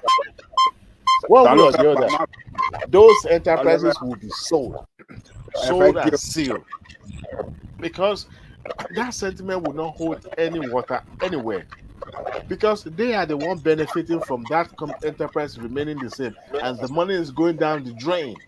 And they know federal government is not going to revamp those refinery. It's not going to be. If it has never been in the last 20, 30 years, it will never be. And they are benefiting. They are the number one benefactor of that. Buhari have pumped so much money there. Because they always do. They will pay salaries. And Tinubu, your president, said he'll be ready in December. Because that's a way. Because that's the way federal government pacify those people. They have to pacify that and ensure that job remains. So you have to lie. Your Tinubu have to lie. Look, part of the public administration is about you. Hold on. Don't hijack the floor from me. No, I'm not listening to you, Pastor. Part of public governance. Part of the public governance is to sometimes public cannot handle the truth. You have to be meticulous. You have to be articulate about the truth you are going to reveal. There's nothing APC supporters have not defended in this platform. No. Defending lying to citizens. No. I'll be rational in my thinking. I don't speak, going around beating about the bush. No, I'll tell you when I give you straight. If I don't know something, I'll tell you I don't know something. But what has been put in the public space is what I'm speaking of. I'm not talking about all those hearsay or sentiment. All right, we've heard you. We've heard what you're saying. No, I'm not listening to you. I hold the floor. I don't have to. You don't have to listen to me, but you've been talking. And we accept what you're saying, right? We accept what you're saying. Mute Pansat right now. I'm not listening to him. Mute him because I still have the floor. You're not going to come from blues and he's trying to hijack the floor for me. No, I'm still speaking. And I'm engaging Ajale Kubu. What? Adewale, please hold on. Let Pansat interject. Yeah, Pansat, let's hear from Pansat. I'm going to leave this. I'm going to leave there. Hold on, please. Just interjection. I'm still coming back to you fully. So just interjection. Yeah. No problem. I appreciate that. But what I wanted to do is to actually make a brief statement on the earlier point that Adewale was addressing, which was the Niger coup situation. I don't want to go to Niger coup. And I just want to. I want to make a comment on that, and maybe I can leave after that. I wanted to say something about that. Or you want them to finish, and then you come to me on that. I have to say that's what I want to discuss. The other issue, they both tackled it very well. I am on Nigerian Lekoko's side on that one. What is your ruling on this? Yeah, thank you. Adewale, what? He said he's already on Ajale Koko on that side. I don't know when Ajale Koko spoke about the issue in the jail. I never. No, I'm talking about the last one you're talking. The little. He's talking about the trade union. They should go ahead and arrest you and arrest Ajero at the same time. Okay, that is my final submission. They should arrest you and arrest for you and Ajero instigating against the government of the Tom, I think he's using the floor. Let me say what I want to say about the Niger coup, because it's very sad. Our country, I mean, the Africa is a basket case, right? We know that Niger supplies 15% of France's uranium. It's supplied by Niger, right? And actually 15% to the European Union, something like that. And they don't have power. They just shut off Niger's power. The uranium, they get from Niger is what's been sustaining them. They say 15%, but we know it's gonna be more than that. If they admit 15%, it's a whole lot more than that. So we know that Tinubu has been going to France. But Pansat, Yes, sir. why are we doing this, for God's sake? Why must Nigeria? Why should Nigeria shut down the power of the whole country just because they want to bring the country and the people of that country, the industry, everything have to go down? Why is Nigeria? Why are you talking like this? What I know for a fact. I know for a fact. You've been on this head way before me. Like this? Why is this country under the leadership of Tinubu? Why are they so cruel to their fellow black nation? That's why I want to. I don't want to just 1 minute. Let me under the dictatorship. Let me line this up. Before. Hold on. Let me line this up. Would you prefer that dictatorship to the what we have now, Babajale Koko? How does it affect you? How does dictatorship affect your country? Would you prefer? And I will tell you how it affects Nigeria. You have to be active here. Thomas, do you think Nigeria should be under the dictatorship? He's been talking for almost 2 hours. Hold on. Everyone should hold on. I know Hansard is the enemy of progress on this show. He would never want to hear my voice. Yeah, please. Adewale, please. Let me hear. You have been speaking. Everybody has been speaking. Because I hold the floor. I haven't said a jack on this show since 5:30. Please. And here I'm not doing I've been this. talking for 3 hours. Jack, I don't care. I've been on this show since 5:30. Listening to everybody. Yesterday, I didn't say a jack. I want him to hear what somebody like Pastor should even have a say. I want you to Passat, don't tell me what to do. If you want to talk, please talk. Okay, thank you very much. So, like I was saying, we know that Tinubu has been going to France and they've been doing intrusive surgeries on him, which is like a national security risk for us. And those of us who came on this platform, we complained about that. Our politicians will put it that way, not just him. But, France is not United Kingdom. As bad as United Kingdom is, it's a horrible, UK is horrible when it comes to colonizing other people and using their resources. But France, particularly, is medieval and cruel and wicked and don't have any respect for Africans whatsoever. So now we see that Niger, whose interest, there's one particular company, a French company called Orano, that is the energy company from France that's in charge of taking those resources from Niger, taking their uranium without proper compensation, right? So now, what did they do? They're trying to use Nigerians as a banana republic to go fighting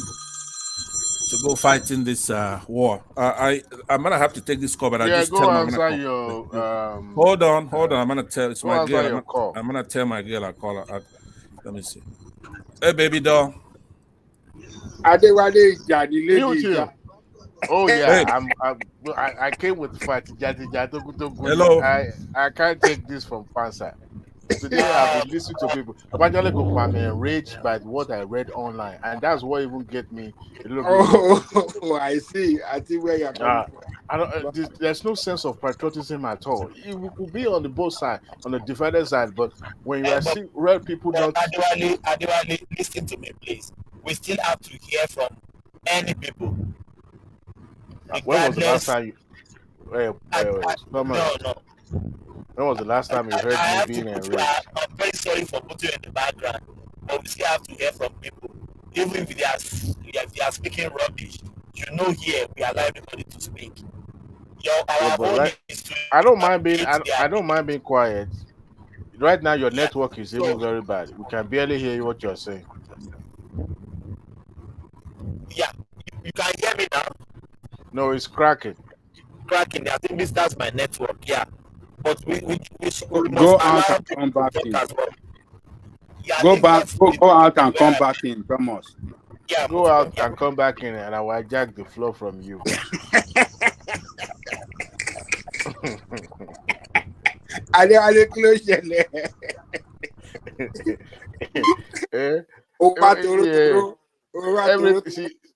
Baba Jalogo, I'm so pained that you see when I left the shore of Nigeria. Of course, I left Nigeria with bitterness in my heart. But the more I grow, the more I realize that I can't run away from my shadow. I can't run away from my heritage. And yet I want the best for our country. That's why I would never speak evil of Nigeria. Before I used to think, when I heard people saying they call in Bajan, I would say, everything. But the more I hear about Nigeria being, dragged, I understand that it's terrible. And the political atmosphere will make it worse. But some people are just being too myopic. They never see beyond their nose. It won't take anything away from me from criticizing the incumbents. He won't. But where is our sense of patriotism? When people are saying military should take over, military, are they listening? There was a time we have passed that now. No, we haven't though. I haven't though. If you have, I haven't. Those ones that are calling for military to take over in Nigeria, those ones, maybe they have not witnessed military rule in Nigeria before. Maybe that is why they are talking like that.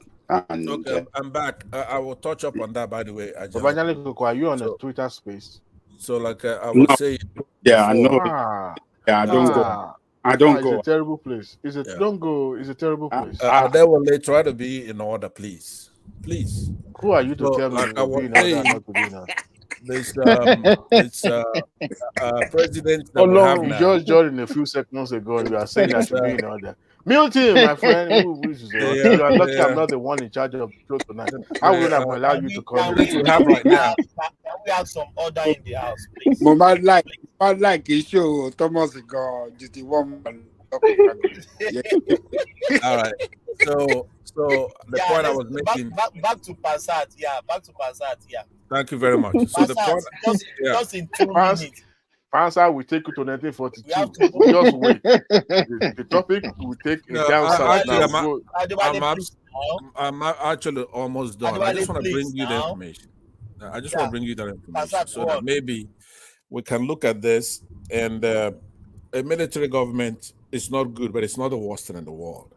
I believe that these youngsters, if they could achieve one thing, which is to stop these Europeans from taking their resources.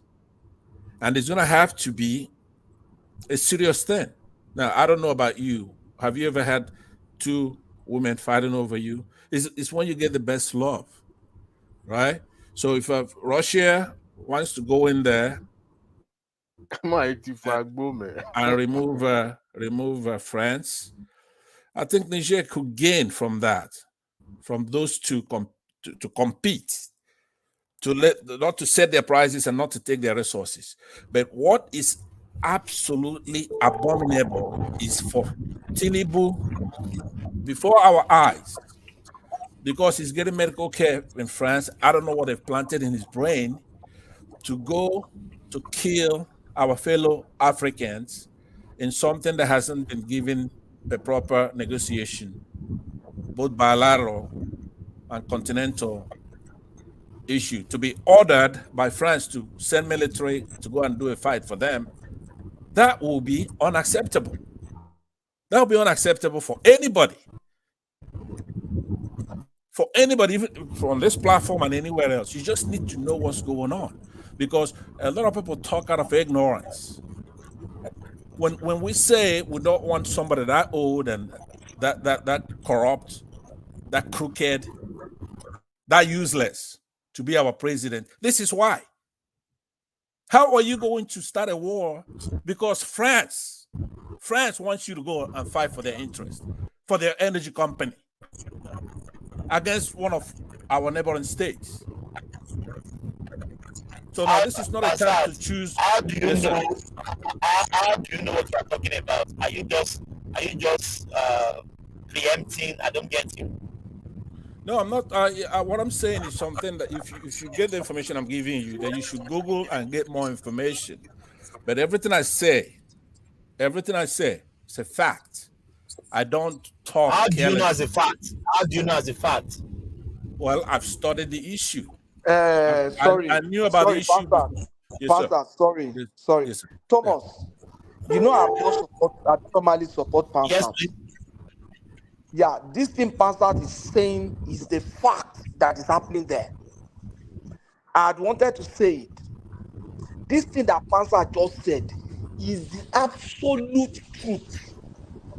Then we don't want to be another Ukraine in their war. What is our interest in France? They are not a colonial master. They have never benefited us in any way, whether politically or business-wise or anything. Nothing. In short, the people that are France allies, that used to be France allies like Cote d'Ivoire, that used to be France boys, they are having problem with France. So why should we be? What should be our problem? We don't stand to gain anything from You are this war. just getting France. this as a fact. No. I'm not guessing. I'm giving you facts. No, I'll tell you why. I gave you a link on the private chat. So what I would do, actually, I will exit the stage. I'll have you study this. Okay. Pansat, continue. Don't worry. Continue. Yeah. Continue to speak to this. Yeah, I don't will. normally support Pansat, but he's saying the truth now. Thank you very If you much. go watch, I gave you a documentary, Orphans of the Sahara. Go and watch and see the fight for the uranium in the Sahel.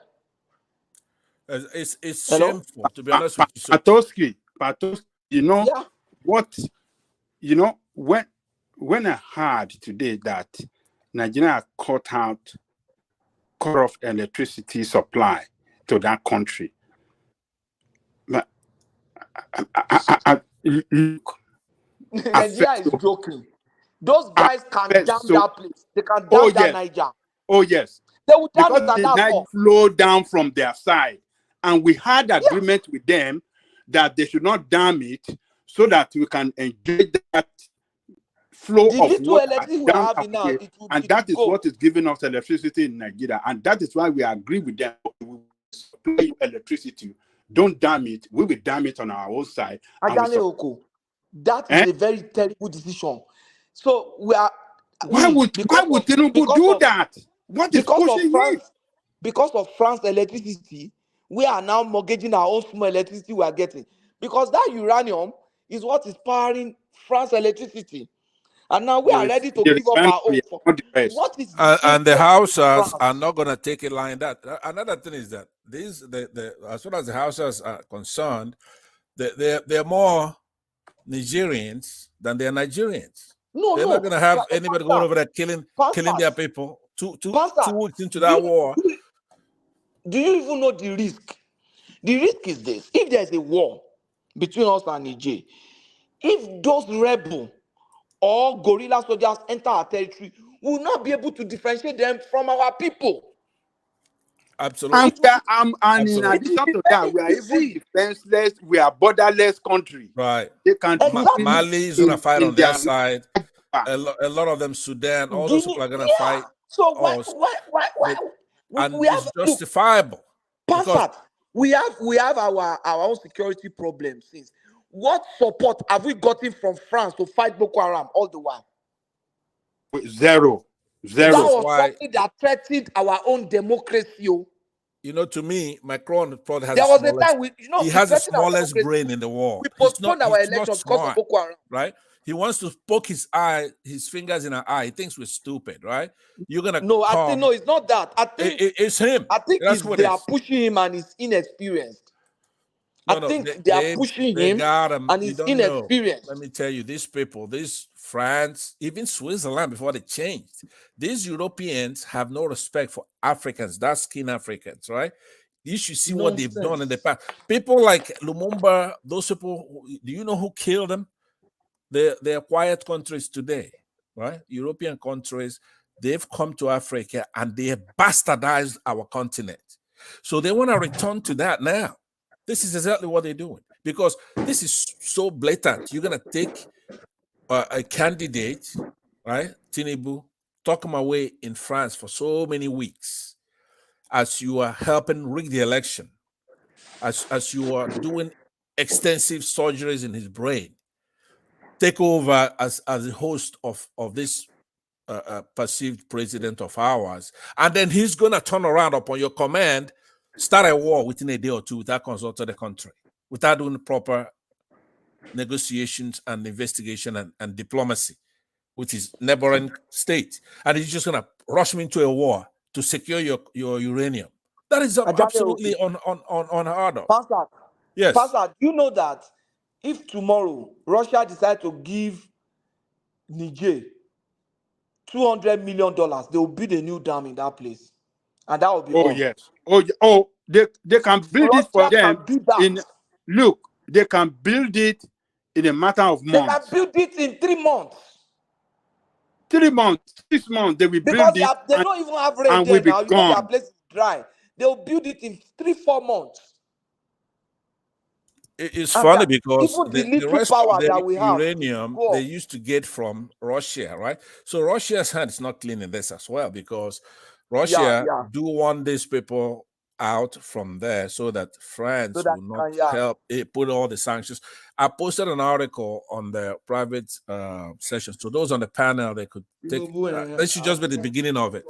So with that, I will exit the stage and I'll maybe come back tomorrow to talk about it when the host himself is more familiar with what we're talking about, and then we'll do a lot of things on it. But it's very important that those who have Tinubu's ears should stamp their feet down on this. There shouldn't be any war in Niger, because it's going to tear our country apart. It's going to tear the entire country apart. There may be even a mutiny to go with this.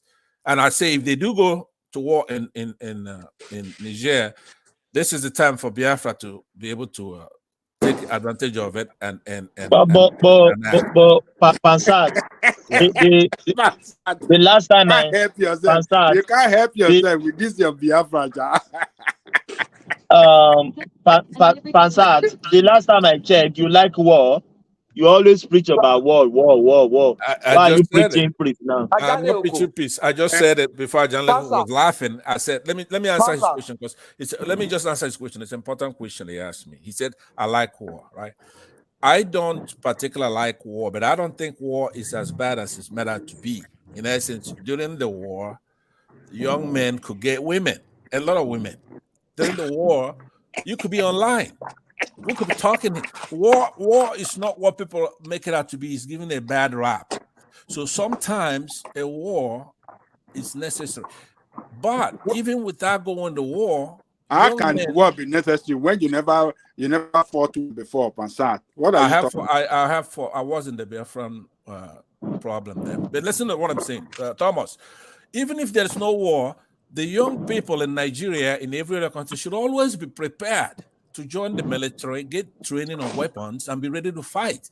Because readiness is a huge prevention for war. The reasons why we don't have any respect in Nigeria is because it's like we're never going to go to war no matter what happens. Now, that's stupid. There's something you're going to do, then we'll go to war. I'm against protests, right? I'm against nonviolent protests. What I'm basically saying to you is that instead of taking us as slaves or turning us into zombies, like, for example, what the Europeans are doing right now, I go to war for something like that. You can't be coming and taking Niger's uranium, and they don't have money. You don't pay for what that's worth. They have no power. But they are not complaining. Well, it doesn't matter if they're complaining or not. I don't care if they're complaining or not. That is our continent, right? I'm a Pan-Africanist, and that I don't think that they should take that all those minerals from the air. Yes, sir. Yeah. I see what coming in because if you guys have, you see, all Europeans have been evacuated out of that country. All EU, and American, everybody, they are running out. So looking clearly that yes, there's going to be war in that country. And Nigeria. Yes, how many Nigerians are still there? I don't know whether it's Nigeria that want to go to this war.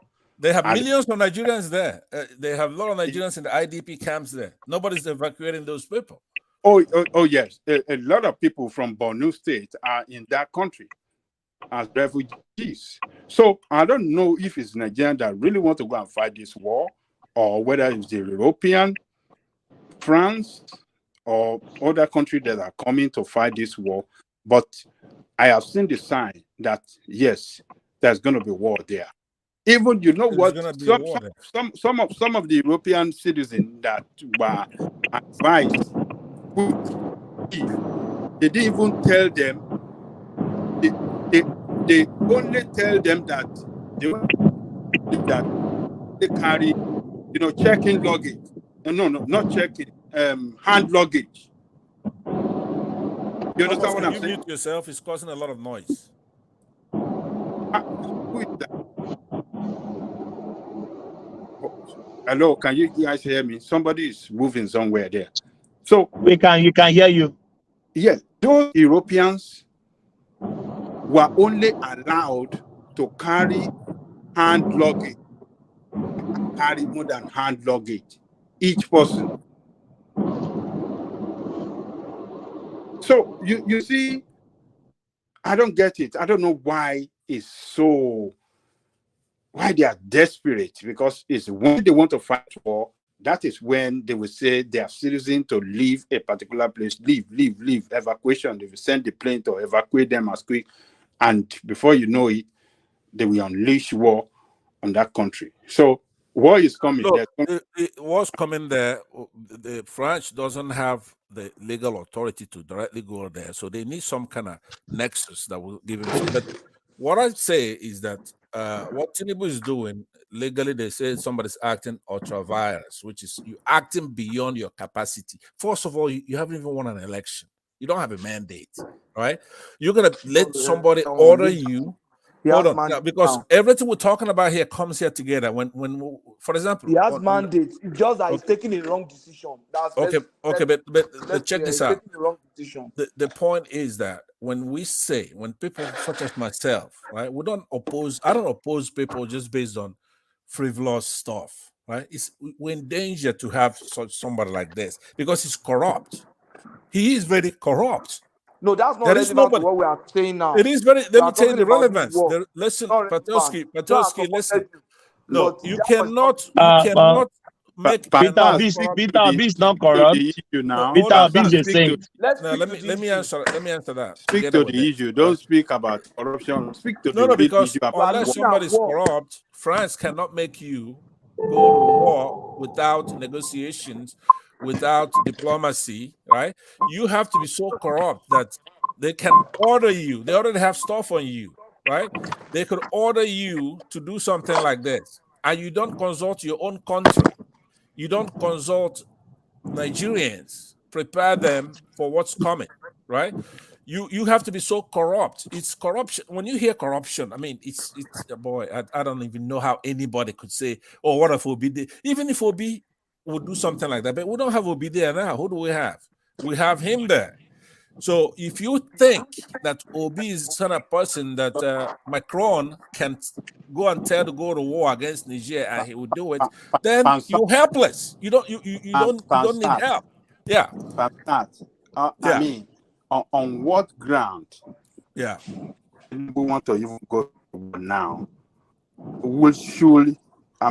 Shouldn't he got an approval from the Congress?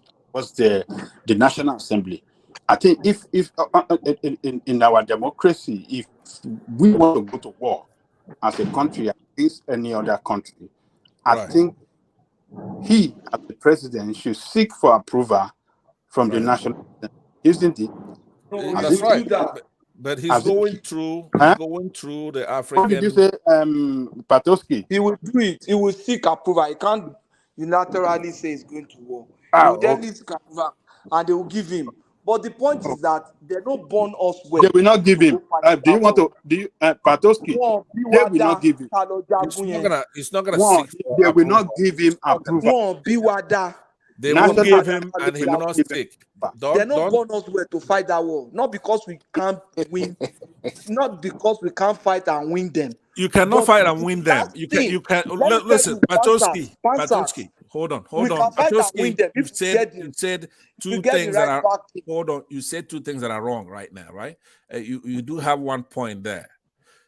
When a war goes on, who's your ally, right? If Niger has Russia as an ally and they want to get even with France over there, do you think France is a reliable person? Did you see what happened in World War II? They're unreliable. They were run over by Germany. Hold on. Because you just said there casually, right? Not because they cannot win. You say they won't give him. He's not going to seek any. He's not going to seek for the National Assembly to. He's an unlawful person. He's not. Hold on, please. Because if you're going to seek such an authority, you'll be doing that now because that war could jump off any minute. If France strikes and try to free that president who is in detention right now, the war is on. After this evacuation, the war is on. So you don't. If they seize some asset, somebody, they did something that require like a hot pursuit, the war is on. So don't try to couch it. When I say you disappoint me, when you say Obi is the same or don't talk about corruption. No, I'm not talking of Obi. Including Jan Lekoko, when you say don't talk about corruption, don't. Don't let That's the whole thing. Let's speak to the issue. That's the issue. That has nothing to do with this issue. Don't let us go that route. Okay, tell me. Why Thomas, you think... bring Adewale back now. Do you put Adewale on the back or what? Thomas. He left. I put him in the background before. He's disrupting my section. He says no, hold on, please. He's disturbing the section. If it is Pansa that did the same thing, I will put him in the background. I'm not partial. So I put him in the background. I put him in the background. Yeah. I put him in the background and he left. Yeah, he's disturbing the section. It's not like it doesn't deserve to be removed. He does deserve to be removed, but it does deserve to be removed. Yeah. You're a fair host. I will never accuse you of otherwise. Go ahead. So yeah, our friend. Yes. The last thing Nigeria wants is a Niger that is at war. Let's even assume we are not even the one fighting Niger. Let's even say, oh, no war, we are not involved. We don't want a Niger that is at war. Now look at Libya. Look at how far Libya is from Nigeria. And look at the effect of the war in Libya on Nigeria. Now you have a war in your neighborhood. So you can imagine what the effect will be on us. So the last thing we want is war in Niger. We should be the ones stepping up and negotiating for peace and trying to lobby everybody so that no shots be fired. Yes. We no shots should be fired. Right. We don't even want a destabilization. Patoski, you cannot but one thing I know for sure is that the Congress will never give Tinubu approval. They will not give him. They will not give him. He will not even pass it to the Congress. He's not going to seek it. Approval in the Congress. Right. He's not going to seek it. They won't give it to nobody. We are even having He's not going to seek it. You Pansa, even if you say we have war, you spend money to fight war. We are even having a problem removing subsidy, removing this. So where is the money going to come from? We don't have the money now. Not only do you not have the money, they don't have the manpower. He's going to find out very quickly there'll be a mutiny in the Nigerian armed forces because the very first 2 weeks, if you're killing a lot of these Hausa-speaking Nigerians. No, not because of that. If there's a war, there might be a coup. I'm telling you. No, but listen to what I'm saying. It's like me. If I'm in a war, and you're killing a lot of my people, they're coming back in body bags, right? And I'm fighting with you. I'm not gonna do that, right? There is no way. A lot of people still don't know. A lot of people don't know how far this thing's gone. For example, on this platform, the host doesn't know, and others, they're looking at it as a little skirmish here and there. But this is a major war. It's a major war that is being fought for the same reason Africa has been so down. But think about that. Without a war, though, how do you go and you take 15% of your uranium from an African country and take it all the way to And Europe. you are not paying. And you're not paying what is worth. And then because Russia don't want you to vote against them in the sanctions regime, right? And they try to cut you off because you get the rest of your percentage share from them. Then you want to double what you're getting from Niger, and then you start a war to do so. Because the youngsters in the military there say, no way, we're going to have to cut our ties with France. So instead of them fighting it out, they want to recruit us to give them the impetus and the legal standing to go to that war. And by telling our newly head of state who's in court to know if he's qualified or not. They are using ECOWAS. They are using That's ECOWAS. what I'm saying. That's right. He's the chairman of ECOWAS. ECOWAS president, ECOWAS members must think. Yeah, but how are they going to think unless we raise the issue now and begin to let them know that it's not going to work? It's not going to work. I think this is the final stage of the plan of the Western countries. You know, their original plan was to destabilize Nigeria. They've been saying Nigeria is going to break up, Nigeria is going to this, and it's not happening. I think this is their final stage of their plan to eventually conclude that long-standing disease. If there's a war in Niger, there's going to be a problem in Nigeria that might even lead to break up. If the refugee comes here, if the weapons enter here, if all those things come here, then there's a problem. Because think about it, Chad is already destabilized. We are just thinking this and that. Chad, they have rebels in Chad. The rebels the other time killed the former president. East Africa, all the Central African Republic, they have problems there. Sudan is having problems there. Look at all of that stretch. Then Chad has a problem. Now Niger is in problem. Look at Mali, the closeness of Mali to Niger, that's another problem. So what do you expect? Nothing.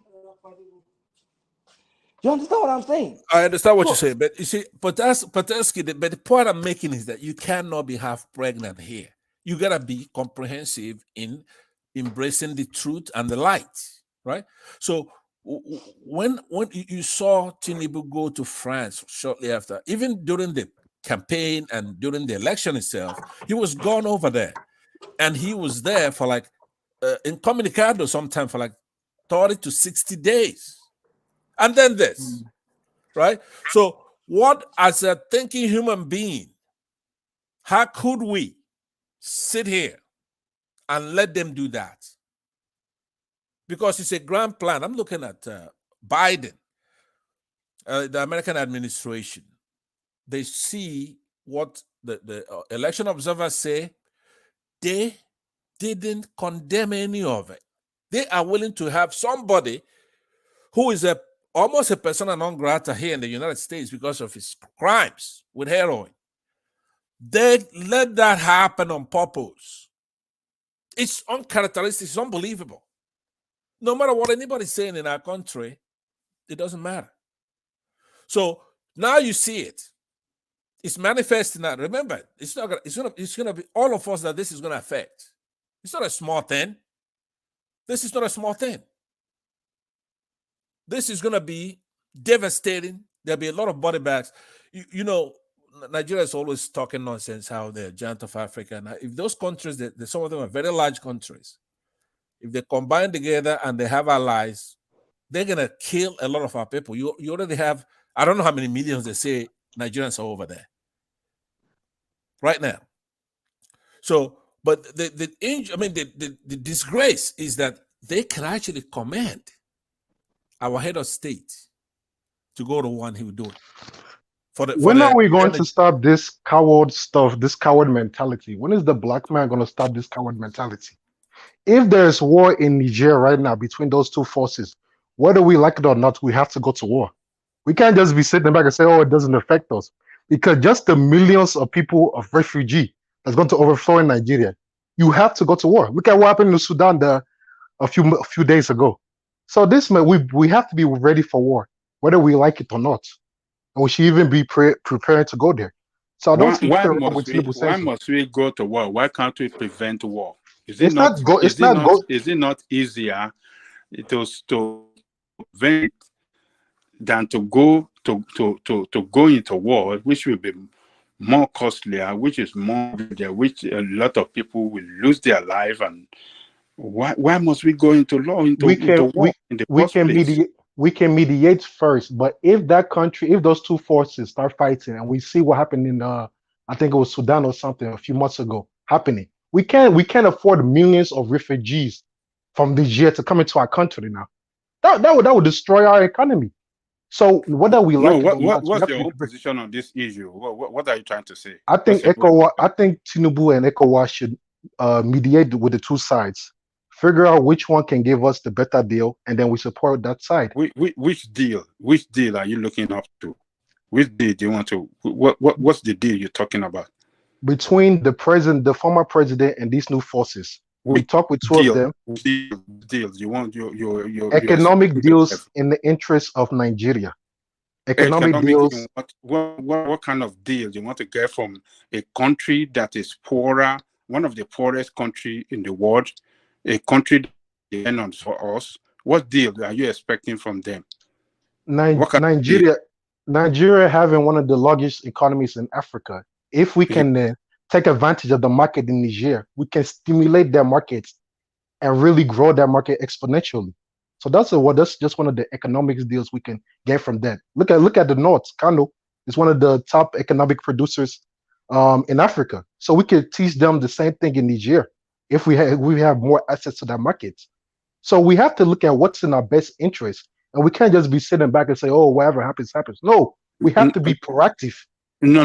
Which proactive do you want to be proactive in internal affairs of another country? They topple the government. They want to govern their nation. What is in saying, "Oh, you cannot do it. Whoever that give me a deal is what I will govern the country." You see, why must it go that line? Yeah, you see, countries who are serious in this world, they don't even think like what you're saying now. Countries like France, America, Russia. This Western mentality of go to another people's country, destroy it, take their resources and leave them impoverished. Is that what is that the mentality that is driving you, or what are you talking about? I'm not saying that. I'm not saying all that because we're dealing with other Africans. While you're doing that, you must look out for your country's better interests. And we have a lot of interest. Have they ever threatened the interest of Nigeria at all? If anytime they threaten our interests, are they threat to our security or our economic well-being, or in what way have they threatened us? You know, this tussle, this game they're playing between the two sides in Niger, it will threaten our economy, our security, our resources, many things. Even our job and our employment, because people from that country is going to be coming to Nigeria looking for jobs too. So all these things are at threats. Do you know? Hold on. Do you know that Nigeria have a lot of refugees in that country? Do you know there are many Nigerians that are refugees in that country that run away? That's the more reason to get involved. We say we should sit back. Hold on. Do you know? There are a lot of Nigerians that are refugees in that country. Do you know that? Yes. Okay. Yes, so I know that. Yes, they allow your people that you cannot protect in your country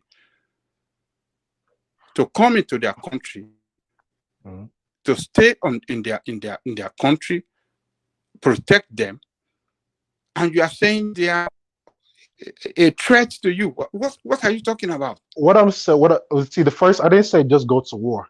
I said talk with the two sides. You know, a lot of people come to Nigeria to buy products, goods, and a lot of things. Do you know that all the rams that we use for Ileya festival, those rams, do you know they come from their country? And we should just allow the country to collapse like Sudan, so that millions of people will just reverse back into Nigeria? No, now.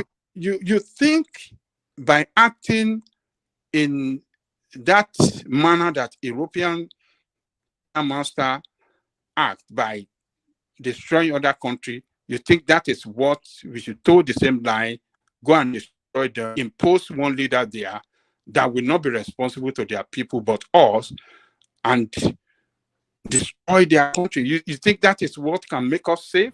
You see, if we leave them, if we leave them right now, there's a high chance that these two people is going to be a full-blown civil war. That's a possibility. No. What is war? One has already conquered now. The person is in charge of the power now. They have overthrown the former leader. So who is threatening who? I gotta go. Let me address Cyrus. Cyrus. Good evening. Yes. Cyrus. Yes. Yeah. For your information, nobody is Niger is not destabilized. The only Not way yet. hold on. It's not. Let's not mislead anybody here. It's not destabilized. All they did, all they did was they removed a democratically elected government, which I'm saying, I'm not saying, I'm not condoning, I'm not saying it's right. But if that's what they think that they want to do, and the people are in support of it, rational mind. Where is Thomas? Where is? I don't know where he is. Are you the one in charge? No, I'm not. Well, I can do something. If you can, I think I is in the background. Okay, let me need to come in. Okay. You know, this president right now, he has supporters in the military.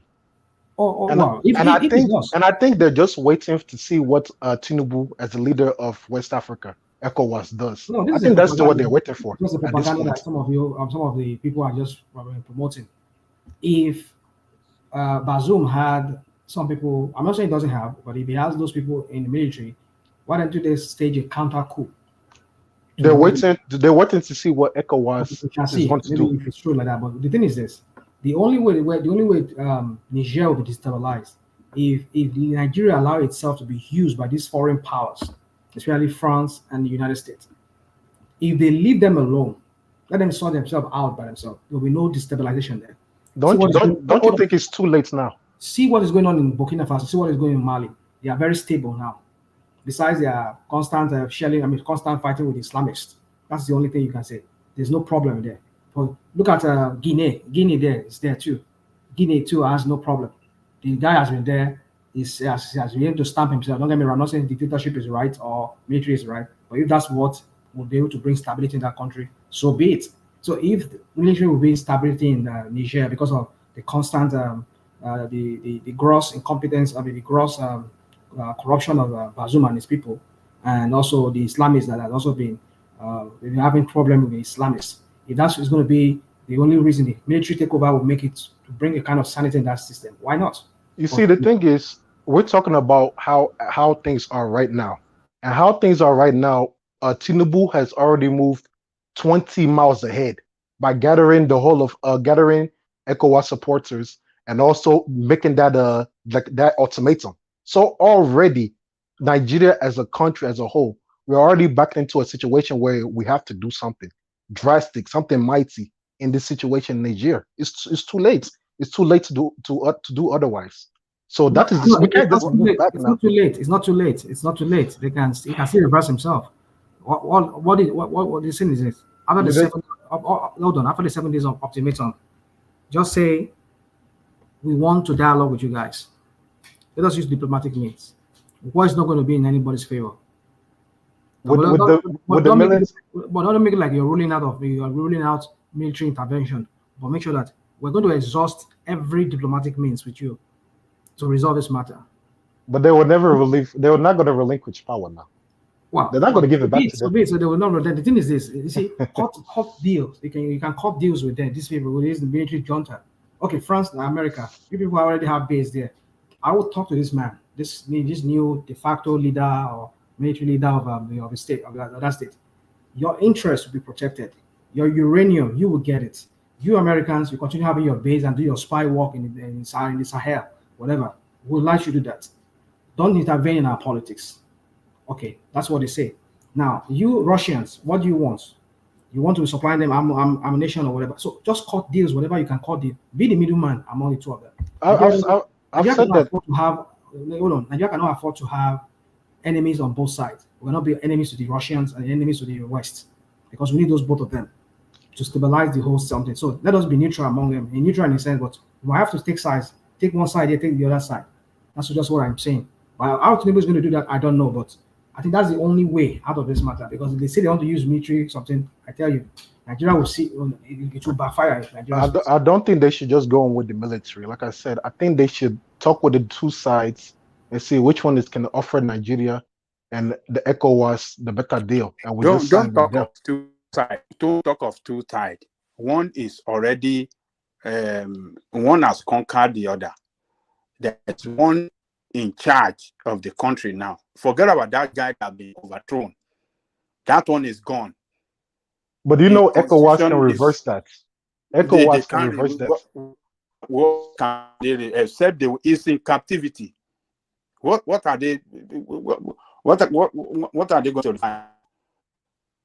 to do? Forget about the other guy. That one has nothing to offer. He's no more in power. He doesn't control any government agency. Nothing. He cannot give any order or any directive whatsoever anymore. It's gone.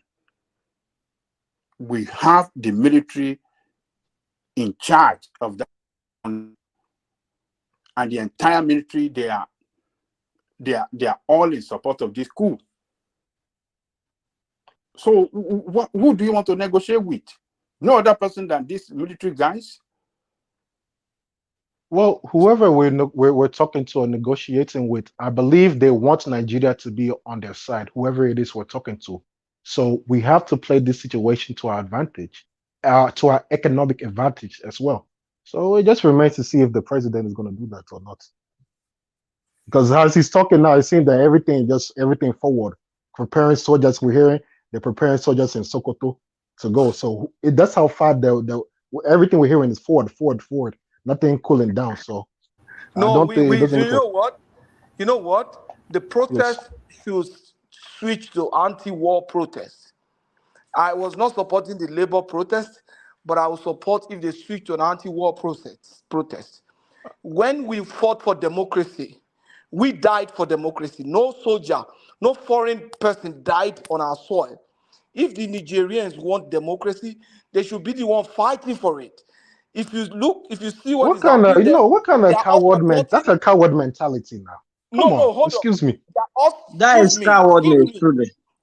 That's a coward. Look, America is not doing that. Let me finish. We fought for democracy in Nigeria. I was a fighter for democracy. So I lost friends who fought for democracy in Nigeria. The Nigerians are on the street supporting this military junta.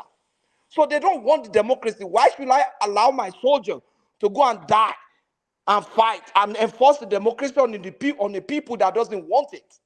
Because if you do not intervene, you do not make any contribution, and you do not mediate, if that country explodes, many people inside your country right now if you go and even die. You're the one that is going to cause the explosion now.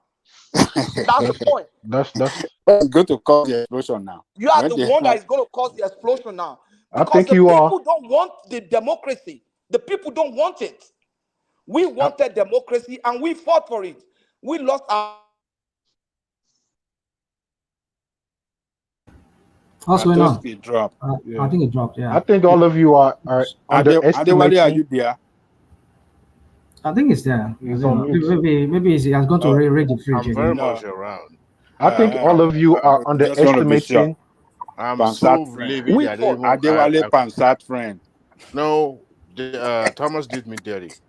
He kept me in the background for more than 45 minutes, and he kept bringing people on. Sorry, yes. I didn't know. Because I knew because I was busy. The last time I'm going to attend his show, because he shouldn't have done me that way. Please, I never for once be rude to people on this show or intro. What I was doing is just to bring guests into the show. It's not good. I've never for once he cannot do that. And he kept me in the background, even despite that he was lying when I was right there. Was saying I left. I never left for 1 second. Oh, you were sitting there when he was talking that you left? Yes, I was. I heard him. Yes, I was still listening. I was still in the background. Wow. Well, we cannot judge two when we only hear them for one. Thomas is not here to say what happened. So you So, saying I'm lying? No, you're here now. Go ahead and talk. Go ahead and talk. No. Hold on, guys. Can you just allow me? Because yeah, Adewale, please let me apologize to you. On behalf of one man, I'll do that. I know one man here will do that too. Please, we still need people like you here. Sometimes just that some of us we see things differently, and we act differently. So please, if it's here, I know, but look, he was insulting me. Adewale was insulting me. No, it's okay. And Never then insult you. He never insult you. No, Kumi. No. I won't allow you to Pansa, please. Let's just move on. Please, I beg you, Pansa. I don't want us to do that. If he insulted you, I'm sorry. Because I was busy on a phone call doing my thing here, so I didn't know what was going on. I'm sorry. I will apologize to you. I will apologize to you. I'm sorry. Not necessary. Go ahead. Let's move on. It's okay. Let's just move on. Now, so I think the topic we have. I'm not trying to make it a little bit awkward. See, whatever I said to Pansat, he himself knew that I wasn't coming from angle of malice. I was saying it just to, when you antagonize people, but you don't really mean what you're saying. You just, saying that. That's to the the point that Vandale Koko was laughing hysterically by saying, somebody will say that you overthrow tonight. That's right. At times I'll be on this show for hours and I won't say a single word. I don't believe that. That's right. I don't believe that. At a point when I finished talking, I everybody agree went with silent, what you said earlier. and I was just move on, Adewale. It's okay. It's okay. We have a serious topic. Some form of we have a serious topic here, and I would like to hear from. He just took it literally and put him in the background. It's okay. It's okay. Adewale, I beg. Let's just move on. Now, I think we're talking about this Niger issue. It's a very important matter we should discuss because Rational Man was speaking Nigerian the other day now with that's Sabarino. That's one of their language there. One of their he was speaking Nigerian now. Rational Man. With Bartholomew, right? Yeah, with Bartholomew. Yeah. So anyway, so my point is I'm trying to make is that we're talking about Tinubu's invasion. Tinubu is invading once they invade Niger. That sounds really good, ridiculous to me. Why would you want to invade them? No, you know what he did already? He cut off electricity supply to that country. Oh, he already did? He already did. Oh my goodness. So if they now dam if they dam that River Niger, you know that River Niger it flows from Niger.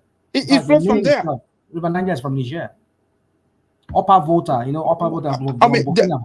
Just look at it. The hospital, maybe they have some baby in incubator, this premature baby, and all this thing. It cut off the light. What's it trying to achieve by doing that? You criticize Buhari spending money for Niger, but now all of us will come here now.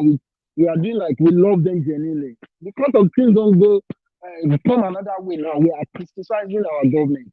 But when Buhari is signing contracts, a lot of especially people from the southern part of Nigeria, they are criticizing Fulani people is taking train to No, you don't get it. Our argument then. Hold on, Kumi. But now you guys are not pretending like you genuine love. No, hold on. No. Hold on, Kumi. Our argument then that what Buhari administration claimed that they were giving that country as financial, as military aid, other thing, they didn't make it transparent. They were saying they were giving them. Officials from Niger said they didn't receive anything. So that was what we were criticizing Buhari for. That what is going on? Said you spend so much money to give them security aid and all. And these people are saying they didn't receive anything. You understand what I'm saying? It's not we like every West African country. Nigeria is the feeding bottle. We all know that. And Nigeria always rational mind. Yeah. I wanted the people to also perhaps look up the term here in the United States. That term is called "wag the dog," right? So wag the dog is a political term that's used act of creating a diversion from a damaging issue, usually through military force. So a lot of American presidents have used it. I believe Tinubu's interest is jiving with the French one. Tinubu is having issue with the courts who are looking into his election. So he's so quick to jump into a military encounter because he's trying to wag the dog. It's a known thing. It's not up for debate. If you don't know what it is, look it up. Can't get support from Nigerian people for that. So anyway, Yeah, I but know it's that too majority late. of Nigeria were not going to support him to It's go a- to war. Nigeria with is a Niger. quasi military dictatorship, right? So there's nothing a president cannot do because the other side is, what are you gonna do about it, right? There's nothing you can do. But, If but, he but they said some people say that it needs National Assembly for him to declare war on Niger. Yeah, that's what I was saying that's earlier. legally That he must get approval from legally National legally Assembly you need that before he, legally yes, before he legally declare you war on another hold on country. legally you need to win Abuja, right, to be president, to be sworn in. But none of those things work in banana republics such as Nigeria. Don't Hold go on, there. no, Can no, we I am stick to the issue now? look, When you are going I down, am giving the whole you, thing I'm will giving scatter you. now. We don't Yeah, want it hold to on. scatter. Let's be Let it, specific on the look, Nigerian issue. no, And listen to not, me. don't Listen. let us go on election. Election matter. No, Forget about it. does. It's been handled by the court.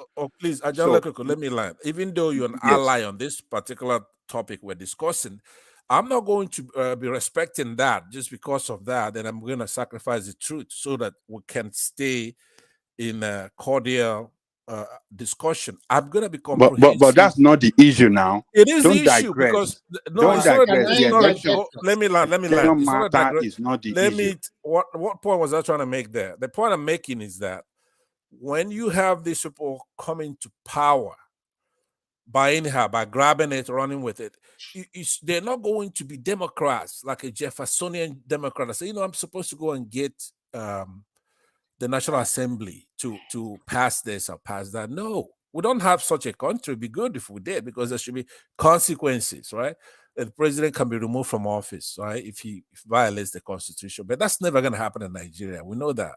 So the point I was making there is more important than what we're discussing. I'm trying to make a point that Nigeria is not matured enough, due to the nascency of the process, to respect those delineated constitutional powers among the three branches of government. Because the only thing that will stop a president from acting ultra vires is the consequences. Maybe the judiciary will do something, or maybe the legislature will do something. They don't adjust this program. They don't adjust this program.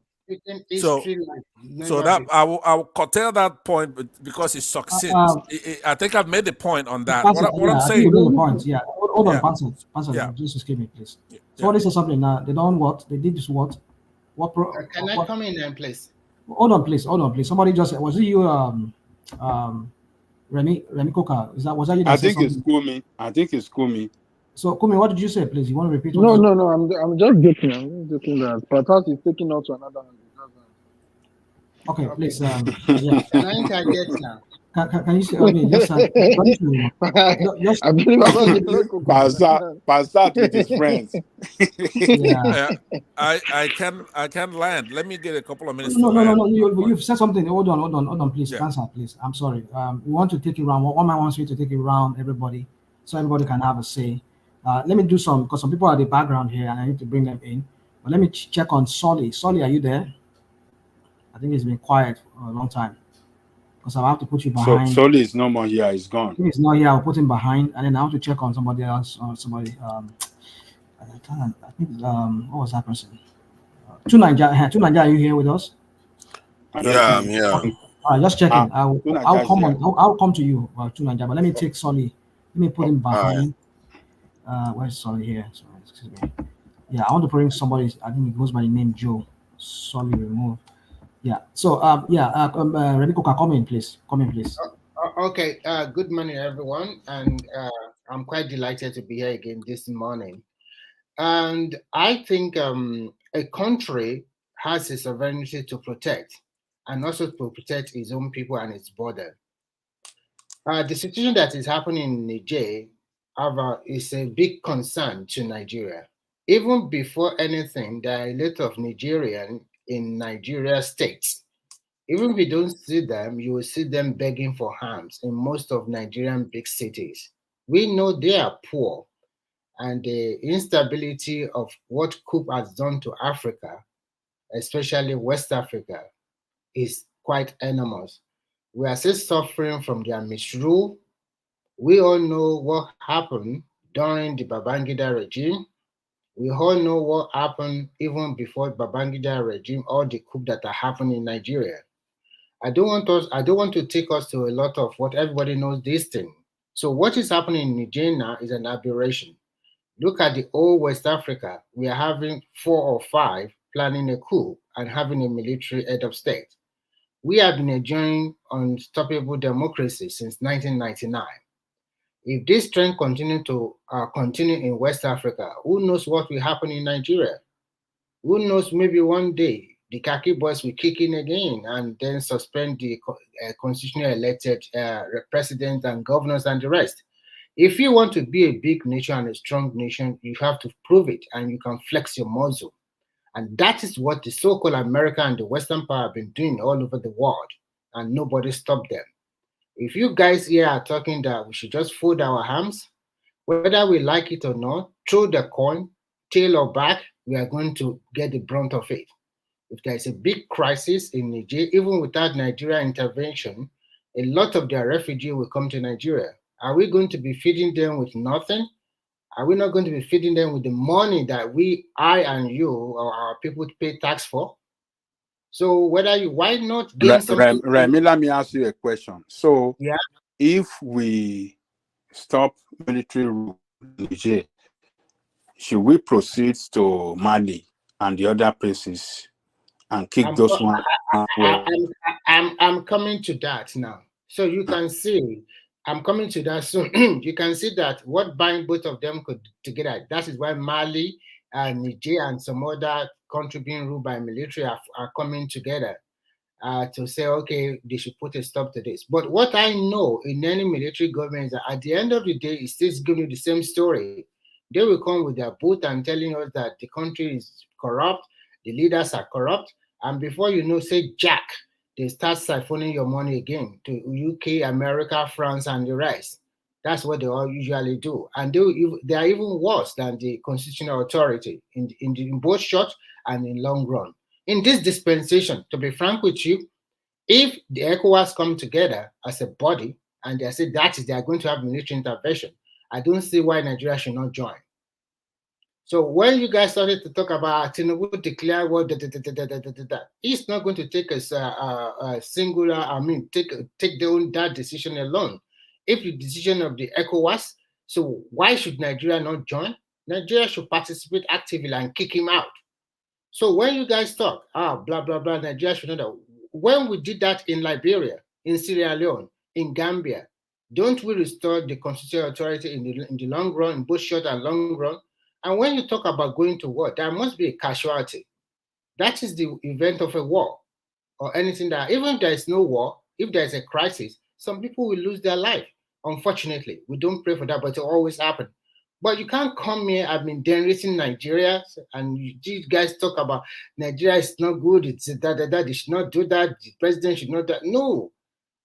If you want to be a big player in the international community, stay firm and stay strong. You shouldn't be so callous and so afraid or so scared. Why? What country does that? America has been doing that all this time. So you want to stay firm, you want to stay strong in international political arena. So you have to ban, destroy neighboring country, neighboring state,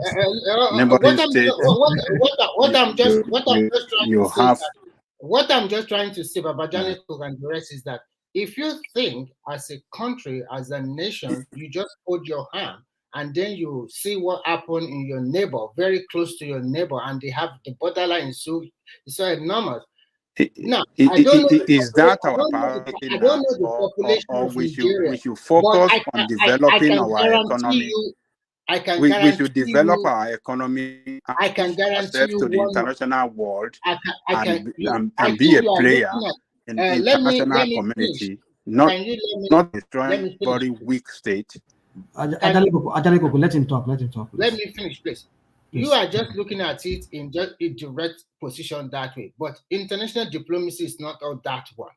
You can gain directly and indirectly from intervention. You can have a bargain with the superpower, whether you like it or not. It's still the superpower that is controlling this country. They are also controlling Nigeria one way or the other, and that is how the world rolls. So if we are going to go there in military intervention, we can also have a own bargain. I said it yesterday with America or with France or this thing. More investment in Nigeria. Maybe we also get a chunk of the uranium in Nigeria. We can also be talking that can you give Nigeria opportunity to also develop our nuclear power? Why not? Nobody has it in Africa. And if we can get a hand on that uranium, we can also do that. We have scientists all over the world. We have people that are learning Nigeria that can help us in this field. If we can get nuclear power, we can improve our electricity. So you guys, if you want something, you have to go for it also. If you want your country to develop, not the way you guys are talking, you are chicken out and blah, blah, blah. No. Excuse me, can I come in? Can I interject? No, who is that? If that Pansa, please don't interject me. It's Joe. You can go ahead. You can go ahead, please. Okay. I wanted to interject you, but I didn't think it was safe. Let me say something, please. You see, the thing is that we are not seeing the bigger picture here. We are not seeing it. We're just seeing it in like, oh, we want to restore democracy. It's going to affect us. It's not going to affect us anything. The thing is that we are not seeing this is all about resources. See, France is there because of resources. It's their interest. America is there because of their interest. Every other Western country is there because of their interest. And if they are using our president, to gain what they want, to get what they want, and that's what they are doing. So all this invading Niger. If I'm the Nigerian president, you know what I'm going to do? I'm going to instigate the country, the populace, against any military intervention in Niger. And there will be guerrilla warfare, and they will flush them out. Thank you. Why coming into their problem? It's about resources. It's not about your interest. It's easier said than done. Joel, I want to tell you something. Remy, let me make this point.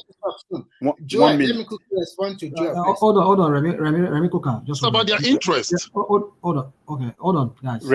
Remy, let me make this point. Look, this regime that was toppled was their 8th republic. Series of coups happened in that country back to back, and they never at any time threatened the security of Nigeria. Same as Chad. So why now they want to threaten the security or want to threaten us in any way, the way you guys are describing it? I don't get it. It's the French interest. The French interest is there. That is it. It's just the French interest. Can I respond to Baba Jaliko and Joel? Let me tell you. Every individual. Remy, sorry, before you respond. Ajale, did you notice that ECOWAS leaders are, with due respect, they are very stupid people? They are very stupid. You know why? They wanted to negotiate. And guess who was the person that went to negotiate? Chadian military leader. Somebody who came in through a coup. Do you see the nonsense? They are senseless people now. They are senseless. I'm telling you, our leaders are just crazy. I'm telling you. Last people, of all the people there, they couldn't choose somebody else. It is Debbie's son. Somebody has been ruling you through dictatorship. Military leader was the one that they chose to go and help tell the other military leader to leave so that democracy will come. That one will just laugh at.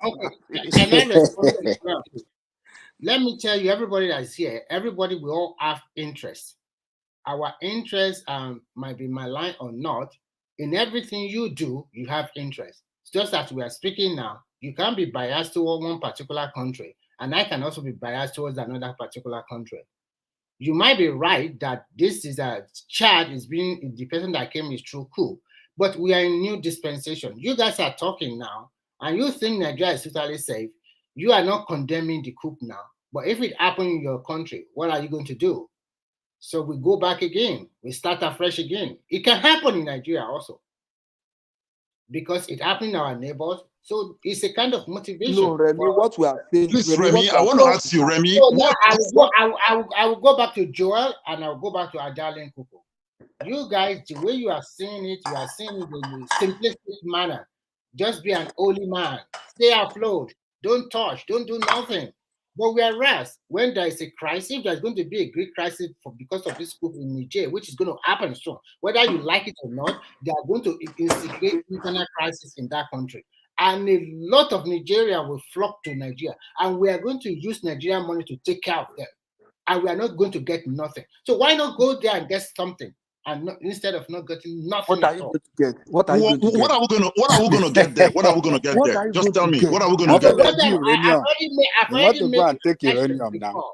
I told you, I said, that is not our priority right now. You can get some commitment. You can get some business from this superpower that are competing there.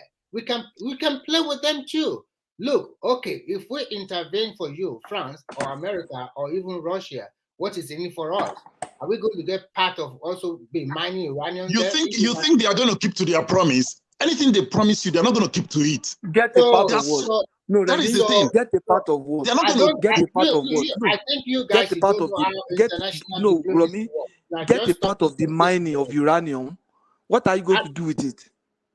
I mentioned before, Nigeria is also not too young to have our own nuclear power. We can have that. Why not? You are just playing in very deep water. Good road. You want to go and maintain a nuclear power plant. We cannot even run you guys are thinking in a very shallow-minded. Cannot even run. It's time for Nigeria soft power. Water station. You cannot even maintain water station. Pipe-borne water station. You say you want to go and maintain. You cannot run a refinery. What Remy wants us to do is support. We know we have our own problem, but it doesn't mean that we should not look ahead. Remy, it's time for Nigeria to start running soft power. Remy, we have our own problem. We have our own problem, but that problem we have. That cannot make your refinery run. They don't want to push our government to build nuclear weapons, but they want to push our government to build refinery. They don't want to push our government to have those things. Right? But they're the only ones in Nigeria. They don't want our country to improve or to we can push our government to have nuclear weapon now. The same way you guys who is talking nuclear weapon? Nuclear weapon? Who is this person? You guys are jokers, man. You want to have nuclear weapon? Refinery there, refinery. You want to push them to do nuclear weapon. You can't push your government to provide drinking water. I am not talking about nuclear power alone. I said water station. You don't have water station. For more investment from France. We don't have compressed natural gas. We are telling us nuclear. I think you guys should just stop to be too negative, too pessimistic. No, we are not as positive. We are not as positive for Nigeria as somebody like me too. I am a very positive. I know you, Patosi, you are not pessimistic, but I'm talking about Janle Kuku and the rest. They have a self-defeatist mentality. They already defeated. You haven't even fought yet. You already defeated. God will bless you. I listened to your submission. God will bless your patriotism. You are a good man. You are a great compatriot. Yes, you've shown that you are Pan-African and a nationalist. What you said tonight. No, I am not. I bless you first. Let me bless Rational Man Babajale Koko for intervening. I am so pissed off, but I came back because the level of patriotism that Remy showed on this topic tonight.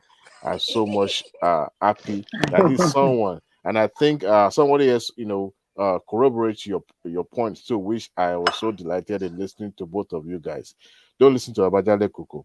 Don't listen to Rational Man. Don't Yes, listen to Babajale Patrick. Koko. You see, the country they reside, they themselves they reside. If they wake up tomorrow and they find out that the military has taken over the country they reside today, they will be the one to be saying, lie, where's the machete? Where's the Igbo Ejalu Wampa?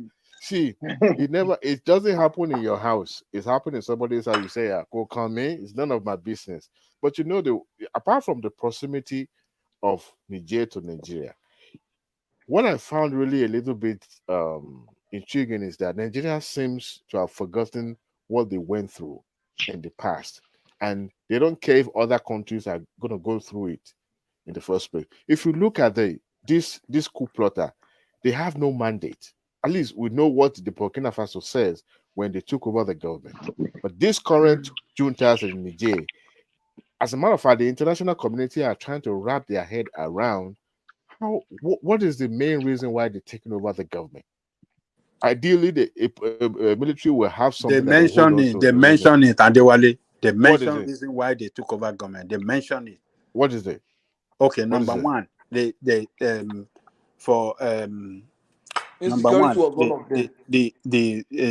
economy of their country is being battered by the civilian administration. Then number two, the security of their country, particularly in the Sahel. They said if they don't take action now, in not too long, they will not have nation of their own anymore. So, did those guys even go to school? And they talk about the resources. They talk about the uranium. They didn't even go to school. They don't know what uranium is. Yeah, these people don't even go to school. The uranium. They said the uranium of their country is being taken away at a very large quantity at no benefit for them. So they want to start giving it to Russia now instead. They want to give it to Russia now instead. Russia just forgave. Allow Ajale Koko. Please allow Ajale Koko to land. Ajale Koko has a vital point there. Yes. Hold on. Ajale Koko. Yes. Pansat. Hold on. Pansat. Ajale Koko, you continue. You get the floor. So can you just say in 30 seconds what you were about to say? What did you say? I was just saying that Russia just forgave $28 billion to African countries. So Ajale Koko is doing a good job. So I'll listen to what he's saying about that. That's okay. Okay. So they said that uranium is being taken away in large quantity at no benefit to them as a country. And they have put stop to that at the moment. They don't allow France to take that uranium anymore. So those people don't say they don't have no reason why they took over governance. I mean, they took over government, rather. They said their country is not working. So, and you saw their, what do you call it? Their people in their thousands celebrating. They went to French embassy, destroy it, set it on fire, and hosted Russian flag on it. So the people are tired of France. So the former government, in collaboration with France, looting their resources at no benefit for them, they said that's not going to happen anymore. And the same thing that happened in Mali, the same happened in this. Those are the reason why those people are taking over their country, that they cannot allow these irresponsible civilian leaders that allow France to just take their resources for no benefit of their people. They said they can't allow it. So, what are we talking about? It's okay. It's okay. But Nigeria, we have to benefit economically from this. Whoever is in power, we must benefit from it. You know, one thing you guys forgot, that ECOWAS also has a mandate. Apart from the economic issue, they also have a mandate to ensure there is a stability in that region. So that is why, for those who say this is a Nigeria war, this is not a Nigeria war. As a matter of fact, the chairman of the head of state, remember this body has a commission that has a president that is in charge of the affair. It's what's been recommended to these head of the government that they adopted. And the body adopted that every option is on the table, including use of force. So they included that so that they won't think, okay, we're gonna keep negotiating. For those who are saying this is Tinubu's war, yes, we know Nigeria pick up the tab for every other country, but it's not only our troop that will be on the ground. So if the body adopted, let's just say Nigeria objected to the use of force, and the rest of the members of the organization adopted use of force, do you think Nigeria has a choice? Okay, so that's what I was saying, right? I was. Let me just land on this. I was making that case. Hold on. Ramikoka, please. I was making the case that Nigeria is not mature enough to say that Tinubu has to come to the National Assembly to get permission to go to war. So that we are not at war. Yeah, we are not at war. Yeah, war or the appearance of war. War has already. Let me land. So the point that we have to bear in mind here is that Niger got their independence before us from France. I believe theirs was in July of 1960 and ours was October 1, 1960. So France has been all over. First of all, why aren't we upset that this is still going on? We should actually be upset that it went on even before 1960, that these people are colonizing and taking our resources and setting up our prices. So the only thing, as far as I'm concerned, the Nigerian angle is that we have a rational man. I'll end in one or two sentences on this, which is what I said earlier, but it was a different panel. I believe that we'll have a more enlightened panel here now. I'm saying that we have a candidate, Tinubu, who ran over to France and was pretty much conducting his campaign from there. And he was going through intrusive surgeries and all kinds of things over there. And after INEC declared him the winner, he ran over there for like 45 to 60 days incommunicado. And I recall us telling two Niger on various fora that it's a national security risk. Here it is. I gave you the concept of wagging the dog, and I believe it's apt here.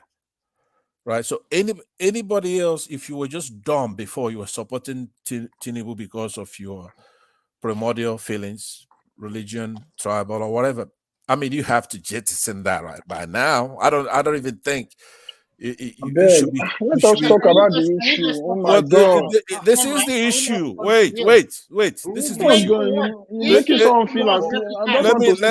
Let me land. Okay, I'm about to land. It is the issue. I told John Lekoko, even though he was an ally on this topic, I'm not going to sugarcoat it for that. I don't mind losing your support in the discussion. You could go on the other side. The point I'm making is that if you're going to discuss this in a vacuum or abstract, if you're not going to put it together that he is doing the bidding of France, that he's corrupt. When somebody's corrupt, this is the kind of thing they do. Thank you. Right? So if you are here trying to... He's just giving his own opinion. So let him give my opinion. And like I said, the level of the discussion, let's just go now. From now, let's not talk about it. I don't think Niger has spoken. Let me stop here, but let's go in order so that we know when to, because I haven't said what I actually want to say. So I'll stop. I'll yield here, but let's go in order from Niger down. Thank you, Rational Mind. So Rational Mind. Yeah. Hold on. Ramikoka, hold on. Just hold on, please. Let us bring in some other voices that we've not heard from. Joe. Joe. Can you just give me 20 seconds to respond to Babajale Koko? Please, 20 seconds. Okay, all right. After you, Joe, go. Babajale Koko, you said the people in Niger were celebrating, they were joyous, that blah, blah, blah, like this. I want you to look at Nigerian cases also. When Babangida, all of them came, Nigeria will go on the street, we are celebrating, oh, they kick out Shagari, blah, blah, blah, that. Now, down the lane, what happened? How much have we collected from Abacha loot? How much Babangida has eaten all over the world? please stop this charade and let's be objective for God's sake. These people will come with their slogan every time. Did he say 20 seconds? He said 20 seconds here. So, It's okay. Pass it on. Let him land the point. What's that? Wow. What's that like trouble Remy Coca? If it's trouble me, I will also trouble because it's always playing rubbish. Just like the point. So, that narrative you put out there, people are happy that they are just deceiving. That is quite happening in Africa several times, happening in Nigeria several times. And your so-called leader, military coupists, what do? They even take your money out. They even make you suffer more than civilian regime. So what does Nigeria gain from it? So seeing people rejoicing on that to me is immaterial, totally immaterial. Remy, look, if we really want to talk about the real problem, if you really want to tackle the real problem is the political class that are not responsible to their people, that doesn't, deliver good governance as they promise their people. If the government in Niger have delivered good governance, the military will not come in. Yes, you're right, It's just that we Nigerians. How do you know that, Bajale Koko? Oh man. No. Niger, A lot of corrupt. My brother. Niger. Sorry. Yes. Let me give you one information that will help you. Yes. Look at Turkey. Look at when they overthrew Erdogan. The people rose up now. The people rose up. Yeah, it's the people that took over that defeated that coup. But if you ask Erdogan today, we'll tell you that they never overthrown him. It's the people that defeated that coup plotter. It is Erdogan run away. But the people stood out, they stood in front of tank that this government will not collapse. So, but look, in that country, as poor as it is, the political class there, they are even more corrupt than the political class in Nigeria. It's like a nation. It's like a nation with no economy. It's like a nation with no economy, and with that vast resources that they have in that country, they have uranium. They have oil, and their uranium is one of the most quality uranium in this world. It's top grade uranium, because uranium have grade.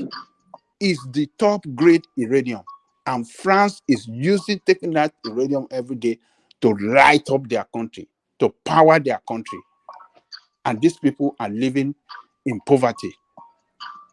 So look, even the last president doesn't know what to do. At a point, he was so angry, he said if France did not do anything, they will align with Nigeria and they will abandon CFA, and they'll be using Naira in their country. I saw that news. Yes. So let me tell you, look, these people, these guys that took over government, let me tell you, they are patriots. We might not like military rule, but they have the love of their country at heart, and they know why they took over the government of their country. Even look, the military, it is the presidential brigade in charge of the presidential palace that took over government. Not even the military, but the military joined them. They said, look, for what they did, we will declare support for them. We don't want the military to divide against themselves, because they saw that why they took over the coup, the reason they gave is really genuine. It's for the good of the country. So I don't know why you guys think that if they have military rule there, that can influence or trigger military rule in Nigeria. How would that happen? How would that happen?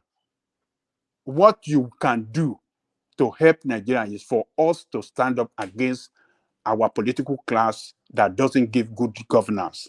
That is the only way we can stop military coup in Nigeria. If you think Nigeria can continue like this, or these people governing Nigeria can continue running Nigeria this way, and you think that military coup, it will happen.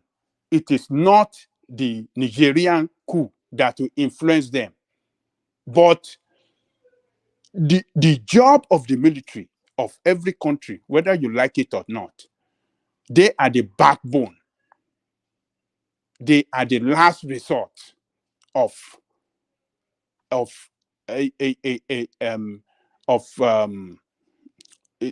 protect the integrity, to protect the corporate existence of the country. Is the military. That is not true. That is not true. Oh, okay, I will tell you why it is true. Their primary constituent is protecting external aggression, not internal to governance. protect territorial integrity and the national, external aggression against their country. That is an incursion. That is not part of their mandate. They are making incursion. That is not part of their mandate. As a matter of fact, their leadership is not central on the public governance. Let me make this point. Every country in this world that is, what do I need to say? Every successful country, economically successful country in this world, go and check it. The backbone of that country is their military. Military is the backbone of every economically successful economy in this world. If economy fails, the military is the last resort that can hold the country together. If a country is going towards a direction of integration, the military have the responsibility to hold it together and not allow that country to disintegrate. Do you believe that point? Hold on. Do you believe that point, that if country is going towards disintegration due to recklessness and incompetence of political class, the military have responsibility to put that country together and not allow it to disintegrate? I disagree with you on that. Because, and I will give an example. Between the Confederacy and the federal government in America, when the president then pulled the troop out to eliminate and to put a stop to the disintegration of the southern part of the country, they didn't take over the government and say they want to impose themselves because the country was disintegrated. They didn't. Did they? Hold on. Even in America today, Adewale, we all live in America. We have seen a situation we have seen in several states when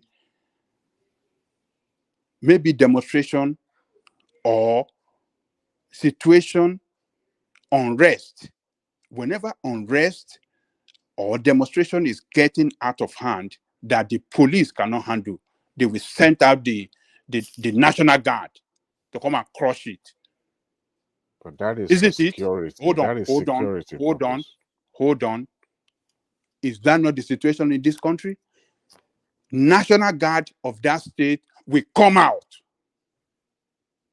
to stop that anarchy. If American state in this America, that is the law. If a state is going through anarchy that the police cannot handle the situation, the National Guard of that country will come out, of that state will come out to come and put it under control. Why do you think? Under the command of civilian. Under the command of civilian. Yes. Under the command of the governor. Yes. And if that state national troop cannot handle it, then the national will come in. They will send support. That is the power of the military. Look, But the key word is that they won't impose themselves on the public governance. They will install security, but they won't impose themselves. Oh, yes, they will not impose themselves. But in this case of corrupt politicians, in this our own in America here, the politicians are not the one at the top. They are not corrupt. I'm not saying they don't do some shady deal, but not to the extreme as we see in Africa. But as we see in our own part of the world, in most of the time, they are the one responsible for, economic disaster, which most of the time we'll engineer or trigger the military to say, look, enough is enough. We cannot let you destroy this country. But if you ever see somebody attended military school, part of their training, their leadership training, has nothing to do with public governance. They provide leadership when it is required, when it is needed, but they do not impose themselves on. Sorry to cut you. You say their training does not include public governance. So tell me a school where they teach people on public governance. Where? No, what I mean by that is tell me no. What I mean by that is that imposing. Is it medical school that they teach them on public governance, or in accountancy school, or in it? So public governance, nobody teach you. No, see, military school is different. If you ever, even if you've attended military, medical school, they teach them medical. Oh no, so this is nowhere quite they teach different. public governance. It doesn't mean that they cannot play a role in public governance. Patoski, I'm not trying to cut Babajide Koko short. You see, the military provided leadership, but their leadership role stops where the Constitution says this is what your role is. What we've seen in advanced democracy is that the military did not take advantage of what is happening by saying we are going to impose ourselves on the public and govern. Yes, they provide security, they provide leadership when they were called upon by the civilian, but they do not, like we have in Africa, whereby they take over and they impose their own rule on the people. If there's an anarchy in the land, when there's an insecurity in the land, they provide security. They're making sure that there's a protection of life and property. But please, Adewale, can I interject a little? Just a little. Okay, Adewale, you see, the problem with the problem we are having with democracy in Africa is this. Most of the civilian administrators in Africa, they are just like military people. Just look at Cameroon. That dude has been ruling there for close to 40 years. If you look across, look at Museveni, go across Africa, even West Africa, you see presidents, civilian leaders that has been there for more than 15 years. Then you see that even that, how will I put it? This democracy thing we've been shouting all this while. These people has made it meaningless to the public, because democracy should, like the one we are practicing right now, you should have a time limit. When you stay, even if you have so much ideas, but within the space of 8 years, if you could not do, you leave the space, another person comes in. And let's come back down to Nigeria. We've had democracy, uninterrupted democracy, for 24 years. Tell me what we've been able to achieve as a nation. Some people will tell you, oh, at least we've had stable government. Stable government, what has he brought to the people? Has he brought the dividend of democracy to the people? No. You see that even some people are now saying, let the military come back, because the refineries you see today are built by the military. All these stuffs we have today, the Third Mainland Bridge, it were built by the military men. What have these civilians? And even the Abuja, the seat of power. Exactly. The civilians has to prove to the populace that democracy is the best form of governance for them. If you cannot prove it, then why do you want the people to believe what you're saying? That is why a lot of people are saying, let the military come in. Because if you see the most corrupt people in African space are the politicians, the most corrupt. These people take money outside. Just tell me, you just pick few military men that have done so, but majority of them are civilians. They're just, man, there's no difference between the civilians and the military people anymore in Africa. So would you prefer military taking over, ruling than you see what happened in Niger? What happened in Niger? I support it 100% because what happened in Niger is not about democracy. It's about grab for Africa, this scramble for Africa. That is what we should understand. That is what is happening in Niger. It's scramble. Another colonial, like the colonial masters are coming back again. And if we don't see it that way, that means we're not getting anything. The only way to wake them off, like push them back, is let ECOMOG. We had this ECOMOG stuff when we liberated Liberia, Sierra Leone. Let's come up with that structure again so that we will not have any. So we'll get our places. We'll send military, our military bases will be all over West Africa. Joe, I have a question. Yeah. Since you supported what happens in Niger, do you think the current juntas, those who took over seized power in Niger, do you think they are capable of restoring peace and prosperity into that country? Another question, you have to see it this way. The civilian people that has been there, what have they been able to do? No. Don't say that. What about it? Speak to the question. Do you think the current people who impose themselves, do you think they are capable of restoring peace, hope, and development into that country? I believe so. I'm telling you, I believe they can do it. I believe they can do it. The only thing is that they should give them time. They'll have a time frame. Oh, we are going to stabilize the country and we're going to push back a lot of things. We're going to reform their reforms and all these things. Give us 5 years. If it's 5 years, they get out and have an election. But if you're not pushing them, since you believe that they are capable of, providing that to the Nigerians, do you also believe that military taking over in Nigeria will be better off than what we have right now? You see, the scenario in Niger is not the same scenario in Nigeria. No, they just assume that the military is in charge right now. They just took over this morning right now. Do you think Nigeria will be better off under the military than what we have now? You see, what I would say to Nigerian case is this. I wouldn't want a military takeover in Nigeria because Nigeria is a bigger country compared to Niger. You understand? But these things should make this military takeover here and there in West Africa should send a message to these civilians that it's not business as usual any longer. You can't keep your people impoverished and you think you have it all to yourself. There must be a pushback. And you see, what I want in Nigeria is not even a military coup. I want a revolution. Showore's kind of revolution in Nigeria. That's what I want. Kick these dudes out of the country. They should pack their things and leave the country. If we're going to make Showore the president, we'll make him Showore an interim president, structure the country. That's what we want. But all this, look at Akpabio. Look at, man, my brother, I just hope Tinubu does yes, you found an ally in Joe tonight. We come. Revolution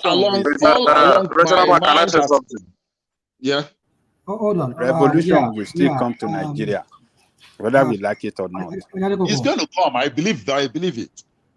Joe, so let's just allow on new voices. I think you want to comment, but I think Tunanja has been quiet. But I don't know. Tunanja, are you available to talk?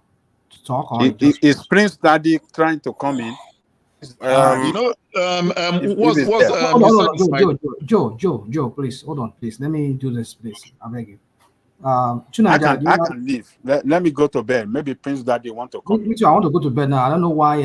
What's his name? Thomas doesn't want to come in. I've asked him to come in. He has not come in. You can leave if you want to leave. There's still people behind you. Okay. See you guys right, tomorrow. Thank you so much. We appreciate that. All right. Thank you. Thank you, Angelico. Yeah. So, Tunanja, you want to say something about all this we've been talking about? Yeah. Thank you for having me. Ekene, you come in after Tunanja because he has been here before you. So I just want to skip him. Just hold on to that. Yeah. So you are Rational Mind. Greetings to everyone on the panel, the chat, and to the viewers. The issue, I guess, is about what Nigeria wants, and I'm not welded to whether you want democracy or military. I'm more interested in what is good for our people. That's in terms of the continent itself and the nations, and how we are also perceived. My issue with military regimes in our countries is that they don't seem to be sophisticated enough to know how to transition to civilians. And they tend to do it I don't know what is wrong with them. I don't know what's wrong with all these men. They come in and they don't want to transition to civilian rule. I don't understand it. Even Putin is civilian. North Korean leader is civilian. Everybody is civilian, and ours remain military. I don't understand that aspect of it, because you can transition to civilian and still hold all the power that you want. It can even be just for the looks, because you even want Museveni, I don't know how to pronounce it. The Ugandan president, I guess he was a military man. Yeah, I don't know. I can't remember what he was before he was transitioned. He was a military. He was one who deposed in the army. Okay, so he was military, so he was able to transition. So you can see the Egyptian president was able to transition within 2 years and became a civilian. Even if he won the election by 90% or so, still civilian is civilian, and nobody's questioning him regarding that.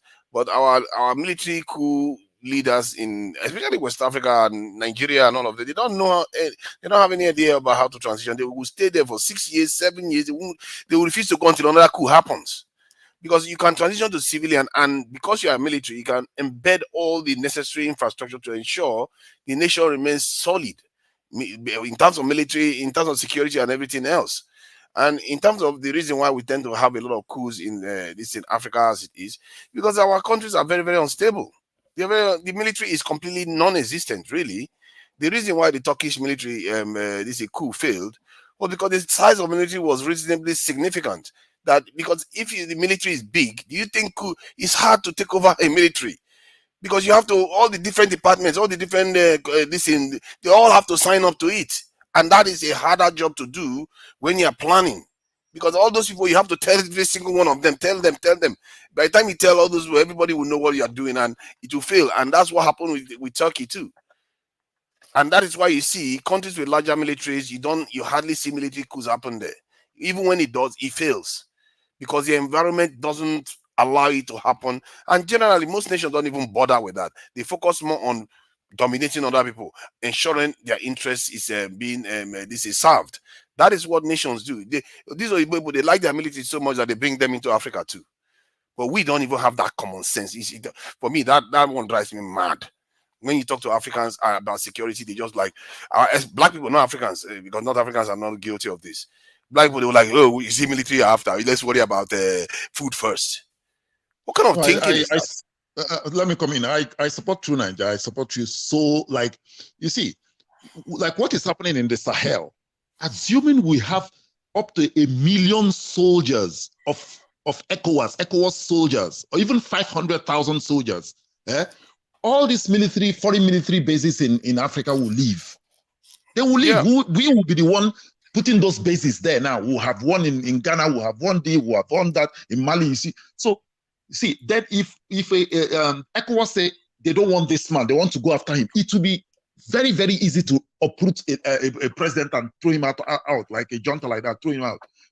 And we secure our place. The first thing we have to do is securing our place. Let's secure our place and let's increase the number of soldiers. That's the thing. Before I was thinking it's good, but now we need it. We need ECOWAS to have ECOMOG. Let ECOMOG come back and have large number of soldiers, so that we can. All these military bases. Do you think that this ECOWAS? Are you not seeing a lot of corruption in that ECOWAS? See, all these things you are describing as corruption, they will go down when the nation start becoming sane. We are like a body without a backbone. That's how we are. How can you stand erect and see clearly when you don't have a backbone? You'll be flobbering all over the place. And we don't have a strong security apparatus. And there is no reason why we shouldn't have it. Israel, with about 11 to 13 million in population, has altogether almost 700,000 soldiers, with around 13 million in population. We are 200 and something million people, and we are just managing with 150,000, and maybe paramilitaries of about 60,000 that are barely active, and half of them is busy securing oil refineries, VIPs, the various critical states that we have in Nigeria. Most of our states are barely defended. Because they Yes, have to defend the you're right. Bayelsa, they have to defend the Delta, they have to defend all the critical oil. Even those ones are hardly defended because they are being our stuff is getting stolen left and right. And there is no reason. The only reason why we don't do it is because we have been conditioned and brainwashed by these our stupid leaders that are so scared to do the right thing for their people that we should remain weak. That is economy. We need to fight for. We've been fighting for economy for 7 years. 70 years. Where did it get us? Because you have to do the fundamentals. If your backbone is not there, nothing will stand. Everything we do is for other people. We raise our young, they run for overseas to go and work. Our best minds are overseas serving them. It's not going to do us any good until, and if Tinubu is to get anything out of this, those are the agendas you have to look at. After all, America has spent over $70 billion on Ukraine within how many years? So why are you not giving? If you want us to go and fight for you, we are going to raise our military size to 1 million, and we are going to double our security forces. But you will fund it. Fund it when we become strong, and you make us. If you want to work with us, you make us an equal partner, like you work with the Japanese and the South Koreans, where you allow them to develop. Not this nonsense you'll be subjecting us to. If you refuse, bye. We'll work with the Russians and we'll kick the French out too, and kick your military base out of there for good measure. And let's see what you are going to do. You want to take us on, and plus the Russians and the Chinese. Let's see how far you get. Let me interject a little bit on to Niger. Is that okay, Rational Mind? I was going to say, go ahead. Yeah, let's first of all look at Good democracy. I'll be listening at the comment section. Good night. Democracy, the type we're practicing, we copied almost verbatim from the United States. So it's okay to judge it based on the United States, right? It's supposed to have 3 equal branches: executive, legislative, and the judiciary. And they're supposed to have what do you call that? They're supposed to fight one another, basically. They're not supposed to be friendly towards one another. We're not practicing that, and unless you have that, you don't have democracy. It's very important to know that. It's supposed to be adversarial. That's the word. So Nigeria or hardly any African countries practicing democracy. So now we have to then come down to what is the best thing to happen in this situation. Somebody who's dogmatic like me, I'm for democracy, I'm against military takeover. But I'm going to make an exception in this case, having listened to these young people and the reasons that they gave why they're taking over from the old regime, right? Ousting the president.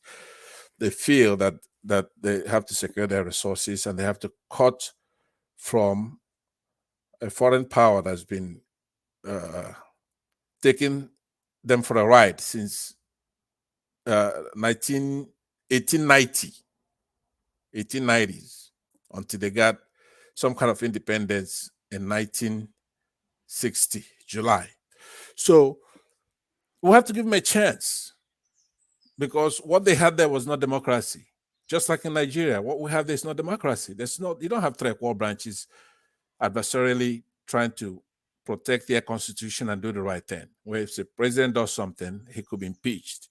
In the case of Nigeria, the governor, you often hear them say the governor or the president, they have immunity.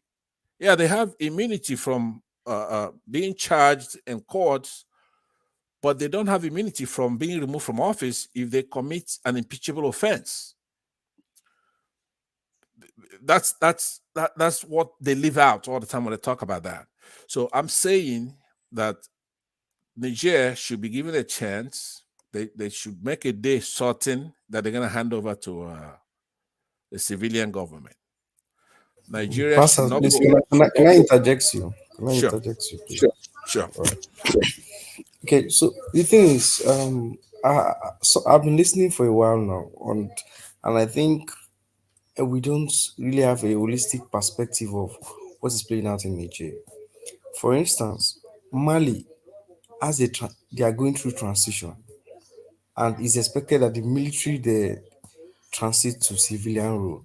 Now, they are trying to back the military rule of Niger, which symbolizes the fact that there was no intention to transit to civilian rule in the first instance, although there are ongoing discussions with ECOWAS for Mali to transit to civilian rule.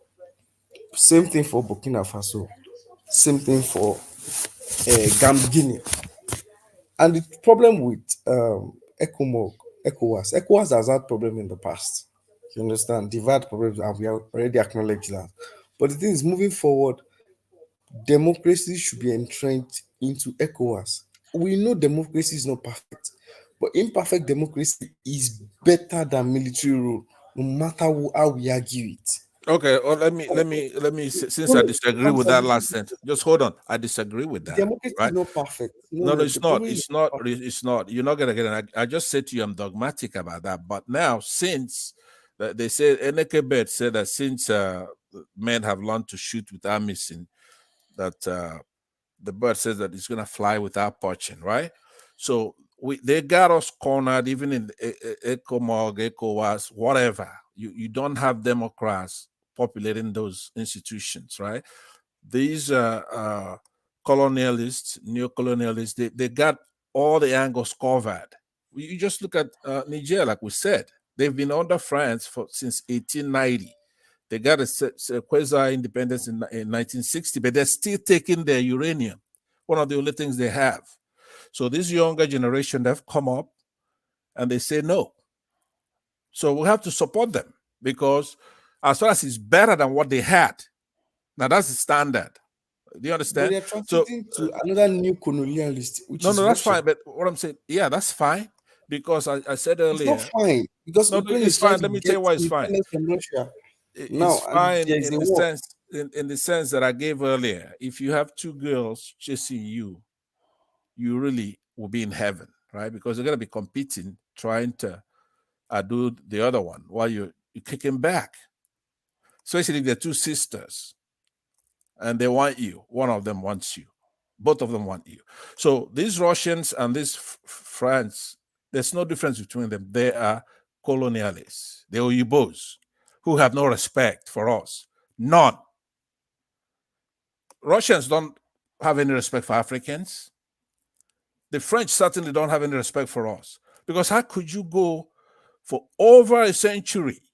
You see these people, they don't have people, they don't have medical care, they don't go to school, they don't have sufficient money for the infrastructure, they don't have light. So uranium gives light. Instead of you say, guys, we're gonna give you light, and we're gonna take some of this uranium, we're gonna man this place, but you're gonna have a 24-hour electrical supply. They're not gonna do any of that. So because Russia wants to come and replace France, they just forgave $28 billion. That's a lot of money. For Africa, $28 billion loans to Africans that they could never pay. So what I'm saying is that the standard we have to judge is what's there now better than what they had. And I believe it is. I don't care what you call it. We can't be dogmatic anymore on these things. So I stayed up so I could see if this discussion is going to go to what concerns us immediately, the immediate concern for Nigerians, which is the manner that the French tried to interfere in our elections to lead us to where we are now. Because it's open. Now you know. You see the nexus to this election of 2023. If you don't know, I could connect the dots for you. It's very, very simple now. Yeah. What do you say? I think we are at the point of, at least from the point of view of the West, they can look at this as a fork in the road, where they can decide whether they want to work and ensure that Nigeria develops and they don't block the progress of the country anymore, or they are forced out of that region. They have to pick and choose. And if I were Tinubu, that's what I'll be doing right now. Because right now, what is happening there is that either they kick out the French, like they've already stopped the export of uranium, and kick out the American military base there, except they want to go and start invading a country that everybody knows that nobody gave them opportunity to be, the authorities to be there. So when they kick them out from there, then Nigeria, with fellow West African countries, will work with the Russians and the Chinese to raise our security posture and our economic prospect without the influence of these foreigners and the West coming to ensure our underdevelopment. Because right now we can choose two paths, either with them or with the West, with the East in the East. If none of them want to play ball, then we decide what we want to do. The truth is that we know the East definitely wants to play ball on that front, because they don't care about all this Western nonsense, underdevelopment nonsense that the West has been doing to West Africa and most black nations on earth. So the West already knows that. So if they don't want to sever ties with us, he can use this leverage now to say, you know what, you are in a pickle now, you need us. Because if you attack that nation without our consent, you are going to even have the bigger problem, because we too will join the fight with the Russians against you. Let's see how you're going to enjoy that. No, but so that's linear thinking, though. No, that it's not linear thinking. You have to look at it from the point of view that, because if you're not ready to lean forward and say, you have to stop certain things that you are doing in this region, because we can't live like the situation that is there right now can't remain. We can't remain like this anymore. We are underdefended, we are overexploited, we are underdeveloped, our youths are running overseas. No, we can't live like this anymore. You have to say, it's an opportunity. Like they say, every crisis is an opportunity. And this opportunity is so clear-cut. Because if they kick America out of that country and they kick the French out of that country, that is a big blow to the Western interests in West Africa completely. Who is going to kick the American out of that country? The government in the country. The government itself will kick them out. Americans out of their country. With Pardon? 1,000 soldier based over there. So hold on. Do you think Americans will invade them when the no, America is not going to invade them? Do you think Niger will have the guts to kick America out? Yes, of course they will have the guts. You see, if you are working with the French, you don't care about America. No, hold on. Remy, calm down. If you are working with the Russians, nobody cares about America. If you are working with the Russians, you will kick them out and nothing will happen. The heaven will collapse. Are you so sure that the Russia is also backing them? Because that's the whole agenda of Russia. Russia has been saying this forever. Russia wants to come and weaken him. Say, hold on, Remy. Remy, you said, how do I know that the Russians will support it? Because one, the Russians have already said it for one, although officially they are saying that, oh no, they're against the coup. But we know the Wagner Force leader has already said it's been a long time coming. It's long overdue. That was the term he used. So it tells you that these people, they've always been saying that the West has been undermining Africa forever. So if that is the case, that means there's a big crisis coming up in that region. And that will spill over. Why are you worried about crisis? The crisis has always been. Why not be warning about this? What I'm trying to tell you is very simple. Look at Ukraine versus Russia war, and America is fighting a proxy war for that. So when there's a big crisis that the Russians are coming in supporting the coupists, and then the French have a big stake in Niger over some years, and then Niger will be a playing ground for war between America and Russia, and the spillover of the majority of the population of the Niger will spill to Nigeria. And what you are feeling to understand, America cannot attack Niger. I'm not saying attacking. This is about interest we are talking about. Russia have an interest in Niger, and the interest they have is also to mine their uranium. The same interest Chinese have, the same interest America and the French and all of them have. And if the Niger become a battleground between America and also Russia, then their people, they will flee to Nigeria. And Nigeria being a dummy head, like we are trying to say, we fold our hands, we use our hand money to take care of their refugee, feed them for years. What are you saying? Let me see. You are overcomplicating it. It's a very simple equation. I like what you say. I like what you said, that to me, Nigeria should just play their game very well right. We have to get something from it. If we are going with ECOMOG to kick out these guys, what is at stake for us? What are we going to get? What are the benefits we are going to get? This is not our deodorant time. And which is, to an extent, also what the coup plotters want. The coup plotters are fed up of the French bleeding them dry, America being there bleeding them dry. forget about the coup. So it's all about personal. No, you have to understand. Yeah, it's also what we want. If everything settled down now, the same called the coup you are talking about will turn himself to Agbada and also wanted to contest for presidency. And he will stay there like a Yadema and Dure for 30 or 40 years. It's the same thing. So let's No, it's not the same. You have to also look beyond politics. There is also the aspect of your prospects as a nation. Whether you are a strong nation, you have a strong economy. That's beyond. That was a question I was going to ask.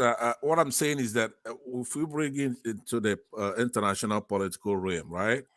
In order for you to say you want to extract something, you want to gain something, you have to have leverage. What leverage does Nigeria have when you're playing the first leverage is we are not going to invade them. We are not going to attack. We are not going to remove the coup plotter. That's the leverage. Nigeria has already cut 150 mega of electricity that were transmitted to them. We already cut it yesterday night. Yeah, but I'm talking about leverage. I'm saying that's a leverage that we've got. That's ECOWAS. Yeah, that's a big leverage. That's an ECOWAS sanction. You have already you caught that power, right? What did you get for it? In essence, that was your leverage, right? We are going to put them. That means we are taking their ass. Remy, calm down. Remy, calm down. This is an ECOWAS issue. When a nation is removed forcefully, ECOWAS has to respond. But in terms of invading that country or a kind of taking military action against the regime, that is a big leverage Nigeria has got now. Because now the regime wants to kick the French out. They probably also are looking to kick the Americans out eventually. So that is a big leverage Nigeria has. Okay, so please let me interject to pass. Please. Go ahead. Sure, yeah, go ahead. So the thing is, okay, one thing this coup has successfully done is the effect of Nigeria is that it has crumbled their economy. The economy is already crashing because their economy is not strong in the first place. Look at their sanctions. Sanctions are already coming, biting and hard on the banks. No power, and you know that a lot of aids that are coming into this country, on their health, on diseases like AIDS are prevalent in this region, malnutrition and all of that. And they have a lot of NGOs working in that country to support the country because the people are not working, they are not productive. So if we say, oh, it's good for the coup plotters, the truth is, where will the coup plotters get money to revive their economy? Are you telling me it's Russia that will give them money? How do you think they have been surviving before now? You think they were surviving on the French? The French were bleeding them dry. AIDS, Nigeria, Buhari. Yeah, but the AIDS was killing them. The aid was not helping them. They were taking more from them and giving them. Most of the AIDS ends up in foreign banks anyway. Buhari was constructing. Do you know what was their? Thank you, True Niger. Thank you, True Niger. I don't know how you can. What we are living, what these people have been living through, is the worst state that any region of the world has been subject to. We have been sucked dry. This is ridiculous. We don't need them. We don't need any of them. You see a country like Singapore having hold on. You see a country like Singapore with barely 10 million in population, having an economy almost the same size as Nigeria. A country like Singapore owing over. Hold on. A country like Singapore barely 10 million, owing $1.something trillion, and they are able to pull that off because they can leverage their own people. And you're telling me we have 200 million people. We should be subject to these French people constantly. We need to learn to work. Come on. We have to be more ambitious. Hold on. We need to learn to work before we can run. You said they don't need aid. We don't need subsidy. They remove subsidy in Nigeria. Everybody's biting hard. But that's not aid. Listen. It's biting hard on everybody because of those sudden changes. They don't need aid. Aid has been supporting their healthcare system. If they remove it now as a sanction in the country, how do you want them to survive? What's their bargaining chip? Can I ask you a question? That they are getting from the French to sell please let them suffer now and make their country great. Please exactly. Let them suffer now and make their country great. That is nothing. Sorry, go ahead. What is their hope? I want to say something here. You see, Africa doesn't need aid or AIDS, whatever you are. See, we have resources. We have the resources, the human resources and whatever natural resources to develop our place. Niger can survive on that uranium or whatever you said. They can survive on it. Who is buying the uranium? How many countries buy the uranium? There are many countries that want to buy it. Nobody's buying it.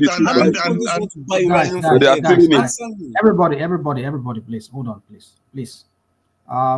I think I put Ekene to Ekene has been wanting to come in a long time. You guys have had that back and forth discussion, but let's just see what Ekene has to say to this. I'm not trying to stop any of you from saying anything, but I just want us to bring in another new voice. Ekene, are you there? Ekene? Yeah, rational mind. So what do you want to say? What's your position on this? Your view as to what is going on in, or you want to speak to some other thing? It's up to you. Well, I don't know. You see, the way we are taking our leaders, we are giving them a lot of support, even in the time of, even when we know that they are failing us as citizens. So we Africans, we need to stand up. I've taken time to look at what is happening in Niger, and if they manage the situation very well, it will be a very big progress for them, because just see what we are talking about, aid. You just relax and expect foreigners to be giving you aid without looking into your resources, how to go about to develop it. All you want is aid. You want to be a child every day, and they will be putting feeding bottle on in your mouth and be feeding you every time. You don't want to stand up and walk. You want to sit down and expect your mother to be feeding you, or your father. You don't want to stand up as a child and say, it's okay, I want to walk, I want to fight for my survival, I want to see what I can do to also bring something to the table for the family. That is what is happening to Africans, and we are citizens. We are not seeing it. We are just supporting it. Every time aid. Anything that happens, we expect Americans to give us aid. We expect France to give us aid. We don't want to explore. We don't want to think. Use our natural resources and develop our countries. And all these foreigners, they are doing more damages to us than the way we are seeing it. You see a lot of our brains sitting outside in Nigeria doing a lot of exploits. But when you come to their country, just like a desert. And we are happy about that. We still want aid. Every time, aid. See, let us think. What is happening in Nigeria, I don't know, but we as Nigerians, I think we should give them a chance, because I see most of their citizens are happy. Let's give them a chance. Maybe when maybe if they cannot control it, then we can come in. Let's give them a chance to fight for their rights. Let them fight for their rights. It's not bad to stand up and say, I want to pick up a challenge. Even you as an individual, at times in your life you say, I want to pick up a challenge. Let me just challenge. I know how I'm going to survive. And that is what is happening in Africans today. Most of African countries everywhere is just so dull, so primitive. So we should allow them to fight, pick up a challenge, develop their economy, put up some thinkings, and know how to survive. It's not bad to fight for survival. Could I interject? I want to augment what you're saying. I agree with you 100%, by the way, on what you say. Let me just cite some numbers, because part of what we could gain from this is to look at the similarities and differences with Nigeria, right? So Nigeria is a country of about 27 million people, right? The major language there is Hausa, over 50%. Religion is 99.9% Islam, Muslims. So by features and everything else, they're indistinguishable from northern Nigerians. Aside from that, they speak French in their second language, and Hausas, I guess, speak English in their second language. So all those debates, all those arguments that try to make us retrogress, here it is, where it is 100%. All those things that those Northerners talk about all the time, here it is. So you're right, they should be left alone to figure it out. I believe they're going the right way.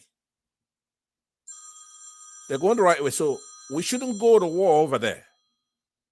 Because let's just say you give Tinubu the most successful military. Well, I have to take this call, so I'm gonna I'm gonna mute myself. Go ahead. I'll continue after this call. See, I guess I get what you are saying. From my point of view, it's very, very straightforward. And I think these opportunities will always come during this period. And it's an opportunity. If we keep losing this type of opportunity, they are not going to come often. If you want to change your relationship with a superpower like this, you use your leverage. And now they need Nigeria. Nigeria is a linchpin in ECOWAS, and it's a linchpin in terms of the size of the nation. And we're also right next door to Niger. So they can't rely on anyone else to be able to do anything about this. And if they don't, what are they going to do? These people want the French out of their neck. Either the Americans grant it to them. You see, there are two ways this could go. The official, these French people could say, you know what? You want us to restore your military, your beloved civilian government president back. Ask the French to leave our country and make sure all these so-called disadvantages that they wrote into our constitution to ensure that our funds and our profits flow into their nation is removed. The control over our constitutions. Do you know something? If they refuse, then all of you bye-bye. Can I intercede on something? Okay, Yeah, so go that ahead. maybe you don't know the extent of the rot. One, they spend CFA in their country. I guess French currency. Their gold reserve is in Paris. They don't have anything. Their central Imagine bank that. Imagine that. That's slavery. No, look at it. Their central bank is useless. As good as their gold reserves to back their currency is in Paris. Now, if you say, okay, France, go that way, move, and they say, okay, we are changing like that, they will go broke because France they're not going to return those gold reserves. Excuse me. Can I come in just a little, please? Can I interject? Yeah.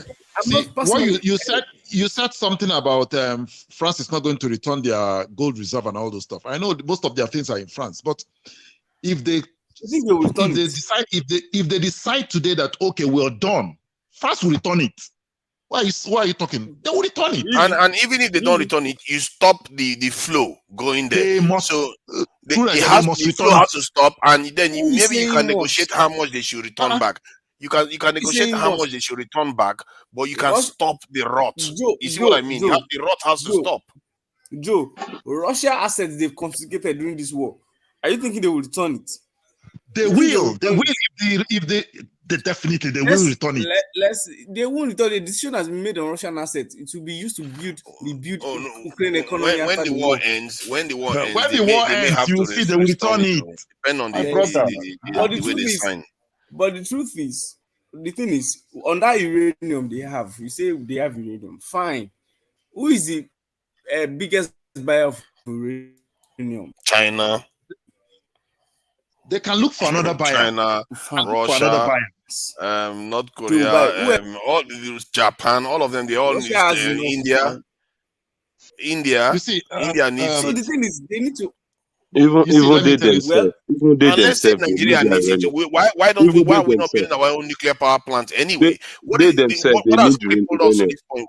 We should be building our own nuclear power plant. We should need all those uranium too. We need it by African ourselves. countries should be needed. Exactly. Why are we giving everything away as if we are some kind of slave population that is just there to serve them? This are an And opportunity. even we African, we we can use these resources within ourselves now. If we can Within organize ourselves ourselves. and go ourselves. Ekene, let me tell you something. We have 1.4 billion people in Africa.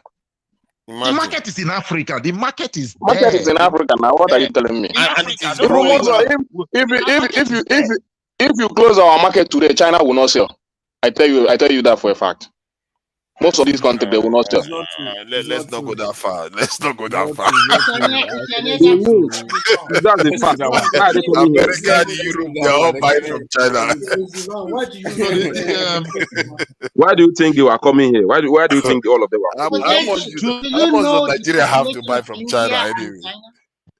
The population of India and China, the trade that goes within China alone, is all over. It's about 1.4 billion people. The total population of Africa is about 1.4, and China is trading with everybody in the world.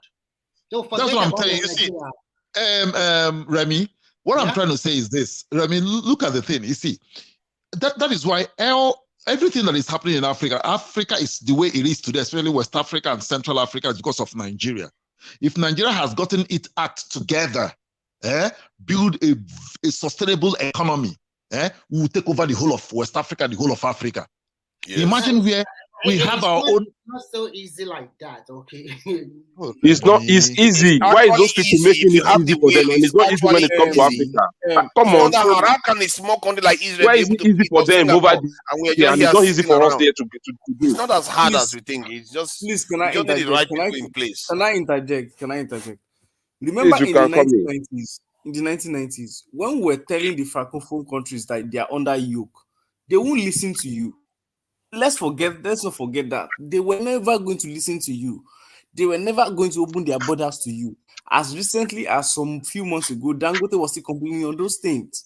It's not that they are having sense, and I think in a way I can support this school from Niger because they are having sense that why would they be having this kind of issues? If remember in those past 10 years, they were not listening to us. If you want to talk to them, you have to go to France. It's not like they're not. It's not like they weren't listening to us. The thing is that most of the leaders they have are stooges in Africa. They are just stooges, you know. They are just people. Let me look at it. When Ghana, when Ghana was, I'm talking of Africa now, West Africa, they removed Kwame Nkrumah. Yes. They put somebody there. In Nigeria, they removed Tafawa Balewa. They put Gowon came in. And that was how these people were removing leaders that, like Patrice Lumumba, they removed them because these people knew exactly. These people knew what they know. So you know what they did? We have to remove them and put stooges that. Even Gaddafi, they did the same thing. Idi Amin, you know, all those people, you know, they took them off because they didn't like what the colonial powers this thing was doing to Africa. Powers. So Idi Amin was quite an interesting case because they required an invasion to remove Idi Amin. Idi Amin was one of the smartest black leaders we've had because he had True Niger.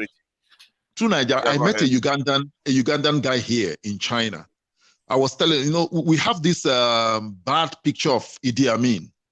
So when we were talking about, I said Idi Amin, because anytime we meet, we'll talk about African problem. I said Idi Amin was so brutal. The guy told me, since the creation of Uganda, Idi Amin is the best leader in Uganda.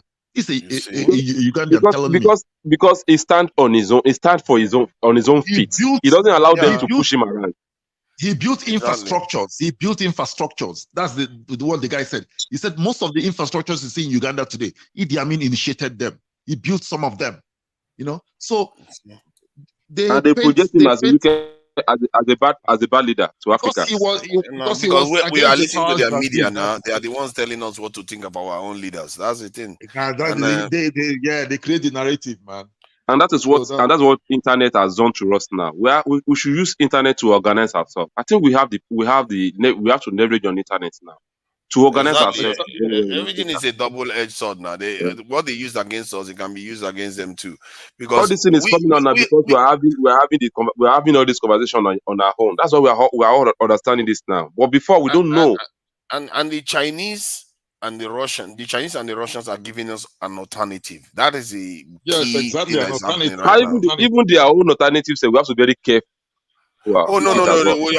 I agree with you on that one. The trick is the balance. When there's a competition between both sides, that's when nations rise. That's how the Chinese broke out of the control of the West and the Indians, all of them during the 60s, 70s. We were supposed to do it at that time, but most of our leaders failed in the process.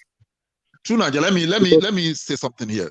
True Niger, you see, do you know that if the colonial masters, although I wouldn't use you're always against calling them masters, but that's colonizer, they don't even call themselves. Why would anybody call another man a master? Excuse Imagine me. if your children were hearing you. I know. I'm sorry. If the colonizers had done what the Chinese are doing now, do you know Africa would be way developed? Chinese are building infrastructures in Africa. You understand? They are doing things in Africa. They are building things in Africa. If these people have been doing it way back, we wouldn't be in this situation today. But what they do is they give you aid. You think it's good, but it's not. They give you this. They give you a peanut and grabbed a lot from you. That's what they are doing. But these people have done a lot of damages to us. A lot of That damage. was what you said just now. Sorry, what you said just now was where my anger against the West started from. My Even anger starting against from the them was slave that trade, starting from the my, slave trade, we plan their farm for them. We do everything for them. We grow that space for them. exactly. So my anger, my first anger against them was not because I expected them to feel sorry for us, but I felt like they were being so spiteful to us that why would you not learn to work with us to an extent that we develop a little bit, and then even if you want to keep us down, but allow us to develop to an extent. But no, they wouldn't even do that. They went to Japan and helped Japan to develop because they need Japan to oppose China. They helped South Korea to build so that because they need South Korea to oppose North Korea. But Africa, they don't need us, so they made sure we suffered. And hold on. In the 90s, when the West was at the pinnacle of their power, when the Soviet Union fell, look at what was happening in Africa then. Africa was on fire. Nigeria, June 12th happened, genocide in Sierra Leone, Somalia wars everywhere in Africa. When they had all the opportunity to do some good for Africa, they didn't. That's where my anger started from. I was like, then later on, I thought it's not their job to care for us. It's our job to care for ourselves. Sorry, go ahead. To Nigeria, you know what? The problem starts from we Africans ourselves. When we got the independence, do we really come together as a unit? Is that not what Nkrumah? That's what Nkrumah was trying to achieve before they removed to develop our nation. We do not. You are in all of us here, or most of us are in the diaspora. When you talk an average Ghanaian or average Guinean or average Ivorian, it's all hatred they have for each other. When you talk about Chinese or you talk about Japanese, the people form a solid unit. They support their own. They don't. You can never see a Chinese or Japanese delineating their own country online, talking rubbish about their leaders every time. Remy, I want to. Yeah, you are online. You are.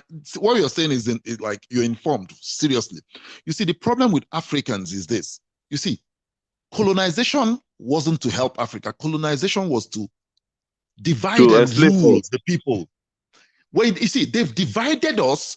Even the Francophone countries do not see themselves as some of them do not see themselves as Africa. They see themselves as French. You don't speak the same language. You see, they divided us in the sense that we don't speak the same language. We don't do things together. The French countries can you even look at just Nigeria alone? Look at the countries that surrounded us. None of them is speaking English.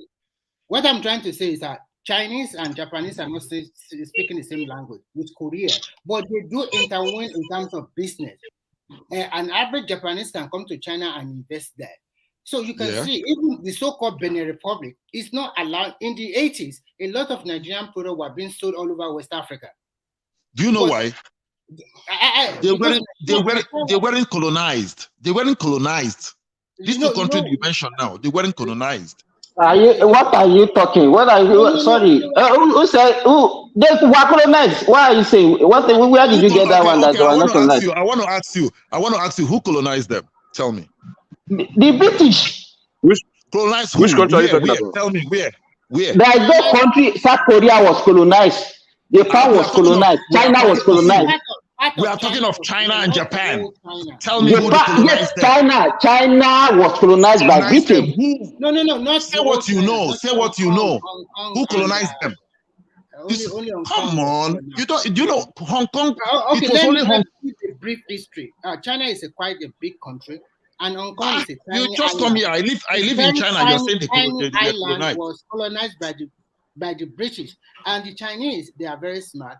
They just sign an agreement. Okay, you stay in Hong Kong for 100 years. Yes, 100 years. You leave. In 1997, I guess, Hong Kong was. Yeah, that was then. So Hong Kong is part and parcel of China now. But the problem is that Taiwan still is another big island, which happened to be under China too. Those ones are claiming independence or total autonomy. Exactly, you're right. You know the story. America is supporting Taiwan, so that is why Chinese cannot kick them or do anything to them. So that is They have been managing that space. And Japan, nobody colonized Japan. The only thing is what happened in Japan is after the Second World War, America came there. That was the only thing. Nobody colonized Japan. What I learned about the Asian, especially Japanese, Chinese, is that the people there really, really work hard. If you put hard work in front in Nigeria, which we don't have, I'm sorry to say, our people are not as hardworking as an average Chinese or an average Japanese. Yeah, you are right. You are really right. You're right. At the end of the day, when you don't work hard and you want miracle to happen to your country, and these people, when they work hard and create wealth and employment for their people, they start to express their dominance all over the world. Chinese citizens, I will tell you today, China will never fight with any country, no matter how. Exactly. Remy, I want to say something here. Remy, I want to say the reason why Nigerians, Africans, especially, are lazy. When you talk, they are not as hardworking as the Chinese. The problem with us is that religion is our biggest problem in Africa, because religion has subjected, like you see, a poor Nigerian who believes so much in religion believes his situation as a poor man is the way God wants it. He doesn't want to lift himself up. Likewise, the Christian, likewise, the Muslims. That's the belief system in religion. Oh, God has made me so I can't fight for it. I just, you just when you deal with an average. Sorry, Remy. Let me even I just came. Is it Jide that I just talked now? Jide, even if you are talking, if you are trying to pull them out of that poverty, people even on this platform will say you are not allowing the poor to breathe. Why are you castigating the poor? Why are you? You can see. My brother, no, that is it. So Simba, you know what I've learned in my life when I live in China? An average Chinese, when he talks to you, he wants you to tell him how are you progressing. They don't want They don't want excuses. It's like, okay, I met you last year. How is your situation today? And you're telling him, I'm still bad. He said, how difficult is it? You must make way for yourself, not illegally. Exactly. You have to strive hard. You have to continue to strive hard to become what you really desire for yourself, not explanation, excuse. For example, you can say a lot of Nigeria, if you don't get a job in their village, they will say it's the president.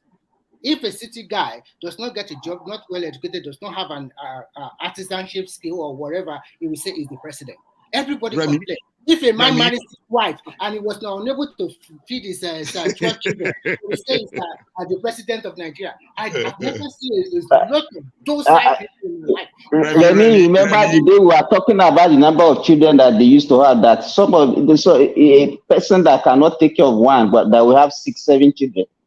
So somebody said, hey, so the poor cannot born again. So you look at the way they are talking. So you don't give them food. Simba, now you come with the wahala again, though. Simba, you are saying Simba, I want to say something. Simba, please, I want to say something here. You see, Simba, the problem with it, because I live in China, you see, the government of China has provided the infrastructure, everything for these people for Chinese to progress, or Chinese you can talk to Bajaleko about that, but Bajaleko will tell you infrastructure is nothing. Just give money to the poor. They have provided everything.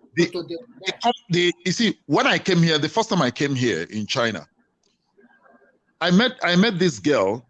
She was working in a company. I went to do something there, and she now called me because she was helping me to get some stuff done in the factory. He just called me and said, "Oh, Joe, I've left the company." I said, "Why?" He said he's not satisfied, I said, "How are you going to get a new job?" He said she already got a new job. I said, "How?" He said she just applied and she got a job this afternoon, and she left in the morning and got a job in the afternoon. You see how the structure is here. So you don't need miracles. You don't need anybody. You just need to work hard and earn your money. And here they don't owe anybody. Like, if you owe a worker here in China, you might be jailed. I'm telling you, if you owe somebody here, you might be jailed. So, Joe, I will agree with you with that one. Guys, I won't mention the amount of money that Chinese company hold me, and they didn't pay me till today. They claim that they filed bankruptcy, which is a lie. But it's not only me they hold a lot of American, Canadian, a lot of Chinese workers. But that was when They are the government 4 or 5 years ago. They are restructuring one way or the other, and it affects working. So a lot of people are hold that time. But I totally agree with you that in China, for the local people, for the local citizens, they can lose their jobs in the morning and find another work in the evening. Like I said, China did wonderfully in infrastructure, and they are open to open their land. If Nigeria, for example, were able to develop our train system, that you can take a train from Ibadan to Maiduguri and get to Maiduguri in the same day, and every interland is open, the development that will come to that country will be so enormous that people say, what is wrong? What is going on? Nigeria just become so wealthy like that. So we need to build more infrastructure. We have to connect our city with like the standard gauge rail of Lagos to Ibadan. We need to work out on our train system. We need to fix our road. They must make sure that I want a law that any road within a state is belong to the state. I don't want to hear story about a road. Exactly, a federal road and all this stuff. Yeah, you're right. Once the road is in your state, it's your road. Go and fix it. It's your own. No federal nonsense again. No. So that is why some governor we had, it's not my road, it's federal road, and they will do nothing. They need to cancel that one.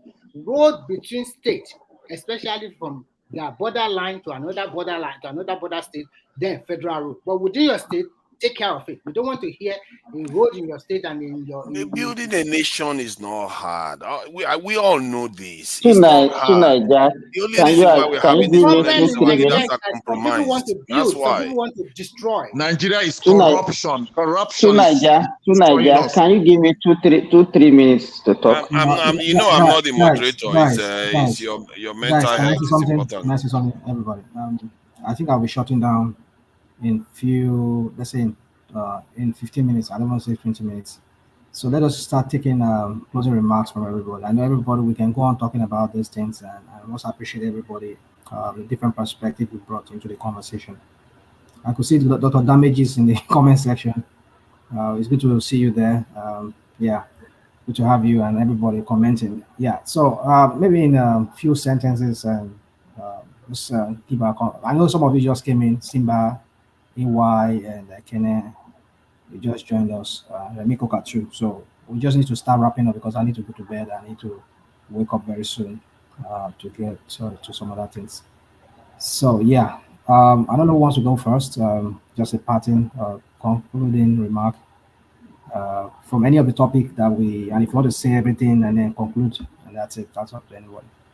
Pastor, you want to Sorry. I just saw Dr. Damages comment. I didn't see that before.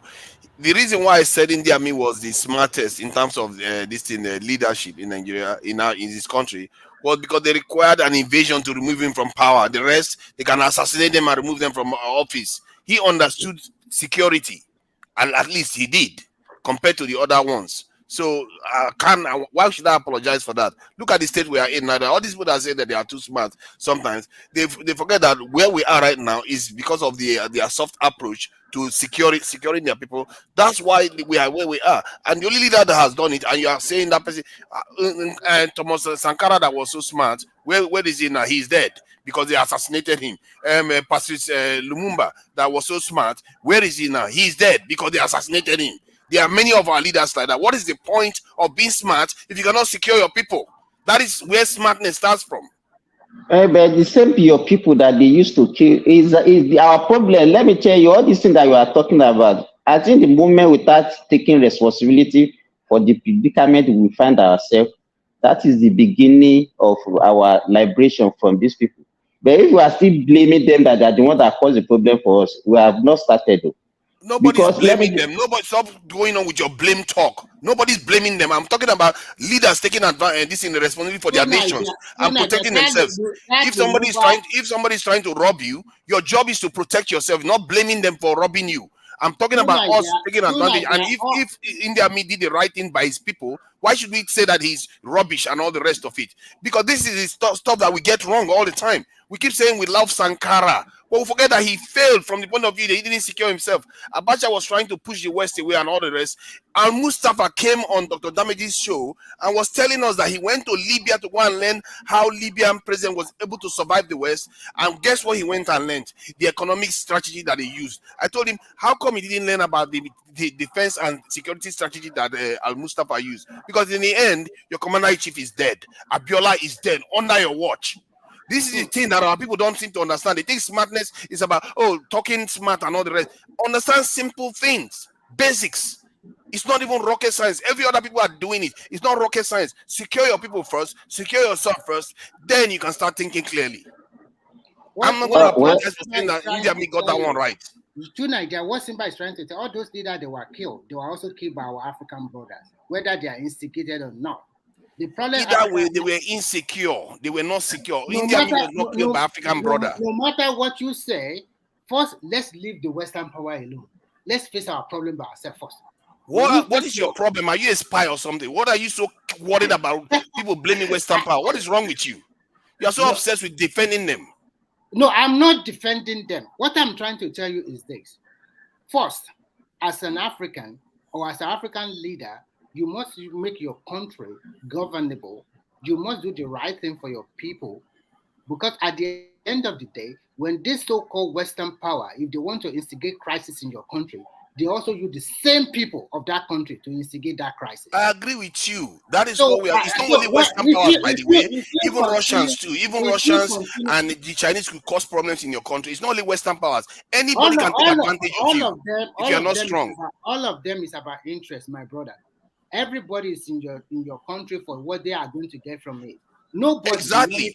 In other words, you have to secure yourself from any potential enemy. It doesn't matter whether it's West, East, South, fellow tribesman, whatever. You have to learn the importance of securing your people and yourself. Because if you're leader, that's why when people say Tinubu is carrying motorcade, and I said, no, I don't care. Let him secure himself. Because if he's not secure, he's responsible for the life of 200 million people. Jesus Christ.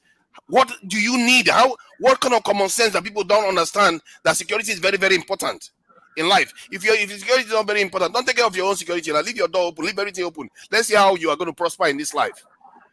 When leaders understand this stuff, we have to cherish them. We have to look at the Eritrean president in Africa here. It's the only sub-Saharan African country that can say they have a high level of security posture but yet it's a very, very tiny nation. A small nation that is barely 10 million has more soldiers than Nigeria. What kind of rubbish is that? How can a small nation, poor nation even, have more soldiers than Nigeria? Which country are you talking about? Eritrea, right next door to Ethiopia. Tiny country. The ratio of their soldiers to their citizens. But Eritrea is not a stable country. It's not a stable country. It cannot be. It's not a good example. Eritrea, they have higher literacy rate than Nigeria. It's stable enough, and their life expectancy is higher than that of Nigeria. No, hold on. What you don't know about Eritrea is that they have conscription. They will conscript you to the army, and so they will force you to join the army. So, Nigeria, we don't do that. What is wrong with that? Nigeria is voluntary. Israel does the same thing. Israel, everybody has to go through the military. Here in America, we don't. It's optional though. But then, oh my God! Let me give you the actual number. Eritrea population is actually 3.6 million. Sorry, I thought about 10 million, even smaller. So So what I'm trying to say is that some countries, because of the fragility of the country and the possible aggression from neighboring countries, they would, like America. America is always on the alert. They are always ready at any time. They will just move people young men into the military. It's what we call selective service here. As if you get to the age of 18, you have to report. But tonight, where did you get your statistics? They have a army size of 45,000. So what are you talking about? You are not looking at it. You are looking at the reserve that you are talking about, bro. Stop shouting. Can you just stop shouting? Eritrean I'm not shouting. Check Eritrean Defense Forces. I'm looking at it right now. They have 200,000 soldiers and 500,000 reserve. Are you hearing it? I don't know where you are finding your own. Okay, you want me to send you the link? I'll send you the link so you see it for yourself. So if you are saying a country of 3-point-something million people can do this, and when I tell you people, you start saying, "Oh, we don't have the money, we don't have this, we can't do that." But Jesus Christ! hold on. But do you know anything about Eritrea? Well, you even use Eritrea is not a good example of what you're talking about. The people in Yes. We always like to impose this is military. How about Israel? It's not only military, security. I know your fixation with military might and all of that. It's not only military, it's also security. When we say security, Too much. Of course, because you can't. If you don't have security, everything else is forfeit. See, I'm telling you, if you don't get this through your skulls, that if you don't have your security, everything else is forfeit. I think many and of us I have to keep shouting this from the roof over and over again. I think most of us here will agree with you that security, military might is important for any country to prosper economically, especially. One of the reasons why even North Korea, as recluse as it is, one of the reasons why a lot of the superpowers they fear it is because they believe they have nuclear warhead, even though maybe they don't even have it. Maybe they just pretend to have it. But that one scares everybody. They do. You don't want to mess with a madman that has a nuke with him. But then look at how it's affecting them economically. They're not doing well economically. Mm-hmm. They're very recluse, but we understand why. They are doing better than us, that's for sure. How they better than us? With their economy. Hold on. Their life expectancy. How do you measure how they are better than us? Their life expectancy is better than ours. How do you know? This is your life expectancy. I hope you know what life expectancy means. Every time you talk about life expectancy. Guys, I think this guy, man, life expectancy is very straightforward. It's not even complicated. It's how long you can keep your people alive on average. That is what it is. And if North Korea has life expectancy that is more than 10 years higher than Nigeria's, yes, even with all their sanctions, they are still doing better than us. And like their literacy rate, 100%. And then go and look at the structures they have in their country. Their metro station that in Nigeria, in Lagos, they were pushing the metro station on the rail the other day. Do you know what North Korea has built? They built their metro station 100 meters underground, all through their capital. So, where will you prefer to live, North Korea or Nigeria? I'm not a North Korean, but if I was a North Korean, I would be. Can you just stop? Can you just stop? If I was a North Korean, I would be by far more proud of my nation than your nation. Who would look at Nigeria and think Nigeria is doing very well? You don't even have power supply. What is wrong with you? Jesus Christ. They have power supply. You don't. They are a nuclear power. We are not. They have ballistic missiles that can go through space and travel continentally. We don't. You are comparing yourself to them. We are not even on the same level. They can hit us almost all the way from where they are. If they decide to build a rocket, a missile that can do that. We have not even started. We have not even started as a nation. And you're comparing yourself to them. You can't compare yourself to people that can actually knock your country out of the sky. What is wrong with you? I don't understand it. And you are busy making apologies for mediocrity. I don't really subscribe to this. People need to get it through their head. If you don't secure your people, then go. If you think it's not important to secure your people, you leave your house open every day. Tell everybody how much you've got inside there, and let's see how you prosper in this world. If anybody that says they are so smart that security is not important, it shouldn't be top priority, then leave your door open, leave your window open, tell everybody everything you have in there. Let's see how long you become prosperous. Okay, let me address that a little bit with you.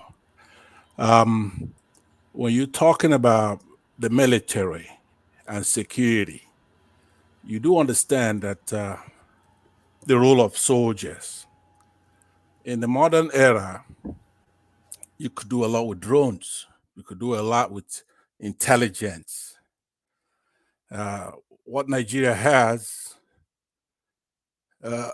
you should be qualifying those things that you're talking about. If you're talking militarily, there are many ways to secure a country. Do you understand? It doesn't have to be foot soldiers alone. You need those, but it has to be a modern military. And also, what are we having soldiers for? What are we defending against?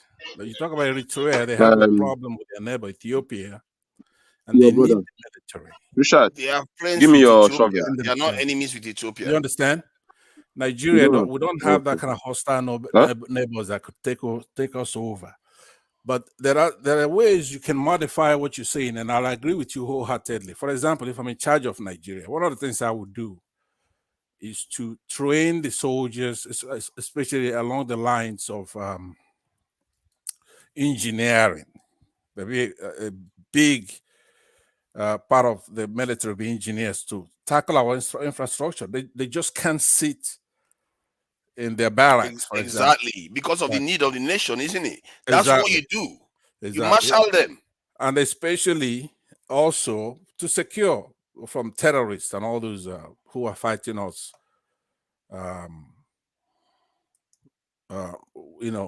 non-conventionally, right? So when you're making this point, you do have to emphasize these things that we're talking about right now. It's important. If you just say we should go out there and populate the country, say half of us will be army officers, for what? Well, how you gonna pay If for half of us are army officers, will be the largest military in the world. I'm just talking about share 1 million here and double the size of the police and the intelligence services. I understand, but listen, you cannot afford to build modern military barracks for the ones we have right now. There are things that you would do, and it will naturally attract people into the military. You see, don't do that. Don't say we can't. You see, when you say we can't, that drives me crazy. Because the 3 million population is able to do greater than that. Don't give me that nonsense. I'm getting tired of hearing it. Sorry for calling it what you are saying nonsense. It's okay. But I really don't like it. No, it doesn't matter. But like I said, we can't build military barracks. We don't have boots. Come on. No, but listen to what I'm saying. First of all, you have to understand. It's not by frequency modulation or amplitude modulation because you made this point. No, it's frustrating because the truth is there staring at you in the face. Eritrea can do it. Why are you saying we can't? Because I am not going to copy Eritrea. There is nothing. Because they've got 5 heads. There's nothing to talk about. There's no comparison between the two. It's a small country. They have enemies, east and west. We don't have that kind of enemy. We were enslaved and colonized. Look at our nation. You think we don't have enemy? Our life expectancy is 52 years, and you think we don't have enemies? I know, but listen, if you're listening, you're going to understand that you should. I'm only trying to correct you for next time, because you talk about this all the time, and nobody buys what you're saying, right? It's because of what you're talking about. It doesn't make any sense. Nobody buys. I have never seen anybody support you on this thing. You talk about it all the time. And then you are not. I can't have you spoon feeding me. I want to make my point. You've not been paying attention, but don't be using terms. I'm just correcting what you said that we can't do it. Listen to what I'm saying. All right, because it's important. I believe you're sincere. You care. You want to contribute, but you have to make holistic points on this. If you are saying that, let's just transpose the military we have now, but numerically, you say, let's say we have 300,000 soldiers, and you want to make it 3 million, right? Exactly the same housing, the same salary, right? But numerically superior only. Well, that's garbage. That's nonsense. If you're saying you want a better trained military, you want intelligence officers, you want a well-equipped army with superior numbers, that's fine, right? You cannot go just looking at the number ratio of the soldiers to the population. No, listen, it's very important for you to listen. I'm only saying this for you specifically. So if you're not listening, I'm wasting my time. You want to hear what I'm saying. So you are putting salary first. You are putting I'm saying if I misquoted first. If I misquoted you, then correct me. What I hear you saying, okay, is that you don't mind having multiple, same condition, but more soldiers, multiple of what we have now. Let's say tenfold, right? Am I right? Pastor, we're going to, can you just wrap it up in just 2 minutes, please? Okay, his cooperation is needed for me to conclude. Am I quoting you correct? Are you going to be satisfied with the number of soldiers? Your mental health. Hold on, I just want to tell you something. I can close it. Let me and Pansat finish. Okay, you have access to it? Yeah, I do have access. Okay, all right then, guys. I leave you. Thank you. Thank you so much. Yeah. Awesome. Thank okay, you. so to Niger, I need you to just answer that. Are you going to be satisfied with multiple? Let's say we have 300,000 soldiers now. Let's make it 3 million, but the same conditions: salary, yes, housing, morale, training, all that the same. But you be satisfied with that? Would you? Is that what you're saying? We start from there. We start from there. It's not like this thing. What they call it? You see, you start with what you have. Right. You don't start with what you don't have. We don't have the sophisticated equipment yet. Okay. But you start with the human resources you have on the ground. Allow me. I posed that question for you so that I could then go to the next thing, which is this.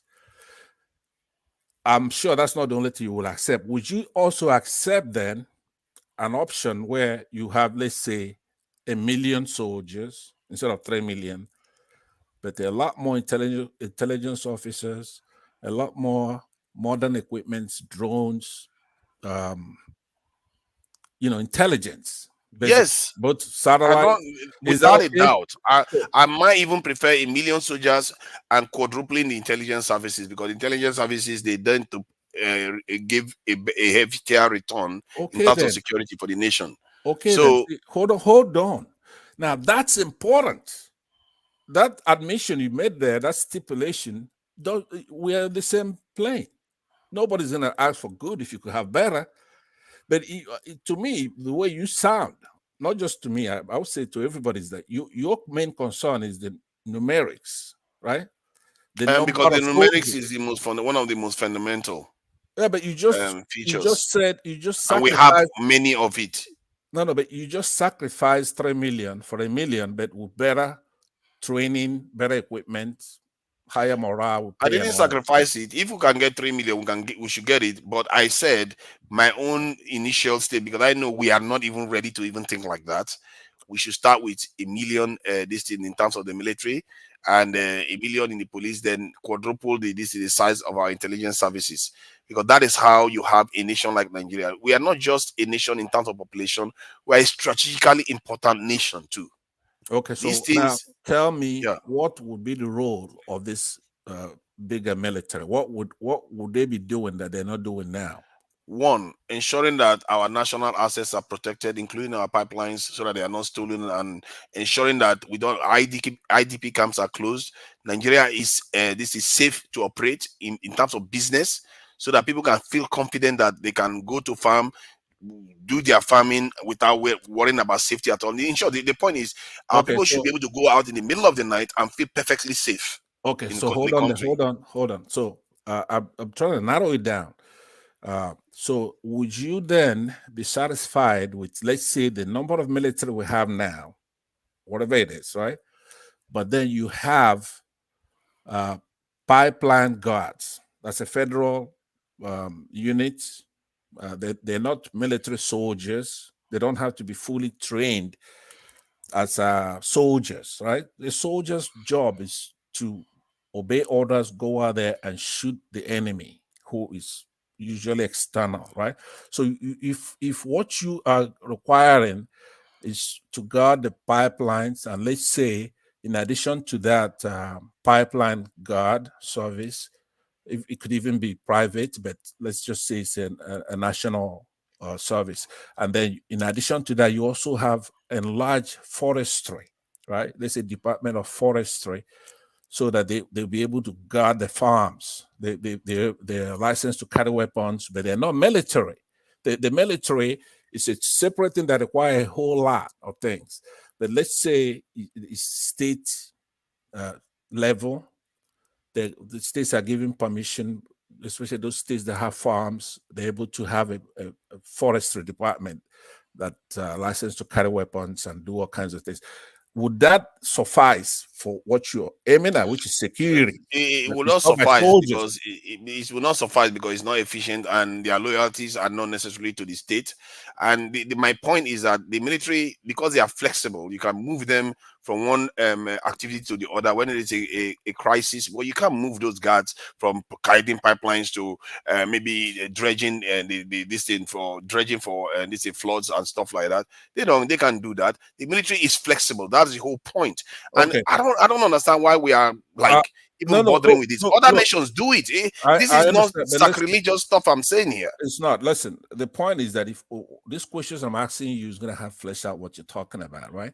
So you're going to ask a lot of questions. Then you could ask me questions. So now that it's my turn to ask you questions, the other question I have for you is that because you kind of mix it up there as if some of this army or the military you're trying to put together is going to fight, let's say, the United States, right? Or Britain, or even Arab states, right? Egypt or something like that.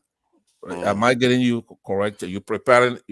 Are you preparing the nation to defend itself against all enemies, foreign and domestic?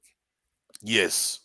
All right. So, what kind of military do you think you would need to fight an adversary who is thousands of miles away, but could push buttons and land Tomahawk missiles, carpet to carpet bombing, ability to fight you with laser from space, from satellite, right?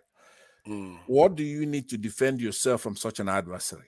Let just be the military strategist now that you talk about. Let's bring it to practical terms. What are you going to need for Nigeria to be able to protect itself from an adversary who not only does he have a naval force, seafaring that has permission to park their vessels 3,000 miles away, but they could push a button, and within seconds they will land missiles on you, carpet to carpet, right? They'll have some that could hang in the air. They have drones that could hang in the air for days, for weeks, for months. Okay. So how do you prepare Nigeria? Just tell me right now, including soldiers now, okay? How does the soldiers play a role in that kind of defense? That kind of defense, if you are one, we are not in a war with a country like a superpower. If let's say we are in a war with a superpower, which chances are that it's not going to happen. If we are in a war with a superpower that wants to rain missiles down into the country, then you shift your tactics. You don't go and start taking them head on. You shift your tactics into a kind of guerrilla warfare where you understand how to vanish and reappear where they don't expect you. And that war, for a what person about like civilians me, you're supposed to protect? If you vanish and you reappear as a soldier, you go in a bunker or whatever it is. when right? you're at war, Right. when you're at war, you do what is necessary. Civilians will be targeted by the enemy. They will do that. That's what they do. You are seeing it in the Russian-Ukraine war already. So that's what they do. You do what you need to do to win the war, or at least not lose, because the war will happen. We have seen wars happen like in Vietnam and all the other wars. There's only as much bomb they can throw. Look at what they did to this in North Korea. They flattened the country. Like 80% of all the structures in North Korea was destroyed, which means some towns, every single structure was destroyed. And yet, look at North Korea today. They bounce back. Because the trick is that you have to be resilient. You have to understand that you have to earn your way in this world. If you don't fight your way in this world, you are just a slave, and you are just preventing, you are in a way delaying the inevitable. That All right, either but you you confront have that to enemy couch your remarks or in you the are going to debate. die. As the debate we're having here, right? Yeah. You're gonna couch your remarks. It has to be responsive to the debate. So I'm responding to it now. You want me to define the debate, or do you already know what it No, is? because you said that if we were taking on a superpower, and I said, and we are not going to be taking on a superpower, because like I said, my whole calculation is going to be based on the idea that if you want to take us on because you want, let's say, 100 naira, I'll make sure you spend 500 naira taking us on. So that's the idea, and in a way, that's the same idea the North Korea did this in the Singaporean leaders too. I think they call it the poisonous shrimp kind of this in doctrine, or kind of that if you want to come and take them on, you might win, but you'll be poisoned. And as a nation, as a power, you feel the impact of what they've done to you, and that is what you want to do. In other words, you have to make it costly for your enemy to come for you. And so far, we've not done that. That's good. But you see, I'm not on this debate, but it would have some extensions to the size of the military, right? The size, yes, numeric numbers of the military, 3 million, 1 million, or whatever the number you prefer. Remember, I'm saying that states are rational actors in the international arena, right? They calculate their gains by not in absolute terms like an individual would do, but rather in relative gain. So there are so many things. There's about 7 things you have to worry about in your international affairs, international relations. The least one, of course, is important. It's prestige, right? I think you probably alluded to that a little bit. You're gonna have to, if you want, you have to do things that will prevent you from getting into war. You have to secure your country. You have to have a progressive country. You have to have people educated. You have to have a good government. You have to. There's a lot of things that once you do that, then the size of the military we have, you're gonna have intelligence. Sorry, let me just remain in this response to Dami. I don't know why this guy is talking. Even I don't know whether it's some kind of this thing. In Russia, I'm looking at it right now. When Russia even started the war, they had active military of about 1 million. I don't know where he's getting this from. They've always had active military of about 1 million people. He's saying that Russia didn't have active military of 500,000 when they started the war. Yes, they did. You think they would throw all of them inside this Ukraine? They will use it to secure. Russia is a massive country. They have to keep the whole nation secure. Debate you had with somebody earlier. Is that it? No, he's on the chat. He's saying all kinds of stuff. Okay. So, but I am trying to, because you have to admit that every time you host a panel, which is often, you talk about this issue a lot. You don't think that Africans or Nigerians have respect for the size of the military that they complain about. Security. They don't have respect for security. They don't understand it. Okay. So, yeah, I mean, to a degree, you're right. Everybody in Nigeria is complaining about the security in the country. But it's not from enemies, from foreign enemies, that we are not able to secure our country. We're being undermined internally. That is why, like I said before, when you look at Niger and you look at northern Nigeria, the demographics, the religion, it's just the same people, the same thing. So when we talk here in Nigeria, they say, oh, look, the northerners are more sophisticated than you. You in the south, you don't do this. And it's not true. You could see that right there. Their uranium is being carried away. Generation after generation. Why they live in poverty, and when you tell our fellow Africans, they're like, oh no, we can't do this, we shouldn't do this. What kind of, I don't know who did this to us. It's like some kind of curse. We are in a spell that we can't get out of. Right. You know, a country such as France, like I said, all these countries, they've been at it for a long time. They know how to colonize people. So they know if, say, Nigeria build nuclear facilities for power, nuclear energy, right? They were going to need that uranium from next door, but we have our own. They don't want that. They don't want us to develop because we're going to be needing those things. And people like United Kingdom and France, they cooperate because they've already done the scramble a long time ago and divided Africa up, and then they made peace.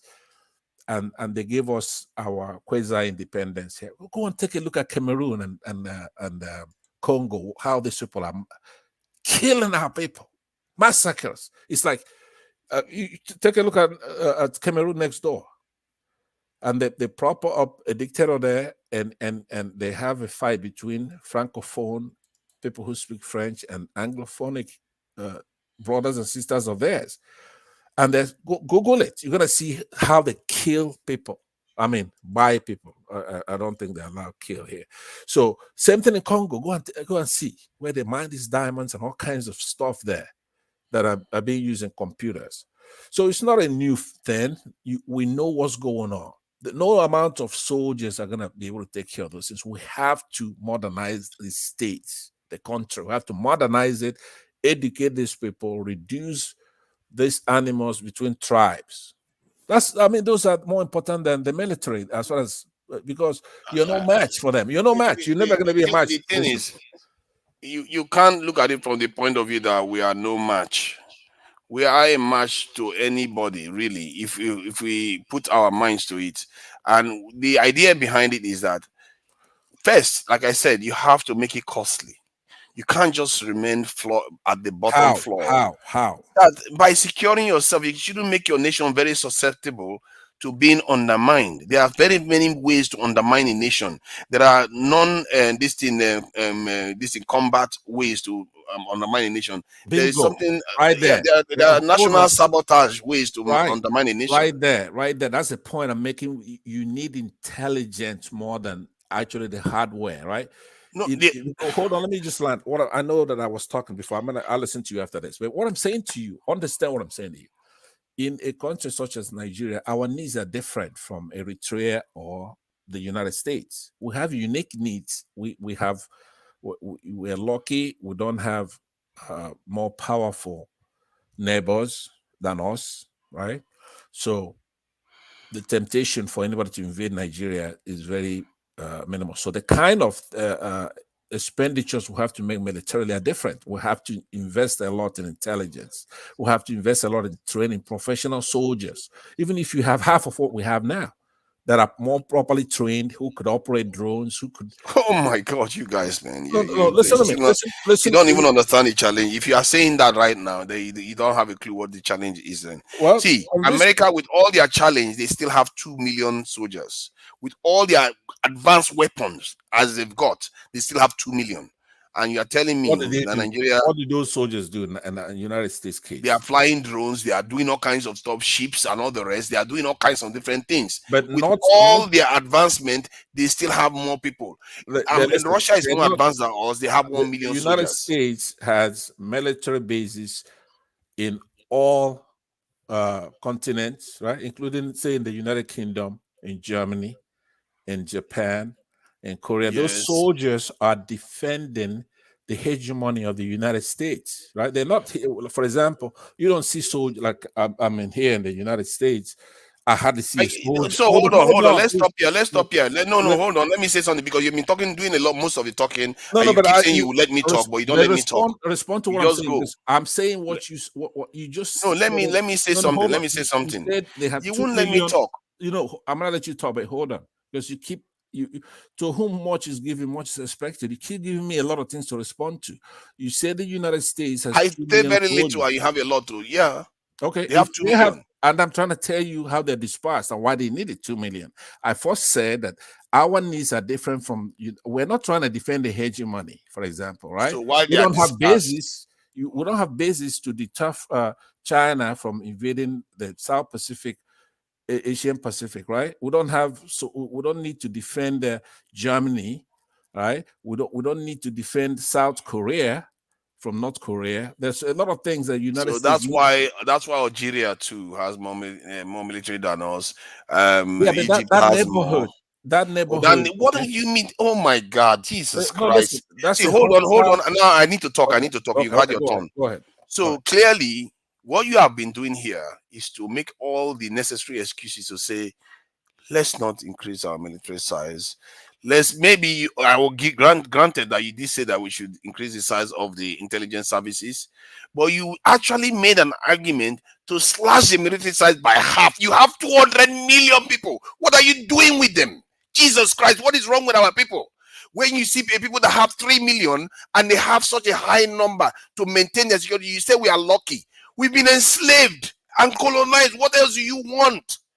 Oh my God. I can't believe you people sometimes. No wonder black people are suffering around the world.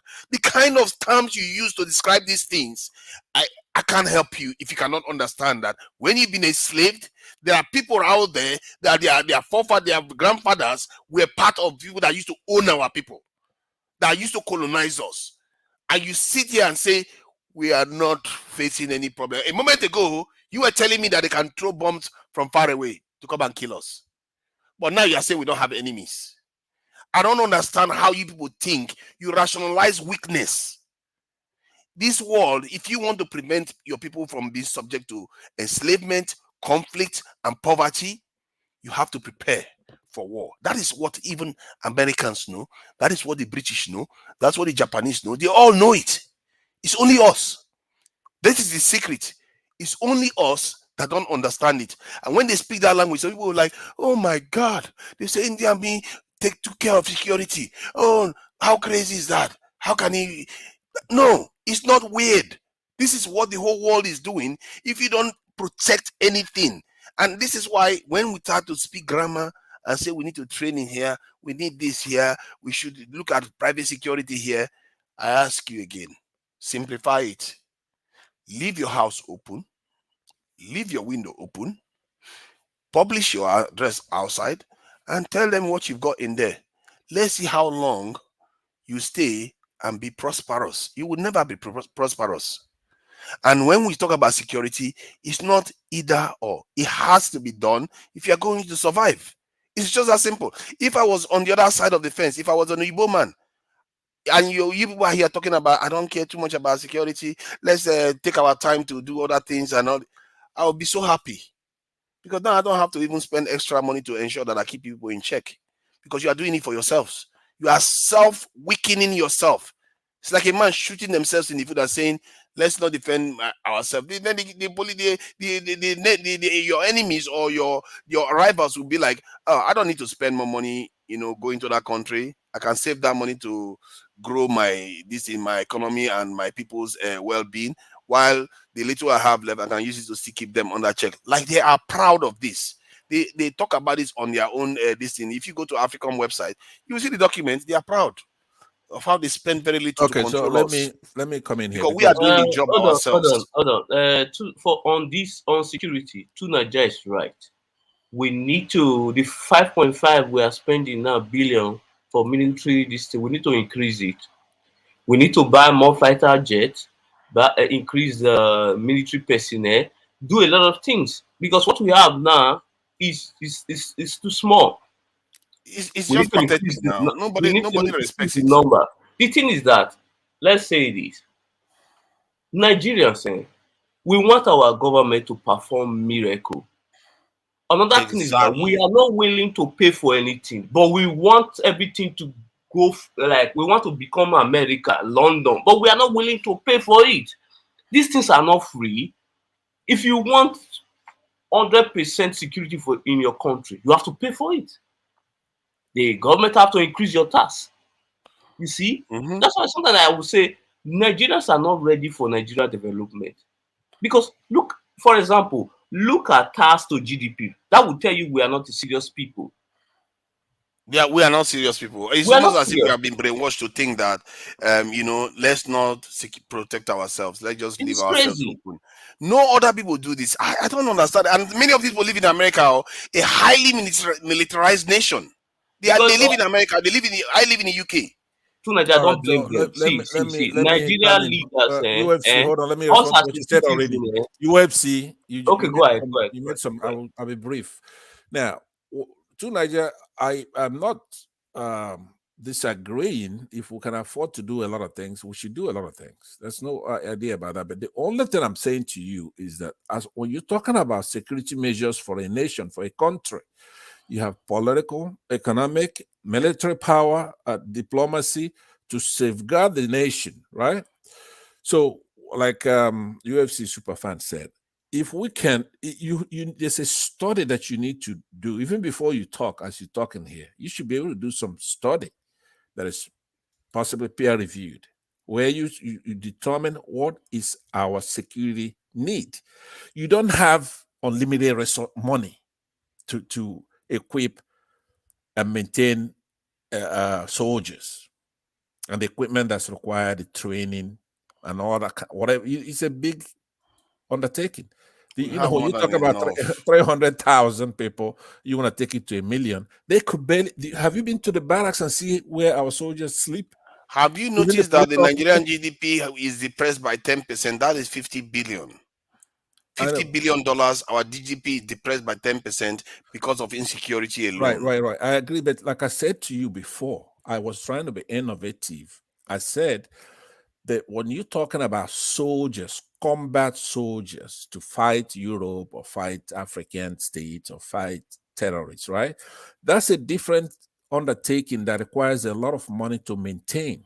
But when you're talking about terrorists who are involved in asymmetrical warfare or all this ragtag Boko Haram type of people, those are politically propped up people. I could take care of those people in 2 weeks, all of them. If I'm if I'm put in charge to take care of the Boko Haram, I could take care of them in 2 weeks, including wiping them out. No, hold on, let me land on what I'm trying to say, because that's a tangential point.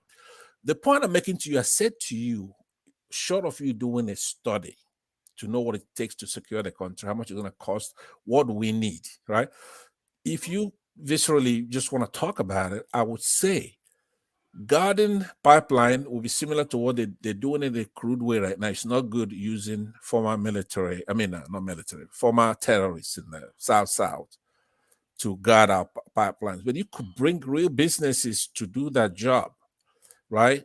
Make sure they're licensed and they apply through the states, and those who are my God, you really have a problem with Nigeria having a strong military. Jesus Christ. What you don't know is that I'm being kind to you because you're not actually. What is the use of being kind to me? Let me say to you that kind to your own people. I'm being kind to you in not really being forceful in dealing with you on this, because I want to go ahead and be forceful. I will in a minute. Please go ahead. I'm trying to say to you, I think you're sincere, you're concerned, but you're woefully wrong in what you're doing, right? You are wrong. You are wrong. You are telling us to hire security guard to protect our citizens. Who is going to respond to natural disasters? Who is going to respond to external threat? Who is going to respond to internal threats? Right now, you have you've had your say. Now let me have my own say. I said, because you tend to go on for too long. Okay, go ahead. Let me just land. I'll take a couple of more sentences. If I don't, that you could stop me. But what I'm saying to you is that you have to be innovative in your thinking. That's what I'm saying to you.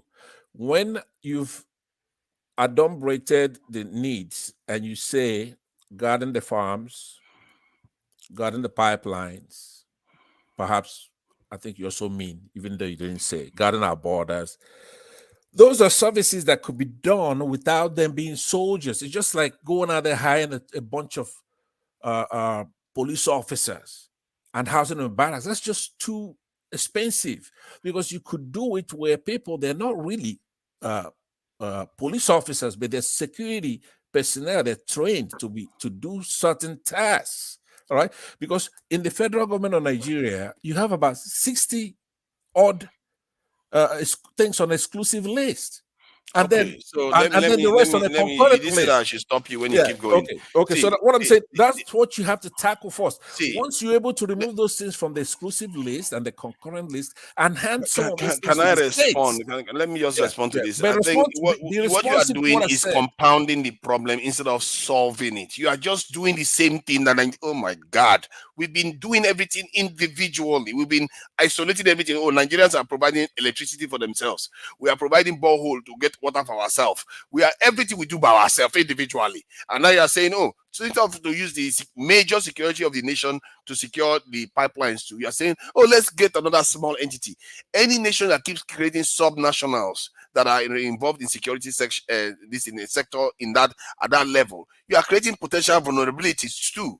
You have to create a strong military like oh my God, how many times do I need to say it? Like every other people do.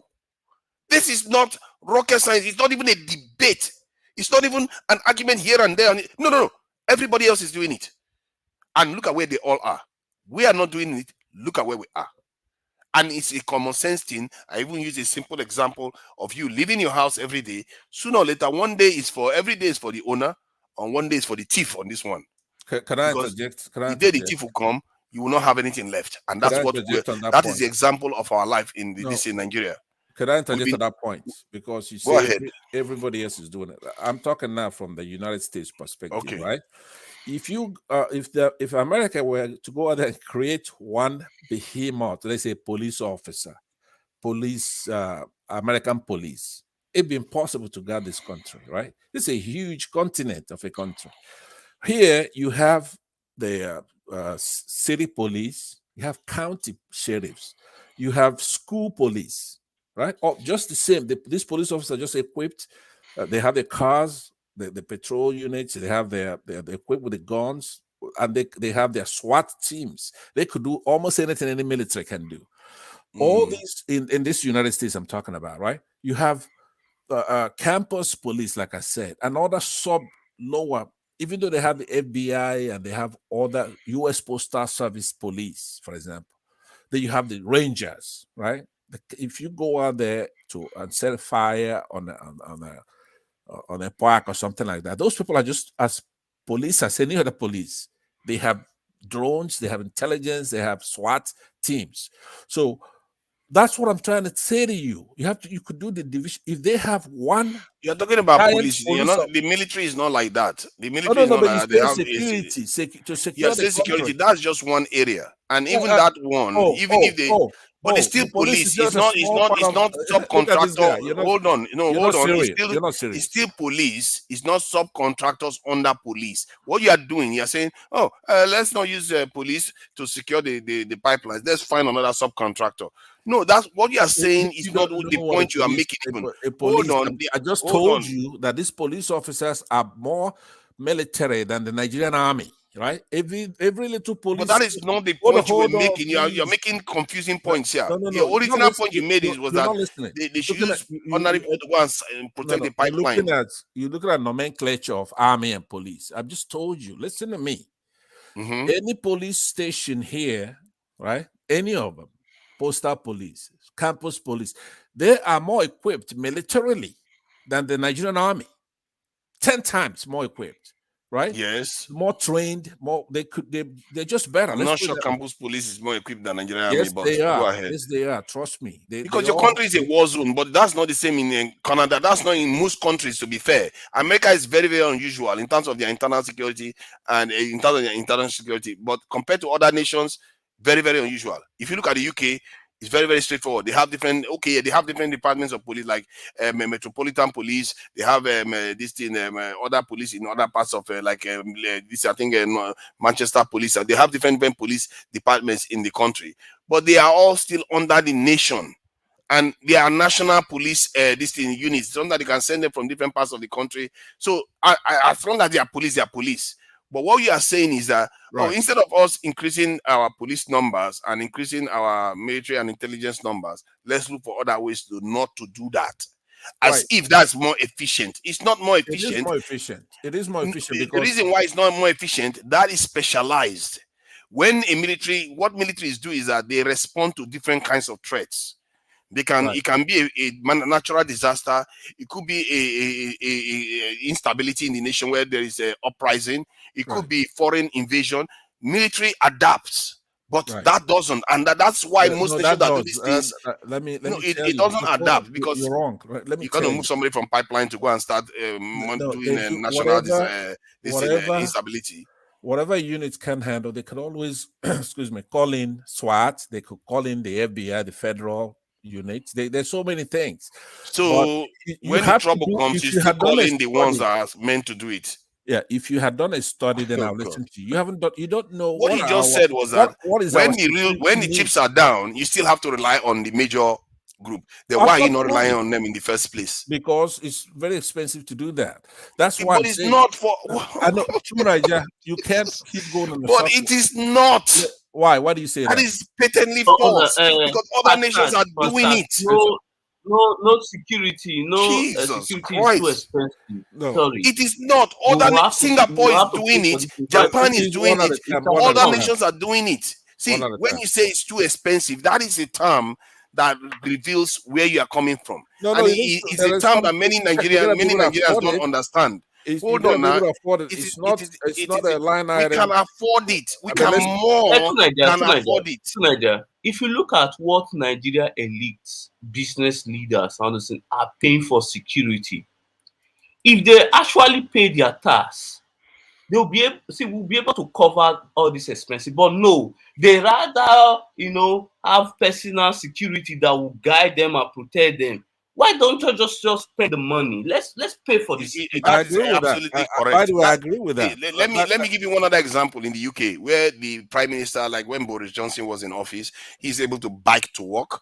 And the reason why he's able to do that without any major sirens everywhere and motorcade all over the place, because the national security has been taken care of. The military is strong, this intelligence service is strong, all the police is strong. You don't, like in the houses here, you don't necessarily need burglary proof. As like Nigeria, everywhere they put burglary proof. People are doing it individually. See, Pansat, what you don't understand is that we are already spending the money in reality, in real terms. Nigerians are paying for it in other ways, but individually and less efficiently, just like we generate electricity in a less efficient manner. So the money is already there in Nigeria. Not to mention, when I mentioned the GDP of Nigeria being depressed by 50 billion, that alone, not to mention Nigerians coming back from the diaspora, you the solution to that, right? Unbelievable. Hold on, I gave you the solution to that, right?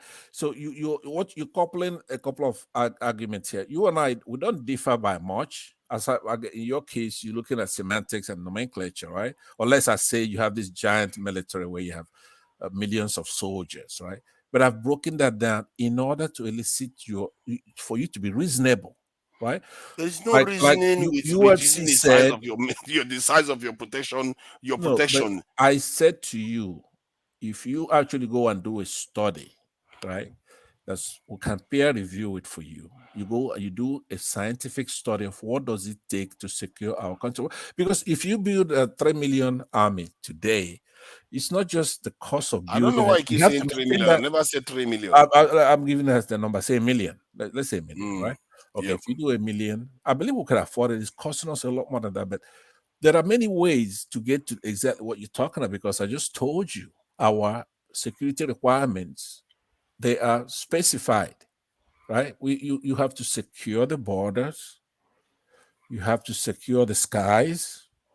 You have to secure our food supplies. You want to make sure we have food security. People have to go back to the farms. All this is exactly.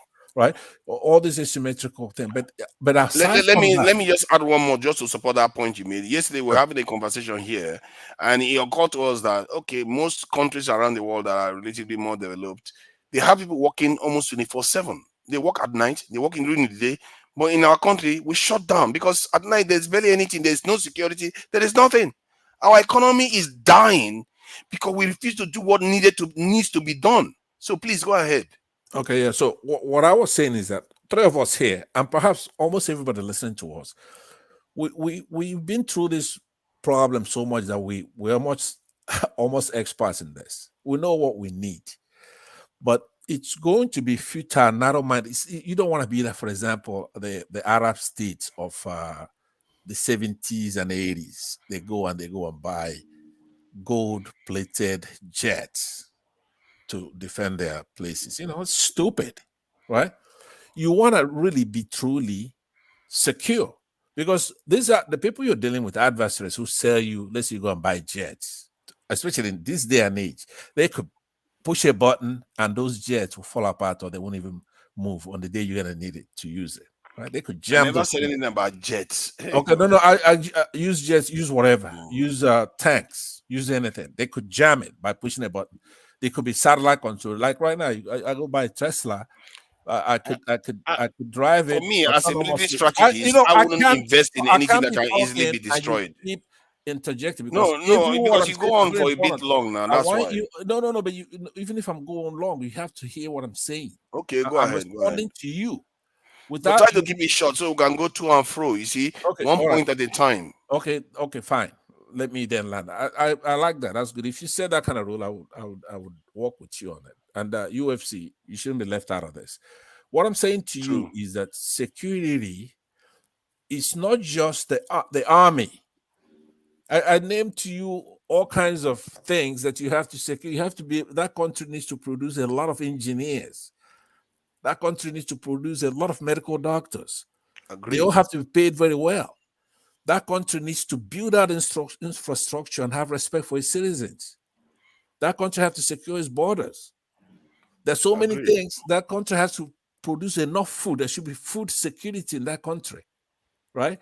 That country needs to promote cohesiveness to make it a country where everybody feels that they belong into that country. Those kind of things would cost less than building a super military. The military we have right now, though, has to be taken care of. They have to be well trained. Equipment has to be there. They need to be producing. In my case, now I do have a childish solution to it, because in most things I notice that's what it takes. Things that are normally written off, it's usually what it takes. I believe that the military, our soldiers should be retrained to be engineers. Structural, in other words, to go out there and rebuild that country. Okay, I want to say something. Yeah, go ahead. Concerning Nigeria food security. See, when I was growing up, my parents, they have small business, even including my friends. All of us, our parents have farm.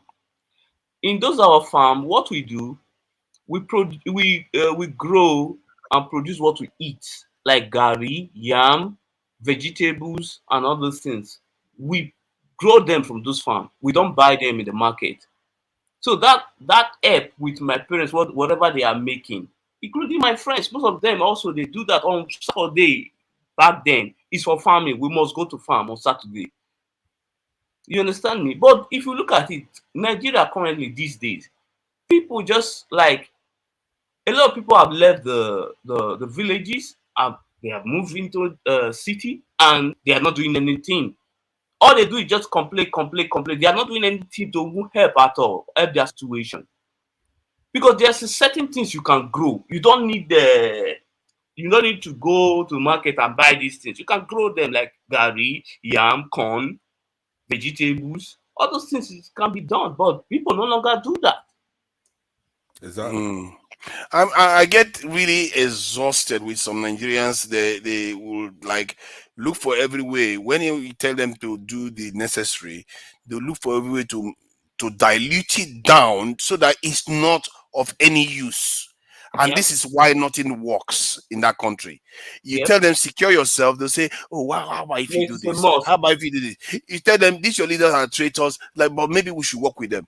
I'll say you tell them you need to be able to be ambitious with foreigners. They'll say, "Oh no, but what if you just do this? You do it this way." They always try to moderate everything. In the end, nothing works. That's the way they gotta do it. Be specific. What are you talking about? What are you talking about? Let them tell us what he's talking about. This also. Nigerians in diaspora, some of them must be willing to take a pay cut.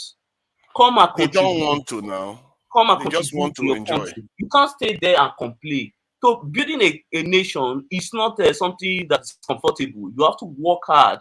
Sometimes some people may not benefit the thing. It will be the next generation, but we will have to do it. UFC, Nigeria is complaining that when he tries to shove it down to Nigerians by fiat, take 1 million soldiers. And then, that's not what I said. And so my question to you, to Nigeria, is: do you believe in security for political security? Do you believe that a country needs political security, where you have the constitution is in order? I would say we need both. Okay. Do you believe in economic security? Of course. All of them are pending on security itself. Yeah, all of them. Your argument is that everything else is hinged on the military security. Military security. No, this in armed forces security. That's called military, forces, right? Forces, not only military, because police is not military. Police is not military. Police is not military. Police. Okay, so let me say armed forces security. Yes. To you, right? Yes. You have to have that before you get economic security, before you get political security, food security, and everything else. That's your argument. Because all those things, when you get the orders without the order, you can see clearly. No. What I'm saying, what you're saying is that comes first, the military security. Is that what you're saying? Okay, let's put it this way. Economic, in terms of, military security comes first. There's a security comes first. Let's put it that way. Economy, because you can develop an economy to a point, but if you don't secure it, it will not grow beyond that point. That's what it's not like we're talking from either zero or It's 100%. Okay. So the argument you're making, it's a feedback loop. It's not 0 or 100%. It's a feedback loop whereby you have a level of economic activity, because with zero economic activity, there is no. I'm actually everybody's arguing dead. the contrary. I'm saying what are you saying? We have to have 100% military security before we can make progress on other things, or is it something that could be between 0 and 100? Like, okay, let me give you an example of what I said. I said it before. If you want to secure 100 naira, right, you make it so that anybody that wants to come and take that 100 naira will spend 500 naira. Okay. That is how it works. But That is the equation that you external, external, internal, whoever wants to come and take it, it doesn't matter. Okay, so that 100 naira is in a safe. Somebody wants to come and take it, they have to spend more to come and get it. So what I'm trying to do is to reconcile our position. So we're not going to be here all night, right? So we're trying to proffer solutions. I gave you some of my solutions. I don't know, Superfan, if you were listening when I did say it. If you didn't, maybe I could just give a synopsis of what I said, right? No, not necessarily. I can instead do this thing, clear this thing. I can explain what I mean by spending this thing more to take less. If you create that equation, then the economy will grow. When the economy grows, you increase your security posture again. Then they need to spend even more to get that to bring you down. How is that economy going to grow from because military? Because by making it hard for people to steal what you've got, you can build on top of it. That's what it means. You have the space to build on top of it. But if you don't secure what you've got, that one that you've got now, somebody will just spend 15 naira and come and take it. They keep going down. That is what we are experiencing. Okay, let me give you an example. Right now in Nigeria, okay, we have Britain taking our oil, okay, drilling that oil, taking the oil, and they have the third, fourth, fifth largest oil companies in the world where they don't have a lick oil, right? Just start from today. How do you stop somebody from taking that 100 naira you're talking about? That's our oil. Let's use that. That's $100, right? Tell me what's the approach from today? From tomorrow, how do you stop Britain from taking that oil? So we could set the prices for that oil. You could extend it to Niger with their uranium, right? It's been taken, even right now, everything is going on. They're not even thinking about stopping, right? The French company that's taking their oil over there, Sorosco. I said it earlier. They're drilling the oil right now. No matter what's going on, it doesn't even affect that. To them, that's sacrosanct. They have to Orano, O-R-A-N-O. All right. So, but in our case, it's Britain. No matter how it's couched, they're taking the oil. So you tell me, militarily and otherwise, just start from today with your model, because I'm going to give you my model of how to do that. But start with your military. How do you stop them from taking that oil? That's your $100. So first of all, you make sure that the oil is not being stolen by securing it. Obviously, when you have the right size security apparatus, you ensure it's not stolen. Hold on. We have that now. We don't. No, hold on. We have 300 soldiers, right? 300,000 or 300,000 soldiers, right? We don't even have 300,000. I don't know where you got that from. Let's say we don't. Okay, let's say we have 100,000, right? 100,000 soldiers can secure that oil, right? No, he can't. Why? Because after you secure, you're not going to hold on.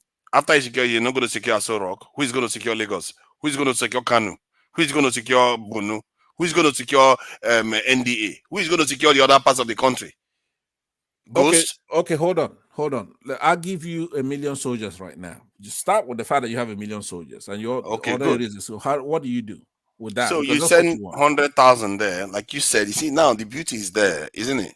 You send 100,000 there, you still have 900,000 to secure the other parts of the country. Okay. That is the first instance. Now you secure it. You decide that, you know what? Well, how are you going to secure it? You tell me how that 100,000 soldiers are going to secure it. What are they going to do over there? One, they can patrol the highways, the water highways, to ensure that no boat comes in and disappears into this thing, thin air, without us not knowing what is in that boat. We know they can monitor it, so we can do that more. Hold on. I'm really happy you're being responsive on this one-liners, right? Right now, Nigeria has naval forces. They're not out there securing Aso Rock. Their specific job is to patrol the waters. We have boats and navy, to patrol the water. So yes, it's gonna be redundant for you to take them from the 100,000. So we have that now. No, but the size is not significant enough. And when you have a, how do you say that? How many do we have? How many navies do we naval officers do we have? I don't know the precise number, but I know it's not enough. See, you have to do a study. You have to first of all know, right? Hold on. You have to know. The result is telling you.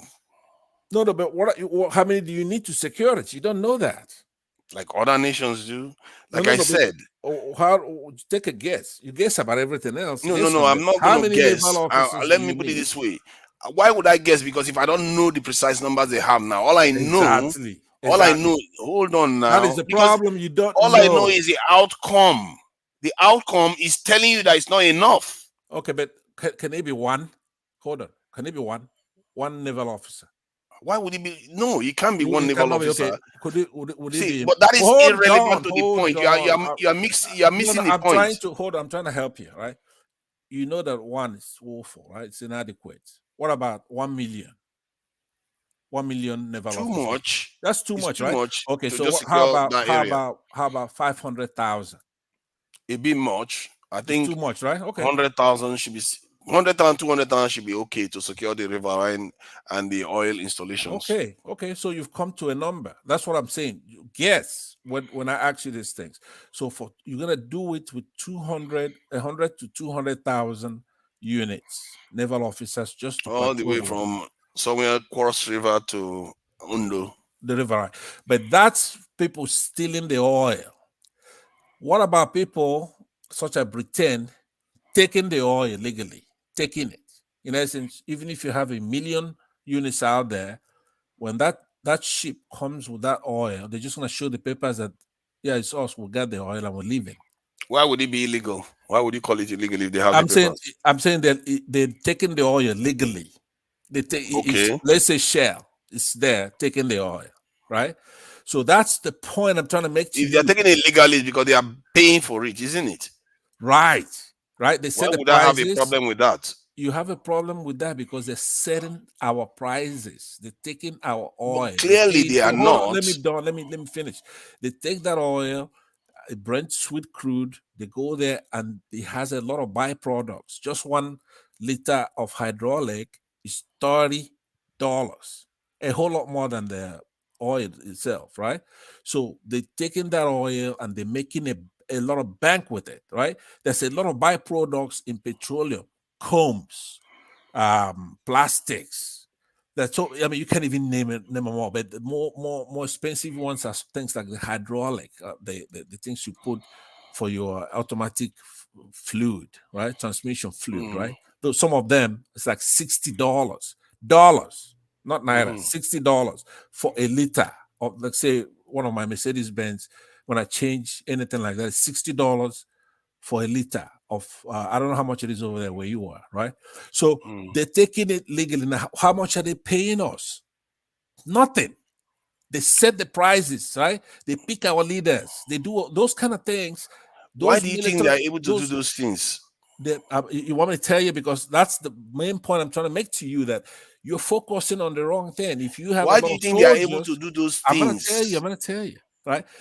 If you have a lot of soldiers, all they're going to be doing there is to guard them to take that oil. You're going to have 1 million naval officers there. No. You have to be able to. Can you let me talk?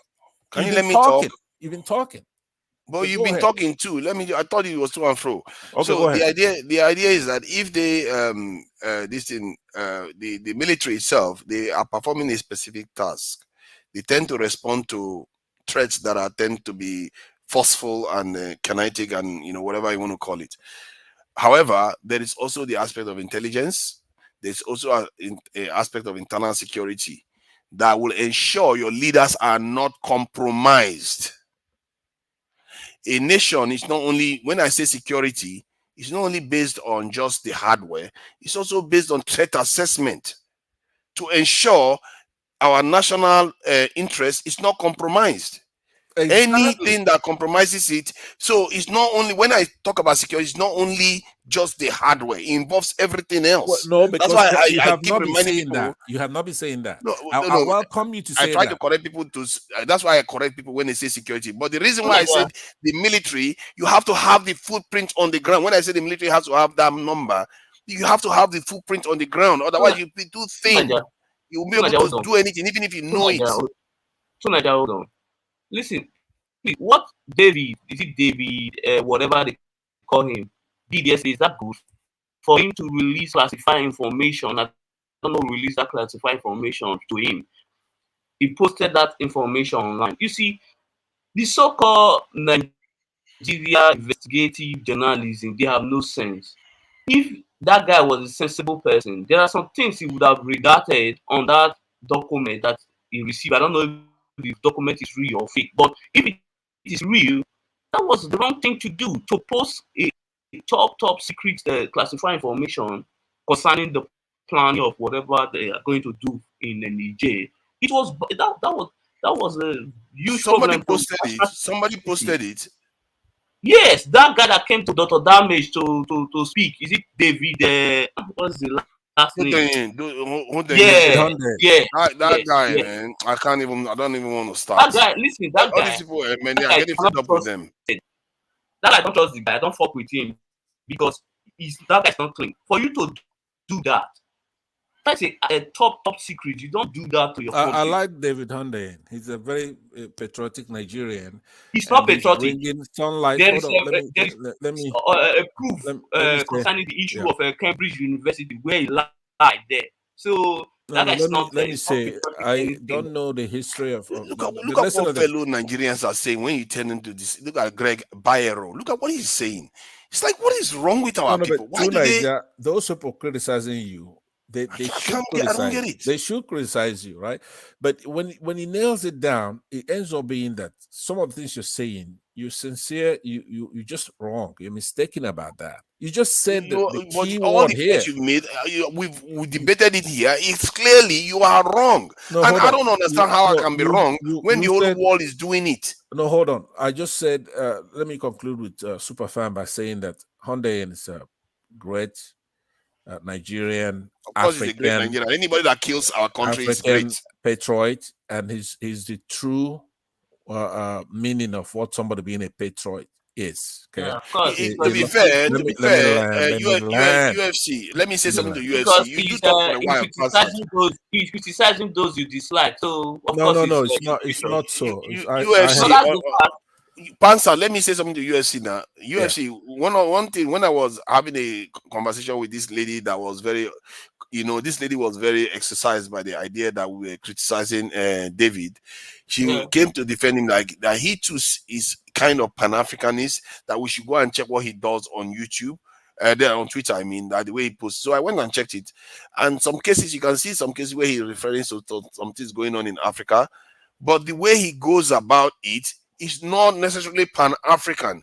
The guy, that's why, in a way, I subscribe to the idea that when you say it's a little bit funny, the way he comes across. And this is the thing we tend to get. We get people that are compromised. They are like gatekeepers. They sit there, pretend as if they are trying to help the people, but they're not making any progress, though. They're just undermining the nation.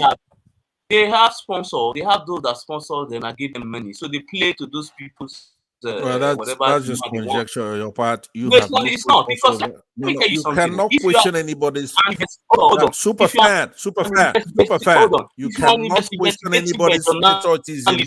Right here, you cannot question anybody's patriotism because you could be. Hold on. Someone can question mine. UFC hasn't said a lot now. Let's if he hasn't said a lot. What he has to say, he should focus on what we're talking about. Don't come here to question anybody's patriotism because I have the right to do that. you don't. No, you don't. Right? We can be poles apart in our political. But you said it yourself, Pastor, that people have their own opinions. They have opinion, but what you don't have a right to is to come here to question somebody's devotion Well, that is his opinion. You said it yourself that people are able to challenge me, Pansa. A moment ago, people are able to challenge me, and on my team, there's nobody allowed to challenge him. It's only fair, isn't it? I want us to have a civil discourse here, but what I'm not going to tolerate is somebody to come here and to question. I have the right to do it. A highly let's calm things down. Let's calm things down. With unquestionable integrity and patriotism, and you yourself, you're gonna come in here and run your mouth.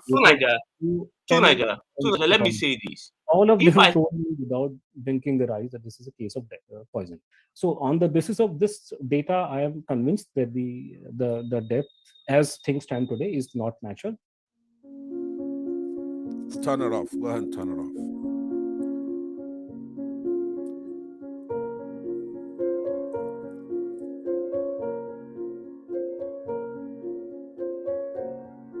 Homi Bhabha is called the father of the Indian nuclear program, and he was that in every sense of the phrase. He died in a plane crash, which many say wasn't an accident. Is that one man playing this thing here or you? He's called the father of the Indian space program, and so he was the one who birthed and nurtured ISRO. He died of an apparent cardiac arrest, which also has a cloud of doubt over it. If this was the fate of the fathers, could the children be far behind? The Department of Atomic Energy, in response to an RTI, stated that 11 nuclear scientists had died unnatural deaths between 2009 and 2013.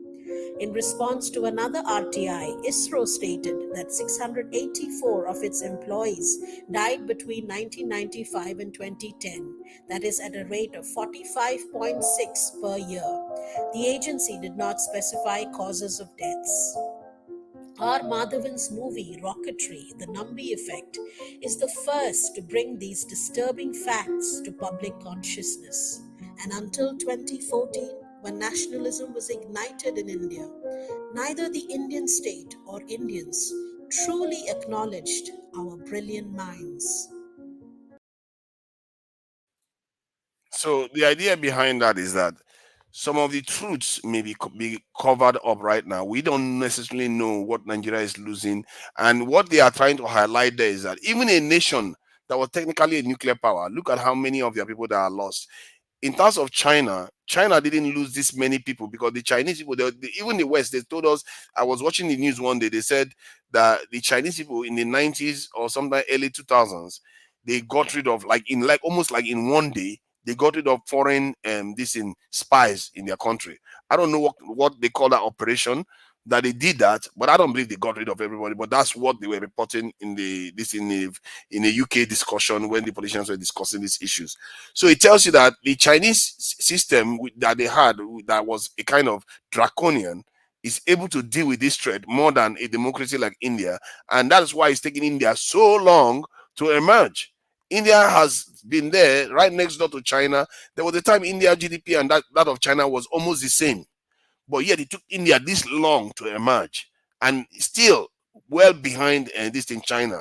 But in the future now, the people are projecting that they are going to equal the Chinese and this in economy, or maybe even surpass it a little bit. So it tells you the importance of national security. And guess at the end of the day, what the person was saying, a nationalist came and changed the trajectory of India. And guess, just 2 weeks ago, 3 weeks ago, America signed a massive deal with India that gave India something that even if one African country had that type of deal, it would have transformed Africa. They are sharing their space technology with India. They are spreading their quantum and most advanced technologies with India. They are building this jet fighter engines in India. They are servicing their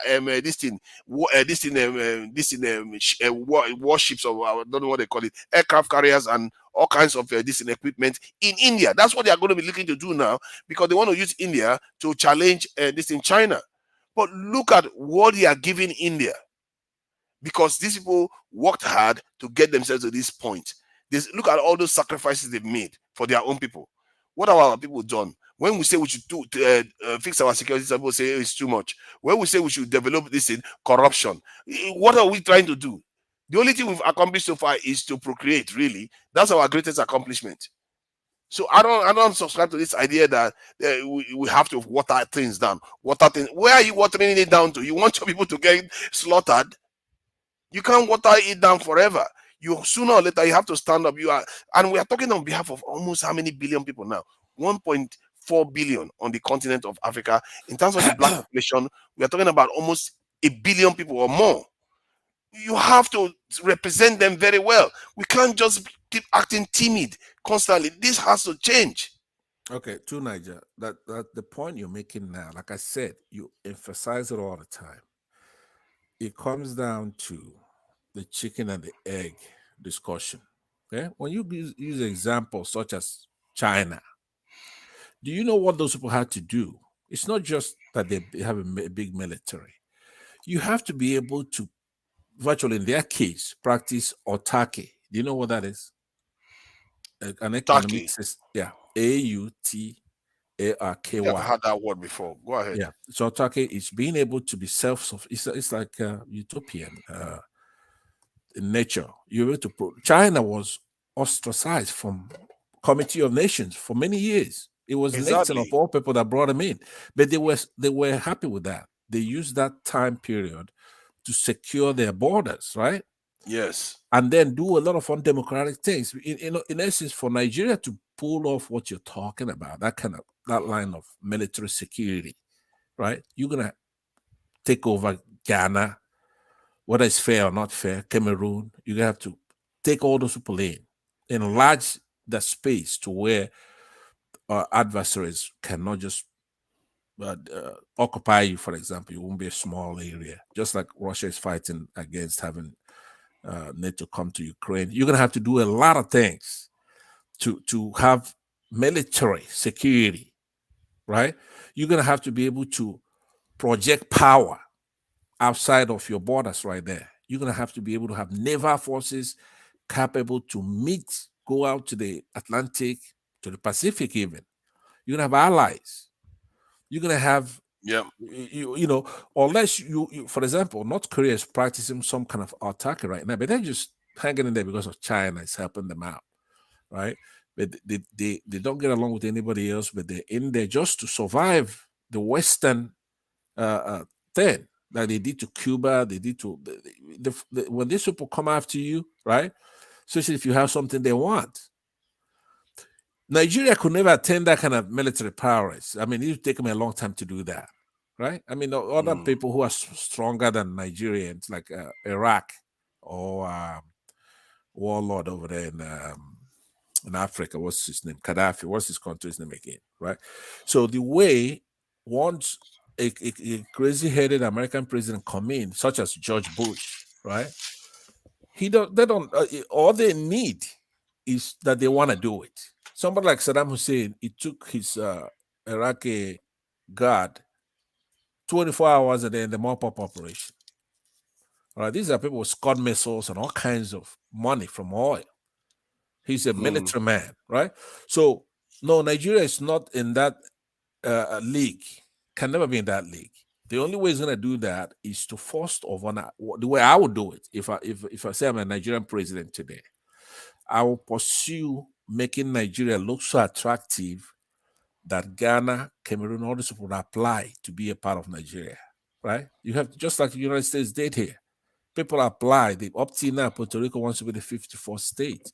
You have to make your place good, right? It has to be secure. It has to be secure, but how do you get security? I just told you, security. As far as military security, we don't have that.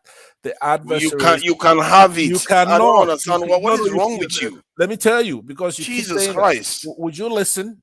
Last time I'm going to tell you this. I'm going to tell you. What are you going to do if I don't listen? What are you talking about? No, after I make sure that why would you say that we can't have security? How can you say that? I'm about to say it to you again. Listen to me. We can't have security. Let me tell you. Listen, you can't, because my God, that's where you're talking about. Okay, if the adversary you're talking about is like UK, America, France, those kind of adversaries, Russia even, right?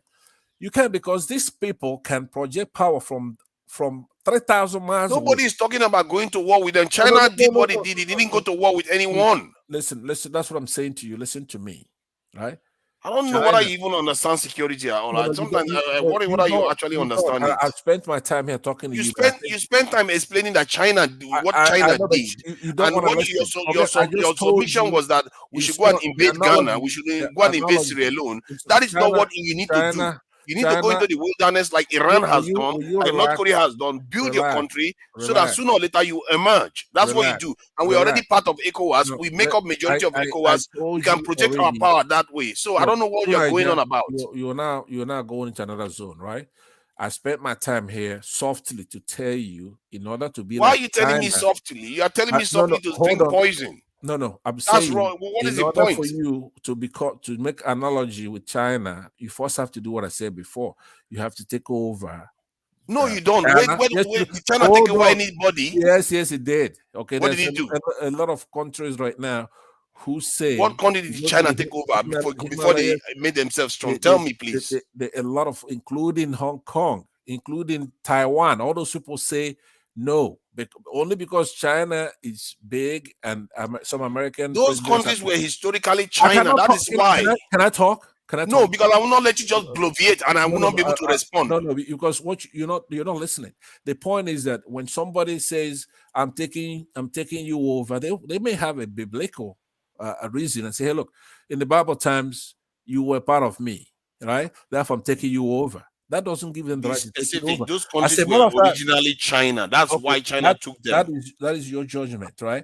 Those countries, including Taiwan, they're getting up to battle it out with China because they don't think that they're the same thing, right? So you make a judgment call. We here in the United States, they know that they are China. Okay. The Taiwanese want to take over the mainland. How does that translate to? Do you know who the Dalai Lama is? Ghana? Do you know the Dalai Lama? They know that. I don't know why he's comparing things that are unrelated. Dalai Lama? Do you know who that is? Okay, of Tibet, yes. The Tibet, okay. Do you think Tibetans feel that they're part of China? No, they don't feel like they're part of China because China took over Tibet. Okay, hold on. You made one admission there, right? So you stipulated that. So I'm saying to you that there are a lot of countries like that in China, right?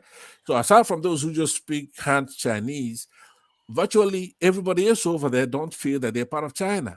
China is going all the way to India, to the islands over there. But that has nothing to do with us invading Ghana. Let me land because you're extrapolating this debate to go further than it should be because you're denying. No, you are because you like to bloviate and go through other things. Just go straight to the point. Viewers are listening. They have time. They have somewhere to get to.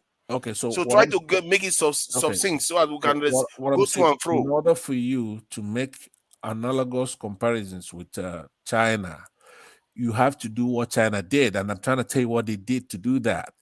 In order to eat with the devil, they wanted a long spoon, so they took over anything surrounding them, so that nobody, just like Russia doesn't want any NATO at their doorstep, right? America doesn't want anybody in Cuba. It's very too close to them. So in order for you to do those kind of things, Nigeria has to do. They have to expand their territory, but most importantly, they have to be able to project forth. Now, why I'm saying that Nigeria is incapable of doing that is because these formidable enemies that we have, they are so advanced, right, that they could even send robots to fight. They don't have to have soldiers, right? And they have satellites in space. You got robots on the battery. And they can also push a button from the sea. Tomahawk missiles could land there. They have supersonic missiles, right? So you have. They also have enemies too, you know. No, but listen. Their power is not infinite. Just in case you are thinking that they are Thanos. Nigeria is infinite, right? It is. So no, it's not infinite. They also have enemies. See, somebody's power is only as much as they are allowed to exercise outside the control of others. Let's put it this way. America has 20 in terms of power.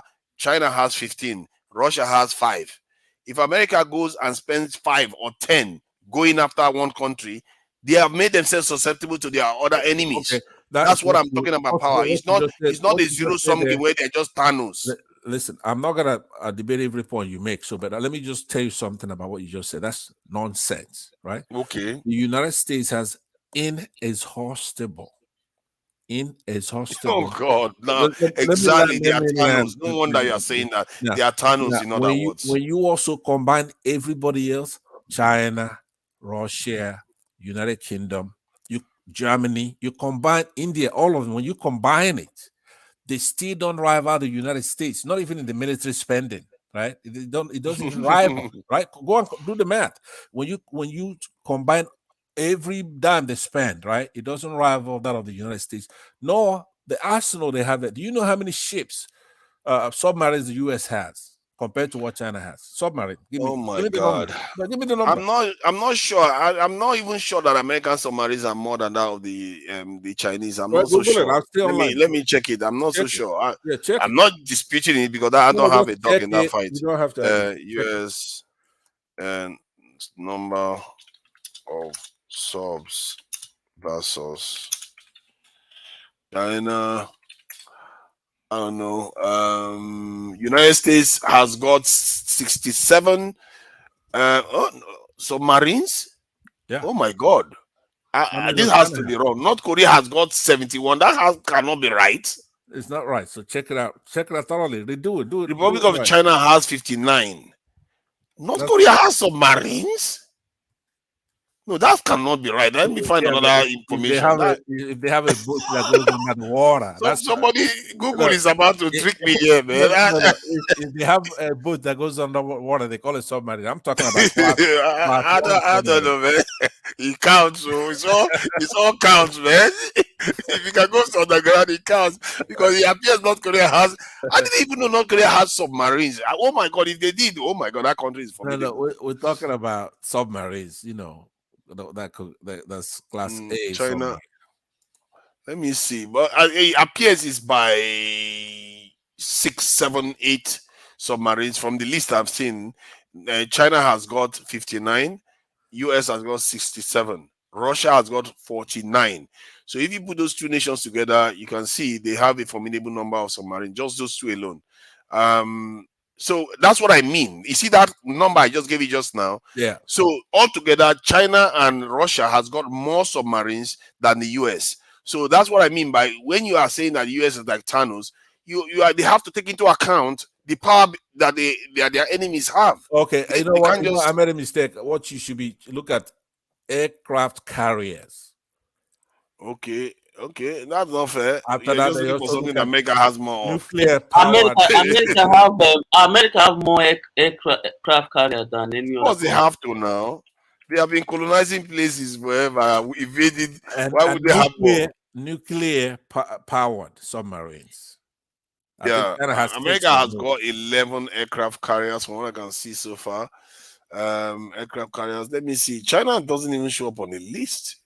That's Does right. China not have any aircraft carrier? I mean, I'll be surprised by that if they don't have any. They don't have things like that. I think Now, that's what I'm China talking about. have Look at 2 or 1 or so. I think China have 2. something. Let me And I search think it how doesn't work. Right? many It doesn't work. Whatever they have, aircraft it doesn't work. carriers. Look at- What does that look tell at- you? What that tells you is that America is a war-hungry country. Why China that they are calling this in a devil is the one that When you doesn't talking do all about those things. nuclear powered How submarines many and all aircraft kinds of carriers things, right? does? And this is what America reveals. You don't know what they I think have. China probably has aircraft carriers. From what I gather, they say they have 2. So for what I can see, a total of 3 actually in service. 2 is in service. 1 is They're just saying that so nobody will India attack. has got 5. India has got 5. No, they're just saying Germany has got 7. France has got. Am I looking at aircraft carrier? Yeah, France has got 16. Obviously, if you can carry 1 aircraft, it's still an aircraft carrier. Yeah, Yeah. okay. This is what we are talking about here. You know, exactly. That's what so I they want have to more know. than the US. Then, if I don't start that, they have more than the US. The US has got 11, and I think it depends on how you look at these numbers. Because France has got 16. The night, let's say the night before the Japanese sent their kamikaze fighters to go on to bomb Hawaii, right? So they're doing this kind of thing you're doing right now. But guess what happened? Once they attacked United States soil in Hawaii, the universities in the United States released 2 hydrogen bombs to go to Hiroshima. And they've noticed something they've never seen before. They lit up that skies over there, right? And created a mushroom. And the Japanese surrendered. That's why you have to look at the United States.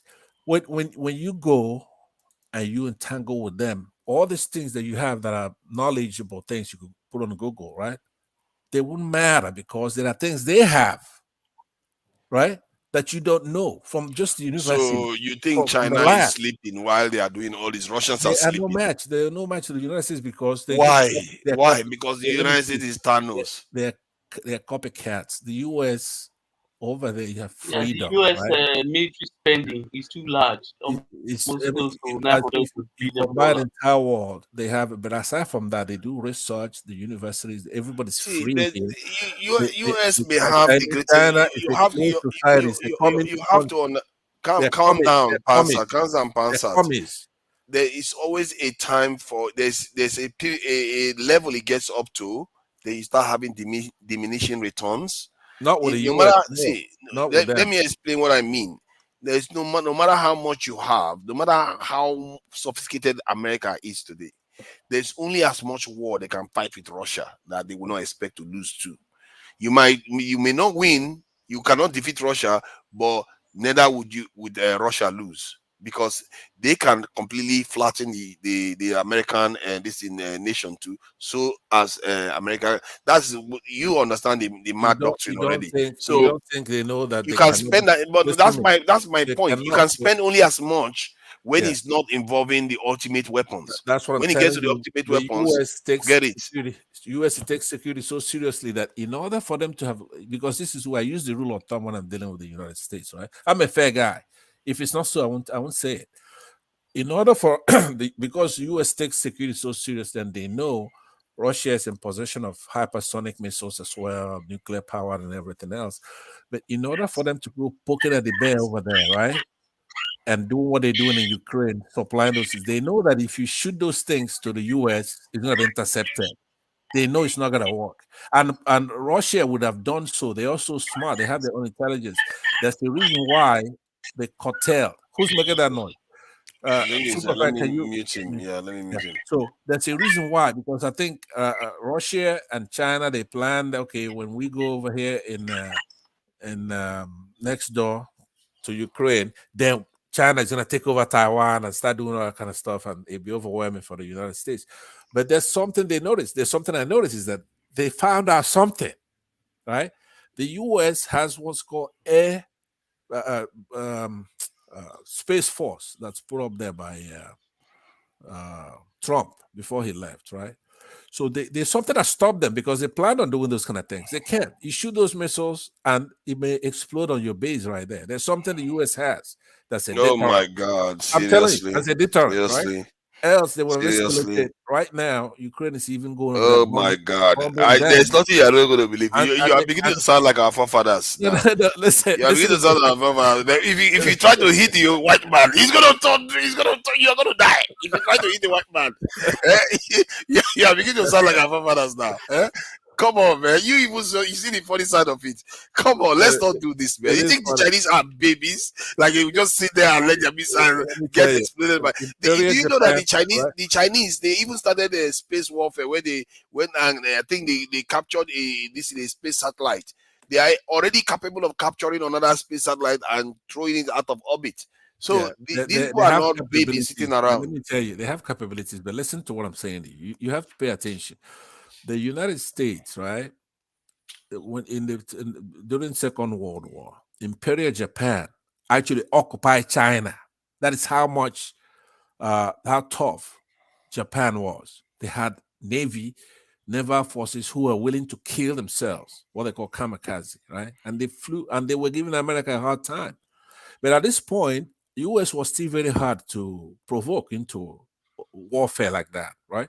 So, but they had to end that war, and they dealt with Japan in a way that they were like babies, like you say, crying and say, "Oh, stop! Come and get us. We're not gonna fight again." And America came in there, took them over, wrote them a constitution, right? Curtailed the powers of the king a little bit. That's the way it is. Japan was powerful. Hold on, Japan was a very imperial force. They were no joke. Yeah. Japan occupied China. It's as big as China. China has a lot of animosity towards Japan up to today, right?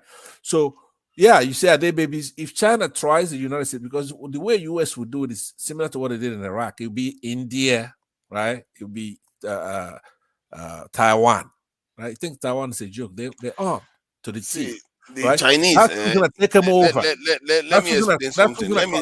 See. That's You who's gonna have to capture. see. Come on, Pastor. I know you. I'm telling you, I just understand like your. they I could do understand. with, See. they could do with See, I'm sitting in an hold on. I'm sitting in the headquarters of the Anglo-Saxons of this world, and I'm sitting in a country that defeated every other nation in this world. Yes, I'm not sitting here underestimating their capability, but I'm also telling you that the Chinese are not stupid. They've advanced so fast, so quickly without firing a shot.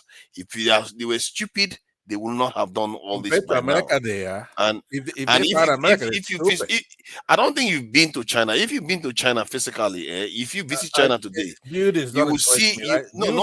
not building. It's the technology I that you know. will see. If you go That's to what Vegas, will tell you if you that. go to And this is what Vegas, they got those kind of things there. hold You know, on the way now. They are advancing so fast. a vending machine here and there. That's Why not do you what think America is shaking in its boots right now? Even America an American general has America, admitted it. America, Come on, America. man. Come Listen on. to me. And okay, let me get the post where the American general talk.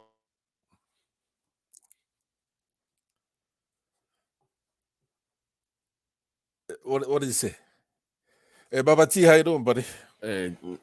I'm just coming back from work right now. It's 3 o'clock in the morning. Yeah, try to Just getting- straighten out tonight. you- He says you have- America is shaking on his boots. The what now? He says America is shaking on his boots because of China. Straighten him out. It has no idea, and that's not true. America is not losing sweat. When it comes to military might, America knows what they're doing. They'll be fine. It doesn't know. Can you tell us how many carriers do China have on the ocean? 2 or 3? They have 2, from what I gather. Really? That's it? They are not there. They are not looking to invade people. How many See, submarines? No. How many submarines do they have again? Oh, they have 57, and Man, and come that on. of Russia is 40 something. They all together they are more than that of America. They have no chance. Trust me. I didn't work for the China military. won't be able to do that. I worked with the military in El Paso. With what I know, they have no chance. Trust me. I think clearly all our American brothers, they have all been conditioned to think that their country is Thanos.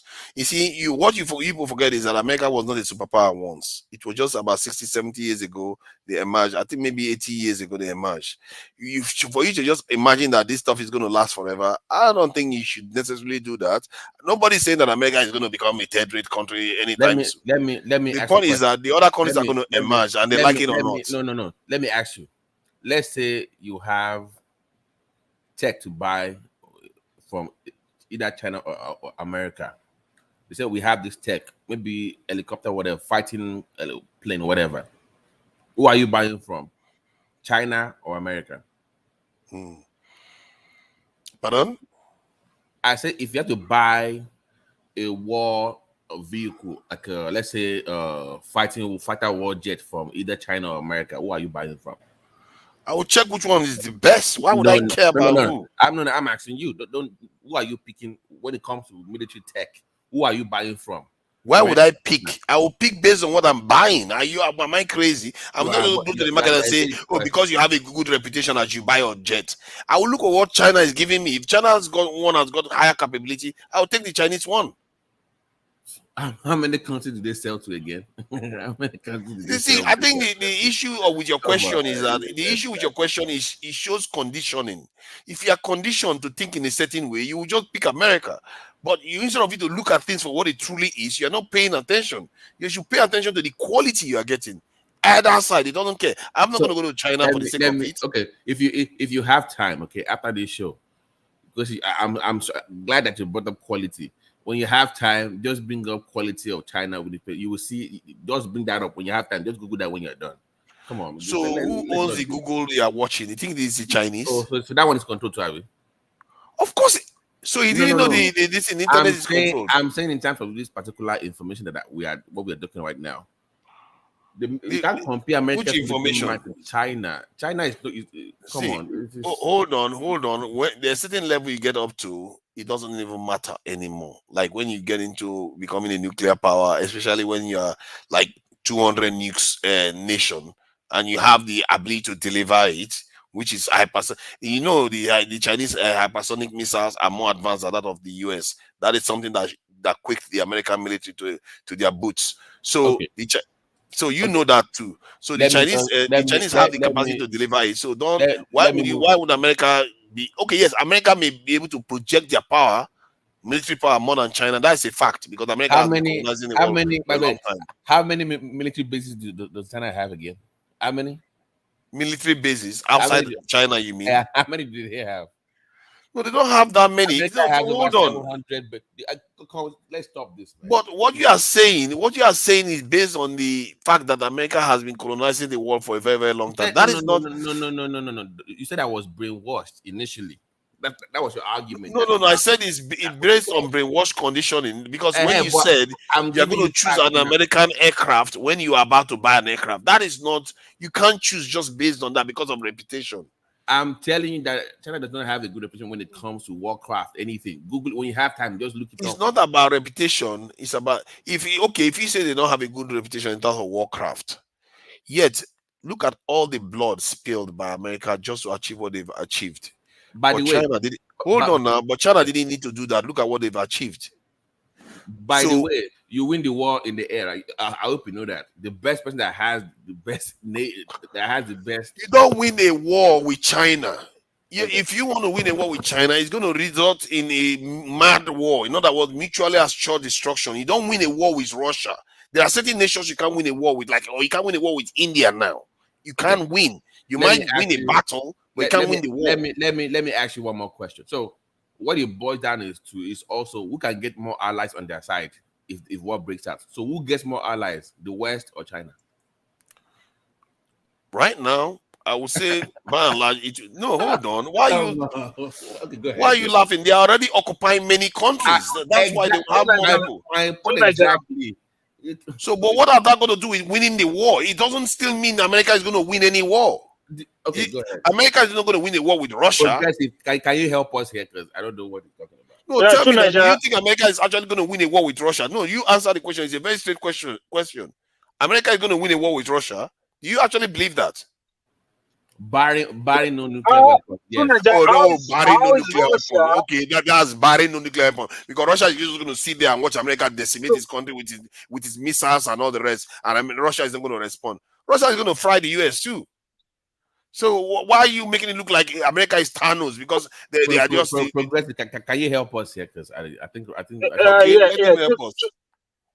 To Niger, your argument, I don't know what you are basing it on. Is it fact or you just assume that is how it's going to be? Because one, if you're engaging, this is no longer we're not talking about fighting a terrorist organization. We're talking about country to countries, right?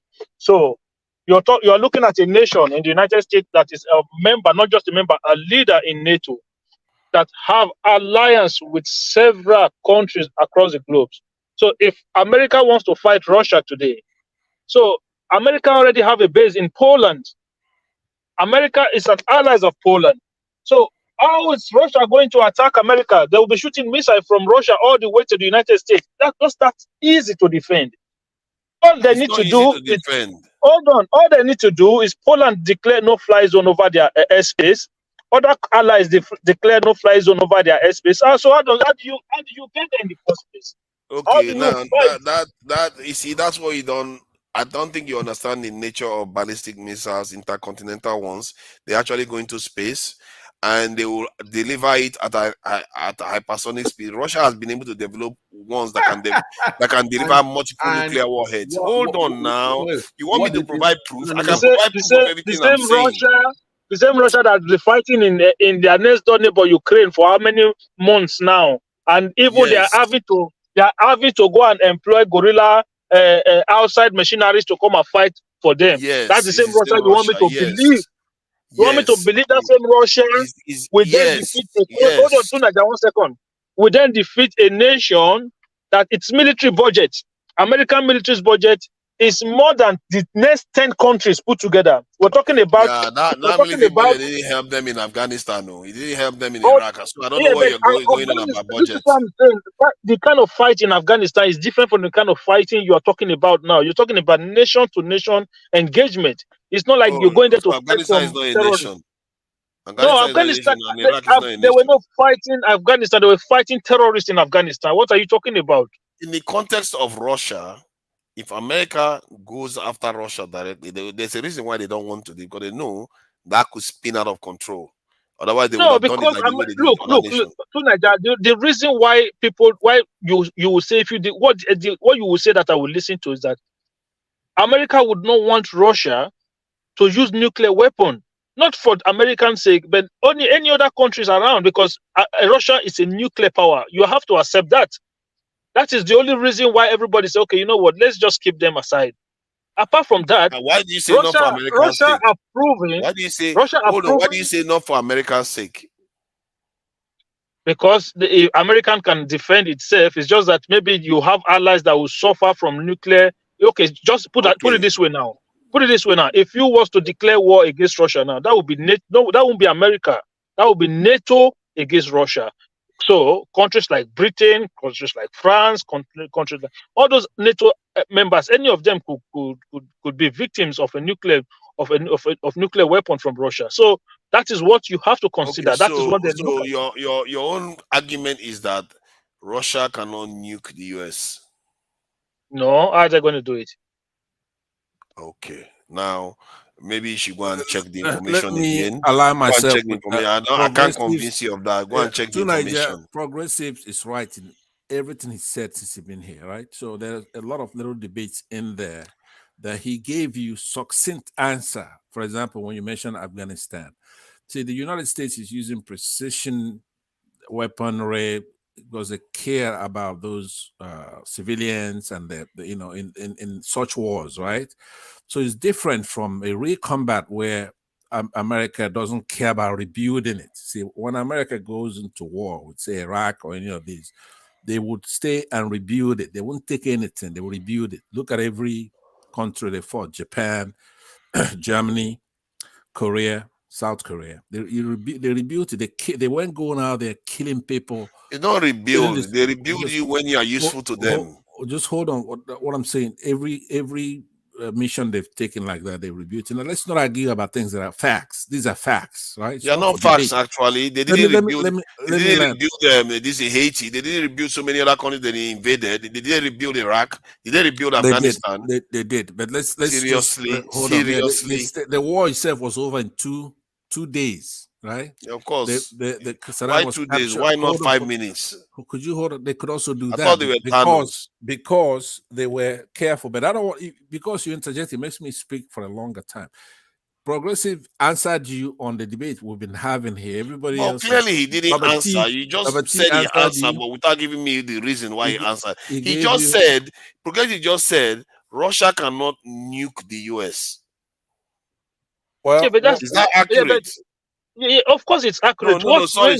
No. Let me allow Panzer to answer that. Panzer, is that accurate? I don't have the information because who knows? Oh God! Hold on. What I'm saying though, you guys are in denial. I'm sorry. I must say, what he's saying the US is that brainwashing that happens there is really strong. That even facts are being like, hold on. You asked me a question. Let me take. Russia can nuke Alaska closer. Russia can nuke any part of the world. Russia has the capability to nuke any part of the world. That's true, because we don't know what America has. I said to you before, America takes their security very seriously, right? The 50 contiguous states include, and of course, Hawaii and Alaska, right? But their responsibility goes beyond that. Like Progressive said, they have allies, NATO and others, bilateral allies. So everybody's going to do everything to avoid nuclear, even detonation of nuclear accident in Russia. America cares about that, right? So nobody wants a nuclear war. But when it comes to conventional war, of course, Russia is formidable, right? You saw what it did to Hitler. But look at what America did to them in Ukraine. Oh, look, that Pansat, that formidable you talk about, that was before Ukraine. After this, during Ukraine, everybody saw huge weakness in the in Russian military. Look, if it was if it was America taking over Ukraine, Russia can nuke if it was Washington, can nuke any listen, part if of it the was world. if it was America that went into Ukraine, that war would have been dead 2-3 days, gone, finished. Everybody was expecting all the news. All the news they was saying melted- that Russia will take over Kiev. They will take over Ukraine in 1 week. That was everybody's expectation. Yes. Did Because you see how that they was not their melted those tanks? intention. That was not their intention. They had Ah. columns of tanks and they were melted. Melted those tanks. B1 bombard this thing. You can use the B1 Look, and B2. Look, Russia military is like Nigeria. It was full of corruption. They were just stealing the money. All the investment that was going into the military, the generals were stealing the money. They were not investing in their armies. And you could see how vulnerable they became in this Ukraine war. Look, Russia are having to get weapons from China. Are you even listening to yourself? Russia are using Turkish drones in the same Ukraine war. And you're telling me that is, look, I'm telling you, there are not weaknesses. ballistic missiles. But Turkish drone is not ICBMs. ICBMs have the capacity to travel between continents. These things goes through space and then they descend down. And Russia has done it in such a way that they can deploy multiple warheads. But you With don't one, know what America has in space. Which one? You don't know what America has in space. Oh, of course. But They neither have do the you new- know. they Neither have do you the know nukes the and secret all the weapons that space- Russia has got. They have a Neither do space. you know that. So listen to this. First of all, we look at the actions of Russia since this war. It's going. How many years now is that war going on? Right. This is just Ukraine next door. So it used to be a part of the Soviet Union. Right. Now you have to understand that if Putin thought that he could get away with, say, attacking even Poland, any other NATO ally, he would have done that. But he knows he'll be committing suicide once that's done. Even his generals will not let him do anything like that. What you're talking about, pushing intercontinental ballistic missiles. He probably don't have. We are talking about if he was fighting the US. That's what I'm talking about. I know, So but people how are do assuming you? that the US is going to defeat Russia, but I'm telling them that the US is not going to defeat Russia because the US too is going to be destroyed. All right, hopefully nothing like that happens. I have doubts. But I have. you see, Look, but let's be honest with ourselves. I have doubts now. NG doesn't believe that Russia has the yes. capacity to hit the US. Nigeria, That's what even do you see Russia's nuke, right? Their nuke, right? Personally, I have doubt about those nuke now if they're even functioning at the right capacity, because they are the Don't way worry now. You are the one that puts they've the shown rust in their they've showed a lot of flaws. They've showed a lot of flaws in this Oh fight my against God, Ukraine. man. A So lot hold on for a second. The flaws that they have shown right now, is it similar to the flaws the Americans showed in Afghanistan and in Iraq No, and it's in different. Vietnam? You're talking about It's different. listen, you're Is talking it about different? America Russia. could not defeat a Hold on. guerrilla war. Could not No, defeat a hold guerrilla on. warfare. Hold Hold on. on. You have been talking now. Hold on. Let me respond to this. All right, go America on. could not defeat a guerrilla warfare in Vietnam. Yet you expect Russia to overnight defeat a force that is being sponsored by America. America has paid $70 billion alone in the last 2 years for support to Ukraine, not to mention the other countries that are in part of NATO. So, and you expect Russia to just defeat them overnight? And right Of next door course, to if they- Russia, do you know that let Russia will be a bit Russia more cautious because it's right next door to them? let Russia go and support what do you call it now? Say who is next door? Not Canada, not Mexico. Who would I say now? Next door. Let Russia go and support. You see, America will just sweep that country, take it like that easily. No. There's not. Look, let's be Russia honest is with not in the ourselves. business of doing that. Let's be America honest. is more with is the aggressive Tunaja, one. But the let's be point, honest the with original ourselves. point I was disputing with you was that you are saying that Russia cannot destroy the US, and it's a Tunaja, mistake.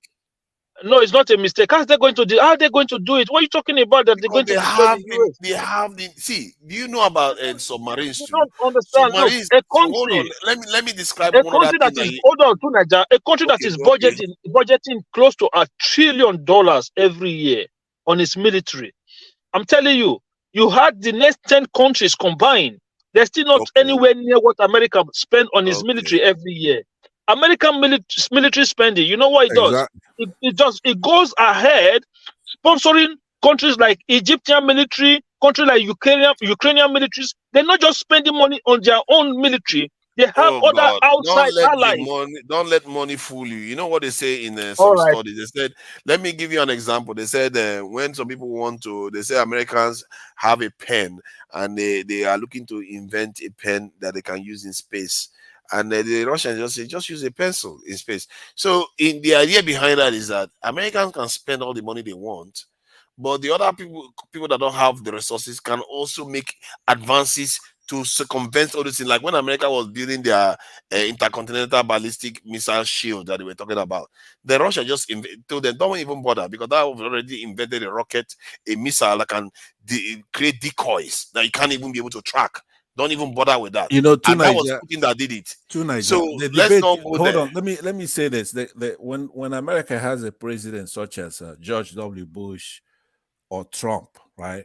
I notice people from the UK, you don't talk like that about America because you know it's not like a Biden in office. So when America has a George Bush who doesn't have time to be arguing and talking, right? You won't be arguing, because if you raise your head, America will crush you in days, right? That's what you noticed when people like that are in office. When Trump was there, you hardly saw anybody just talking about America anyhow they like. You see what I mean? Apart from that, I was going to even say that, like, you remember when Russia went to invade Georgia? You remember what did George Bush did? He flew helicopter into Georgia himself. He did not send soldiers. He said he flew helicopter into Georgia. Progressive, let me explain what I wanted to explain before. Let me explain what I wanted to explain to you before. You know, when this war started and Russia was like, they may send one of their submarines. They sent one of their submarines closer to the UK. They said one of the things they could do was when they detonate, I've forgotten the name of the warhead. If they detonate that warhead miles away from the UK, if you create a nuclear tsunami that will wash all over the UK, this in land. So what you are talking about here, and they also have submarines. It's not only like ballistic missiles, submarines that nobody knows where they are. They are all over the world. So they can be right next door to the US. They can be right. They can be right next door to the US. So when you keep saying they can function properly, I don't understand you. They can be right next to the US. We saw all their tanks got stuck. We saw how their tanks got stuck in this Ukraine. guy, you keep saying, you know, Americans had the same problem. Americans have similar problems in Iraq and in this. Why do you let me think America is let me explain something to you, right? There's something you need to know. America fight war nearly every 5-10 years. They practice they fight war. Russia hasn't fought wars in years, and it shows in Ukraine. They are rusty. They were rusty. They were they were super rusty. See, do what you America recall has done, when Russia was in Afghanistan? You don't think Russia was defeated in Afghanistan? They were defeated in Afghanistan. So was the by US. Bin Laden, So was the US. As a matter of fact, the US one is more shameful. People were falling down from the plane trying to escape. Can I ask you a question for that? Can I ask you a question? Yeah, go ahead. Let me paint the scenario. Let's say Ukraine was let's say Mexico was Ukraine in this scenario, and America is sorry. I'm really sorry, man. Afghans, they must be proud of themselves. Go ahead. Hold on. Let's just put America in the position of Russia right now, and let's say Russia is now supporting Ukraine against America. You think Ukraine will last this long? Not even close. So Ukraine would have surrendered. So what are we arguing about here? Exactly. That's a very good point. You know, that's in a way I'm kind of indulging them, because in reality they are not looking at the conflict for what it truly is. I don't care who is supporting Ukraine. If it's actually a super military power, this should be over like in 2 or 3 weeks or a month. Baba T, listen to something here. You see the money America have spent in Ukraine. That is Russia military budget for the year. Yeah. So what So does the that mean? money America have spent in Does that, Ukraine, does that is that mean Russia that military budget. their How do missiles you, are going how to do, hurt any less? I don't know look, what you mean. look, Sometimes you make it look even like money is it makes to difference. Money, Niger, if you can throw 1 million at me, if I put the, a bullet in your head, it's not going to make a the Russia difference. you are talking about, say 90% of their nukes, it was Ukraine that owns them. It was Ukraine that gave those nukes to Russia. What are you talking about? The man hates gave the America nukes is to the point. Russia. The man hates America. I can tell. It's anti-American rhetoric. It's unbecoming on this platform. No, for me, look, I'm not a fan of the Sorry, American who system. hates But America? Who hates America? in I terms don't of know. military might, You don't love freedom. You No, don't love no. I don't hate America. I'm just trying to clear the true. facts That's because true. I think the ones our Nigerians in America, I think they drank a little bit of the Kool-Aid. They don't necessarily see things objectively. I'm in the UK. I'm in the UK. So why would you say I'm necessarily technically against the US? If I'm in the UK, the UK has kicked ass. The UK created the United States. That was old so story. let's not go there. That's old story. We are the They new still one. control it.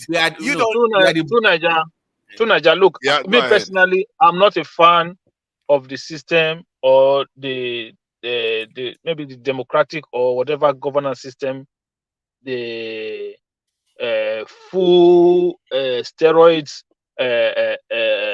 capitalist system they're operating. I'm not a fan of the United States, but I'm very honest when it comes to their military might, right? There's no match with their military might. That is where, like, That is true. That is true. I have See, issues. hold on now. I don't know why people Hold don't on one understand. second. Let's not My keep issue talking with over each America other. is that I personally think they're overspending on military, because you look at countries in terms of top 10 education, in terms of primary and secondary education. America, I don't think they are even in the top 10. You look at their access to healthcare, right? A lot of European countries have better access to healthcare compared to Americans. So in terms of the way standard of living, I'm not a fan of the United States. Let me but respond to that. That military might, I have to give it to them. That is one thing let me I respond to cannot that. argue against. Yeah, America has the greatest military the world has ever seen, as far as since recorded human history. Right, that's true. But the propaganda that you just talked about now—that's probably what you hear over there where you are. Right? It's not What propaganda? True. The one about education and the one about medical care and all that. Let me tell you. Those are statistics. Those are statistics that comes out. Just listen to me, right? Number one, California, maybe Los Angeles has more universities than the entire Canada, right? When it comes to education, the top Ivy League universities here, Harvard and all kinds of schools we have, it's unmatched, right? When it comes I clearly use the term primary and secondary schools. Primary and secondary education. Yeah, but like I said, in the United States, we don't have class system like you have it over there, right? Here, everybody goes to school, blacks, whites, immigrants, people from Mexico, from South America. When they come here, they're just as free as like King Charles would be over there, right? So because of that uniformity, when you do the aggregates, then you can start picking at the lower echelons of the 10. But there's no comparison with the freedom we have over here. We elect our leaders. We don't have bloody monarchy. The president doesn't own all the wild geese in the country. The president is not the president is not the hold on. Oh my God, Pastor, the president is not the head of the church, for example. Yeah, but you're referring to the United Kingdom only, Pastor. You're referring to the UK only. Hold on, Pastor, just check the link that I sent to you so that you stop this division that you are talking about, because it doesn't exist in reality. It really doesn't exist. Okay. If you think America is a democracy and hold on now, if you think America is a democracy and separated from the UK, you are mistaken. They are the same people. They're not. Yes, the same people with the same Leave agenda. us alone. Can I Look land? at the link. Look at the link. Look at the link that I sent to you. Instead of living in some kind of make real world, make believe world. Hold on. Let me. First of all, in that comparison we're making right now, right? You have to know that California alone, California has more population, or just about the same population as the UK, There's more money in California, right? So that's just one state out of 50. Jesus, So you just go round and round. Can I land? Please let me land. You talk history. So, but just the make your major point. thing So that I other want people to can tell talk. you is that in your entire existence, you never picked your head of state. Never, ever. You don't know what it is. Good, Right? good, Let me good. land. Hold on. So in the 21st century, you have a king. A king.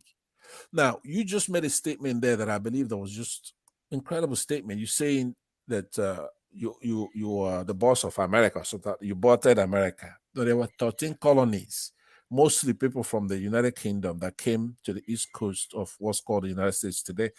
That didn't include people like California. For example, if Los Angeles alone puts sanctions on UK, you'll be done. If California puts sanctions on the UK, listen to me. Yeah, okay? that's why they are all speaking English. Can we you'll calm down? No, Calm down. so Let me say what my piece. What I'm You saying, have been talking now. Let me say my okay. piece. Let me just end here. Let me end with this. I'm trying to say that when you're there, remember you're not free. Now I check on an organization, however they call the Republic, right? That's the people telling you exactly what's going on. Okay, they want good. to elect their head of state, and they're telling you the evils of the monarchy, right? It's an evil empire. That's Okay, exactly good. Let me make my point. There's no please. difference between Iran and the UK. Yeah, because the democracy Ayatollah is the is key. elected, And right? That's the difference. And then the Ayatollah doesn't own all the YGs in their country. let Right? me try to explain that you are completely misplaced. By the way, can you stop sending wiki links? They're not credible sources of Of course, they are not credible sources. Only Stop that being you can hear the Wikipedia. same thing on CNN. You can hear the same thing Stop on Fox being News. Wikipedia. You can hear the same thing on I don't know what they are going on now. He said, Huh? WikiLeaks is not credible, but David Odeyen is credible. That we should listen, we should follow whatever Yeah, he of course. posts. It's all good. They are the best. So let's Can I respond to Pansat, please?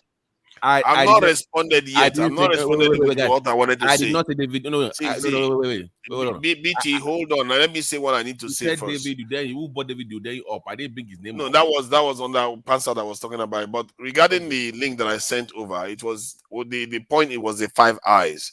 And where do you think I got that from? It was because when they are reporting on the news, they talk about the 5 eyes all the time. And when I tell people, even before that, I knew that because when I told people that there is tribalism in European this in arena, you thought it was a joke until all this evidence starts coming out and show you that the groupings are different. And if you look at that 5 eyes link that I sent to you, check the origin of the 5 eyes. Then you understand what I'm talking about. I told you these people were the ones that won the Second World War. They reshaped the world in their own image. And look at Churchill used the term. He said the English-speaking democracies have to cooperate. That is what they did. So when you look at the war going on right now, it's about the English side maintaining that power. If you don't understand the world for what it truly is, I can't help you. But when I try to tell you these sort of things, it is the truth. Look at that link yourself and see what happened. And if you look at the world today, when you see the way America is going after Russia, it's not because, Russia did anything evil wrong. Russia didn't invade anybody. But the only issue right now is that they fear that if Russia comes together with Europe, the English-speaking side is not going to have as much power. That is what they fear most. This is why you see this conflict between the Soviet Union and the east and the west of the western part of Europe, because America and the English-speaking side has to keep Russia out of Europe. If they don't, Russia even applied to try to join NATO. And guess who opposed it? The Anglo-Saxons. So if you guys don't understand the tribalism of Europeans, how are you supposed to deal with it even? And this short, check it yourself anyway. But the point is that in the end, Russia is going to be able to hold its own against the US any day. China is going to be able to hold its own against the US any day. India is going to be able to hold its own against the US any day. But it doesn't mean they can defeat the US. They can never defeat the US. And they cannot project their power as much as the US. They cannot have as much economic power as the US. They don't have the capacity to have that. That is the truth of the situation. In terms of conventional warfare, America is probably going to win most of the conventional warfare, excluding nuclear conflict. That is the truth. So all this stuff people are saying, it's not because I'm saying that America is not the superpower of the world. America is clearly the superpower of the world. And woe betide the person or people that underestimate the power of these Anglo-Saxons because they won all the world wars. The two of them, they won them. And before then, they've kicked ass all over the world. That's why they are all over the world right now. So to underestimate them is really, really silly. I'm not sitting here underestimating them, but I'm not going to overestimate their power too. We have to be realistic about these things. Thank you. Okay, Tunaja, I want to quickly respond to Pansat, please, if that's okay. I heard Pansat talking about the governance system in the UK, but I did not just refer to the UK when I was making my statement. I referred to other Western nations compared to the United States in terms of the ranking. So if you want to come up and talk about governance system, you have to look at it this way. The country that you say is the greatest nation on earth, you said people are not free. People walk across the street of the United Kingdom. Police officers don't carry guns. People walk. The most freest people are Europeans, not Americans. You are more likely to be by a gun in the United States than a terrorist attack. But look at the amount of money the government of the United States spend in fighting terrorism. Whereas just to pass ordinary common gun control laws is a problem. Why? Because of corrupt politicians who take money from gun manufacturers to protect their own interests. Is that the country you are calling the greatest democracy? I don't understand. Where politicians are being bribed by corporate business to fight, to lobby for their own interest. And you go look at the number of homelessness in the United States. Even you have veterans, American veterans who come from war, and they come to their own country and they don't even have a place to call home. Look, if you get sick today in the United States, the ambulance that will come and pick you to the hospital, you have to pay for that ambulance. Across Europe, you don't pay for ambulance. Even in the UK, they don't even ask you money. They will treat you free of charge. Is that the same? Is that what you're? Okay, is that what you're talking about? Let me respond to a couple of the points you made. Number one, we cherish our Second Amendment rights here in the United States. I know you cherish it very well. Let me learn. It's a virtue. It's not a vice, right? Any country where you don't have, that's exactly why you don't have a written constitution. You don't. You're subject, right? Because you cannot be armed as citizens. Here, we have the right to carry our guns. And we're very proud of that. Yeah, well, unfortunately, guns don't kill people. People do. Now, of course, there should be more done. Gone by people because those countries. Hold on 1 second. I want to quickly respond. Those countries where they don't carry guns, people don't get by guns. You don't have freedom, right? Let me land. Because this debate is some of these are facts, right? But you are in it. It's like you're like that frog that was put on normal temperature water, and then they keep turning on the heat until you're boiling. You don't know it. You don't have freedom. You can't even you cannot pick your own head of state. You're a subject. You don't have constitutional rights. When you talk, they say, "Oh, we're governed by convention," or "Oh, this is the way we did 1,000 years ago." What the hell do I care how many years ago you've been doing something wrong? You're supposed to correct. You need your rights. What rights do you have in the United States that Europeans don't have? You just named the one. You said Second Amendment. We have the right to carry our guns. The right to carry weapons is not a right. It's not a right. It's a right. It's the Second Amendment. I just told you. Now hold on. These are not debates. Listen to me. You will not understand these. Wasn't they interpreted that thing wrong? You can't even vote. They malign it. It was a militia that is supposed to hold it. Is every citizen a militia now? Of course, they will decide that every citizen is a militia. That's been let them go and kill each other. Look, you see, that is not my business. If America wants to kill themselves, let them kill themselves. First of all, get the right to be enshrined. A written constitution will be in order for you. You need to be able to pick your own head of state. You cannot tell me in the 21st century that no matter how corrupt a family is, or the next person coming up the line, because he's got a bloodline, he's going to be your head of state. What about your own kids? What if you're a genius? You can't, right? So how on earth did you let yourself be like that way, and you keep pointing at United States. Have you been to the United States? Because all those propaganda you hear over there, it's like yesterday I was asking About what? two Nigerians, say, look, do you know what the Marshall Plan is? About killing each Right? other. You don't know what a Marshall Plan is because they told you it's for Yes, Germany. I know what a Marshall Plan Hold is. on, I'm responding to the progressive. So hold on, because the UK has been surviving by all this propaganda and hiding the truth and trying to be like they are the United States or part of the United States or a sister to it, or they gave birth to the United States. No, it's anathema. The UK is anathema to the United States. The Jesus United Christ! States exists. Do you even know what the Five Eyes are? I just hold gave you a link, and you're here talking on another tema. Hold on. They are the same people. No, they're Stop not. going on They're and not. thinking Let me about them land. as separate. People who Jesus Christ! I don't know what it takes you to learn anything. The founders of this country saw what they got over there, and they left, and they came here to establish democracy, which is a complete opposite to a monarchy. Especially the bloody monarchy, right? Bloody. Keep thinking that. I was in I'm telling you that they are not different. Are you gonna let me land here? Let me get a word. They are not different. It's like a child, a child nation coming out of a parent nation, and the people from the parent nation are telling you that that child nation, they are not different. And you are telling them that they are different. Go ahead. 13 colonies. So we are Pekins now, Abi. The insult. We are Pekins now, Abi.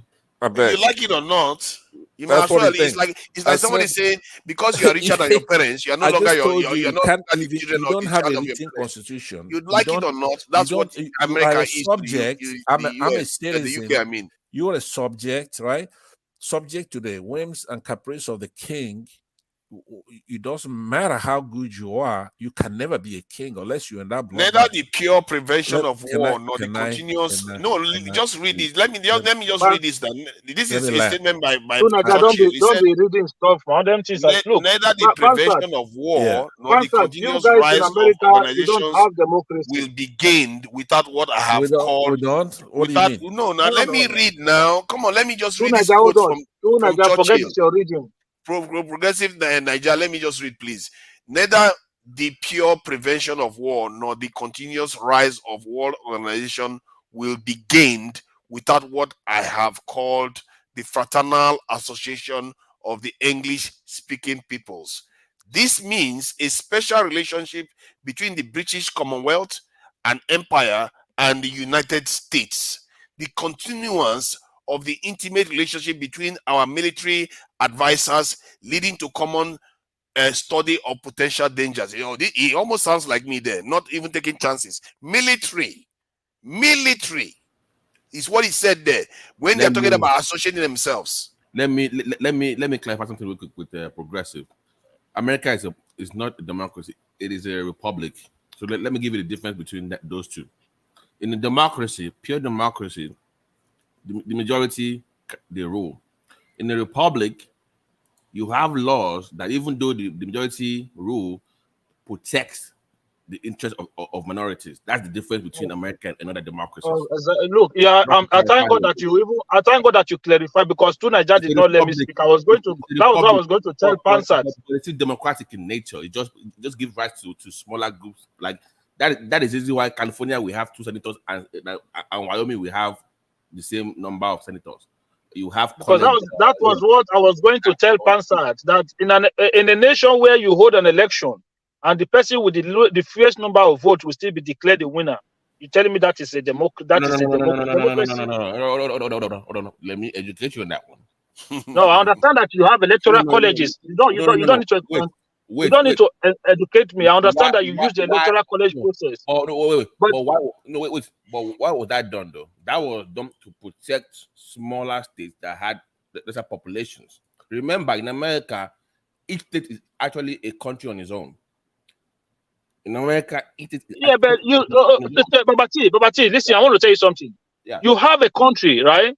As we speak now, if an election is holding, the Republicans don't bother to go to California to campaign, and you have a situation whereby some Democrats don't even bother go to Texas to campaign. How is that even how is that a democracy? No, just listen. No, listen. First of all, like I told you earlier, they are a nation on their own. As a matter of fact, California was a country by itself. So they will say the people of California are voting for this person. The people of New York are, so they are peoples of those countries, those smaller units. They are voting on behalf of their people. It's not like everybody together as one. So they don't count numbers per se like everybody. It's, yeah, but you this are is the what rep this of is your what I'm people. saying. These are all Democracy, That is nations. republic. Most nations are like that.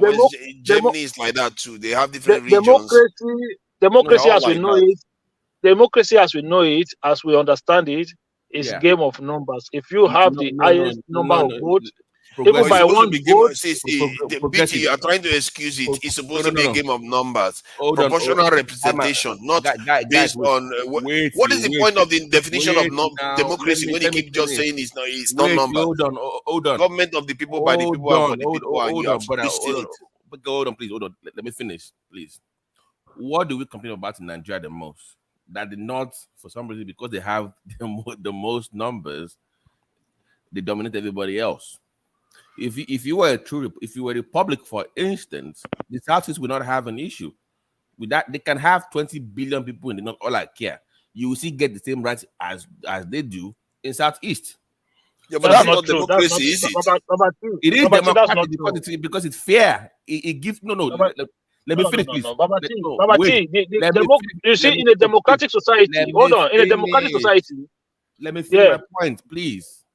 I just told you it is to protect smaller groups that don't have that much voice or that much power. It's equity and fairness, which is democratic in nature.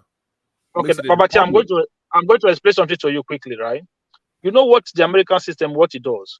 It encourages extremism on both right and left. That is what it encourages. It means that, listen to me, as a Republican, all I have to do is just pander to my base and just be as extreme as I could be. I don't have to go to the left to preach to them to say, look, this is my message. I want you on my side. I don't have to do that. I just have to convert as many as possible of those people who believe in my ideas and just deepen it. That is why you see this huge. If you come to the West now, right, you see the government is always of the center, always of the center. But if you go to your America, it's either extreme left or extreme right. That is how you produce government. That is not true. That is why you see this continuous. To be fair, most of America has been center left or center right. That is not true. We are mostly in the no. Who Trump? Is it Trump you are talking about? No, George W. Bush is not center right. George W. Bush is center right. America is mostly center right, not on the extreme. That you are wrong on that one. You're wrong. No. So are you telling me Trump, who is against us, all rights of citizens? Trump is a right wing. Is Trump the only American on the planet? You are asking me about the whole country. Now you're quoting Trump. Come on, let's. I think what that has done recently is it has led to this huge division that you're seeing in your politics. You can't defend the idea that small states have the same representation because their effect in terms of let me finish my point. Okay. Because their effect in trying to affect outcomes in the country is greater on bigger population of people. How can a tiny state that has maybe 10 million people control these outcomes of people that have 50 million? That doesn't seem fair. Okay. So let's fit that logic around. So by your own logic, that means that California and New York will be determining who becomes president all the time. That's not true. Because they have most of the numbers. No, that is true. If they choose to vote like that, if they choose to vote like that, they should have the power to do that. By your own logic, California, Florida, and New York will determine who becomes president all the time. Yes, because they have the numbers there. Is it not democracy? No, that is not even true. This is where you guys are getting it wrong. Come on. Progressive this thing. Hold on. See, why would you, in a democracy, government of the people, by the people, and for the people, you decide that, you know what? Let me answer that. Let me finish my point. And before you have many people in this area, that you have to dilute their power because the people of California that's anti-democratic. It's actually anti-democratic. Bro. They are a country. It's one nation. It's not the people of the California. It's the total number of people. Go and study. That's government of the people, not government of the states. For God's sake, for you to understand what I'm saying. I Exactly. understand the history. No, you But don't. when we talk about democracy, It's not a you have to. democracy. It's a When we are talking republic, right? exactly, It's it's a not a republic, for democracy. God's It's a sake. Good. It's not republic. a Let me democracy. explain to you why it's like that. It's right? not a democracy. So, Now hold on. we are You, clear. Niger, you're making this very noisy, right? You asked a good No, I question. just want to be sure now because No, it's you admitted were now that it's sure. not a democracy. Please, Fine. I will Yeah, submit to that. in the sense that it's the sense that you're talking about population wise. So the majority would override and just suck it to the minority. It's not the way America is designed like that for a purpose. There's something called tyranny of the majority, right? They don't want that, and they So shouldn't you want want that. so you want the tyranny of the minority. That's not happening either. So they got it exactly right. It's a republic. That's exactly what's it's a happening. representative government. It's a democracy. Yeah, a tiny state has more influence than the big state. That's exactly what's going on. You do this all the time, and it actually diminishes you. You ask a good question, and then you keep making noise. Why? We're having a good It conversation. doesn't diminish me. I just don't It want it to does. be running in the wrong. Okay, Okay, let's say it diminishes me. I don't give me care. a minute to answer, and then somebody else will talk. I've actually answered you by just telling you that they try to avoid the tyranny of the majority. You're not just supposed to ramshackle everywhere because they're small. So those states, if they're going to join the union, they have to protect themselves, right? Because, for example, UK is 1.7 times smaller than California. Think about that. 1.7 times smaller than California. Yes. Okay. So when you're dealing with this state like New York State, these are huge. So one places. Wyoming So citizen if is you what go 10 into of California alliance citizens. and form a state with, say, Nebraska or I don't know, Idaho, man. Rhode Island, right? You're just not gonna ram it all over them. They produce the same number of senators. Yeah, but you are saying one Iowa citizen or one Wyoming citizen is worth 10 of this No, in a it doesn't California wo- citizen. it That's doesn't- what it that does- system no, is telling you. It doesn't work Based that way. on the Listen, when tyranny it of comes to when the it comes to the minority. saucer, right? You have a COP where you have the House of Representatives. California has a lot more than anybody else. It has 50 something House members, right? And then smaller states will have fewer The members. senators, no. Let me talk. Okay, so I'm when giving you have- the point. when I'm you- giving you the point where you are wrong. No, I'm not wrong. Listen to what I'm saying. The way the system is designed, right? You have the saucer, which is the Senate. Then you have the cup, say the teacup. That's the House, where they're just boiling all over. But the Senate will capture that. That's every state has the same number of senators, but they don't have the same number of House members, right? And anything that has to do with taxation has to start from that house. So it's something that you have to really study in detail to see why all those things and where it makes a difference. Just forget about electing the president, because in that case, it's also very methodical. Now, I would have preferred what you're talking about, whereby just the majority carries the 10, right? No, they have the college there. It's outdated, but it's there. And it was there for a reason. But where do you come off even talking about something where you cannot elect your own head of state ever? You're the only country who has never ever even had experience. You don't know what the hell it is to pick your own head of state, right? Listen. So we don't have experience. All we did was colonize the whole world. And That's you're a conquered the whole you're a world. subject, right? You're not a citizen. You're a subject. Why Think am I about saying us? It's the British that did it. I'm not Exactly, so you technically. can't I defend wasn't them. there then. I was my Imagine this guy is British. Baba T, hold on, can I British. quickly say My something? forefathers Because were I'm going not to British, so they were Baba not the T, one that defeated the world. Baba, I'm going to drop now. 1 second, right? What I'm trying to say here is that the United States as a nation, right? That you don't have citizens who have California passport, who have a New York passport. Everybody are United States citizens, American citizens, right? So, yes, of course, that is how it goes. So, if in an election, if you want to campaign in an election, you should be able to command your opinion of majority of American citizens. Do you understand what I'm saying now? Not one state is bigger than one state. Why can't you go and convince voters in those bigger states as well to vote for you? They do. What stops They you from do all the doing that? time. They So, do that. yeah, exactly. This is what I'm saying. So the electoral college system for me is outdated. Maybe they have a reason why they did it, but if you come Right. back and say, look at it today, if you look at it the way it is today, you don't Right. have Californian citizens, you have American citizens. So anybody who wants to govern over the United States should be able to have the approval from majority of your voters. In my own lifetime, They do. in my Often, own if you go and lifetime, check it, it's hold often on. the same.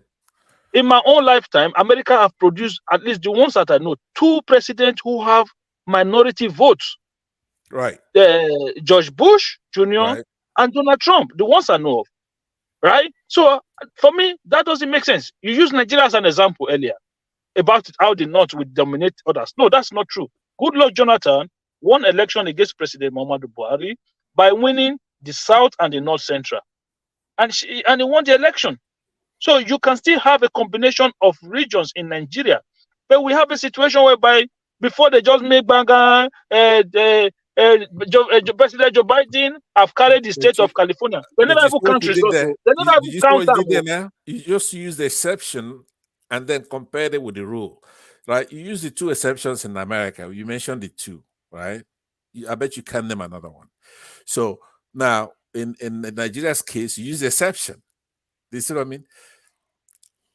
The Southern president produced whereby somebody won from the South. It started off as an accidental, right? He was vice president and the other one died. And of course, as a president already, he was able to win.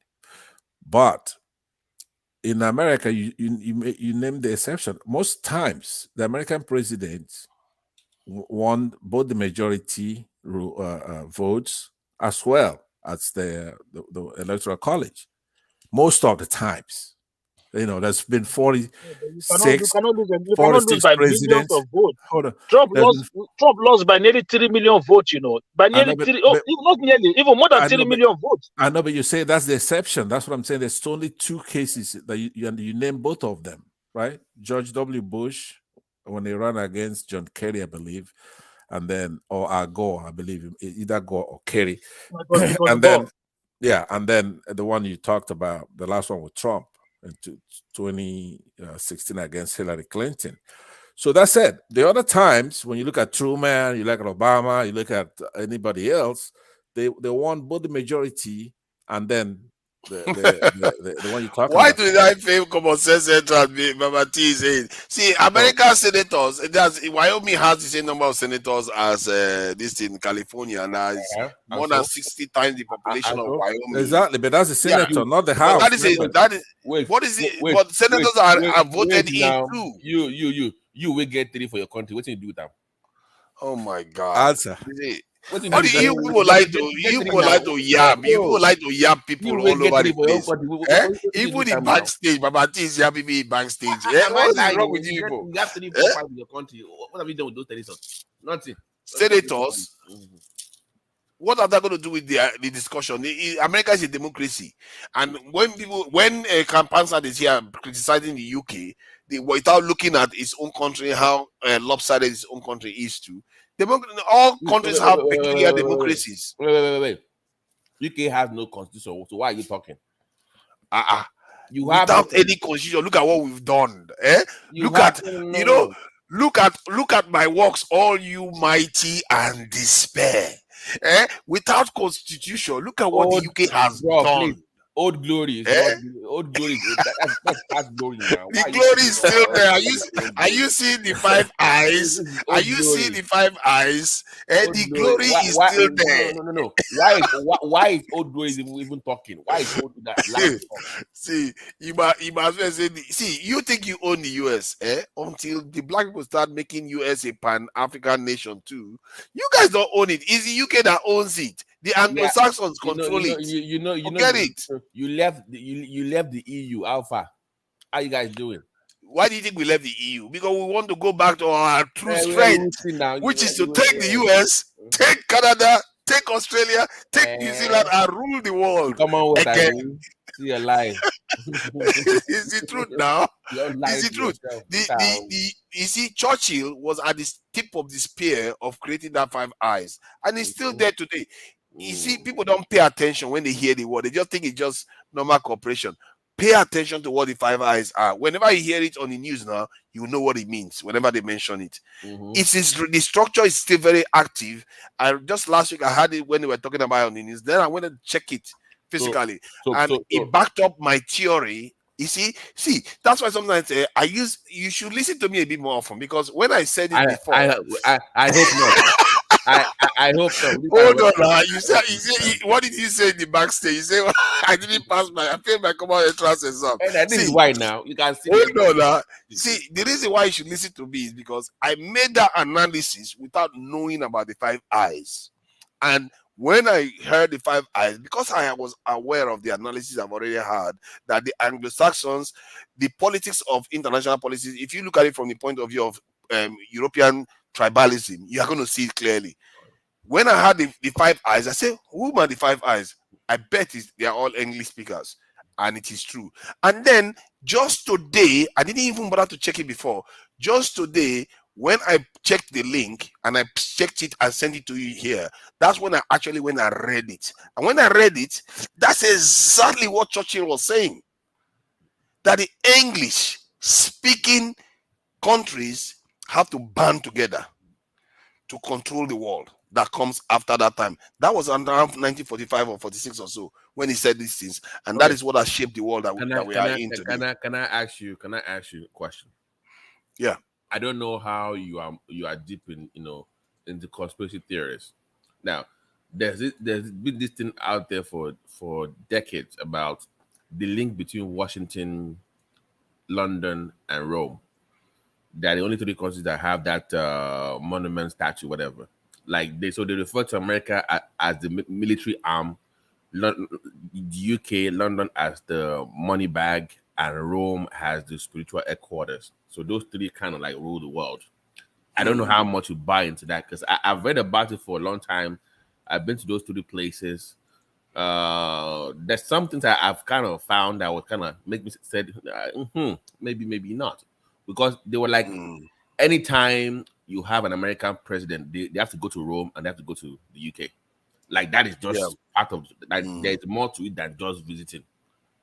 Yeah, I think from what you said just now, I never really looked at it like that in terms of the religious aspect. I think that there might be some credence to it. If you have time, there are enough videos that have done extensive work on it, and they have all the symbolism stuff that they track down. Even the Washington Monument, I didn't even know you have one in the UK, very small one on the river in front of your parliament. It's, they were into all this. Whatever connection they have, I would say from the point of view of the UK, from what I know of the UK, right? You are forcing me to think about a lot of things. You see, that's why the way I think is that when you tell me something, I start trying to connect the dots. But I look at it from the point of view of the UK that the way they operate is that, remember, the UK broke away from the Catholic Church. They did break away from the Catholic Church, and they can also exist independently. However, there are some ties on the ground of the UK to Italy that seems a little bit peculiar, that is not fully explained. But it's in the 14 eyes. Italy is in the 14. A Catholic can never be the king in United Kingdom. So you have that religious bigotry there as well. They're not. the UK created their own church. They created their own church. I think BT is saying the truth. But if you look at America, the major tribe there, let me use the word tribe, it is the Italian, the British, the Germans, you understand me, and the French. Those are the people that form America, but majority is the English and the Italian. Italian American. UFC is my witness now. UFC, have I not told you about the Anglo-Saxon this thing before? So basically, guys, hold on now. Whether UFC will confirm it, except he haven't told him before. Have I talked about the connection between the Anglo-Saxon nations before on how they are the ones controlling the world right now? Oh, I think I missed. I missed the. You don't remember it? No, I don't. That is weird because I could have sworn I've spoken to you. Everything you say to Niger, you have a super fan. No, but I think everything you say. You know, so you go to him for no, he's not a super fan. More active than me online, so Tuna just more active. So Yes, I don't think I can but that you know, particular. when you I find it. No, hold on. I find it very, very almost incredible that after all the long discussions I've had with UFC, that I've never mentioned this point. That's what surprised me most. That I've never mentioned this point to him, that the shape of the world with the way the Russian conflict is happening is because the US wants to keep the Europeans and the Russians apart. That I've not mentioned it to him before, but it's okay. Bro, Yeah, they want to because Russia is that stubborn family member that don't want to listen to anyone. So Russia, it's a battle of civilization, pretty much. It's a battle of you're right. It's a battle of civilization. It's not a battle of civilization. In That's a way, what. in a way. It's part of it. It's part of it. You know, but to Niger, your math that you're doing is like that thing where you say, hey, okay, take your age, add 10 by it, then you add 10, and then the person says, okay, go ahead and deduct 5, and then go ahead and deduct 5, and then you come back to your age, right? So the point I'm making is that when you put US to any list, then they control the world. Do you follow me? Once you first of all, the US controls the world just by itself. Just So from 80 when you years say ago. in 5, Just don't make it look like they've been controlling the world forever. It's just 80 years. I'm just saying right now. So when you say 5 eyes, okay, you have 9 eyes, then they will add a few more countries. You have 14 eyes that will then include Spain and other countries, right? So, but that doesn't mean anything. As a matter of fact, I say this white racism that's keeping the UK with what they've done and what they're still doing. They shouldn't exist right now. Go and tell the 5 eyes that now. That's what listen to me. The US is racist in that sense because exactly what Iran does, UK does, right? Exactly the same thing. Except Iran's case, the Ayatollah is elected. Are you shocked the US is racist? Wow. Because I'll give you an example. For example, the US has produced a lot of presidents here who have Irish background, including the Kennedys and others, right? You know, Ireland is even Barack Obama is Irish. He's most likely Irish now. It has something to do with that. But you know, somebody like Trump has what is that background? Not Scotland. Scotland and Germany. Yeah. Scottish and So Germany. they don't do what they're supposed to do. They know that Scotland is yearning for freedom. It's easy, but I guess the Irish did manage to free Ireland itself, right? But Northern Ireland is not free. The UK is coming to our own continent and dividing us, especially Nigeria. I'm picking our leaders and making trouble while they have the same problems that we have.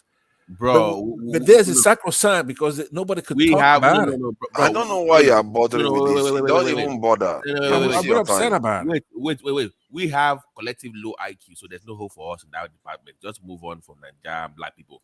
When it comes to that collective IQ, we don't have that enough to even make concrete or reasonable progress as a people. So don't forget our people when it comes to that. Just talk about I'm still surprised that I'm still shocked that I've not mentioned this to UFC, because me and UFC, like regarding this Anglo-Saxon because whenever we are talking about geopolitics, especially when it comes to the Ukraine war or those other things, that is what I always try to remind people of.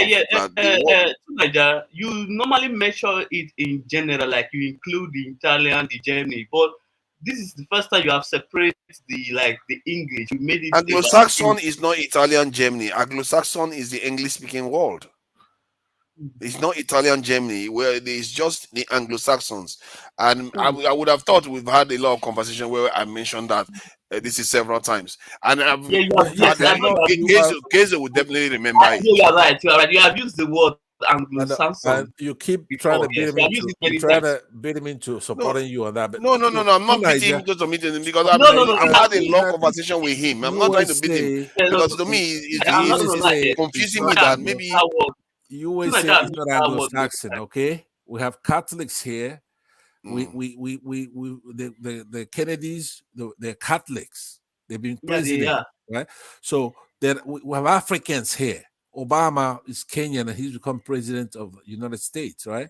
There are a lot of people from all over, Russia, I don't think you've been to the United States. Stop counting the United States as part of that stuff. It's not. This place, Yeah, it's got until they start everybody. speaking English, then I Excuse would me? think that they are from let the United States start speaking English, then they are no longer part of the They Anglo-Saxon don't. I mean, they don't. sphere of English is not the influence, only thing spoken here in California. You have Spanish, you have Korean, you have Japanese. which is the official language. Yeah, but it's not It's to still me. English. You gotta be here to And know. who is the You queen gotta there? be here. Who You is gotta the be here. monarchy they come to bow to? No, that's They don't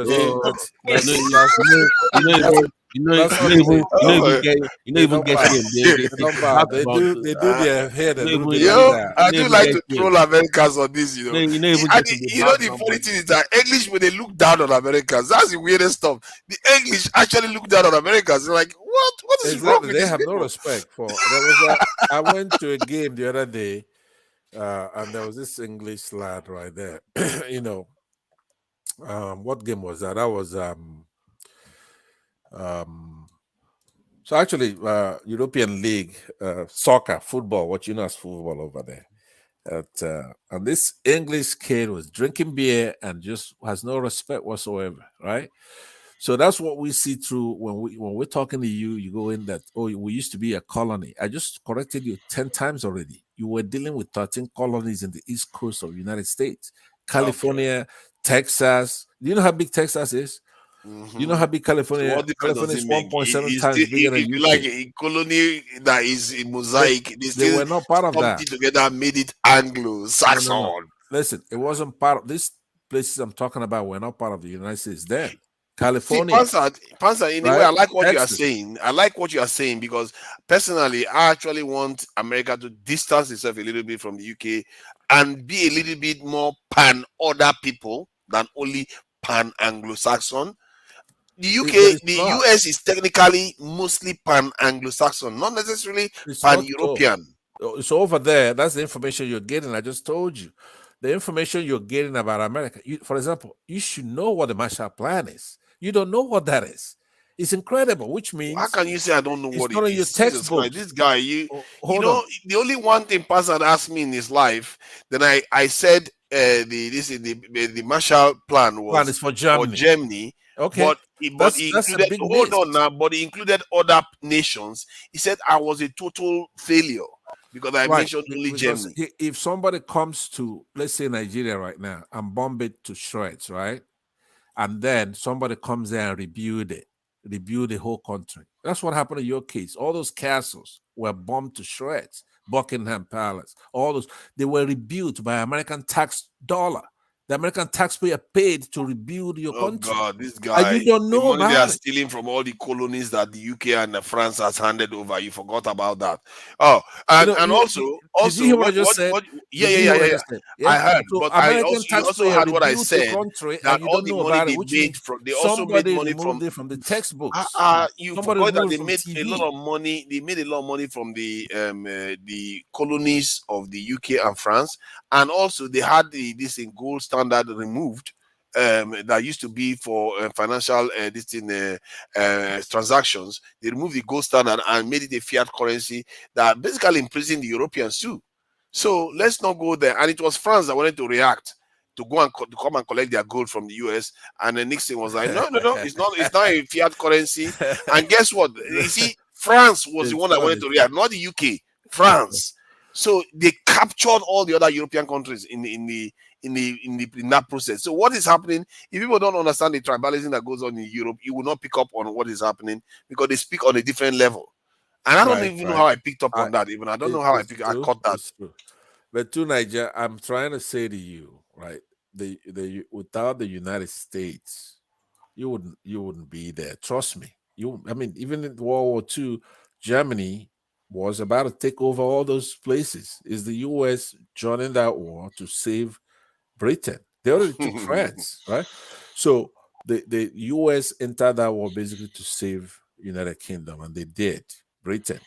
So you probably won't know about that over there. The way I see it, they are, that's another thing. Why I say the